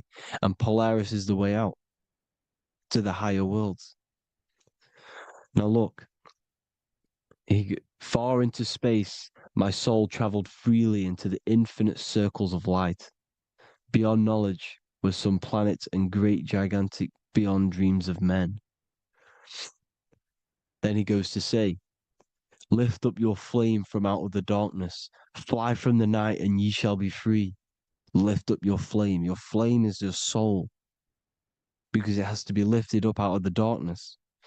This is the darkness, this world, this body is the darkness. Because it's a bondage. You need to break free. You need to learn how to astral travel, people. You have to learn this. If you want to get out of this world, you have to learn how to astral travel and see the other realities. Traveled I through space-time, knowing my soul at last was set free, knowing that now I must pursue wisdom until at last I pass to a plane hidden from knowledge, known not to wisdom, extension beyond all that we know.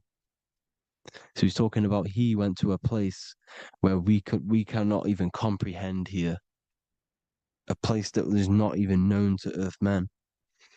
He's telling you he's ascended out of this world to the planes that are beyond. And it says here in the Emerald Tablets, man is in process of changing to forms that are not of this world. Grows he in time to the formless, a plane on the cycle above. Know ye must be one, ye must become formless before ye are one with the light. The light, the same light that I was talking about, the Masonic light, with the triangle, God, the one source. Ye must become formless before ye are with the light. Formless, you have to leave the body. You have to leave the body. You have to gain the ability to leave this body and travel to these other worlds.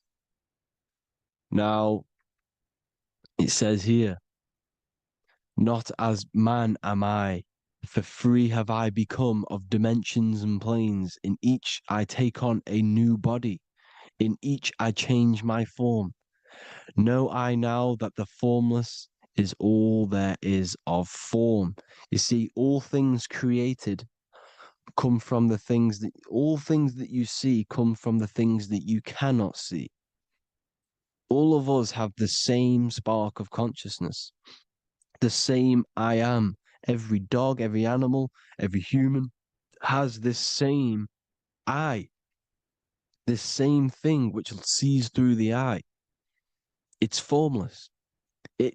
It takes this formless entity is the same entity of us. We are all the same entity in different bodies. And this entity it was represented as the flame, the cosmic flame, which is inside of all of us. And this is why the Masons depicted your spine as a candle or the Holy Grail. You would either see this or a candle with a flame on the top, because the Holy Grail is your consciousness, which is on top of your spine, which is the candle. Now, Jesus, Thoth, Buddha were all these deities which were coming down to lift people up because they were fishermen of men.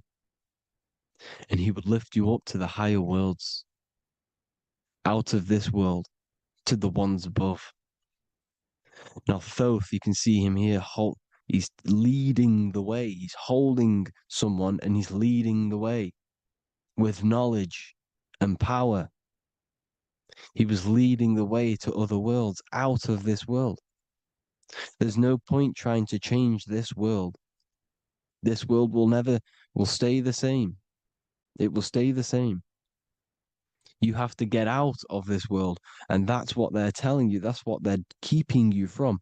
They're keeping you stuck within this thin layer of reality. So what the Masons are doing, they have the ability to astral travel. They're living not stuck and bound to one reality, but living within the different layers of reality. And this is what Morpheus was doing in the Matrix. Morpheus was going into the Matrix to go and get Neo, which is exactly what Jesus was doing, pulling up people out of this world to the ones higher. And that's exactly what Morpheus is doing in the Matrix. If you haven't watched the Matrix, go and watch it. It will blow your mind. Everything I'm saying in this video, you will see it. Except that you don't need to use a machine to enter the Matrix. You just use your body. Well, you use your consciousness to leave this body. You see, Neo was also uploading himself into the simulation to pull people out of the simulation. And this is exactly what all of these gods were doing. The fisher of man. Look, he was pulling people up out of this reality with the knowledge. Now, Jesus was always depicted with the mushrooms. Look at all this mushroom art. Mushrooms were literally the origin of Christianity. You can see it everywhere. There's mushrooms in all of the ancient art. Every single one of these paintings you see here, there's mushrooms on them. Mushrooms have the ability to see alternative states of consciousness.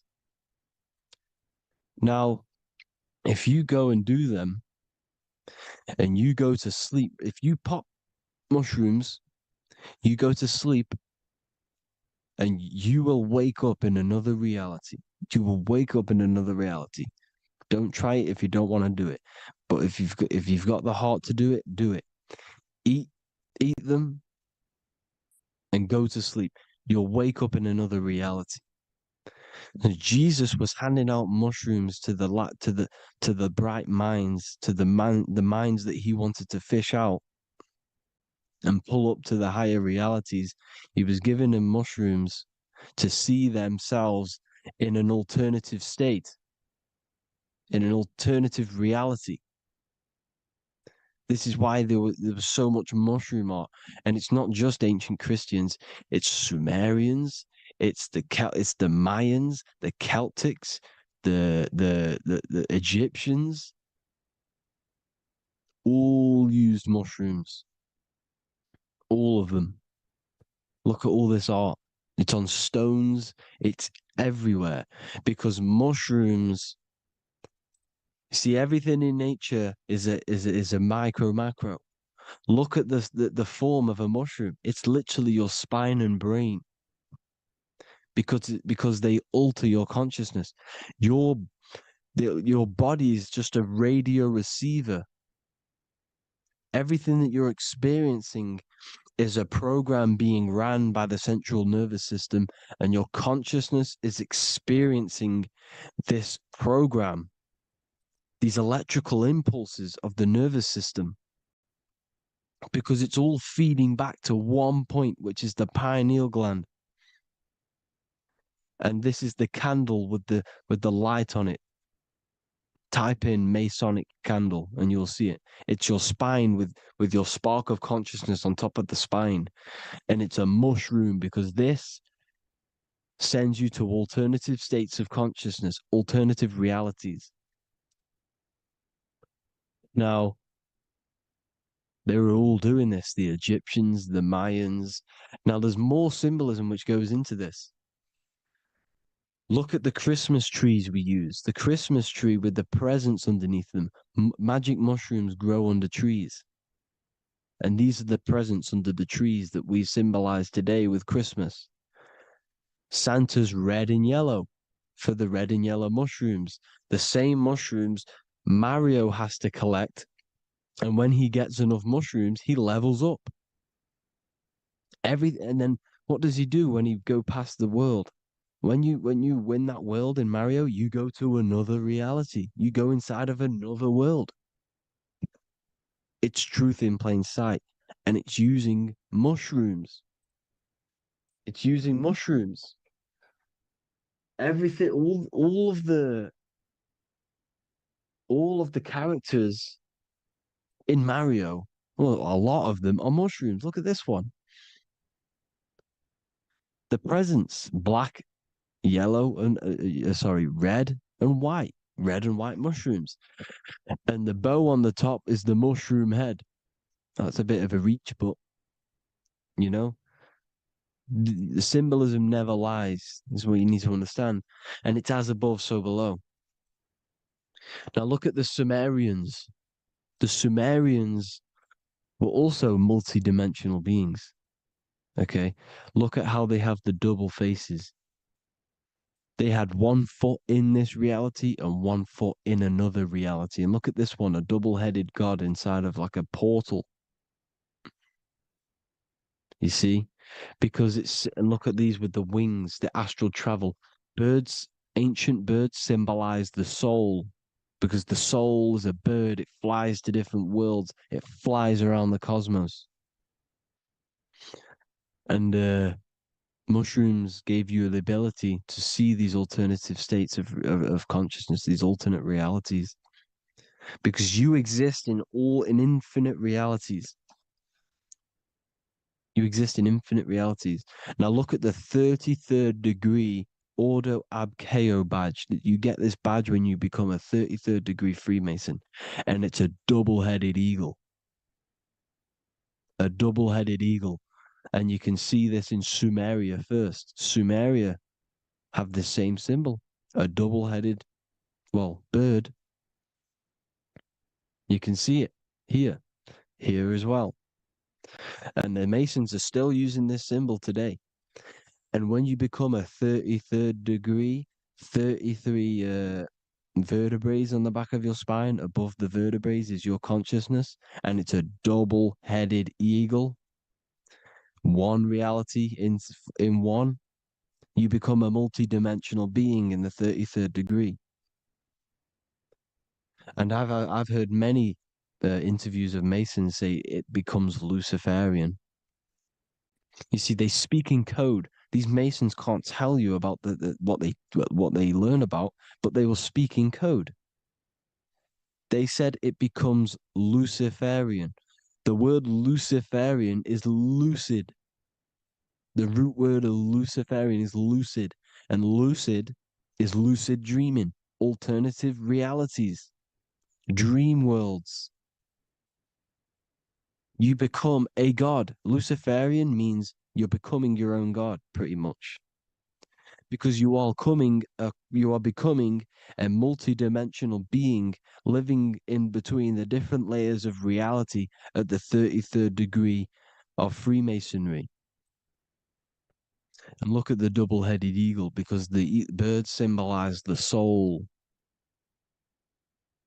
And they reach high, they fly high, just like the soul wants to fly high to the light, to become one with the light, like the Emerald Tablet says. Now look at Janus. Janus was another god, and he's known as the god of doorways. Janus always depicted with a double head.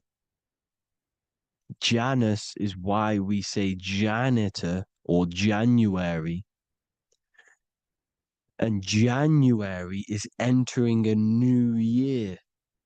Janus is known as the god of doorways with keys, always got a key, because keys open doors. That's why the janitor holds all the keys. And Janus always has double heads, because he had one foot in this reality, one foot in another. He was a multi-dimensional being, a Luciferian, living between the different layers of reality, instead of being stuck in one like we are. Well, a lot of people. And that's the whole point. You see, all of this stuff is about like changing the world and stuff like that. This world will probably never ever change. It's probably been like this forever. Well, forever, for a long time. But it's about moving out of this reality to the higher states. And the Masons always depict the ladder to the luminaries, the stars, with a key, the same key of Janus. The Vatican is a key, and it's in charge of all the religions. Why is it a key? Because they're holding back the key. They're keeping you stuck within this reality, keeping you stuck as identifying yourself with the body, identifying yourself with this world. You are not in the world is within you. This is a program being ran by your central nervous system, and your consciousness is experiencing this reality. Now, this is going to be a mind-blowing video for some people. You have to have an open mind. You have to let go of all the programs. I'm repeating what the ancients are talking about and the ancient symbolism. Look at Janus with the double-headed god. He was just another god coming down, giving keys to people who had the worthy mind to be pulled up out of this reality, to be pulled up to heaven, just like Jesus was teaching how to reach heaven. But really, it's an encoded scripture. But anyways, hope you all gained some insight on this video. Have an amazing day. Please like, share, comment. All the links are in the bio for the PDF, for the Manifestation Mastery course, and all the other amazing stuff. And if you want to support the channel, I'd greatly appreciate if you became a Patreon member. Hope you all have an amazing day, people. God bless.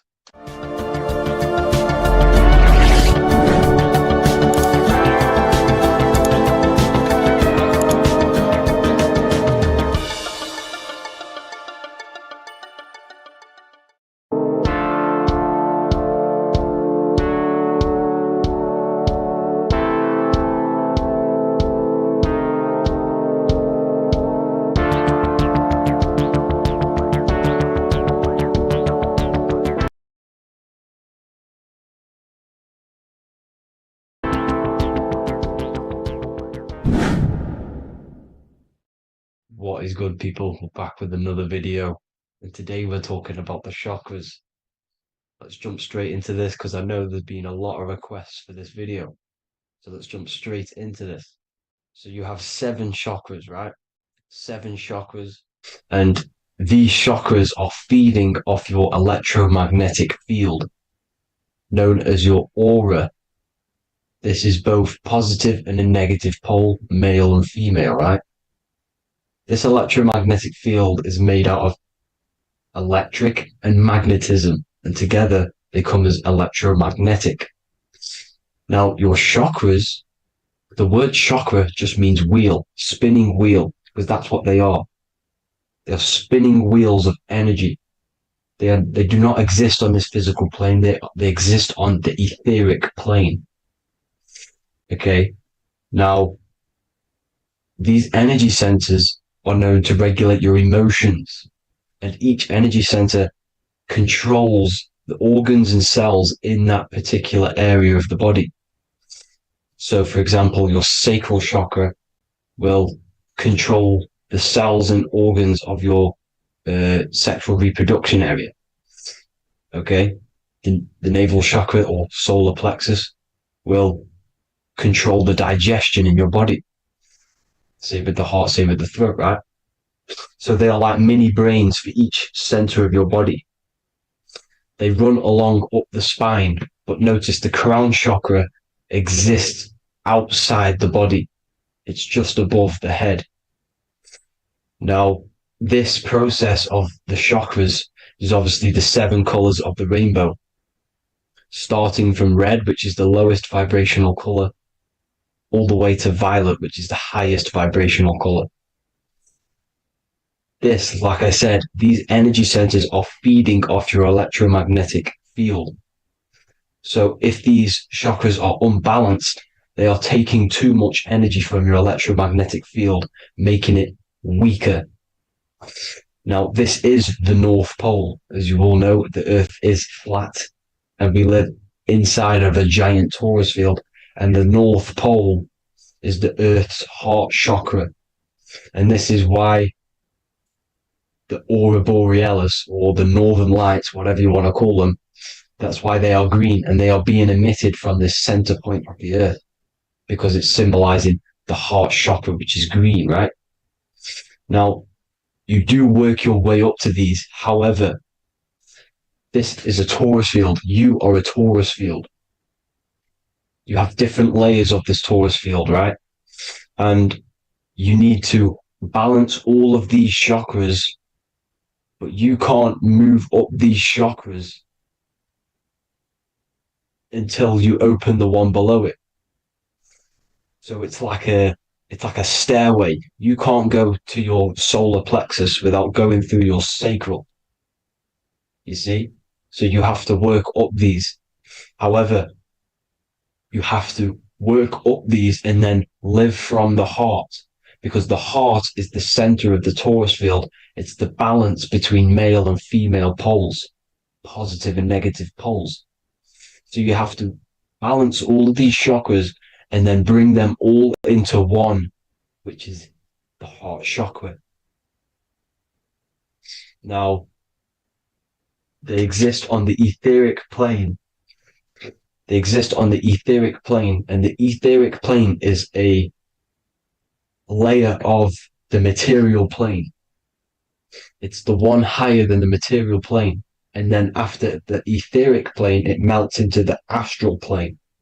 So they exist just between the physical and the astral aspect.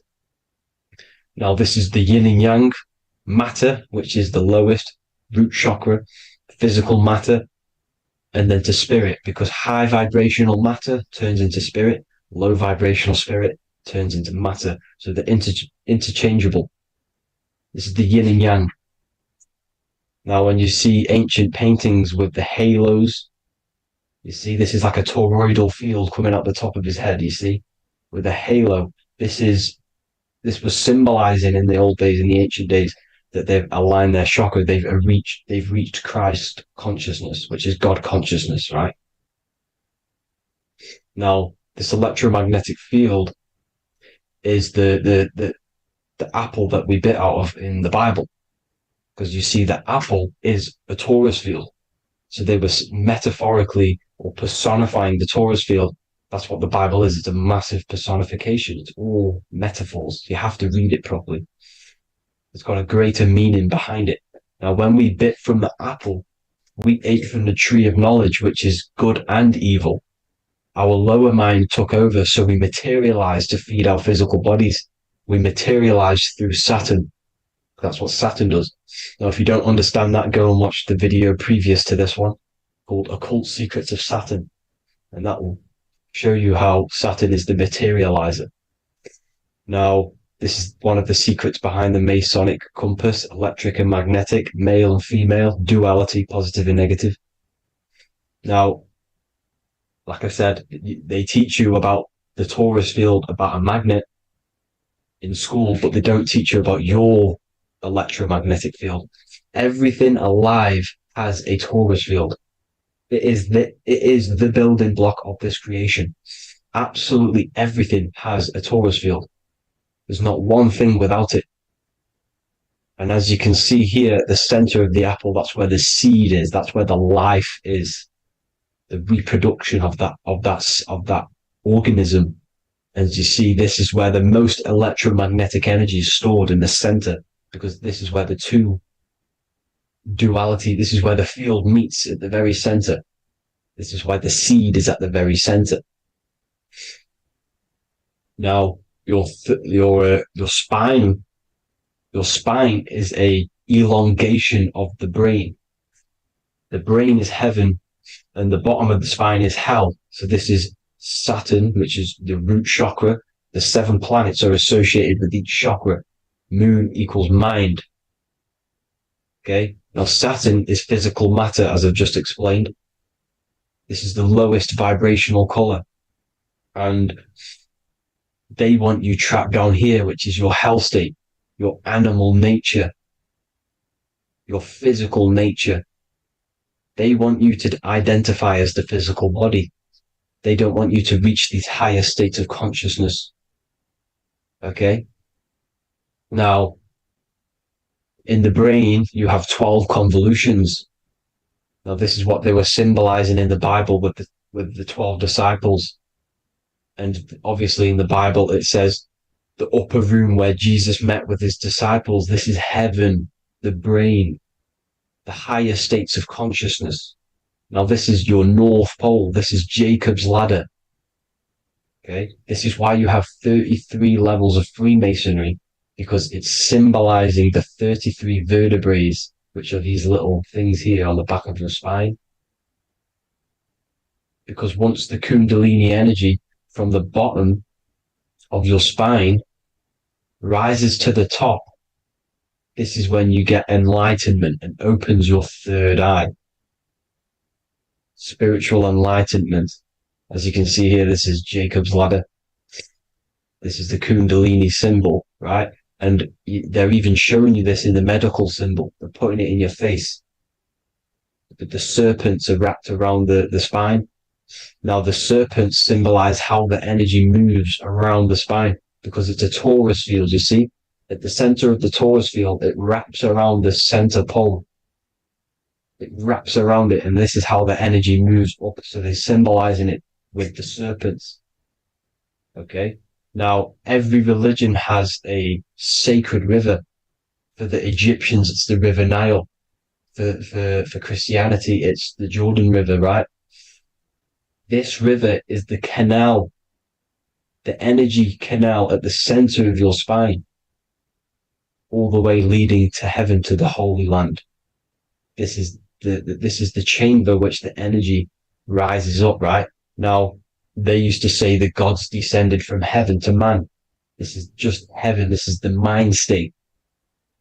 And they said the gods were connected by a rainbow bridge. That's the chakra system, the rainbow bridge. Okay. Now, the ancients called this place Midgard, Earth, where both evil and good live, right? Midgard. But you can go to heaven, which is a pure mind state, because once you're in heaven, nothing negative can ever bother you. That's completeness, pure Christ consciousness. Now, this is why Jesus dies at 33. He didn't actually die, but it's symbolizing the death of the physical body not the death of the physical body, but his consciousness rising above the physical body to, as I said here, matter to spirit. Matter died off and he came spirit consciousness. This is symbolized by the 33 vertebrae, which is obviously the 33 levels of Freemasonry. And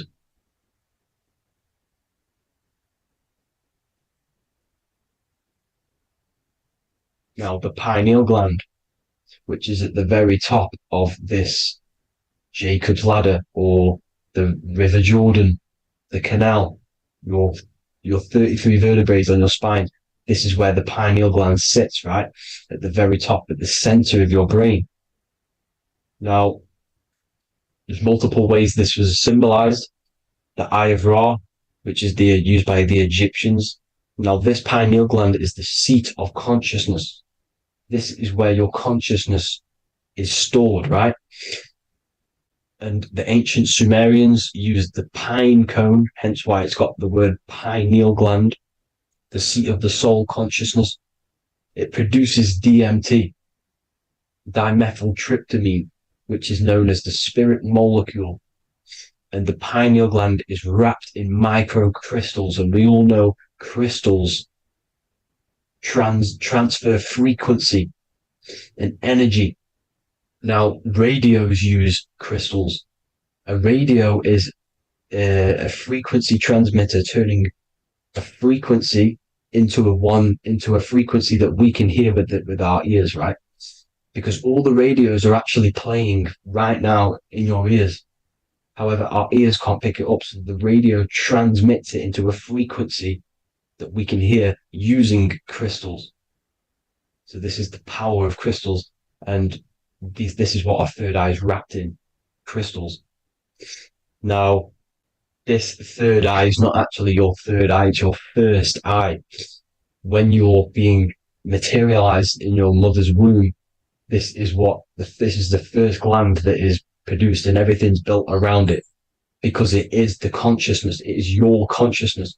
Your consciousness never dies, ever. It's an eternal essence. It lives forever. You never actually die. Only the mortal body dies. Now that's what we call life. Life is abided by time, and time is change. And change is what we call life, because everything's constantly moving and transforming into different things, right? Now let's not get off track. The pine cone is obviously, this is in the Vatican here.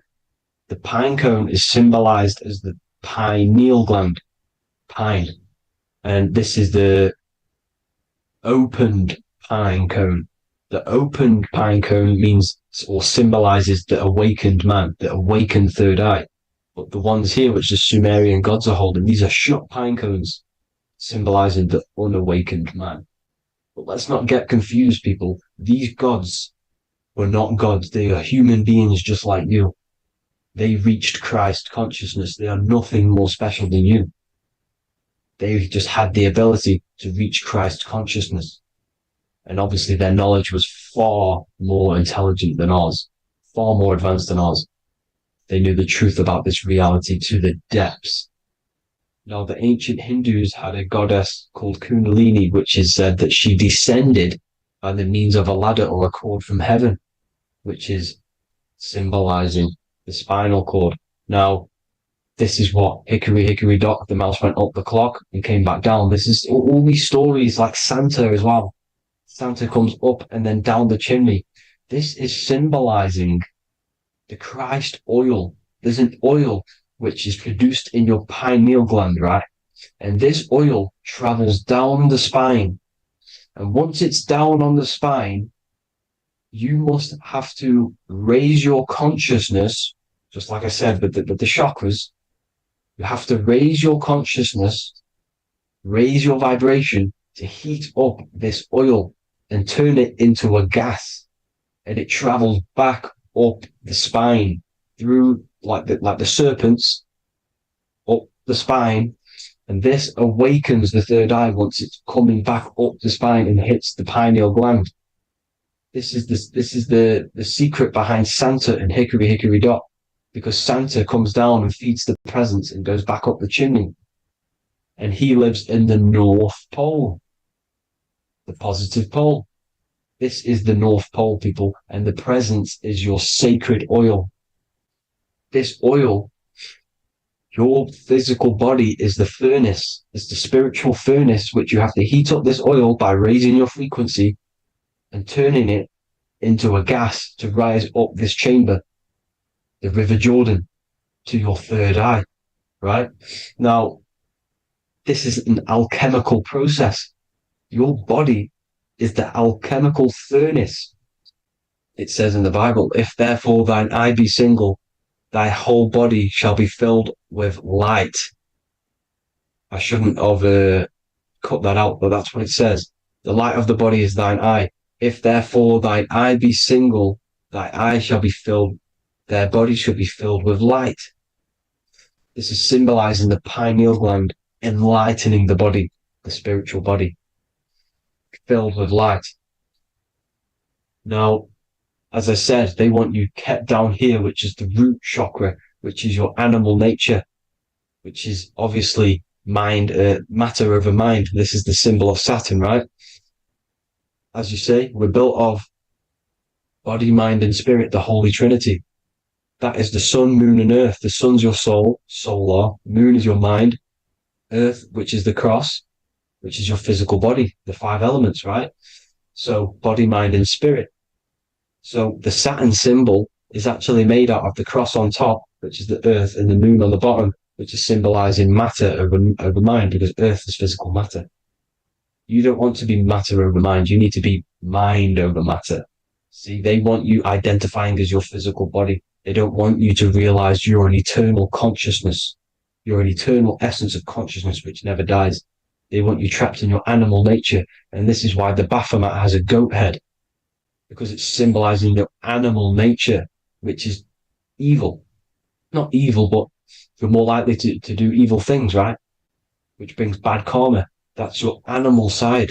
This is why the Baphomet has an animal goat head. As you can see here, he's got the Kundalini energy here. So when you see the inverted cross, the cross is your body, as you can see here. The inverted cross means your chakra's downwards, down here. Your head's down here. Your mind is down here. But your mind needs to be up here, which is the upwards cross, which is Christ consciousness. And as we all know, 7 colors of the rainbow, 7 planets, 7 chakras. Red light is low frequency and long range. This is why Saturn is the slowest moving celestial body. And it's the lowest chakra, because it's low frequency, long range. The moon being the crown chakra, which is high frequency. This is why the moon moves around the quickest. The moon is your crown chakra, which moon in mind.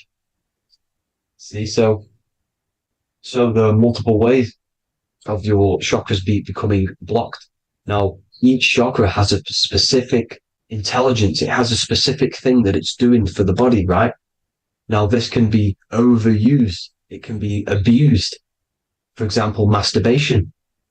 That keeps you down here in your sacral chakra, because you're abusing that energy center. You're abusing your sexual energy, which is then becoming unbalanced.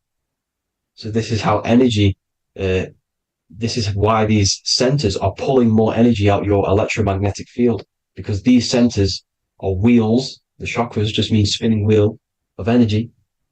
So when you're abusing these certain centers, you're pulling energy out of your electromagnetic field, which is making your field weaker, which is making your frequency lower, which makes you prone to diseases, prone to lower negative energy, right? So you need to align these chakras. You need to unbalance them. And as you can see here, you can screenshot these to see how they're blocked.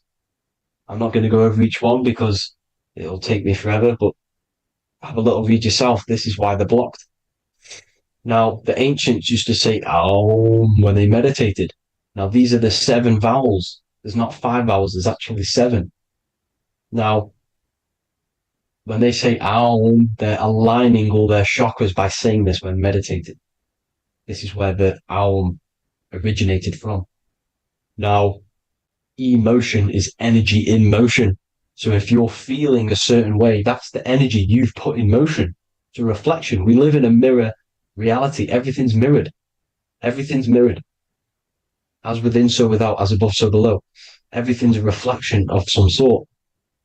So whatever you're feeling, you're doing something wrong. It's telling you you're doing something wrong from the root cause, because your energies are the effect. You're feeling the effect of something you've caused. The law of cause and effect. Nothing escapes it. Now, the Jehovah's Witness believe that exactly 144,000 faithful Christians go to heaven or be resurrected, right? This is not true. This is symbolic. 144,000 go to heaven. Now, the petals on the chakras, this is the root chakra, this is the crown chakra. Now, if you add up the first 5 chakras, the petals, add up the petals on the first 5 chakras, you get 48. And then you get to the third eye, which has 2 petals. 48 times 2 equals 96. 96 plus 48, which you got from here, equals 144. The last chakra has 1,000 petals. Times 144 times 1,000, you get 144,000. This is a frequency. This frequency is the frequency of the ascension up your chakras. This frequency is a high frequency, which turns that oil into gas, which rises up the spine, activating your third eye. Right? So this is all the religions are all symbolic for this sacred secret of Christ consciousness. As it says in the Bible, the kingdom of God is within. It's not out there, people. You must look within yourself. You are God. You are a spark of his consciousness, infinite consciousness, right? So 144,000 is a frequency, and you must achieve this. Like I said, these people in the past, they're not gods, people. These were just humans. Nothing special. They just reached Christ consciousness. Now, they keep you in these lower vibrational states with the food, right? And as you can see here, all of these fast food restaurants are mainly are red and yellow, which are these lower states, these lower 2 chakras, lower vibrational colors, because they want you trapped down here in matter. And these foods are so low vibrational, they will keep you down here, because your gut produces, I think it's like 80% of melatonin. Melatonin is your feel-good hormone. These foods will not make you feel good. This is very low vibrational. Meat. It's not meat, it's raw flesh. These animals are stripped from their family, put on a conveyor belt, watch their friends be tortured, and then get slaughtered in a slaughterhouse. Think of all the fear that's running through their blood, all the hormones, all the fear, and you're going to go and eat that very low vibrational energy. As you can see here, this is the light photons within fruit. You can see the life force in this fruit. You must think, feel, and do positive to raise your vibration. As you can see, earth equals heart. If you rearrange it, everything in nature is green, right? The aurora borealis is green. You must align all these chakras and then live from the heart, because the heart's the center of the Taurus field. You must become the consciousness in the center. So that's it for this video, people. Thank you all. God bless.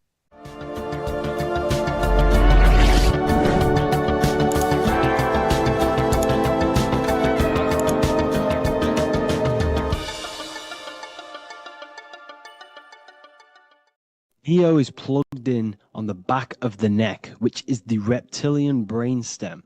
The reptilian brain is all to do with survival mode, survival state. It's always scanning the environment for safety, whether that's physically, emotionally, or mentally. It does not think. It is instant. For example, do I smack the guy or run off? If something happens to you, like a car's coming really quick to you, you do not think about this. The reptilian brain is the animal instinct that will instantly move your body on the instant reactions. Hence why it's the closest brain to the rest of the body. It has instant access to the electrical nervous system to control the body at instant reactions. Now, Neo is plugged in on the back of the neck, which is the reptilian brain. Therefore, the matrix is the body itself. It is the lowest state of consciousness. This is what it represents. The word matrix means womb. It translates to womb because your body is a womb. Your body is a vessel for universal consciousness, for God consciousness. And the body is also a womb where you can be born again outside of this body by raising your consciousness, by awakening the neocortex. This is why Neo is called Neo, because it represents the neocortex. This is the higher aspect of our brain. This is all to do with new things, higher reasoning, higher thinking, new learning. You see, the brain is a receiver for universal consciousness. Now, what do I mean? It is a radio receiver. Think of it like this. You have a radio tower which emits frequencies, and each little frequency, 00.1, 00.2, 00.3, each 00 point is a different person. We are all the same universal consciousness encapsulated inside of a different vessel. This is why our body is the temple of God inside of the Bible. Your body is a sacred temple of the divine essence of the universe. However, consciousness is controlling this physical body. And I'll show you this diagram here.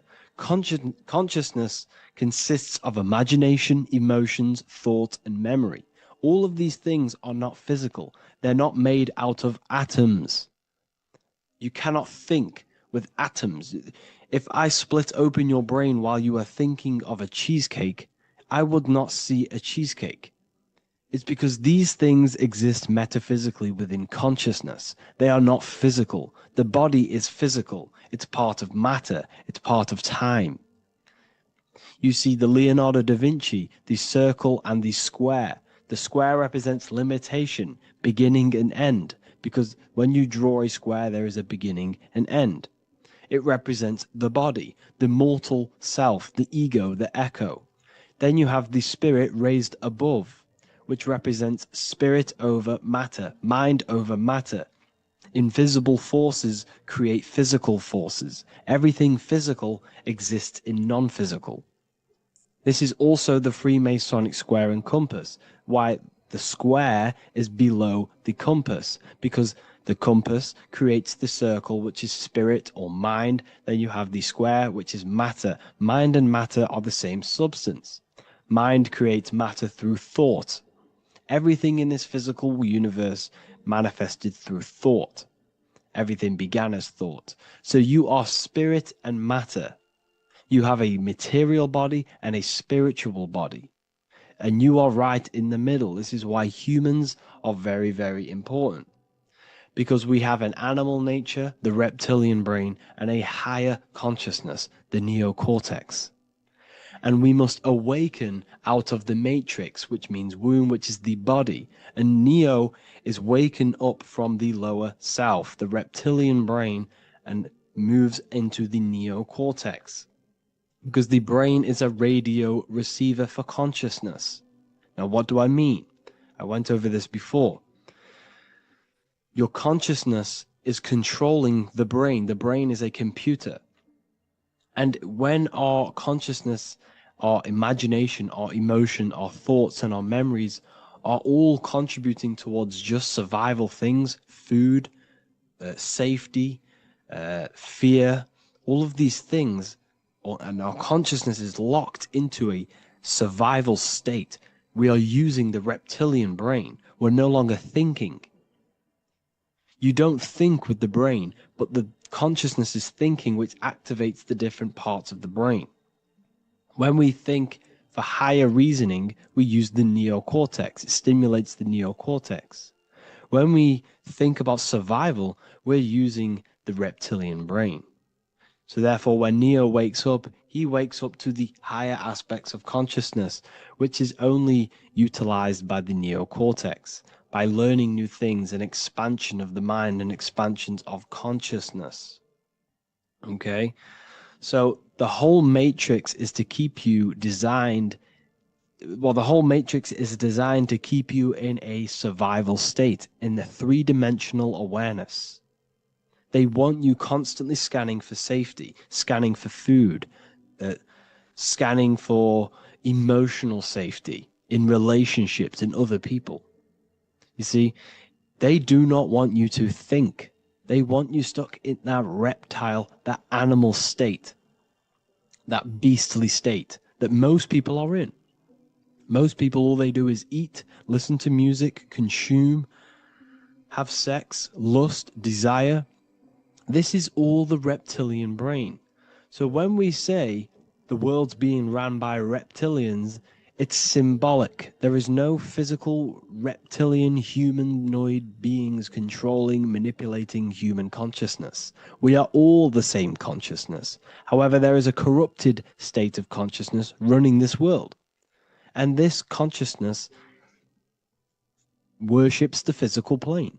And they control the physical plane. So by doing that, they keep you stuck in a reptilian way of thinking, the animal state, to keep you stuck in the lowest state of consciousness. Now, this is the god Osiris, which represents the reptilian brain. None of the Egyptian gods ever existed. They are all symbolic for the brain and anatomy of the human body. Osiris represents the reptilian brain, as you can see this anatomy compare to the brain stem and Osiris statue found in Egypt.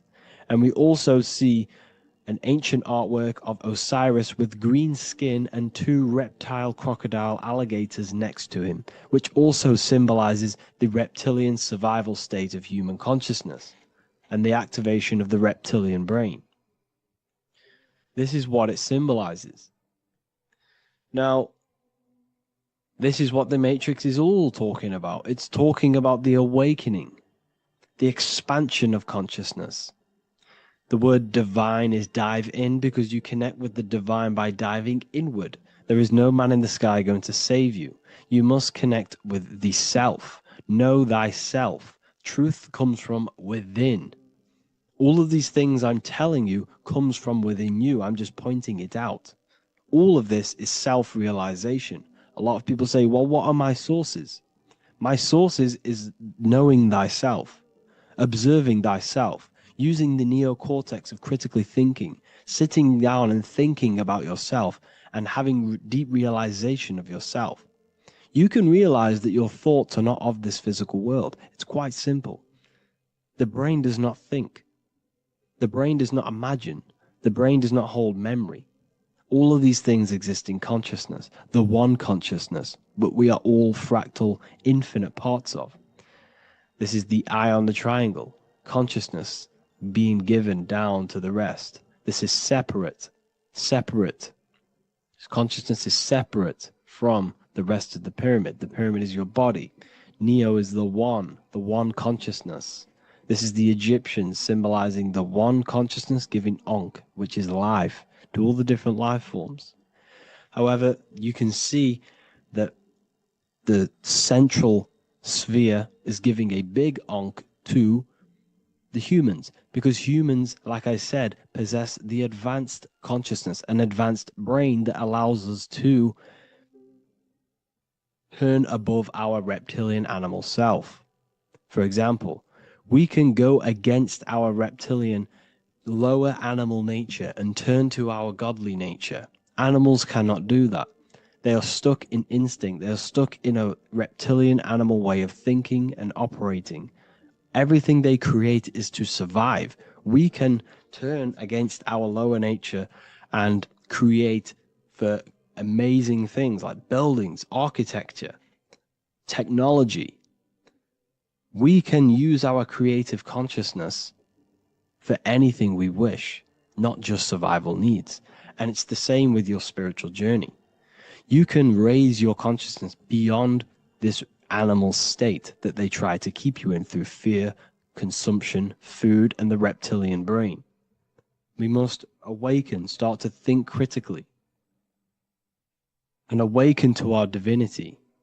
Because the mind, the consciousness within you has infinite potential to expand. There are infinite fields of knowledge that you can explore. The mind can never be filled. It can never ever be full of knowledge. It always expands, and that's why you are alive. That's why you are part of this universe. That's why the science always says the universe is always expanding, because the universe exists in your mind, and the mind is always expanding into new fields of thought, new fields of knowledge and information. And that is your whole sole purpose, of expansion of mind and expansion of consciousness, and the exploration of the mind of God. We are living in the mind of God. You are a thought in the mind of God. You must awaken out of this body. This is why Jesus says you must be born again to see the kingdom of God. You must be born again. You must raise your consciousness beyond physical limitation and awaken to your divinity. And this is pretty much it for this video. I hope you all understand this, that this is all symbolic for consciousness.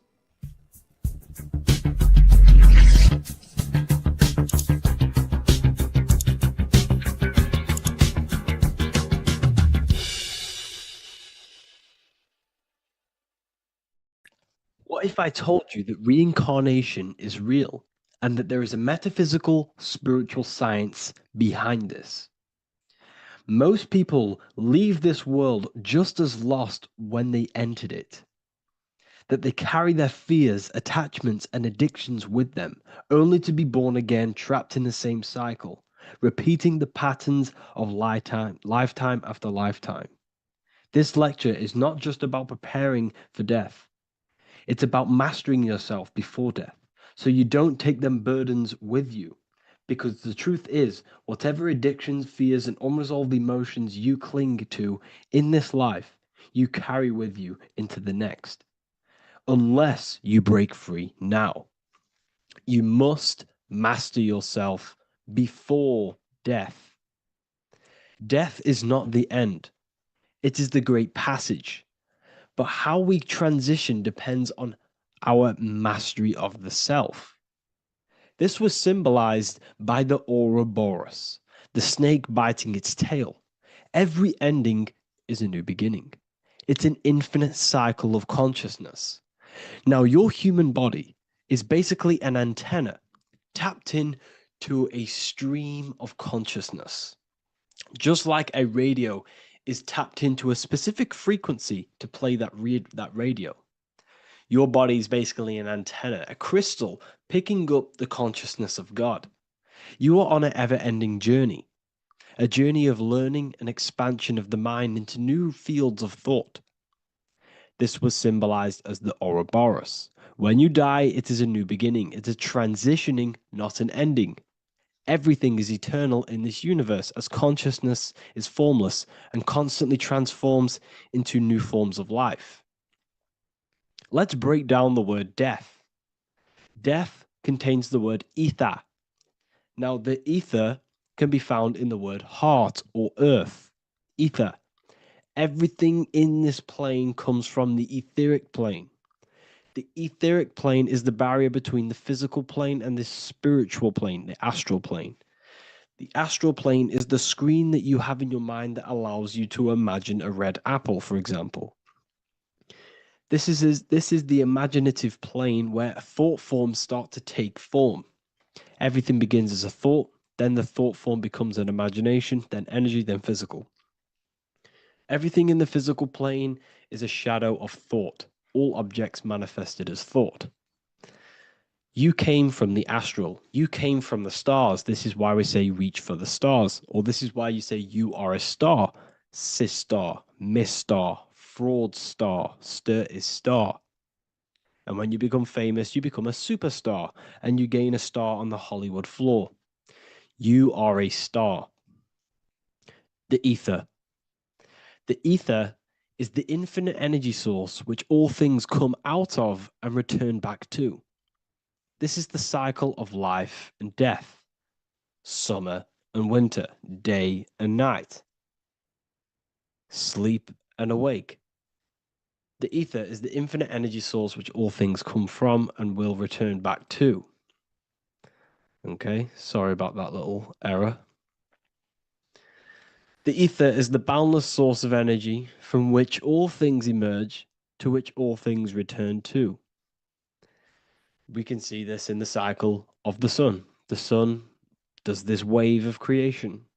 It rises and it falls. We have the day and the night. The daytime represents our conscious mind when we are alert. The nighttime represents our subconscious mind when we are inside the spiritual realms. The nighttime is spirit, the daytime is matter, spirit and matter. Awake and asleep, conscious and subconscious. We see this in the yearly cycle. Summer is life, winter is death. Spring is the morning, summer is midday, autumn is evening, winter is the night. Everything is a macro and a micro cycle of being born out of the ether and returning back from life and death. Life and death is manifested within the cycles of the sun and everything outside of you, as within, so without. This is why we say sleep is the cousin of death. The macrocosm is death, the microcosm is sleep. Every time you go to sleep, you are essentially it's a miniature death. You're entering into spirit and then returning back into matter in the morning when the sun rises. Everything is a reflection of the macrocosm cycles. Preparation for death. The first thing we must do in order to prepare for death, for life after death, in order to stop being reincarnated in this cycle of materialism, in order to progress as a soul, because remember, you are a soul in a body. Just like the sun gives power and life to the earth, your soul gives power and life to your body. When you say I, you're referring to the soul. And your soul can be stuck underneath layers of false identifications. Who you believe yourself to be is merely a collection of subconscious programs running within your mind. Now that's very deep. That is very, very deep. Who you think you are is a part of your thinking mind. Your name, your job, your reputation, your family, your friends. These things are not you. They're all aspects of the thinking mind. What happens if you meditate and you turn off the mind? Then all these things do not exist. You're left with the pure soul, the pure awareness, the pure observation. If you turn off the thinking mind, you're no longer your body, you're no longer your reputation, you're no longer your friends, you're no longer your job and your labels. You are the soul. That's the true you, the observation of the mind, not the thinking mind. The ego is the echo. It's an echo of your true self. The ego is your mind's perception of itself, shaped by experiences, trauma, emotions, and beliefs. It is merely an echo of your true soul self. The ego is not you. Your mind is not you. You are the soul. And this is the true self that we must express within our life and we must connect with before we die. Because when we die under the echo, under these false layers of the emotions, the traumas, the experiences, the addictions, the emotional attachments, when we die underneath all of this, when we don't know our true self, the soul is still hidden. The true you is hidden underneath these layers of false identification. We must remove these layers of false identifications. We must remove them. We must destroy the echo. Remember the ego, you never had an ego when you were a child. When you were a child, you were pure. You didn't, you didn't show off things. When you were a child, you were pure. You expressed yourself freely with you didn't hide anything. You didn't hide any aspect of yourself. You didn't suppress any aspect of yourself to fit in as a child, as a baby. because the ego was not here when you came here. The ego grows with experience. The ego is a false perception of yourself while being incarnated in this material world. It's your mind's perception of itself and it's created through your experience. Remember, you are unconditioned consciousness, and your experiences, thoughts, traumas, emotions, and beliefs have conditioned your consciousness into believing you're only a physical body, but you are the soul. We have to remove these layers. How do we remove these layers? Like I said, the best thing, meditation. Meditation. There is a great meditation that you can do every single morning and every single nighttime. You can sit there and repeat over and over before you meditate. You can repeat that you are not this, you are not that, you are not this. You can label them one by one. Start with, I am not my body, I am not my job, I am not my name, and then detach from absolutely everything until you are left with nothingness.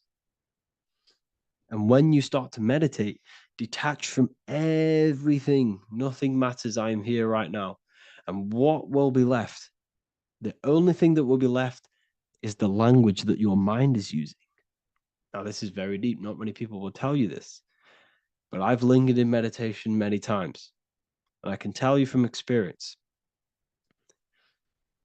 that the only thing left once you detach from everything is the language that your mind is attached to. So whether that's English, Italian, French.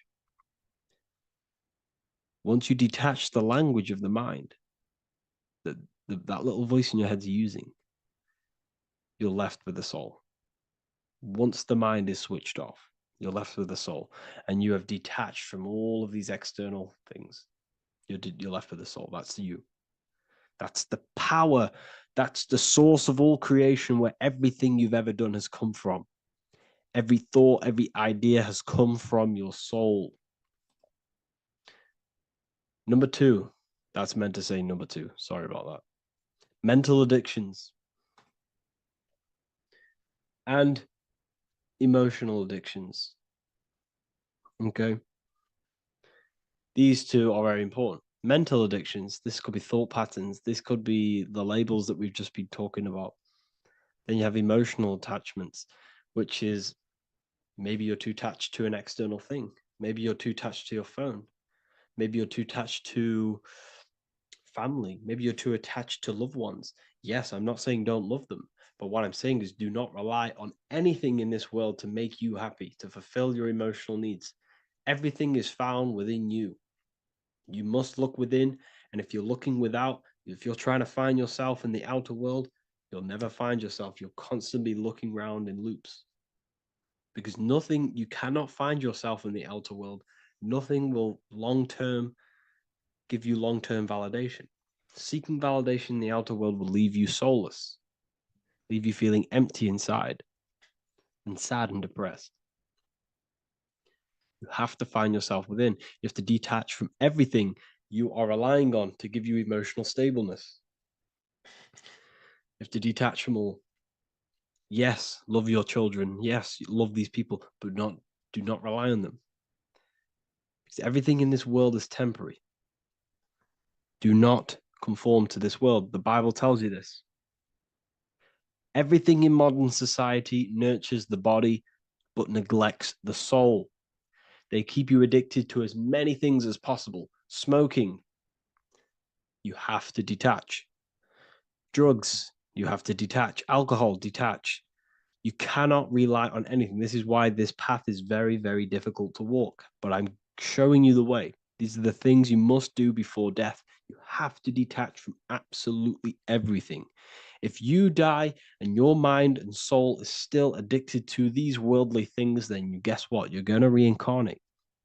You're going to reincarnate because your mind is still thinking about these material earthly things. And if you are operating in that vibration, you're going to project that vibration and come back here. You have to detach. You have to master the soul and master the mind. Like I said, the matrix is designed to keep you addicted to as many things as possible. Your phone, food, smoking, drugs, alcohol, clubbing, all of these things.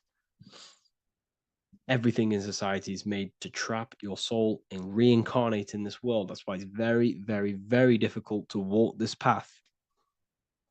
Very difficult. Matrix, matter tricks.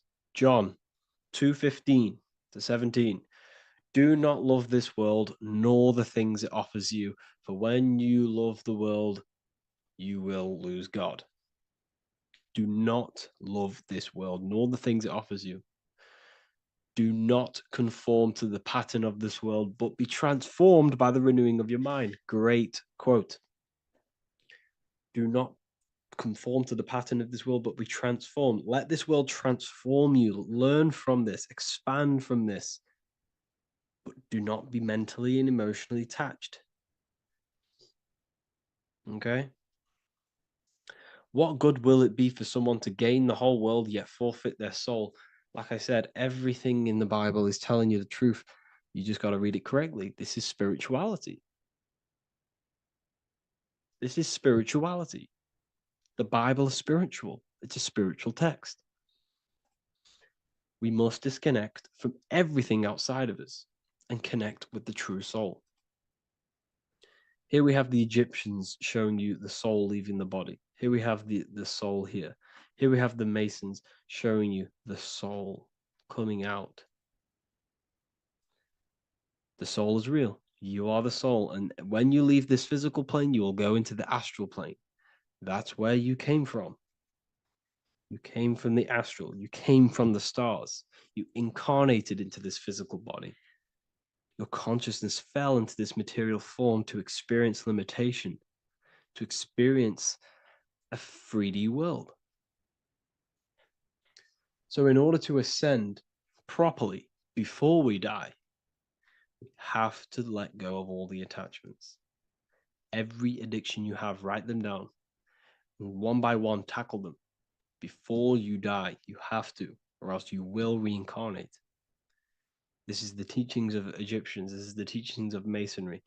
All of these addictions contribute towards life after death. Everything must be controlled. And we must be attached to the soul. I'm not saying I'm perfect. I'm not saying I'm perfect, people. We're all not perfect. We're all under psychological operation by the government. We're all in a very difficult situation with this awakening. I'm simply pointing out what I know from my journey and what I've been learning through occultism and research and reading lots of books and many different things. I'm on this journey just as you are. Maybe I'm further. Maybe you're ahead of me. We don't know. But this is what I'm sharing with the world. This is what I'm sharing with my research. And this is what makes sense. It's common sense. Look at everything around you. Everything's made to feed the body, not the soul. So my beautiful watchers and fans and supporters, I appreciate every single one of you, and I hope this video has supported your journey. If you're feeling lost in life, if you're searching for deeper answers, whether you're seeking clarity, looking to expand your studies, or ready for personalized mentoring, this is your chance to connect with me live and receive insights tailored just for you. Start your path to self-mastery and enlightenment inside the world's best esoteric school. Your journey starts now. Tap the link in the description if you want to join Ethereal University, or feel free to check out my books. I thank you all, and I really appreciate for 100,000 subscribers on YouTube. I love every single one of you. Make sure to drop a like, a comment, and subscribe to the channel if you're new. Let me know some ideas for, lectures, anything that you want to know. I can make lectures on them. Just drop it in the comments. I appreciate every single one of you. Take care.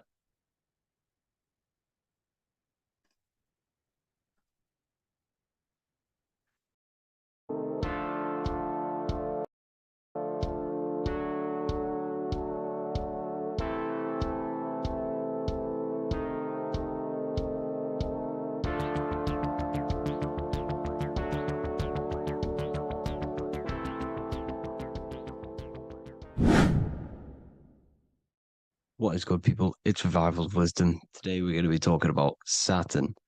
I've done this video in the past. However, this video is going to contain a lot more in-depth explanation of Saturn. So the 33rd degree Mason, Manly P. Hall, said, Saturn is the key to crystallization, physical matter.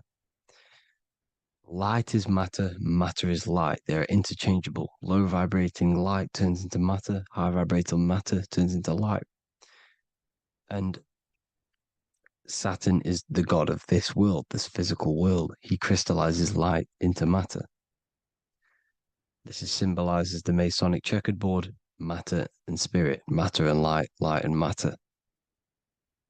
He's also the god of time, destruction, justice. He creates and destroys, because all things in time die. He creates and destroys you. So, because we live in this physical world, which is the electric world, this is why we say electricity, because it comes from the root word of El, Saturn. They used to call Saturn El, E-L. This is why we used to say Elohim is God. The real God of this world is Saturn, but it's being hid. This is being hid. Jesus is Saturn. All of this is Saturn. It's all Saturn worship. It's the real God of this world, So, physical matter is a result of two opposing forces equalized on the plane of inertia, because everything is created out of electromagnetic toroidal fields. And these two poles equalize on the plane of inertia, which gives you planet Earth, plane of inertia. The plane of inertia is what Saturn is. It's the ring around the center of the plane of inertia. Thank you to Walter Russell saying, physical matter is a result of two opposing forces on the plane of inertia. This is what Walter Russell says, so please check out his work. He's got many books, many books on light and electromagnetism and stuff like that. So I advise you to check him out. So the torus field gives you the binary code 0 and 1, the female vagina and the male phallus. This is the code for this world. Saturn crystallizes physical matter. Now Saturn is the most outermost layer of the 7 layers of heaven, where it says in the Quran, it says, Allah, it is he who created the 7 layers of heaven. Saturn is the outermost layer. He's the top. He's the most high. So when we say the most high, we're referring to Saturn. He's the most high before the firmament, before the stars. So Saturn is the god of this world. He's the Lord of the Rings. He wears the crown. The crown is the rings. Crown, Kronos.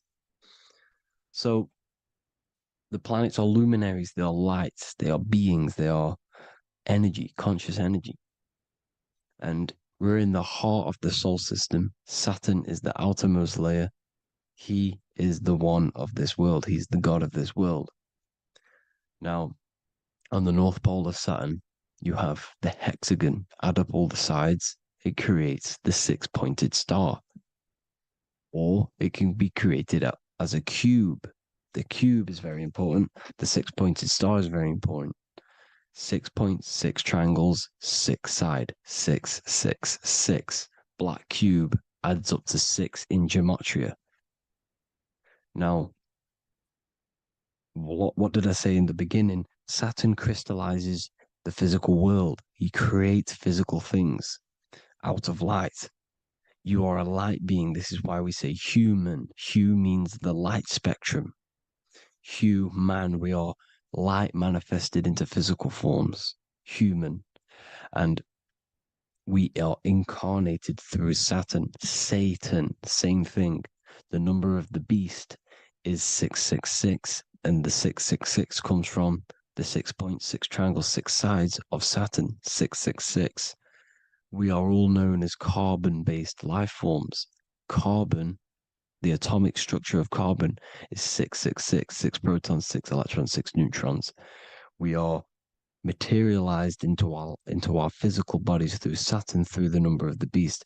These bodies are the beast, it's the animal. The divine, the Christ, is the consciousness within, because you're a physical, spiritual being combined into one, hexed into one. Hexagram. This is a hexagram. You're hexed into physical matter, spirit and matter, light and dark, combined into one. Now you contain of the mark of the beast, the mark of your body. Your body's the beast. It says in the Bible, Satan, who is the god of this world. This world. There are many different worlds, but this world is run by Saturn, and it says that in the Bible. Saturn is Satan. It's the same thing. And look at the crown of thorns are wrapped around the heart. The soul is in the heart. The mind is in the brain. The soul is wrapped around the rings of Saturn. You're wrapped in physical matter. This is what it's showing you. This is symbolizing the rings of Saturn wrapping you. And the cross on top is the cross of the cube. The cube, the black cube of Saturn, unfolds into a cross. So Satan, who is the god of this world, Corinthians 4:4 in the Bible, Satan, who is the god of this world, has blinded the minds of those who don't believe.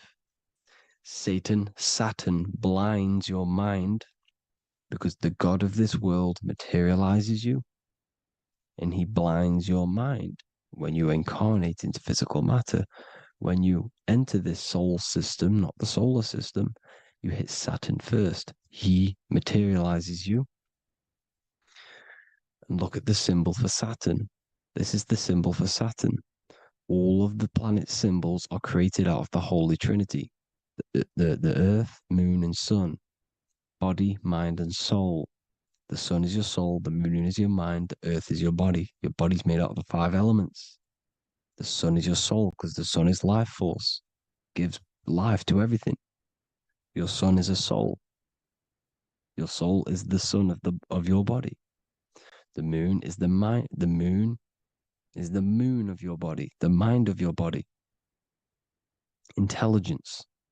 So all of the symbol of the planets are created out of these. The Saturn symbol is created out of the Earth cross, matter, and the moon crescent, moon, mind, matter over mind. This is why Satan, who is the god of this world, has blinded the minds of those who don't believe. He blinds your mind. Look at the symbol. It's showing you. The Saturn symbol is matter over mind when it should be mind over matter.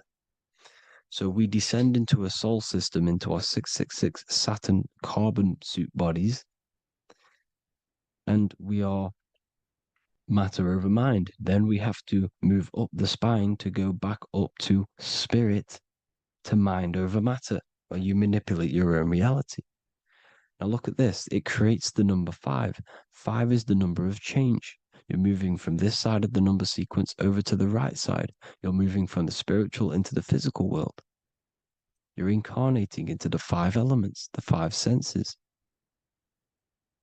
So the cube, the black cube of Saturn, is another major symbol. Very important symbol. Here you see the cube, and the color black is associated with Saturn because Saturn's associated with death. He creates and destroys.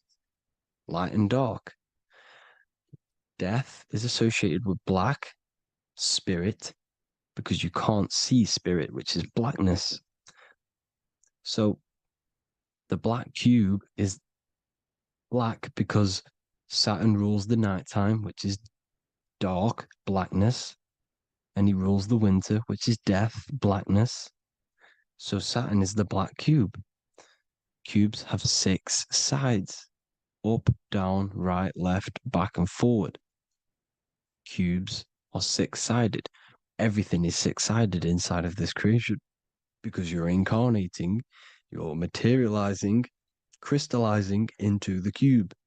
The world of the cube. Everything's a cube. Everything's got 6 sides. Here's Leonardo da Vinci showing you that you're in the cube. Leonardo da Vinci did this famous painting. You're in the cube, you're hexed into physical matter. We're incarnated into the third dimension, the three-dimensional world, which is a cube, 3D. And black cube adds up to six sides of the black cube. The Kabbalah means cube god in Arabic. And look at what they do. They worship the cube, the black cube, and they stand in rings like the rings of Saturn. Australia, Denmark, Manhattan, Santana all have these black cubes. You go to New York, you will see the black cube there as well. These black cubes are everywhere because it is the real God of this world, So look at the cross. The cross unfolds into the cube. Xbox, Nintendo GameCube, Sega Saturn, anything to do with a simulated gaming reality, they put Saturn in it because we're in the simulation of Saturn. This is a simulation. And this is why they reflect this through the Xbox, GameCube, Sega Saturn, anything to do with gaming, simulations, is all Saturn. Because we're in the cube of Saturn, the black cube. We're in the GameCube, the Xbox, the Sega Saturn. As above, so below. So they reflect it through the simulations that they create inside of this simulation. Cubes have 8 points for the 8 points of time and space. 8 is the number of time. Everything's cycling, infinity. So look at the cube. The cube is symbolized as in Judaism. The Judays have the black cube. They wrap themselves in a black band and they cover their eyes into blackness. The black cube, for the black cube of Saturn, they use the star as Saturn, and they worship their god on Saturn Day because it's all Saturn worship. And look how the Saturn god is wrapped around with these thorns or leaves, just like Jesus is wrapped around his heart. And Jesus on the cross is us on the cross. We are in the cross. We are in the cube. The cross is the cube. And the cross is even in the Saturn symbol. This is another symbol for Saturn. There's two symbols. You got this one, the one I've just broke down. And there's this one. This is the cross of Saturn, the cube god, the simulation, the game cube. Now, Chronos is another word for Saturn. Chronos means time. When you clock into work, you go to the Chronos machine. Well, I did anyway. And I tap my card on the Chronos because Chronos is time. Anything to do with time is Saturn. He creates and destroys. Look at the artwork of Saturn with the sand, the time. Look at this, how he's cutting off the baby's wings. He's crystallizing the spirit into matter. He's cutting off your wings. Satan, in the Bible, he falls from heaven into earth and he loses his wings. He becomes a serpent. You see, it's all symbolic for us. We are the fallen angels, fallen angles of light. We're fallen angles of light. We are light beings. Now we're fallen into physical matter. Saturn's chopped off our wings. He's chopped off our spirit wings because when you astral project, you can fly. You will fly around. He's got the Reaper staff here, always depicted with the Reaper staff. Now look at the clock. Saturn Day is the 6th day, the number of the beast, 666. Look at the clock. 6 take away 12. 12 take away 6 equals 6. 7 take away 1 equals 6. 8 take away 2 equals 6. 60 seconds in a minute, 60 minutes in an hour, 24 hours in a day, 2 plus 4 equals 6. That's 666. Everything's 666 because it's time. Saturn. All goes to Saturn. He's the god of time. We're in time now. We're in time. We're in the time, which is God, the god of this world, the god of time. Now look at this. The Reaper is also depicted as the Reaper with the staff, the black cloak, black symbolizing death, spirit, Judges wear black because Saturn is the law. He's the god of this world. He's the law. This is why they wear black cloaks. When you graduate from university, you wear a black cloak and a black cube on your head. You've been hexed. Funerals, you wear black because it's all to do with Saturn, Father Time, Father Crystallization. Now, Saturn, here's another one of him cutting off the wings of a child. Because he cuts off the wings. He creates and destroys your body. We're in the electrical world. Everything that is electrical vibrates. All vibrations have to come back to a standstill point, which is death. This is why your body dies. Your atoms stop vibrating. Corona. Look at the crown. The crown is the corona. Corona means crown. And look at this is an alcohol brand for beer. You can see the staff of Saturn in the symbol with the moon crescent. Corona, which is the crown, Saturn, the crown on Saturn, the rings. And then you've got the staff. It's all Saturn worship.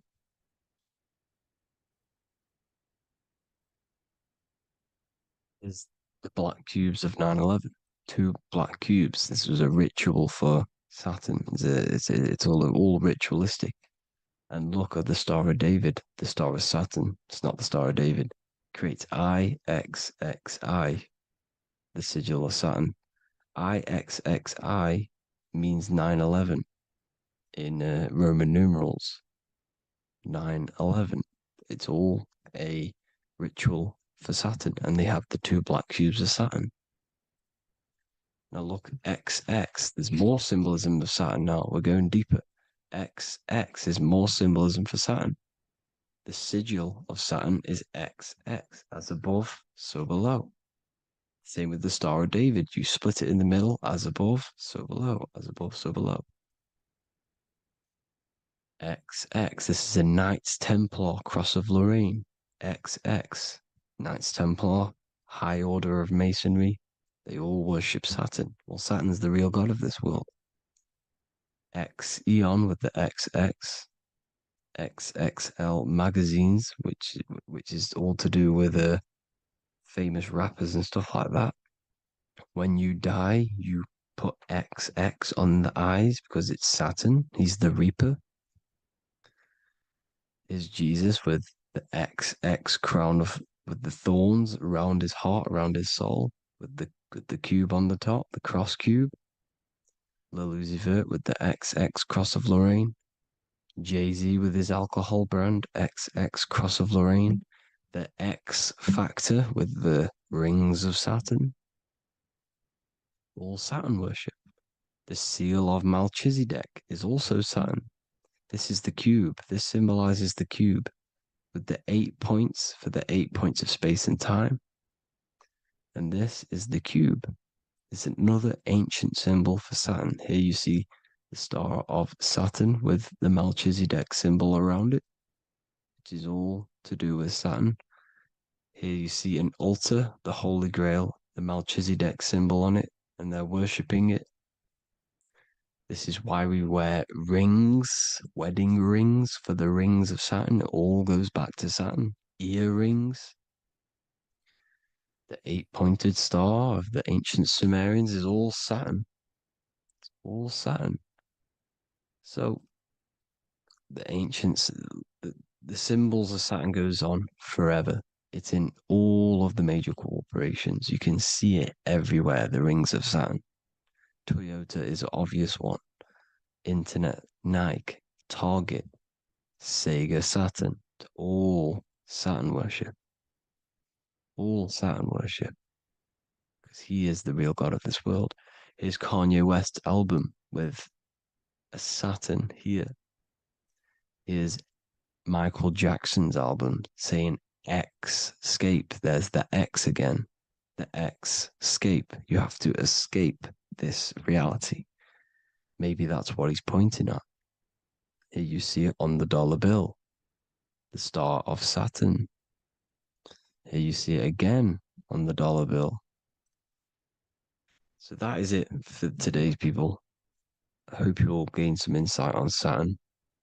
Please like, comment, and share if you can. Subscribe if you like the channel. Please have an amazing day. God bless.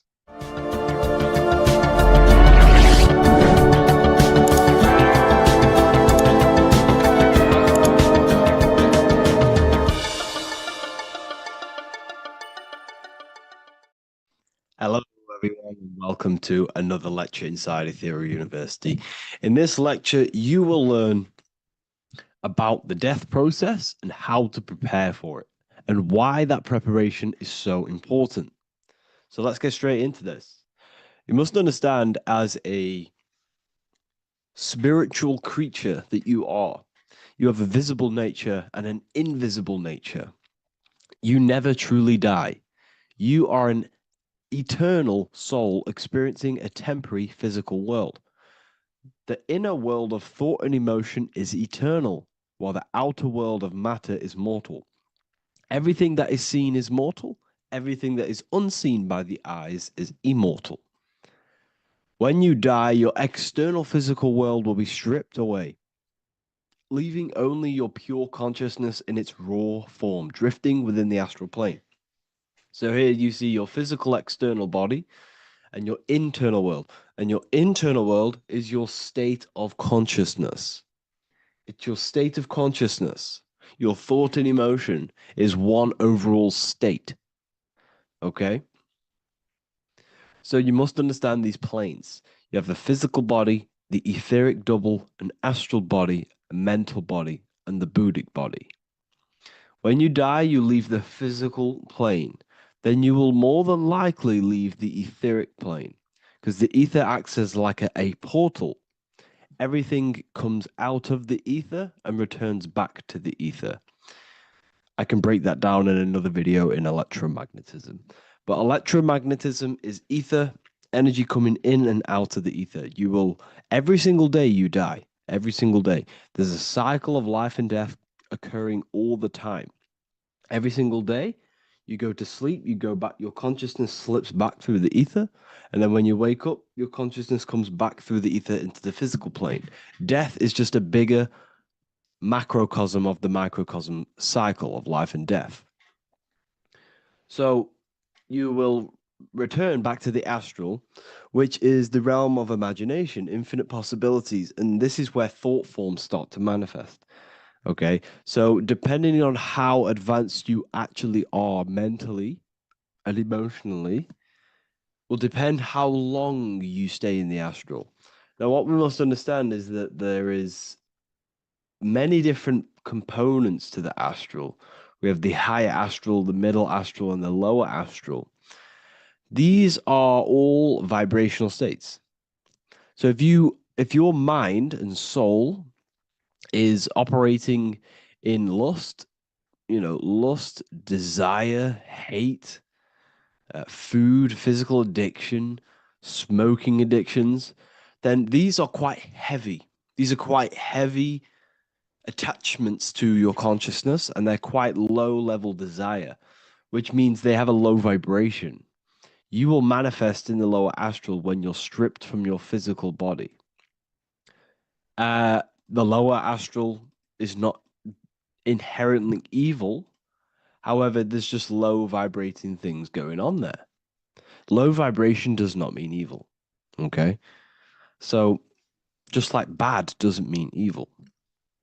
Okay? In the lower astral, you are going to see lower astral beings. You're going to see spirits, souls with low level desire. Okay? People who are attached to the physical plane, people that lust, people that do these things. Technically, this is hell, but you can escape it by escaping yourself. Now we're going to break all this down. I'll break all this down properly once you understand the full context. So depending on your level of desire, you will manifest in a corresponding layer of the astral plane. If your mind is still attached to the low physical desires, you will find yourself in the lower astral realms. But if you have few desires and have detached from the worldly attachments while you are encased in a body, then you will rise into a higher or middle astral plane, mainly the middle. Okay. The higher astral plane is very formless. So as I broke down here, this is, well, the physical plane is the lowest dimension. This is the most form, the most matter. It's quite heavy.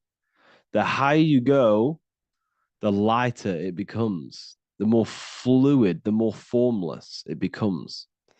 So you see here, it says denser, down, and lucidic, up. So this is more lucidic in these higher realms. This is more dense in the lower realms. So this is why the ancient Egyptians were always talking about, I'll show you this. This is showing you death. So first of all, we have Anubis, which represents death. Here you have the heart, which represents the soul. And here you have a feather. And this is a scale. You see how this is a balanced scale? So what this is symbolizing, this represents death. This represents your heart, and this is a feather. So when you die, your heart must be as light as a feather, which means your emotions, your soul, should have no attachments to the world. It should be light. It should be detached. This is why the word light and light are the same. Light is in heavy and light is in very bright. Because when you're less attached to the things, your soul shines. You're authentic. You're light. You're very bright soul. And you have no attachments. Your light is in not heavy. So you must detach from the worldly desires. We have to detach from the smoking, the food. This is why we should fast. Smoking, this is why we should detox. We should also meditate. We should also be able to sit with ourselves for long periods of times. Okay? I'm going to break all this down properly. But that's why the Egyptians show you the symbolism here. Okay? So you're stripped of your material body. So that state of consciousness you're in right now, your inside world, if you shut your eyes, that state you're in, that is what you're going to experience when you die. Okay? And you're going to be manifested into the astral. In the physical plane, you can mask or hide almost anything. But in the spiritual realm, you cannot. The astral body, your thoughts and emotions directly shape your spiritual body, your astral body, revealing your true inner state. So your desires that you can hide in the physical plane, your emotions, your thoughts, you can't hide any of that in the spiritual plane, in the astral plane. That will directly shape who you are, your color of your astral body, and your astral body as a whole. So here we have Kim Kardashian. If you could see this lady's astral body, you would run so far that you would be horrified for the rest of your life. If you could see their spirit, their astral form, it would be horrific. Because their mind is so attached to, physical things, so attached to desire, money, fame, worship, power. These people do not want to die. These billionaires and millionaires will never want to die. They will do whatever they can to stay alive because they understand when they die, they have to face themselves. They have to face their inner world. And their astral body, their true authentic self on the inside is horrible and horrific and so low vibration. So this is where it comes in. You must be as light as a feather. This is what the Egyptians are showing you in their artwork. Your soul must be as light as a feather. In order for the soul to ascend to a higher plane and not look at that physical plane and say, I want to go back or I want to desire things down there, you must detach now and prepare for death. Hell is not a place. It's your own personal suffering born from within. If your mind and soul are deeply attached to mental fixations, emotional wounds, and physical addictions tied to the material world, that pain will follow you into the astral. This is your true judgment day. You judge yourself when you die. You see your authentic self. There's no hiding. Right. Imagine right now that you that everything you cling to was stripped away. No matrix, no electricity, no food, no TikTok, no phone, no possessions, no distractions, no one else. Could you sit alone with yourself for just 1 hour? Could you sit alone with your thought and emotion? That moment of truth is what you must begin to prepare for. Could you sit alone with yourself? Can you sit alone for long periods of time and just think? And if you cannot, then you're running from your internal world. You're running from your thoughts. You're distracting yourself from your thoughts. This is what we must address. Now, don't feel bad if this is you. We've all have problems. We all have internal problems. But this is what we have to face directly in order to prepare for life after death. We must meditate for long periods of time. Not even meditation. We should be able to sit with ourselves with no distractions and just think. This is what the people of the past used to do when we had no technology. People would sit and think for hours. This is what we need. Because if you cannot sit with yourself, imagine sitting with yourself with no physical body. That's the level that's going to happen. And we need to prepare for that. The soul and mind must become as light, as weightless, as radiant as a feather to ascend to a higher plane and move beyond the physical life. To rise, they must release heaviness, attachments, burdens, fears, and desires. The lighter and brighter your inner being becomes, the more freely it can rise into a higher state of existence. Ascension is not about going somewhere, it's about becoming something pure, clear, and luminous. Okay, this is very important. Very, very important. We must detach from the worldly things. So enough of that. How do we do it? How do we attach? How do we prepare? Number one, you must detach from the material things. Start loosening your grip on things, possessions, titles, even identities. They are temporary. Appreciate them, but don't let them define you. Let nothing outside of you define you. Nothing. Your name is not you. Your job is not you. Your reputation is not you. Your bad past is not you. Your good past is not you. Your business is not you. Everything outside of you is not you.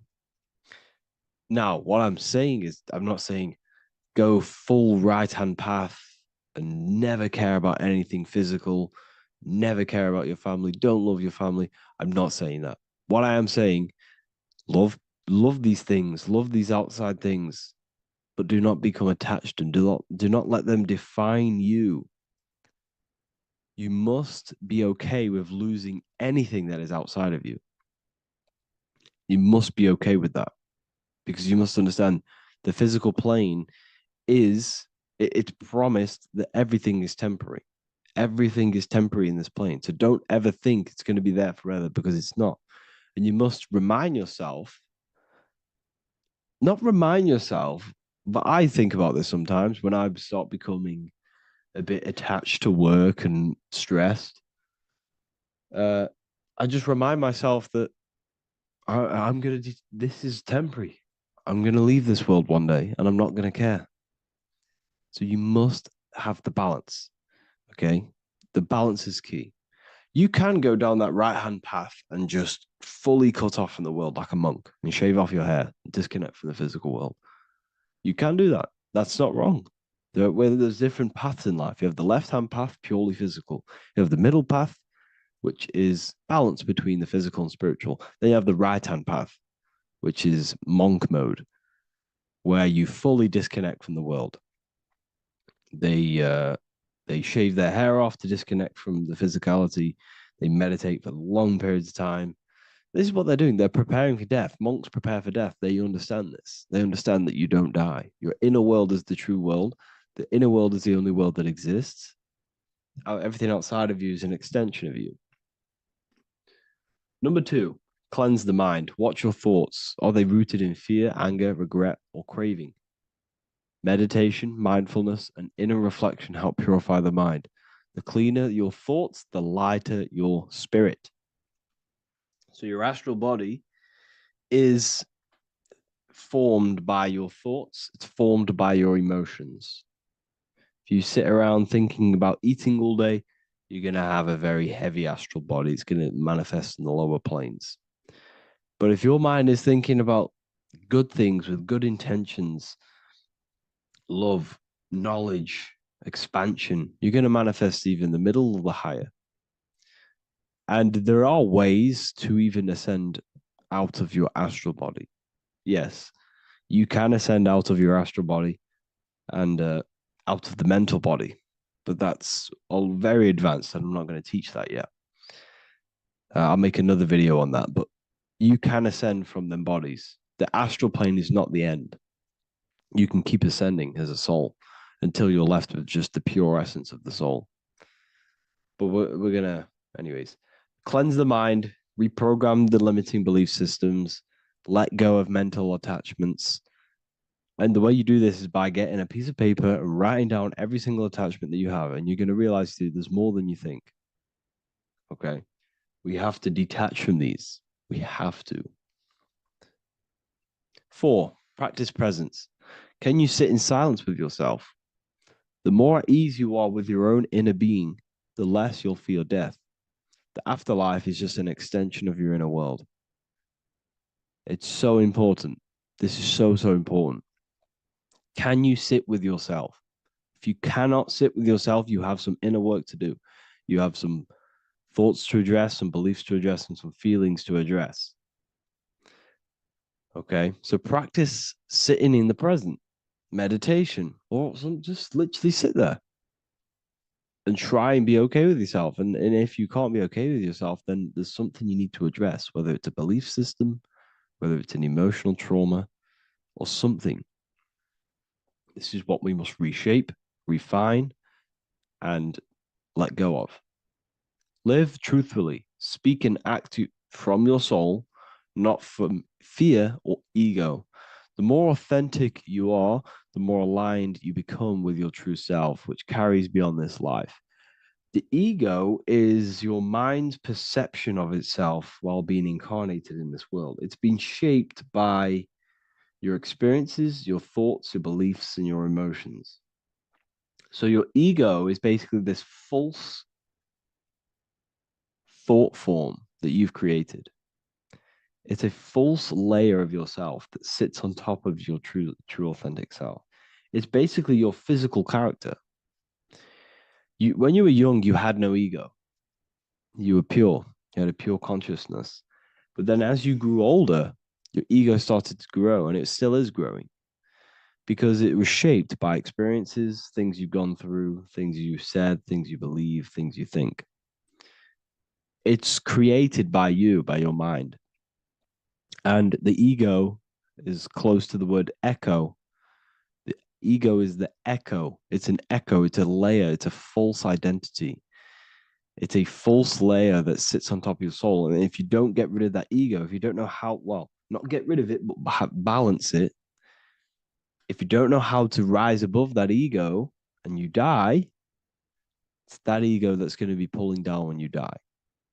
It's that ego that's going to be your suffering. Okay. 7, connect with the divine, whether through prayer, meditation, tune into something greater than yourself. The connection is the soul's compass beyond this world. If you can meditate and rise above them clouds of thought, that's the soul, that's the observer. We must connect with that. Okay, this will definitely help with just allowing yourself to connect with your true self. Meditation's great because you can just fully detach from the world. And the more you meditate, the more you can prepare for death. A powerful way to cultivate detachment is through daily detachment meditation. done either at night or in the morning or the first breath upon waking. Or do this as many times as possible per day.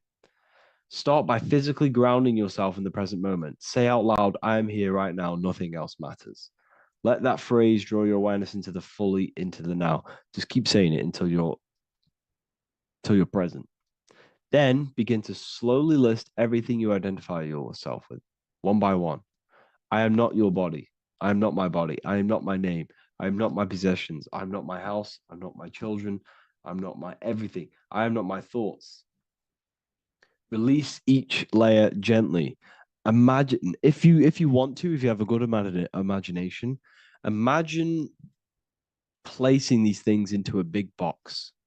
Placing your body, placing your name, placing your possessions, placing your house, your car, your thoughts, your beliefs into a box, and then shut that box. If you have a good imagination, do that. That can help. And you'll be left with yourself. And you're not even that. It goes even deeper. Eventually, you'll reach the mind itself. Detach from the language that the mind is even using. Now, that's very difficult. And not many people have ever thought about that, and they've ever even been there. Detach from the language that the mind is using. Think about that for a second. Your mind is not what you actually think. It goes very deeper.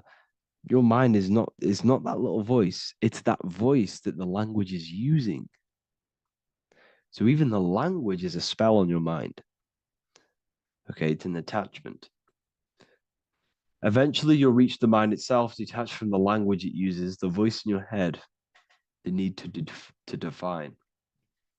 What remains is something beyond thought and beyond words. I can't even describe what's left, because words, once the language is gone, it's purely metaphysical. All I can say it is pure awareness, and it's symbolized. This is why symbols are so amazing, because they can symbolize things that are beyond words. A flame, it's just a flame, and you won't be able to understand that until you've been there. It's just a flame. It's pure cause. Words can't describe it. You'd have to experience it. Connect with this essence daily. This is truly who you are. So this is a great way to detach. We can do these detachments every single day during meditation. This will definitely help over long periods of time. Of course, you're not going to be ready tomorrow for death, but just try and prepare for these things. This is the whole reason people used to meditate. It's the whole reason why people do these spiritual practices, because they understood that this plane is temporary and your soul moves on from this plane. And you'll never truly believe in the soul until you experience it. So I can show you these things, but you must go out and experience it. The soul is real, but you won't understand unless you cast off everything else. Okay. So I hope this video helps. It's a very deep video. I'm going to be making more of these stuff, of more self-mastery. And of course, we've made the self-mastery section now, so I'm going to start filling up this place with lectures. And I think it's a great time to start this, because a lot of people have been asking on how to master yourself, prepare to death. So hope this video helps. See you in the next one.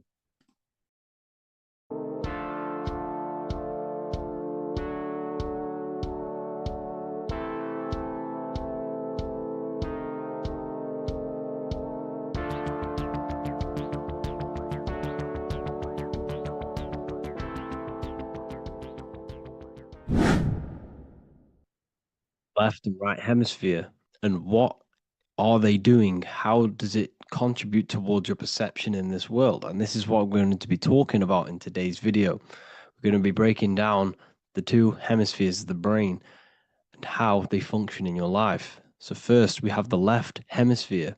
This is the logical hemisphere. This is the analytical, divided, scientific, or verbal hemisphere. The right hemisphere is creative, wholeness, artistic, symbolic, and metaphorical. The right hemisphere does with non-verbal things. It produces a holistic perception. It is more to do with creativity.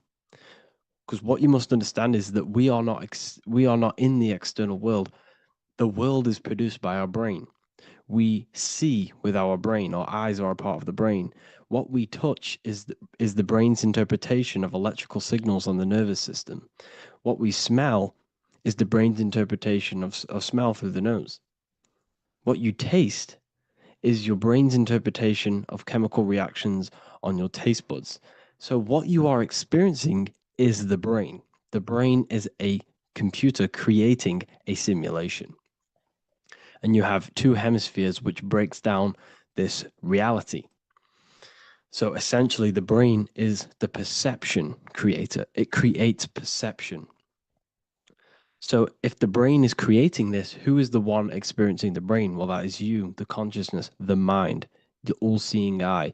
You are the all-seeing eye experiencing the brain, the observer behind the brain, behind reality, behind the emotions. So if you're walking through a woods, this left brain sees individual trees. The right brain sees the whole woods. It sees the biome. It sees the bigger picture. So when you are walking through this woods, the right brain picks up a holistic perception of reality. It creates the woods as one unified woods. The left brain's job is to break this down and analyze it so that we can see individual things. And this is also necessary for humans to have the ability to break things down and manipulate things in this world. So without this left hemisphere, we could not manipulate things and break things down. So this right hemisphere is important because it sees the whole woods. It sees humanity as one unified consciousness. However, the left hemisphere sees individual egos. So the left hemisphere is the place of the ego because it only understands it sees the world very divided. Okay, so for example, here's another example of the left and right hemisphere. If someone pulls out in front of you in traffic, your left brain's going to start going crazy and analyzing them, calling them names. The right hemisphere, however, sees the bigger picture. Maybe he didn't see you. Maybe it's just a mistake. Maybe he's in a rush. You see how the two brains are very different. They do the same thing, but they function in different ways. The right hemisphere is feminine, the left hemisphere is masculine. So, like I said, this person pulls out in front of you, you start to think with the left. If you start to perceive that in the left brain, you're going to start analyzing them, you're going to start going crazy and calling them names because you're analyzing it. You're not seeing the bigger picture behind it. You're not seeing it from his perspective. So there is a crossover. So the left hemisphere of the brain controls the right side of the body, the right ear, the right eye. Everything to do with the right side of the body is connected to the left hemisphere, and the right hemisphere controls everything on the left side of the body, including your eyes, your arms, your legs. So everything is crossed over, and even your visual field is crossed over. So this is your visual field, as you can see here, and even the left side of your visual field goes to the right brain. There is a crossover. No one really knows. There's not really a reason for this. However, this is how the human body is designed. As we all know, the human body is the most advanced piece of technology on the face of the earth. They cannot replicate the human body. And they tell you it has no creator. This is crazy. People are that brainwashed, they can't even understand that their body is the most advanced piece of technology. Your body is so advanced, the computers that you use are mimicked of the body. Everything they create is mimicking nature, but they don't show you how intelligent nature is because they don't want you to understand you're in an intelligent design. So anyways, let's get back on track. There is a crossover in the brain, and this is why they teach you to write with your right hand. And I was speaking to someone who's in a nunnery, or whatever you want to call it. They were a nun, or they knew someone who was a nun, and they forced these people, these nuns, to write with their right hand. You had to write with your right hand. This is why, I'd say at least 70% of the world, or 80%, is right-handed and right-legged, because they taught us this to activate the left hemisphere more because of this crossover that happens in the body. So when we are using this right side more, we are using that left hemisphere more. Why? Why are they doing this? Well, they also called it writing. Writing is a spell, to cast a spell on you, to use that right side of the body so that you use this left hemisphere, because they want you to see the world as a divided perception. They don't want you using the right hemisphere, using that left side of the body to activate the right hemisphere to see the bigger picture and see how everything is all one and everything is created.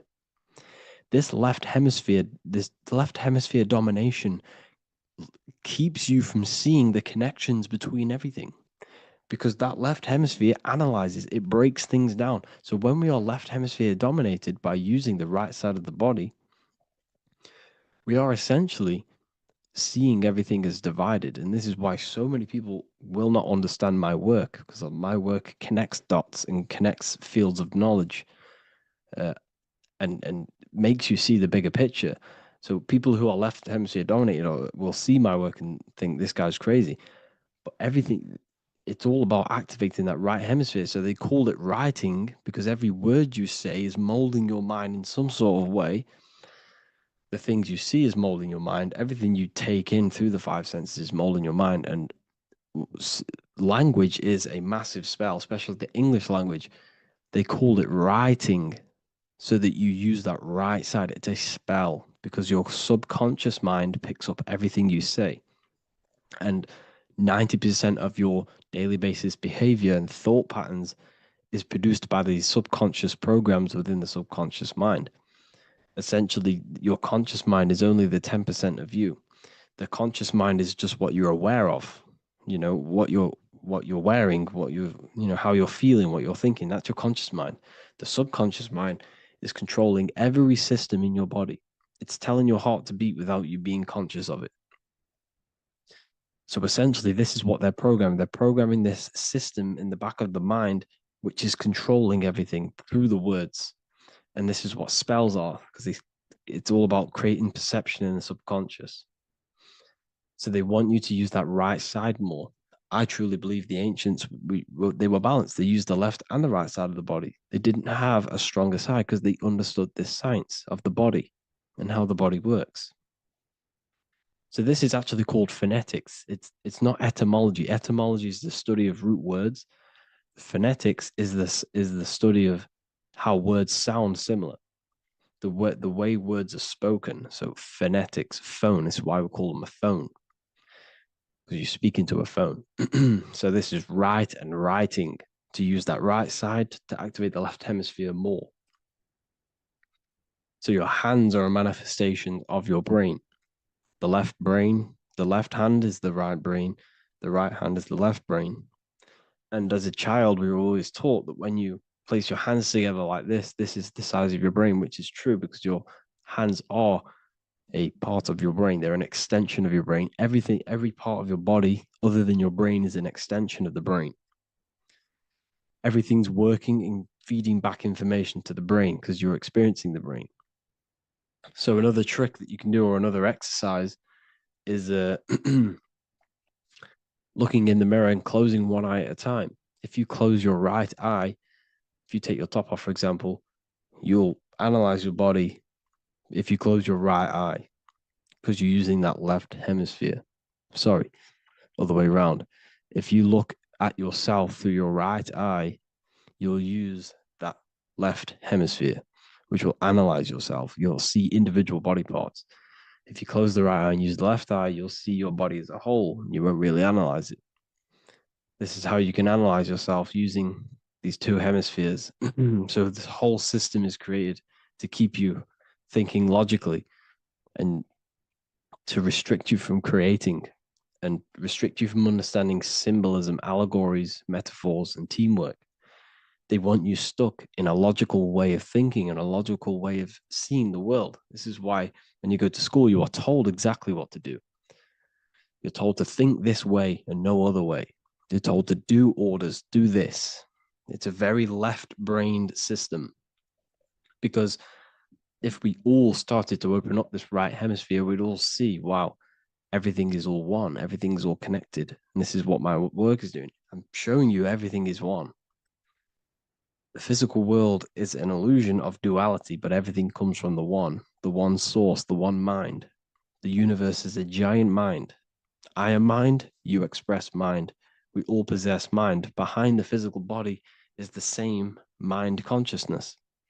And we are all expressions and fractals of this infinite consciousness called mind. And this is what they don't want us to figure out, is that we are all just one consciousness expressed. It's an infinite consciousness. It's even in the squirrel, it's in the dog. All of these different animals, they're just different bodies, but behind the bodies is the same consciousness, which is mind. That's what the pineal gland is. The pineal gland is not the mind, and it's not the third eye. The third eye is your mind. If you have a closed third eye, it just means you have a closed mind. If you have an open third eye, it just means your mind has expanded from beyond physical things through astral projection and mystical experiences. This is how you gain an open third eye. It's just an open mind. A mind that has astral travel, that has explored the realities within the mind. So everything they do is to keep us in a divided state. Divide and conquer, right? That's their motto. All to keep you thinking how everything is divided. Everything they've done is division. Postcodes, countries, everything is divided. Like football teams and all this stuff. It's also a natural process when you grow up, because as you grow up, your brain is constantly analyzing the world. So this is sort of a natural process of how you become more left hemisphere dominated, because your brain is always analyzing. And unless something awakens you, you can awaken that right hemisphere where you can start to see the bigger picture. Even the music, it's all tuned to 440 hertz, shuts down the right hemisphere of the brain. 440 hertz, Spotify, Apple Music, the radio. Every time you turn on the radio, it's tuned to 440 hertz. This was specifically tuned. It never used to be tuned to this. It was in the 1950s. It was changed. The standard music tuning was changed to 440 hertz because it shuts down that right hemisphere of the brain. They don't want you thinking, seeing the world in this way and perceiving things as one. And I'm going to show you. It tells you this in the Bible. Cast the net onto the right-hand side of the boat and you will find the fish. What was Jesus saying? This is, you see, people read the Bible and they don't understand it. If the Bible is not talking about you, then it has no meaning. The Bible, everything you read in the Bible is about you and how it can better your life. It occurs to you. So if Jesus says, cast the net onto the right-hand side of the boat, this is an allegory. The boat is your body. Cast the net. It's the awareness, the perception onto the right hemisphere of the brain, and you will find the fish. What's fish? What do fish do? They swim deep in the ocean. It represents the knowledge, deep knowledge. Cast the net onto the right-hand side of the boat and you will find fish. You will find the wisdom. You'll gain understanding when you cast that your awareness into that right hemisphere. You will see that I am you and you are me. We are all one consciousness. You will see everything. You'll see that the trees are the same patterns as the nerves in your body. You'll see everything is connected. Everything is a fractal of the one infinite consciousness. And how many fish did they catch? 153. That adds up to 9. This is now numerology. The Bible's filled with numerology. Adds up to 9. What's 9? Human consciousness. It represents consciousness. You're in the womb for 9 months. Feminine. It's all about consciousness. And in Revelation 14, and I looked and behold, the Lamb standing on Mount Zion. That's the spines, the mountain. With him, 144,000. 144 adds up to 9. It represents consciousness on top of the spine. You see? And he had his name the name of his father written on the forehead. What's the father? The higher mind, the higher consciousness within you. Where is that? In the forehead, the pineal gland. The pineal gland is the radio receiver for the higher consciousness. Because every body part of the body has consciousness. Your heart has consciousness. Your gut has consciousness. You are thinking with these different consciousnesses. You think with the gut, you think with your penis, you are thinking with all these consciousness, and it's about raising your consciousness to the higher consciousness, which is the Father, the mind in the head. Don't think with the lower parts of the body, because that is your animal nature. Think with the higher parts of the body. It's all representing consciousness. How to activate the right hemisphere of the brain? Well, it's all to do with non-verbal things. So music will activate the right hemisphere. Make sure it's tuned to the right frequency though, 432 hertz, 528 hertz. Any frequency that adds up to 3, 6, or 9 is good for you. Meditation, turning off the thoughts, and you raise yourself to the higher brain. Symbolism. Symbolism is all right hemisphere. Reading between lines, metaphors, determining the Bible, it's all right hemisphere. Seeing the bigger picture, it's reading between the lines. So tithing in the Bible. These people in the churches are giving 10% of their money to the church. It's nothing but a scam. What these people have done is they have externalized the Bible. They have taken the Bible and literalized it so that they can make a business out of it. So what they're doing is a tenth of the produce of what it says in the Bible, a tenth of the produce of the land, whether grain or fruit, is the Lord's and is holy. So what's that saying? The tenth of, it's basically saying give the 10% to the Lord, to God. What does that mean? Well, what's the land and the fruit? This represents physical things, the physical things that you have. The tenth of the physical things that you have. What's that? That's your ego. All the physical things that you have is all to do with your ego. That's the lower self. The ego, what is the ego? It's the mind's perception of the physical self. You had no ego when you were a child. Okay, when you were a child, you had no ego. As you grew older, you created the ego. But the ego is the full self. It's the echo. Ego, echo. It's the echo of the full self. So it's saying give the ego over. Take away the animal self. In that left hemisphere, that's all to do with the left hemisphere. That left hemisphere sees the ego. It sees individuality. It's divided.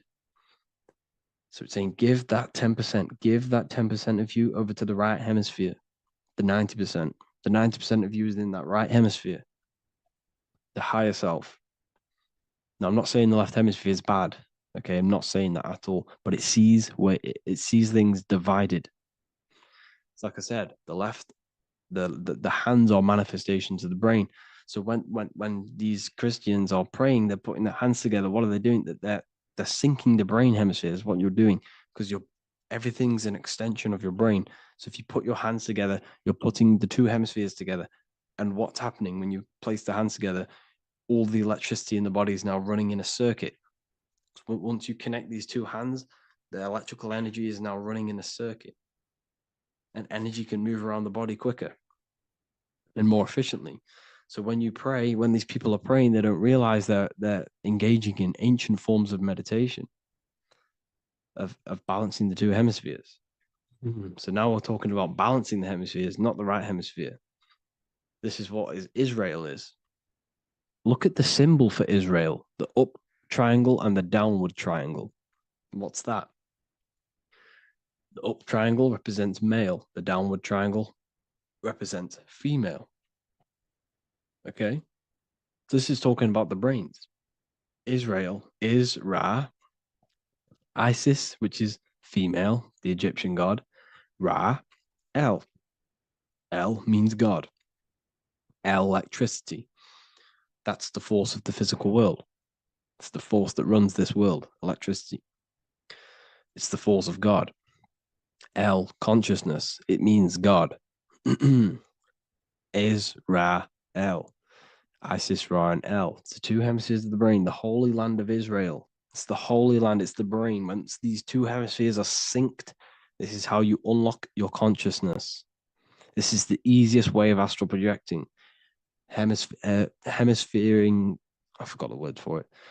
Hemisphere syncretization, something like that. It's about syncing the hemispheres.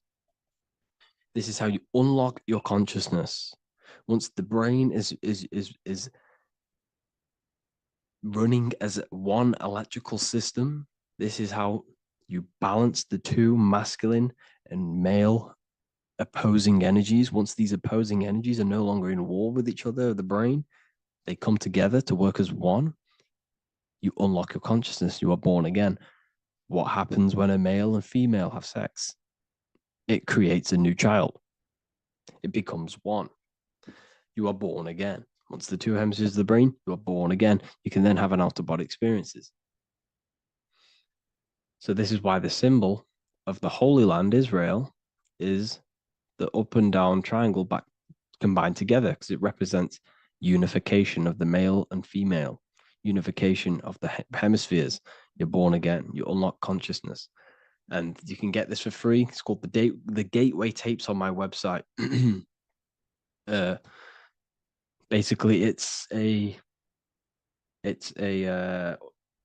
audio track from the government, and they did this in the Gateway Experience. It's a CIA document, and what they do is there are different forms of meditations you go through. I think there's about 5 waves of meditations you do, half an hour each one. And it will teach you, it will sync your hemisphere, because what does it do? They understood that playing one frequency into one ear and another frequency into the other, they understood that the right ear is connected to the left hemisphere, the left ear is connected to the right hemisphere. So when you play 2 different frequencies into both ears, what happens? The brain picks this up, the 2 hemispheres of the brain picks this up, and it syncs it. It syncs these 2 hemispheres, these 2 frequencies together. So now the brain is working as one to sync this frequency. So this is how you can sync your hemispheres, through listening to these frequencies. Okay, you can get them for free and do the meditations yourself. This will definitely help you. This is an easy way to astral project. So it's all about syncing the hemisphere and seeing reality from a unified perception. We should all aim to get out of that left hemisphere. I'm not saying don't use it, but we should now start to see, we should now start to read between the lines of the Bible, read between the lines of the symbolism they're showing. Study symbolism, study allegories and myths. What are they trying to tell us through these allegories?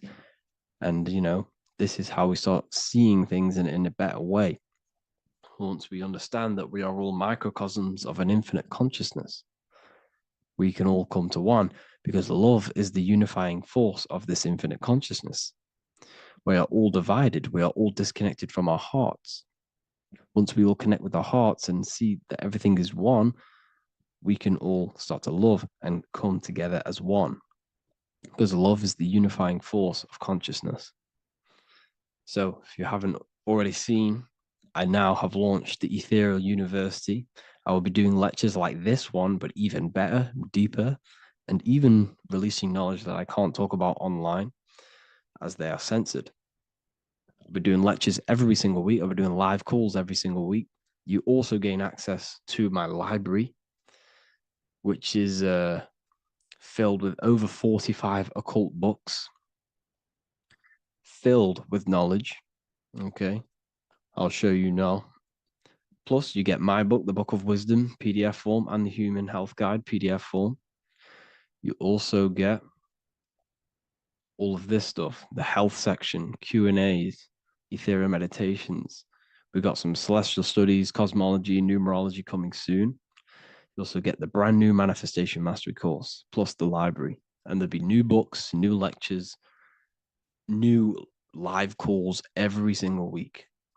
Or you can get the Book of Wisdom, use the code WISDOM in all capital letters to gain 40% off.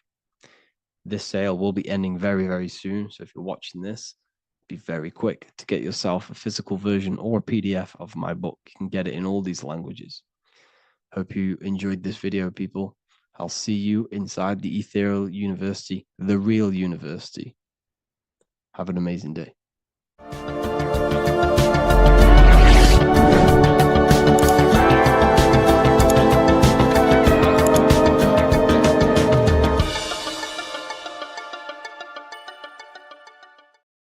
There's an ancient symbol hidden in plain sight, one that holds the key to transformation, power, and unlocking your true potential. It's been used for centuries by mystics, rulers, and even modern science, but almost no one understands its true meaning. Once you do, it will change the way you see yourself and the world forever. Stay with me, because this could be the key to your own awakening.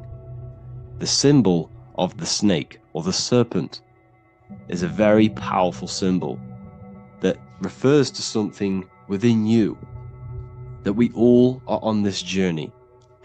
So first of all, we see this symbol in ancient Egypt on the top of the pharaoh's head. We also see this with Buddha, with the snake on top of the Buddha's head and below. We also see this in Rome, with the Roman god Mercury holding the staff with the snake. We see this in Adam and Eve story with the snake tempting Eve. We even see this today on the medical facility. But what does this mean? Why is this symbol being used for thousands and thousands and thousands of years? It has a very deep esoteric meaning. We see this in the caduceus staff, and we even see the snake representing the Kundalini. What does the snake actually mean? A lot of people think it represents the Kundalini, which it does. However, there's a deeper interpretation of this symbol, and it goes very far beneath the surface of what the snake actually represents. Okay? So first of all, when looking at symbols, we need to observe what the snake does in nature. The serpent sheds its skin. The serpent shedding its skin is a sacred symbol of an inner transformation. It transforms from its old self to a new self. It sheds layers of itself. As the snake discards its old exterior, it mirrors our own journey of realizing outdated beliefs and patterns, paving the way for a renewed, authentic self on the esoteric path of awakening. Essentially, it represents transformation, but not transformation of our physical bodies, transformation of our inner world. Now, this is where things get a little bit tricky and you may become a little bit confused, but I'm going to make this very clear for you. The snake symbol, or any symbol, can be used for different contexts. For example, the Kundalini. We see the snake representing the Kundalini. We all know that energy can't be destroyed, only transferred. Like I said, this is a transferring of energy. It's a changing, a transforming, shedding its skin. It represents transformation. Sexual energy is energy, and we can transform the sexual energy into a Kundalini awakening to activate dormant brain cells in our brain, and to activate the human light body, which is the spirit. We can cultivate, save, and retain our sexual energy, transmute it up the spine to activate the brain. This is a symbol of transformation, of energy in this context. However, when we go to the emergency services, this does not mean the same thing as the Kundalini. The snake in this context represents transformation of health. When we are picked up by the emergency services, we are looking for a transformation. We are unwell, and now we need to transform to well-being. This is why they use this symbol. It represents transformation, especially with the pole and the snake climbing. It's climbing, it's transforming from the bottom to the top, shedding its skin, shedding old layers, transformation. We see this in the Bible with the snake tempting Eve to eat the apple of the tree of knowledge of good and evil. Well, what does this mean? Where's the transformation in this? Well, this is a very hidden one. The transformation takes place in Adam and Eve's consciousness and their mind. They go from a pure, whole state of consciousness, from being tempted by the snake, and they eat it and they transform into knowing the good and evil, into the dualistic ways of thinking and the dualistic meaning of this world. Let me rephrase that. They understand the dualism of this world.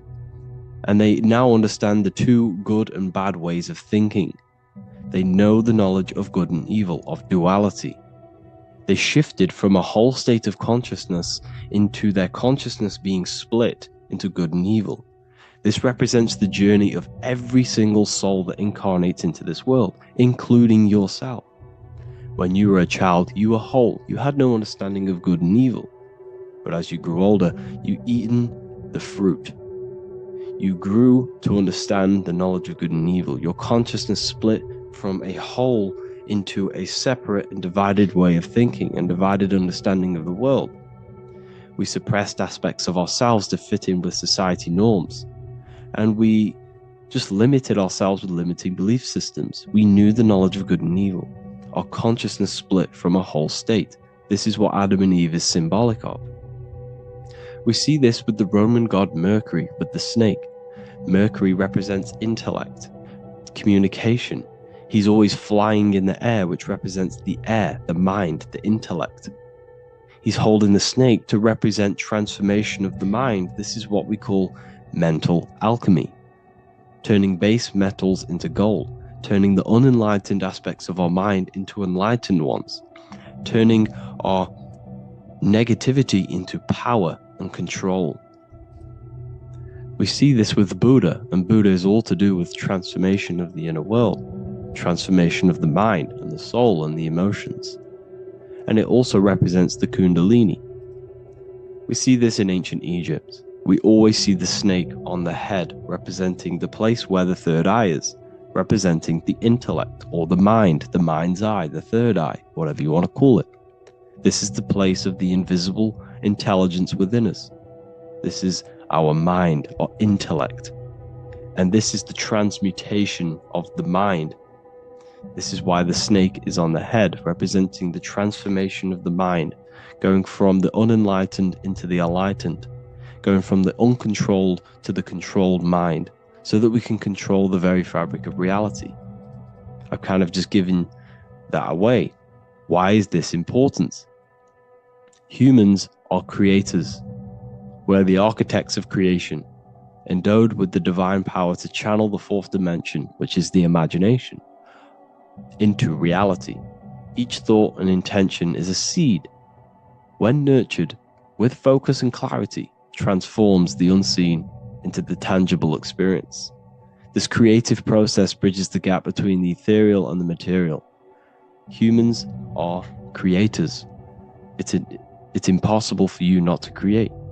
Whether you're doing this consciously or subconsciously, you've been creating your whole life, turning non-physical thought into physical reality. We are creators. However, the mind cannot create in a state of chaos. The mind cannot create with limiting beliefs. The mind cannot create with thoughts that come and destruct our minds. The mind cannot create consciously and effectively if there are impulses within our mind and we have no control over the mind. So this is where self-transformation comes from within. This is where the snake comes in. The snake represents the transmutation of our mind from the uncontrolled to the controlled. In this context of the Egyptians with the snake on their head. It's all to do with mental alchemy. In the occult tradition, the mind is seen as a delicate instrument that demands constant vigilance. Left unchecked, it reverts to archaic and destructive thinking patterns.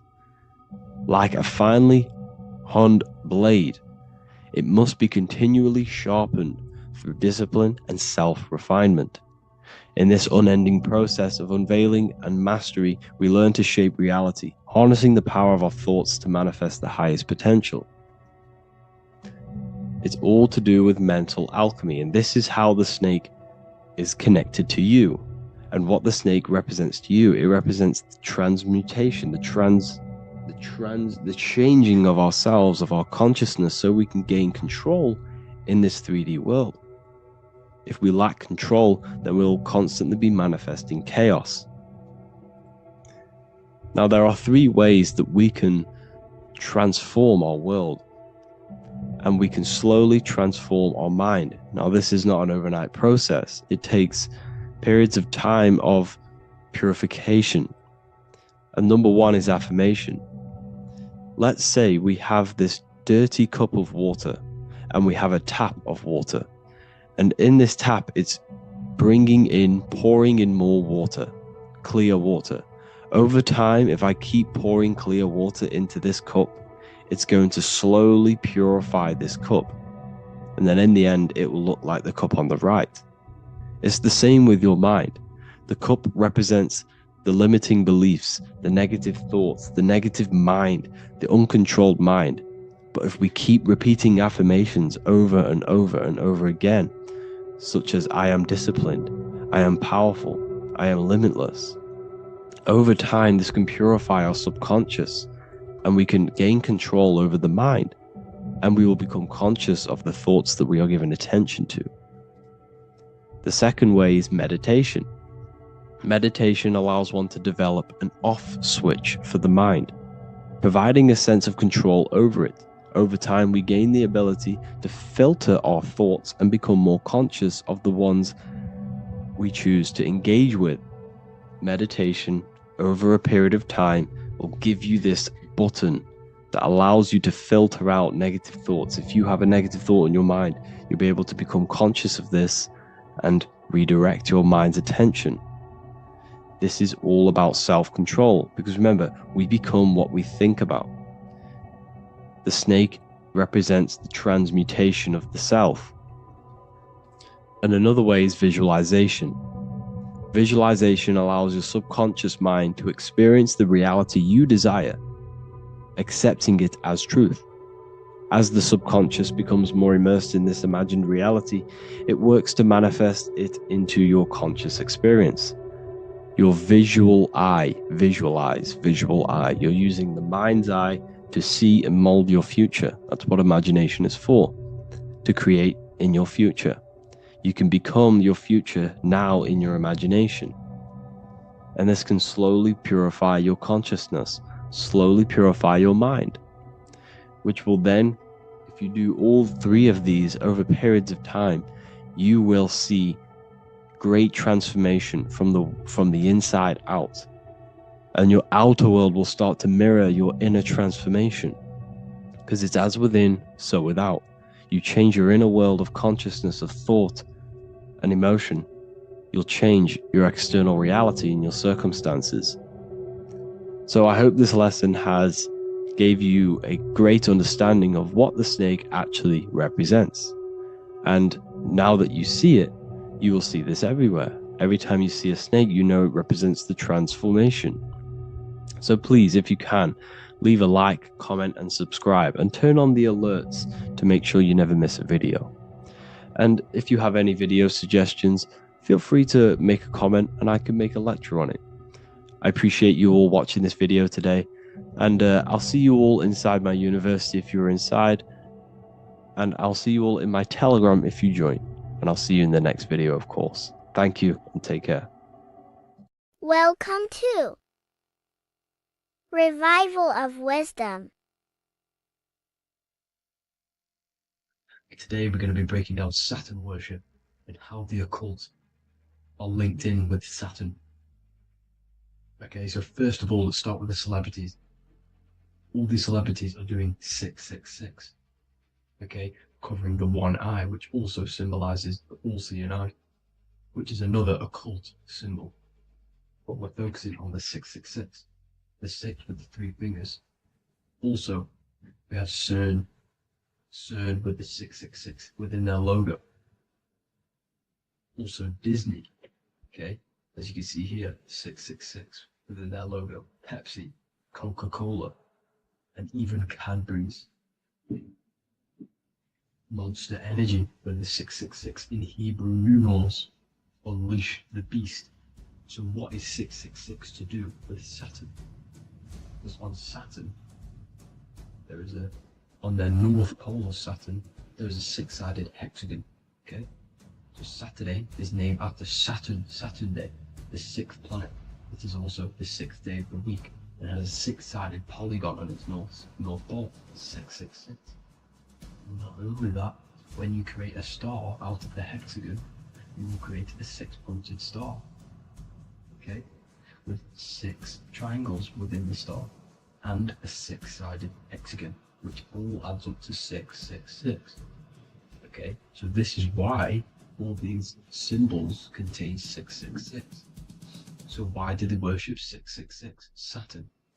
Because Saturn is the god of time and death, okay, and order and lessons. Okay, Saturn is a very cold and dry being. That is the 6th planet from the sun. Okay, Saturn represents the winter, which symbolizes death. Okay, because all nature dies within winter because the sun's not there. So it represents darkness and death. It rules the zodiac sign of Capricorn. Okay, so in the celestial cycle, Saturn is always opposite the sun. So it's the opposite of the sun. So they're worshipping this energy which is death-like. Okay, this god which is death and does not bring life. Okay, and also is the god of time. Okay, also in the Roman and in Greek it's called Chronos. Okay, which is just a translation for time. It's also known as the Father Time, aka the Grim Reaper. Okay, the Grim Reaper. Keep that in mind. We'll come back to this. Here are some more logos with Saturn.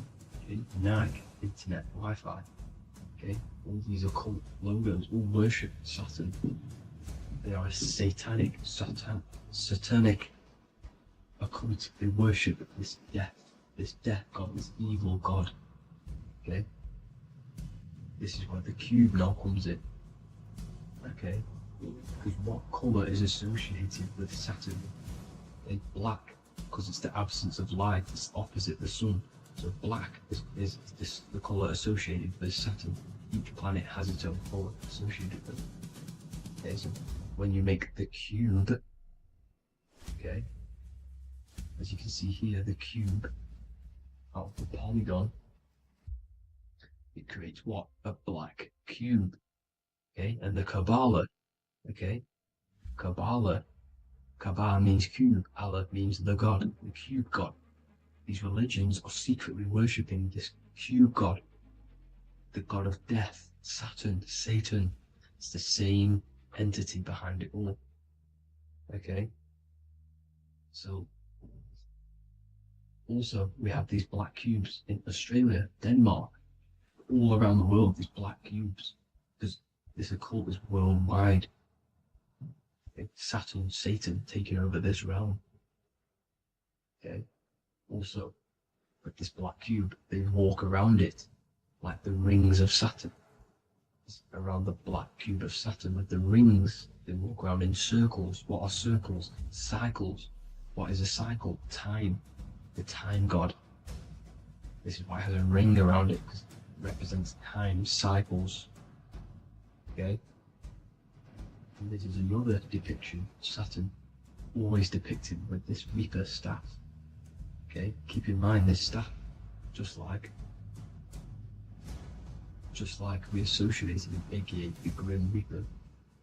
The Grim Reaper also wears a black robe, representing Saturn with the same staff. Can you see it? This is where it comes in. Okay, the same thing, look, the same staff with the black robe, black representing Saturn, the god of death. Okay, the Grim Reaper, Satan. Okay, also when you graduate from university, what do? You wear a cube on your head, a black cube with a black robe. This is Saturn worship. See, this is how Saturn, Satan, has tricked the world into worshipping him, not God, the sun, which represents God. So what is a corona? Because a corona is a crown, a circle, okay? A set of concentric circles of light seen around a luminous body. So Saturn, so this is why they used to worship Saturn by wearing crowns, in ancient days, and we still do to this day. The king or queen has a crown, a corona. Also, corona, the drink. Corona adds up to 666, just like Saturn is 666. But like you see in the corona, you see the staff. You see this staff, just like the staff of Saturn, the Saturn god, like the Grim Reaper, with the black robe and the staff, just like the Saturn god. What is the Grim Reaper? It's a killer. It represents death, just like Saturn, the god of death and time. So all these occults and secret societies all worship the 666 god, which is Saturn, Satan. All of our energy is being put into Saturn. Okay, and Saturn, Satan, is harnessing all of this energy. So gradually, this is what the mark of the beast is. Like it says in the Bible, the mark of the beast, or the name of the beast. Here is wisdom. Let it know that you have to understand and count the number of the beast, for it is 6. It is the number 6 of a man, and is 6. 600, 3 score is 6, 666. So this is what the mark of the beast is. They are going to eventually put brain chips, just like Neuralink, which is what Elon Musk is pushing. Okay, so this chip is the mark of the beast, and it's going to be implanted to our hands or brains. Okay, and they will manipulate our consciousness, and it will manipulate our DNA, and it will directly connect us to AI, and AI is linked in with Saturn, Satan, as the demons and the people who rule this world are in love with AI. They want to connect humans to AI.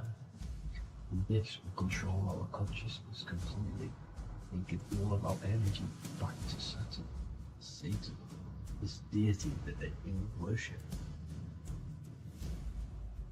Just like when you get married, you wear a wedding ring, the rings of Saturn, over the finger, which represents the sun. So you're basically seeing Saturn over the sun. The sun is the son of God. It represents the sun, represents God. So you're putting Saturn over the sun. So thank you guys all for tuning in. I'm going to leave you guys here. Please leave a like, comment some topics that you want me to talk about. And please subscribe for more amazing content. God bless.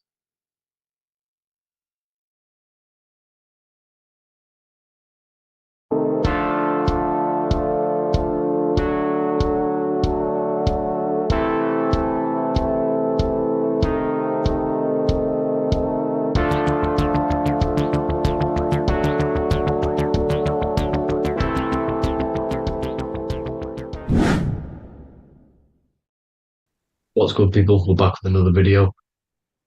This is going to just be a quick video. Manifestation, magic, bending reality. So let's jump straight into this. So you have a conscious and a subconscious part of your mind. The conscious is what you're conscious of, what you're actually doing, where you can choose or not. However, the subconscious is the part of your brain which is automatic. So all of the systems in your body, like the digestive system, your heartbeat, these are automatically being ran.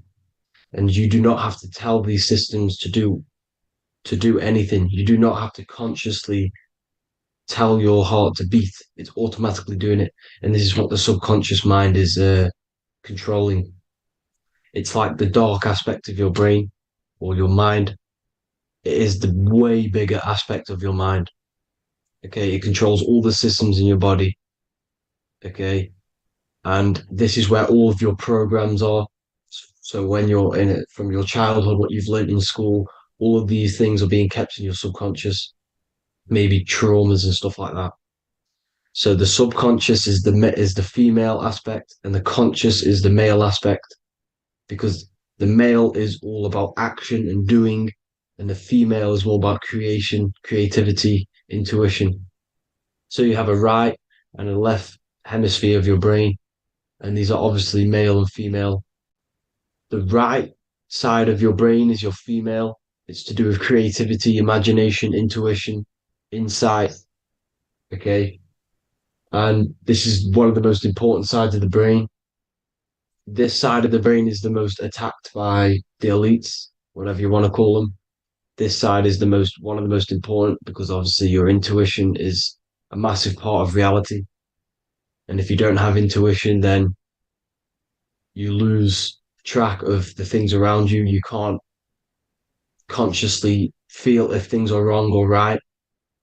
They don't want you to have intuition or creativity or imagination. They want you in the left side of your brain, which is just reasoning, logic, and basic things. So they just want you to tell you what you want, tell you what to learn, and then that's it. They don't want you thinking for yourself, which is the right side of the brain. So whatever the conscious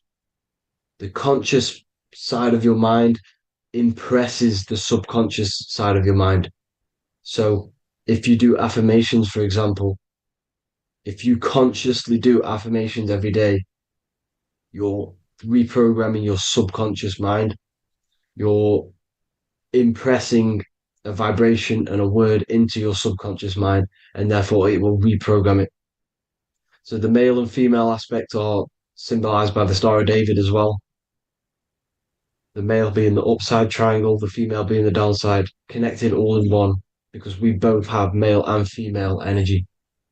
So every thoughts are electric, which is the male aspect. Emotions are magnetic, which is the female. Each thought creates a wave of vibration in all directions.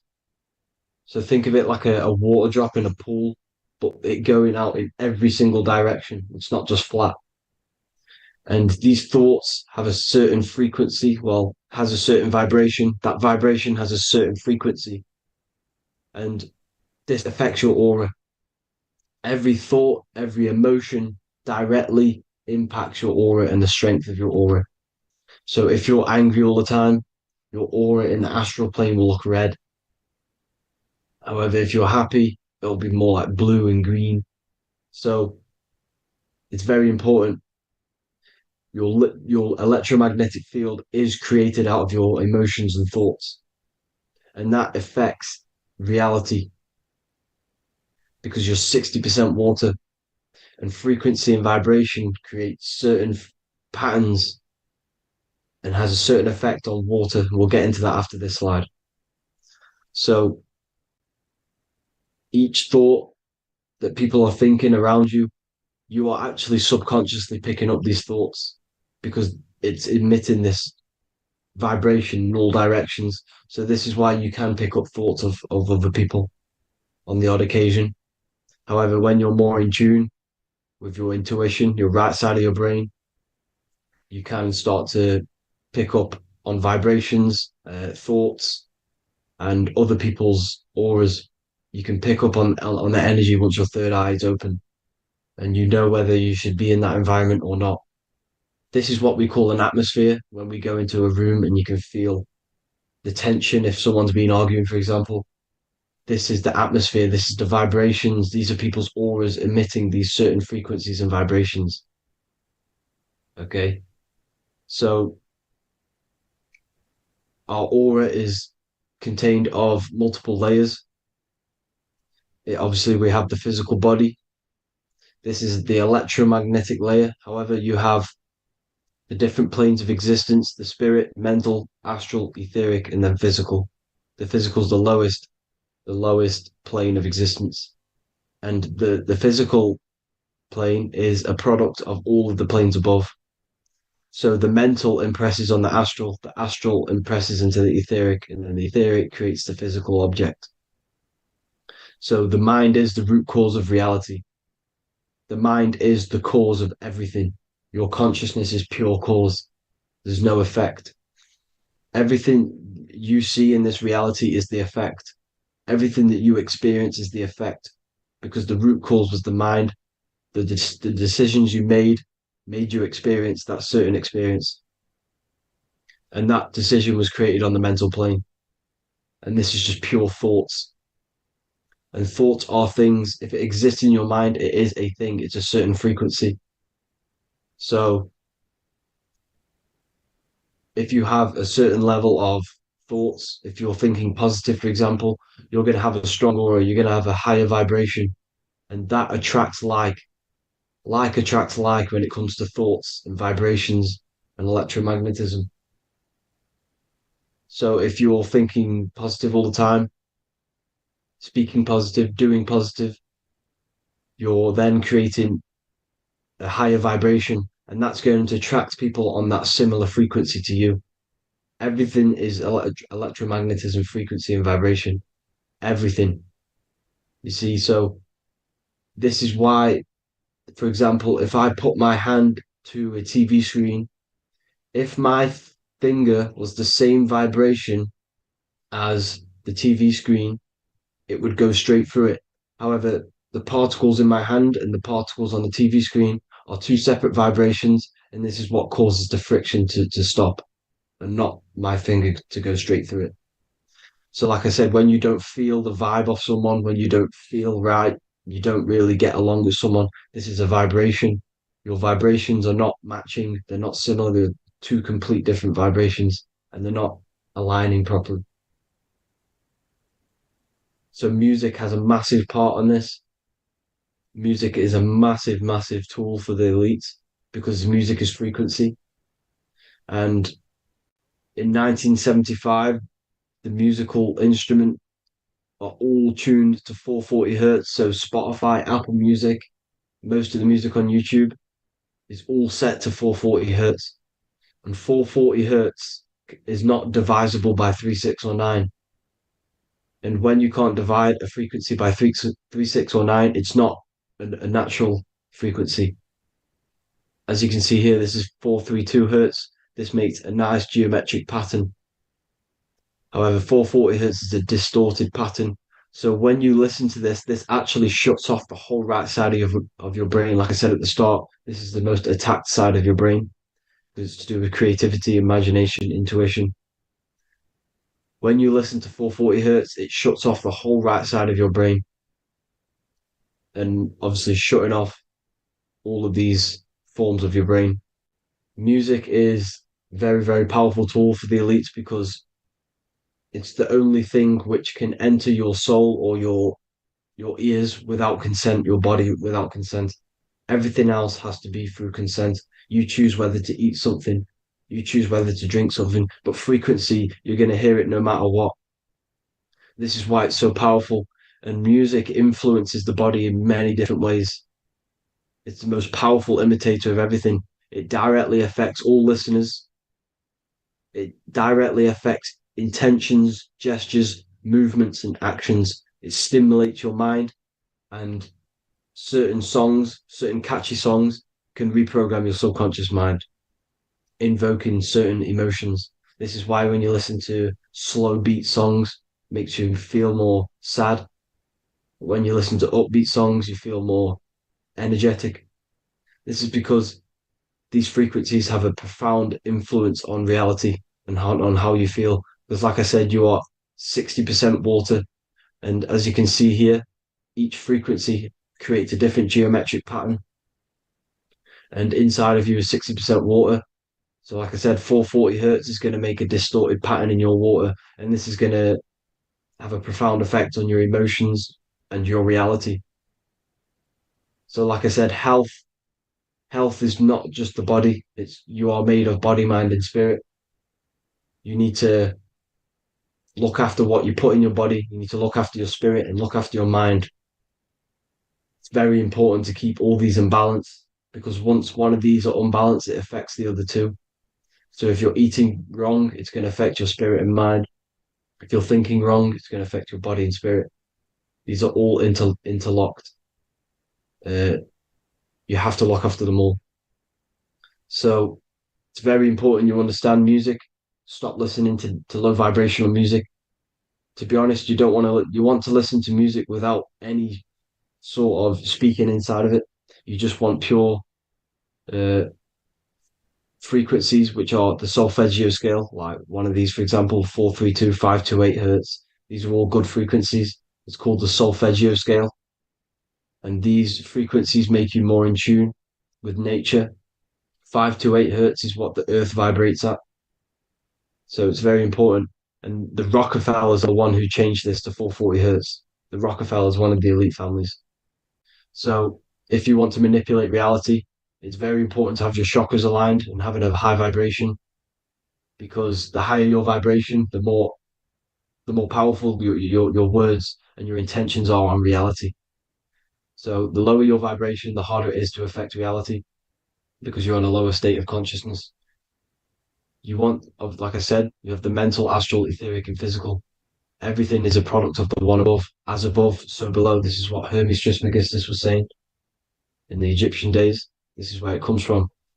As above, so below. If you affect above, it directly affects below. So like I said, meditation helps on this, helps align your chakras. Think positive, feel positive. Like I said, your feelings are magnetic, your thoughts are electric. So once you combine these two together, you're then creating an electromagnetic frequency. And that will have profound effect on reality. So the law of cause and effect. The law of cause and effect. Every effect has the root cause. Like I said, your mind is the root cause of everything. Every decision you make is having a different effect on reality. Everything happens for a reason due to the root cause, which is your mind. You choose everything that happens in your life. Okay? So it's very important you understand this and you constantly make the right decisions, the good decisions, to have good effects on your reality. You have to be very conscious of this law, because nothing escapes this law. This is the law of all consciousness. So think about it. Imagine a massive ball of consciousness. However, off this ball are different sparks, and each one of these sparks are in each and everyone's body. This spark is governed by these laws, the law of cause and effect, the law of correspondence, the 7 Hermetic principles. It's very important you understand this, because this mass ball of consciousness is what is obeying these laws, and everyone has this spark of consciousness inside their third eye. And like I said, everyone is the same consciousness. This is why if you do bad unto someone else, that will directly affect your reality. So if you hurt someone, it's going to come back to you in one way or another, because you are that same consciousness. This is like a mirror reality. As within, so without. Whatever you feel on the inside, you're gonna see that on the outside. You're gonna experience that reality, whatever you've impressed. So there's different ways to bend reality to your will. This is kind of a sort of magic. So obviously you have black magic, which is manipulating reality to harm and influence others, or to be very selfish. And then you have white magic, which is manipulating reality for the good of humanity. So you do have to be very careful with your intentions, people, when you're trying to manipulate reality, because this is nothing to be played with. If you are manipulating reality for the wrong reason, it's going to come and bite you in the ass in some way or another. Because everything is balanced. Everything balances out in this reality. Nothing escapes the laws. Not one thing escapes the laws. So if you're stealing from yourself, because it's just going to come back in one way or another. Inside of everyone's heart, you know whether you're doing good or wrong. You know, you can feel it when you do something wrong. You can feel it when you do something good. The heart is the center of the torus field. It's balance. And this is why you say follow your heart, because it's the center of the torus field. It's very important to listen to this inner voice inside of you, because that is telling you the right things to do, the good decisions to make. And when you keep following that voice, that good voice inside of you, it takes you to your life path. Very important to follow that voice. However, don't let the ego get in the way of it. Don't care what your friends are going to say. It's very important to understand this. So you have different ways of manipulating reality. You have sigil magic. This is where you create your own sigil or symbol. You create your own sigil and symbol, and then you charge it. You behind that symbol, you have an intention. So, for example, if you want to manifest wealth, you create a sigil which represents what you want. You create that sigil, you draw it out, you charge it, because wherever your attention goes, energy flows. So whatever your attention is, you're sending energy that way. So what you do with your eyes and your hands, you place attention on the sigil. Imagine that it's glowing. Imagine that you're sending energy to the sigil. And then you burn the piece of paper once you've done this. And then after this, you meditate on that symbol. You constantly think about that symbol, because that symbol is the frequency, is the thing that you want to manifest. So that's one way. Or you can just meditate on your reality. So imagine yourself having already what you have. This is what they call a mindset. You must set your mind to the frequency what you want to manifest. Okay? So if you want to manifest wealth, for example, imagine yourself being wealthy. What would it feel like? What would you be doing? Imagine a scene in your mind. Constantly do this, and you're putting out that frequency. Like I said, you must think, because the thoughts are electric, and then you must feel, which is magnetic. Together, this creates an electromagnetic frequency, and this is how you attract things to you. You will attract the certain people to come in your life to bend reality to your will. Okay? Or you've got mirror magic. Stare yourself in the mirror, because a mirror reflects light. It also reflects energy. So you've got to be very careful with what you say to a mirror. You've got to be very, very, very careful, because whatever you send into that mirror is directly sent straight back to you. So if you're thinking negative, you're sending negative energy back straight to you, and that's going to have an effect on your reality. Affirmations are very important, because your words are frequency, your words are vibrations, and each word you say has a certain frequency. If it's if it's positively charged, it's going to affect you positively. If it's negatively charged, because like I say, your brain and your mind is like the director of energy. That's what your brain is. And it directs energy into certain things. You can either positively charge it or negatively charge it. And this brain is creating your reality constantly. It's manifesting your reality constantly in the present moment. So this is what the government knows. The government know your mind is the root cause of reality. This is why they call themselves a government. Government. The New World Order is not being manifested by them. They are controlling the information. They are controlling your perception of this reality. And they know the mind is the root cause of reality. Therefore, if they control your perception of reality and your information, what you believe, you're going to manifest that information, that perception. So we, the people as a collective consciousness, are the ones manifesting this New World Order. You see, so this isn't black magic. They're actually tricking us into manifesting their own their plans, this New World Order. You see, this is how smart these people are. They know how to get around the laws of reality. They know how to bend reality to their will without facing the consequences. They're getting humanity to do it.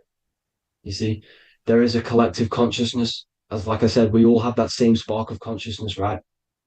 So as a collective consciousness, we are on a very low vibration at the moment. However, we are waking up rapidly. There are more and more people waking up at the moment, and light always chases away the shadow.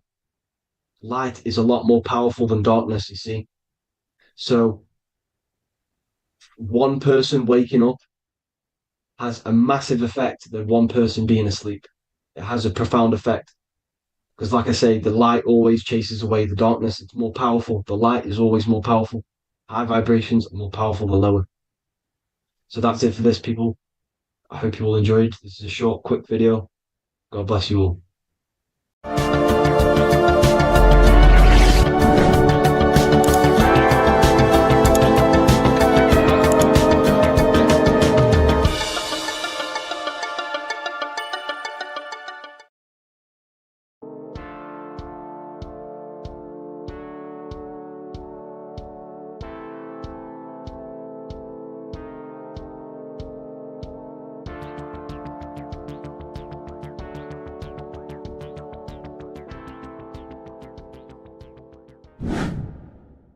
Hello and welcome to another video, people.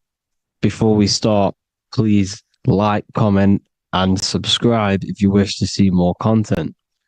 Today we're going to be talking about the mental universe and how everything is mental. This is the #1 law on the Kabbalion. If you've never read that book, it's called The Kabbalion. A very good book. It's the first law because this is the most important thing you need to understand, is how everything exists within the mind. Behind every single one of these eyes is the same consciousness expressed in different bodies.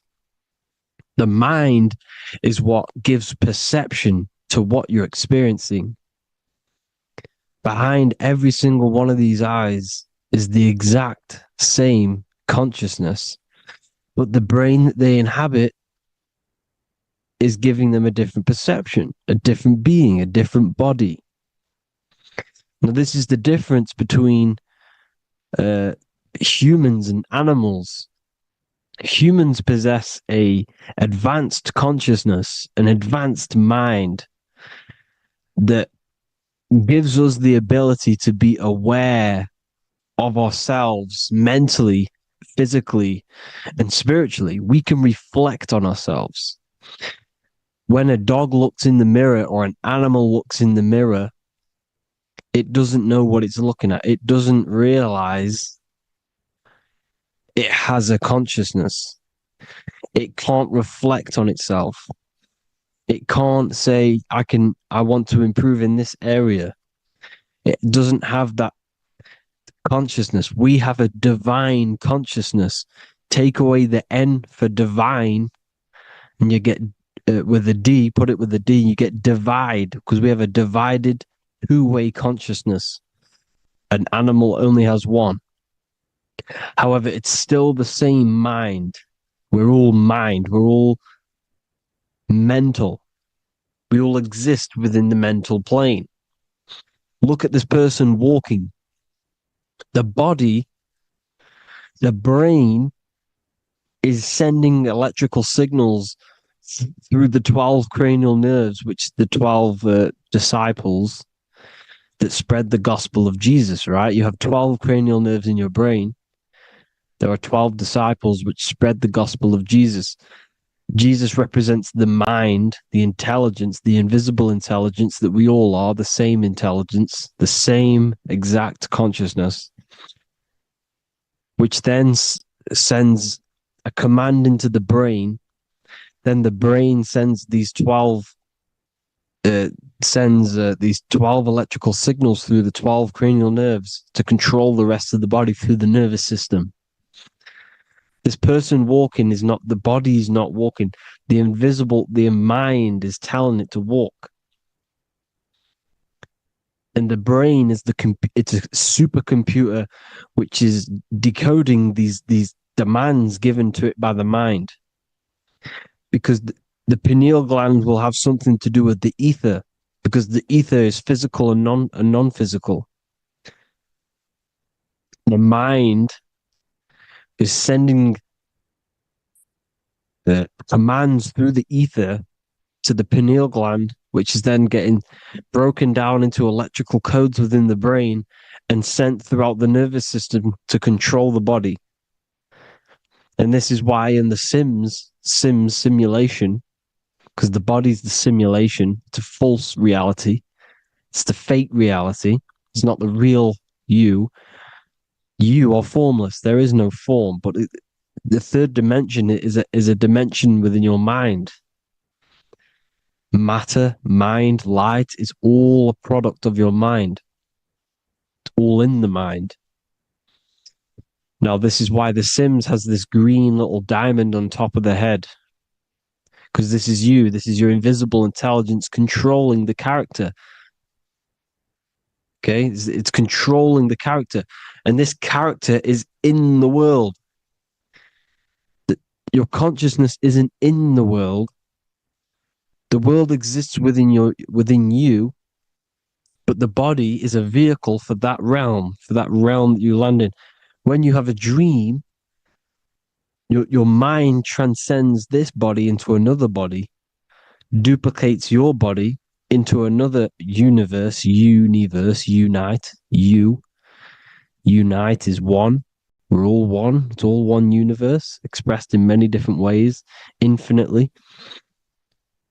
And the vehicle that you land in is the body to operate in that realm. This is the all-seeing eye, as you see here. The eye, this is all the intelligence. This is the ball of consciousness, God, expressed in different bodies. We're all this same one in different bodies, as you can see here. And this intelligence is expressing infinitely throughout the universe. An infinite universe. There's no beginning, no end. There was no beginning of the universe. There is no end. It's infinite. Always has and always will. But the mind is what gives you the ability to explore the universe, to make perception of it. We are God in disguise. We are God in disguise. We are God in flesh. But the body can become attached to the mind, can become attached to the body if the mind is not aware of itself. When the mind is that blinded by matter, and we lack knowledge and understanding of what we truly are, a formless, infinite being, a traveler. This is why Freemasons are called Freemasons. Mason means traveler. Free. You're a free traveler because your consciousness is a traveler of the universe. When we lack understanding, our mind bounds to the body because we don't separate the body with our different layers of consciousness. When we separate them and identify that we are mind, body, emotion, you then can apply this knowledge to when you want to astral travel and explore the different realms of your mind, because the mind is the universe. People, this is what we need to understand. The mind is the universe. I am you and you are me. This is the Egyptians showing you this. The Ankh is the symbol of life. This is the one ball of consciousness, mind, giving it the Ankh life to all the different life forms. The cows, the birds, the snakes, and the big Ankh given to the humans, because the humans are the most intelligent. We have the most advanced consciousness. We have the most advanced consciousness. This is why the one is giving a big Ankh to the humans here. Here you see again, this is not the sun. This is also showing Ankh giving out its life to all things infinitely. And this is the Most High. We are the Most High in disguise. When we strip off the body, we strip off the desires for the physical world, we strip off all of these fake identities that the mind gets attached to. That is God. The universe. You are the universe experiencing itself.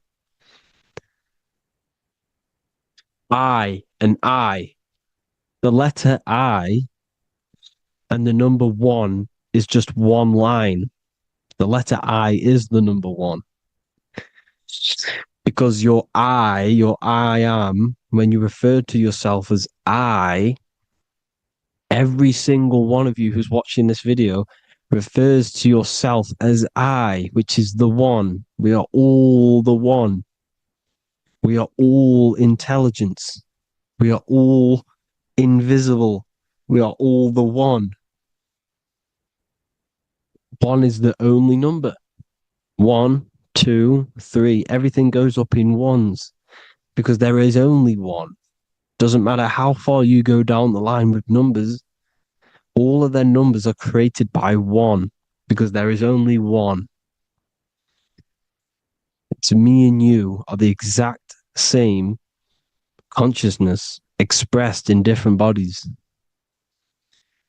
Mind, cause. There is only one cause. There is only one mind. There is only one being. But because we lack understanding of this, we think we are the bodies.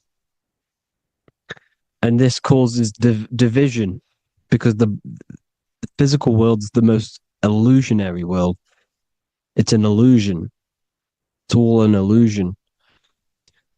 Now, you see with the two, you look with the two eyes, but you see with the inner eye, the mind. Okay? The mind is the mental plane is a shared plane. And it gives perception to what you're looking at, the mind. I'm affecting you when I speak, because the mental plane is shared. We all share mind. We all express mind. When I'm speaking to you, I'm affecting you because we are mind. So the words that I'm saying, which are being manifested from my mind, are being manifested through my body into vibration, is affecting you. I'm affecting you with what I'm saying. And these words are having an effect on your mind, because we're all mind. This is why you need to be careful what you're listening to, music and all sorts. Because music can also create thought loops within your mind. Because the chorus, we shouldn't be listening to choruses. Choruses are loops. And what they're saying in the chorus is being looped. And this can create thought loops within your mind. Go and listen to an old song that you used to listen to about 5 years ago, 10 years ago, 20 years ago. Go and listen to an old song, and you guess what? You will get nostalgia. Why will you get nostalgia? Because that song will trigger the thoughts that you were thinking in that time of listening to that song. So songs with choruses create thought loops, and they reprogram your subconscious mind. It's important why music is very powerful. Mind and mind, same word. See, language is the truth, people. This is why I use language in all of my presentations, especially the English language. It's riddled with occult truth. I is my me. I, you, and me are I, one. We are not the name, we are I. Every single one of you is I, because we are all the one, all mind. Now, the only thing that is truly mine is my mind. When you say something is mine, it's an illusion. It's not yours. The only thing that is mine is mind, my mind.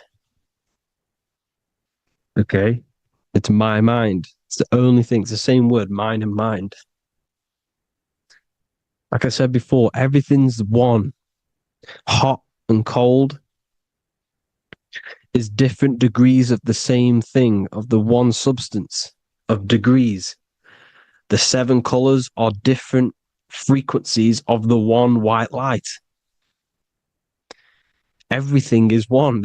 There is only one. We are all one. Everything is one. Hot, cold, day, night. It's the same degree of one, which is mind.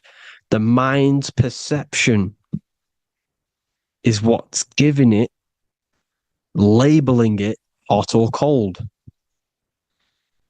The mind's perception of colors is what is giving it red or purple, hot or cold. There is only mind. The mind gives things perception. There is only one, that is mind. The conscious and the subconscious mind. The male and the female, these are married. The subconscious mind is your hidden part of the mind.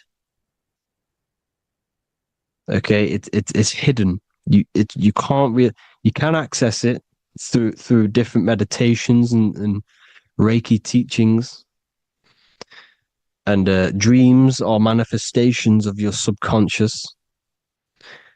This is how you know mind and matter are one, because your mind creates matter in dreams. Your subconscious manifests everything in a dream, in the astral realms. The conscious is what you're conscious of, what you're consciously thinking of. So me, I am conscious that I am speaking into this mic and creating this video. My subconscious mind is the hidden part of the mind, which is speaking to my heart, telling it to beat. It's telling my food to digest. It's regulating all my blood. It's doing everything in my body without me being conscious of it. Without me being conscious. The subconscious is the feminine. The conscious is the male. The Bible, of course. Proverbs 12:4. Helpful, not helpful, an excellent wife is the crown of her husband, but she who brings shame is like rottenness in his bones. In the same way, husbands should love their wives as their own bodies. He who loves his wife loves himself. You can take that physically, you can take that literally, or you can take it metaphysically. See, the Bible's written in such a way where you can take it as your level of realization. He who loves his wife loves himself. If you love your subconscious, if you love yourself, you speak good about yourself, because your subconscious takes everything literally. If you say, I hate you to someone, your subconscious does not know the difference between me and someone else. It only thinks me, me, me. Why? Because mind is the only thing that exists. You are mind, I am mind. If I say, I hate you, you're saying that to yourself. Your subconscious picks that up and says, I hate myself. And that's telling your subconscious that's what you want. Because your subconscious manifests 90% of your behavior. The programs within your subconscious. Tying your shoelace is a program. You don't need to be conscious of it. You can just do it because it's a program. It's deeply interwoven in the subconscious. Driving your car, texting on your phone. You don't have to think about what letter. You just do it because you know where the letters are. It's a program. Therefore, if you look after your subconscious, they are a married couple. It's your wife. Your subconscious is your wife. And it manifests 90% of your daily basis thought patterns, actions, behaviors, emotions, all the things that you all the trauma that you've experienced is stored within your subconscious, which is affecting you. So let's say you were in a car crash 10 years ago and you had a really traumatic event, you really hurt yourself, and you had a very, very, very strong emotion that you felt of pain. That will still affect you today. And why? Because it will manifest into your behavior. How? Well, you'll be cautious of what cars to go in and who. You'll be cautious because of that event that stored within your subconscious, because of that feeling you felt was so painful and so strong. It's still manifesting into your behavior today. For example, you won't go in certain cars, you won't go with certain drivers. The subconscious stores everything, all your memories, the programs, and everything. So if you trick your subconscious, that's how you manifest your life. If you trick the subconscious, you already have something. And therefore it will manifest into your life and into your behavior, thoughts, and actions. This is why the golden rule is to treat others like you want to be treated. Because I am you and you are me. We are all subconscious. We all have subconscious. Whatever I do to you, I do to me. Because my subconscious picks that up and thinks I'm speaking to me. Mind is very powerful. Whatever I do to you, I do to me. Treat others like you want to be treated. The golden rule. That is the only rule we need in this realm, in the universe. If everyone understood this rule and how the subconscious works and how karma works, we'd live in heaven on earth, the Garden of Eden, the golden age. As a man thinketh in his heart, so is he. Proverbs 23:7. Where your heart is, there will be your treasure. Your heart's the emotions. This is the storehouse of emotions. It is where you feel emotions. You have to let your emotions move through you, not become you. You can't let your emotions become you. Or accept, be like the sky and let them pass through you. Be like the clouds and the stars passing over. Let them pass through you. Do not let them become you. And this is how emotions can take over your mind. We are driven by, when a man is driven by emotions, he has no self to control. You must control the mind, because the mind can be corrupted. Because your thoughts are electrical in the brain. Your thoughts come from the mental plane. So how the mind works is that you place your attentions on something in the mind, and infinite information just flows in. Think about it. When you think of a certain topic, as soon as you think of that topic, information comes flying into your mind. Different ideas, ping, ping, ping. It's all connected. It's why we call it a mindset, because your mind sets itself to frequencies. And when we think of something, we tap into that frequency, and just the universe, the mind, the mental plane just flows in information based on that frequency and that thought. The universe is just information. All of the information out there, nothing is new. It's all there. You just have to tap into it. You can tap into these different thoughts, and it's all there. Everything already exists within the mental plane. You don't think anything. You receive thoughts. We all share the mental plane. We affect each other. I'm affecting you. Listening to me is affecting your mental plane, your mind. The physical plane is the lowest plane. It's the world of effect. Everything you see in the physical plane is the effect of mind. Like I said, the person walking is the effect of their mind telling the body to walk. The physical plane is the lowest dimension of your mind. Mother Earth, we are in a mother. We're in the womb still. The Earth is feminine. It looks after you.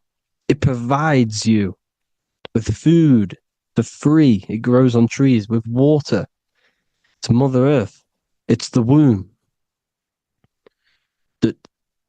The dome above your head is your mother's belly. Okay? Is your mother's belly. You're in the womb still. You're forever in the womb because your mind's constantly expanding. Because when the baby's mind figures out that there is a reality outside of its mother, it starts to hear the people on outside of its mother, what does it do? It figures a way out of the mother, and it becomes born again in the water, in a hospital, into the other world. It's the same with our minds. When our minds figure out there is other worlds beyond this physical, we explore them. The astral plane, for example. You figure a way out of the body. Because when you're the firmament, look at the word firmament, meant at the end. Firm is firm, something strong, something like a rock is firm. If your mind is firm like a rock, you will be stuck under the firmament. So, for example, people who are very programmed and can't think outside the box, They have a firm mind and they'll be stuck under the firmament because your mind is the only thing that's keeping you under the firmament. It's the only thing. When you're doomed, doom is dome. This is the dome, which is your head. Your head is the dome. Above your head, above the earth is the dome, the ethereal barrier. But that's just an external manifestation of your head.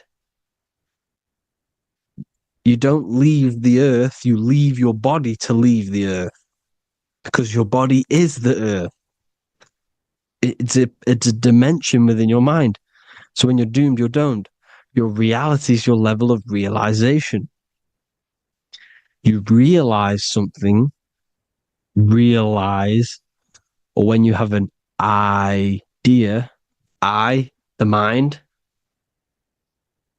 in the eye, EYE or I, same thing, mind, it's all mind. Reality is your level of realization. You realize there's other worlds, that's your reality. Your perception's your reality. Mind in Latin is mens. Jesus was known as the fisher of men, which is the fisher of minds. He was fishing minds worthy of knowing the higher truth, the deeper occult knowledge. Jesus figured out that we are all God. And he got killed for it because in that age they were trying to suppress this information. Jesus figured out he was God because we are all God, every single one of you, and they killed him because we're all mind. We are not the body. We're the invisible intelligence, which is God. But you are not God if your mind is attached to this physical world, to the worldly pleasures. If you master your mind and travel the depths of your mind, that is God. Mental and men. Look at the word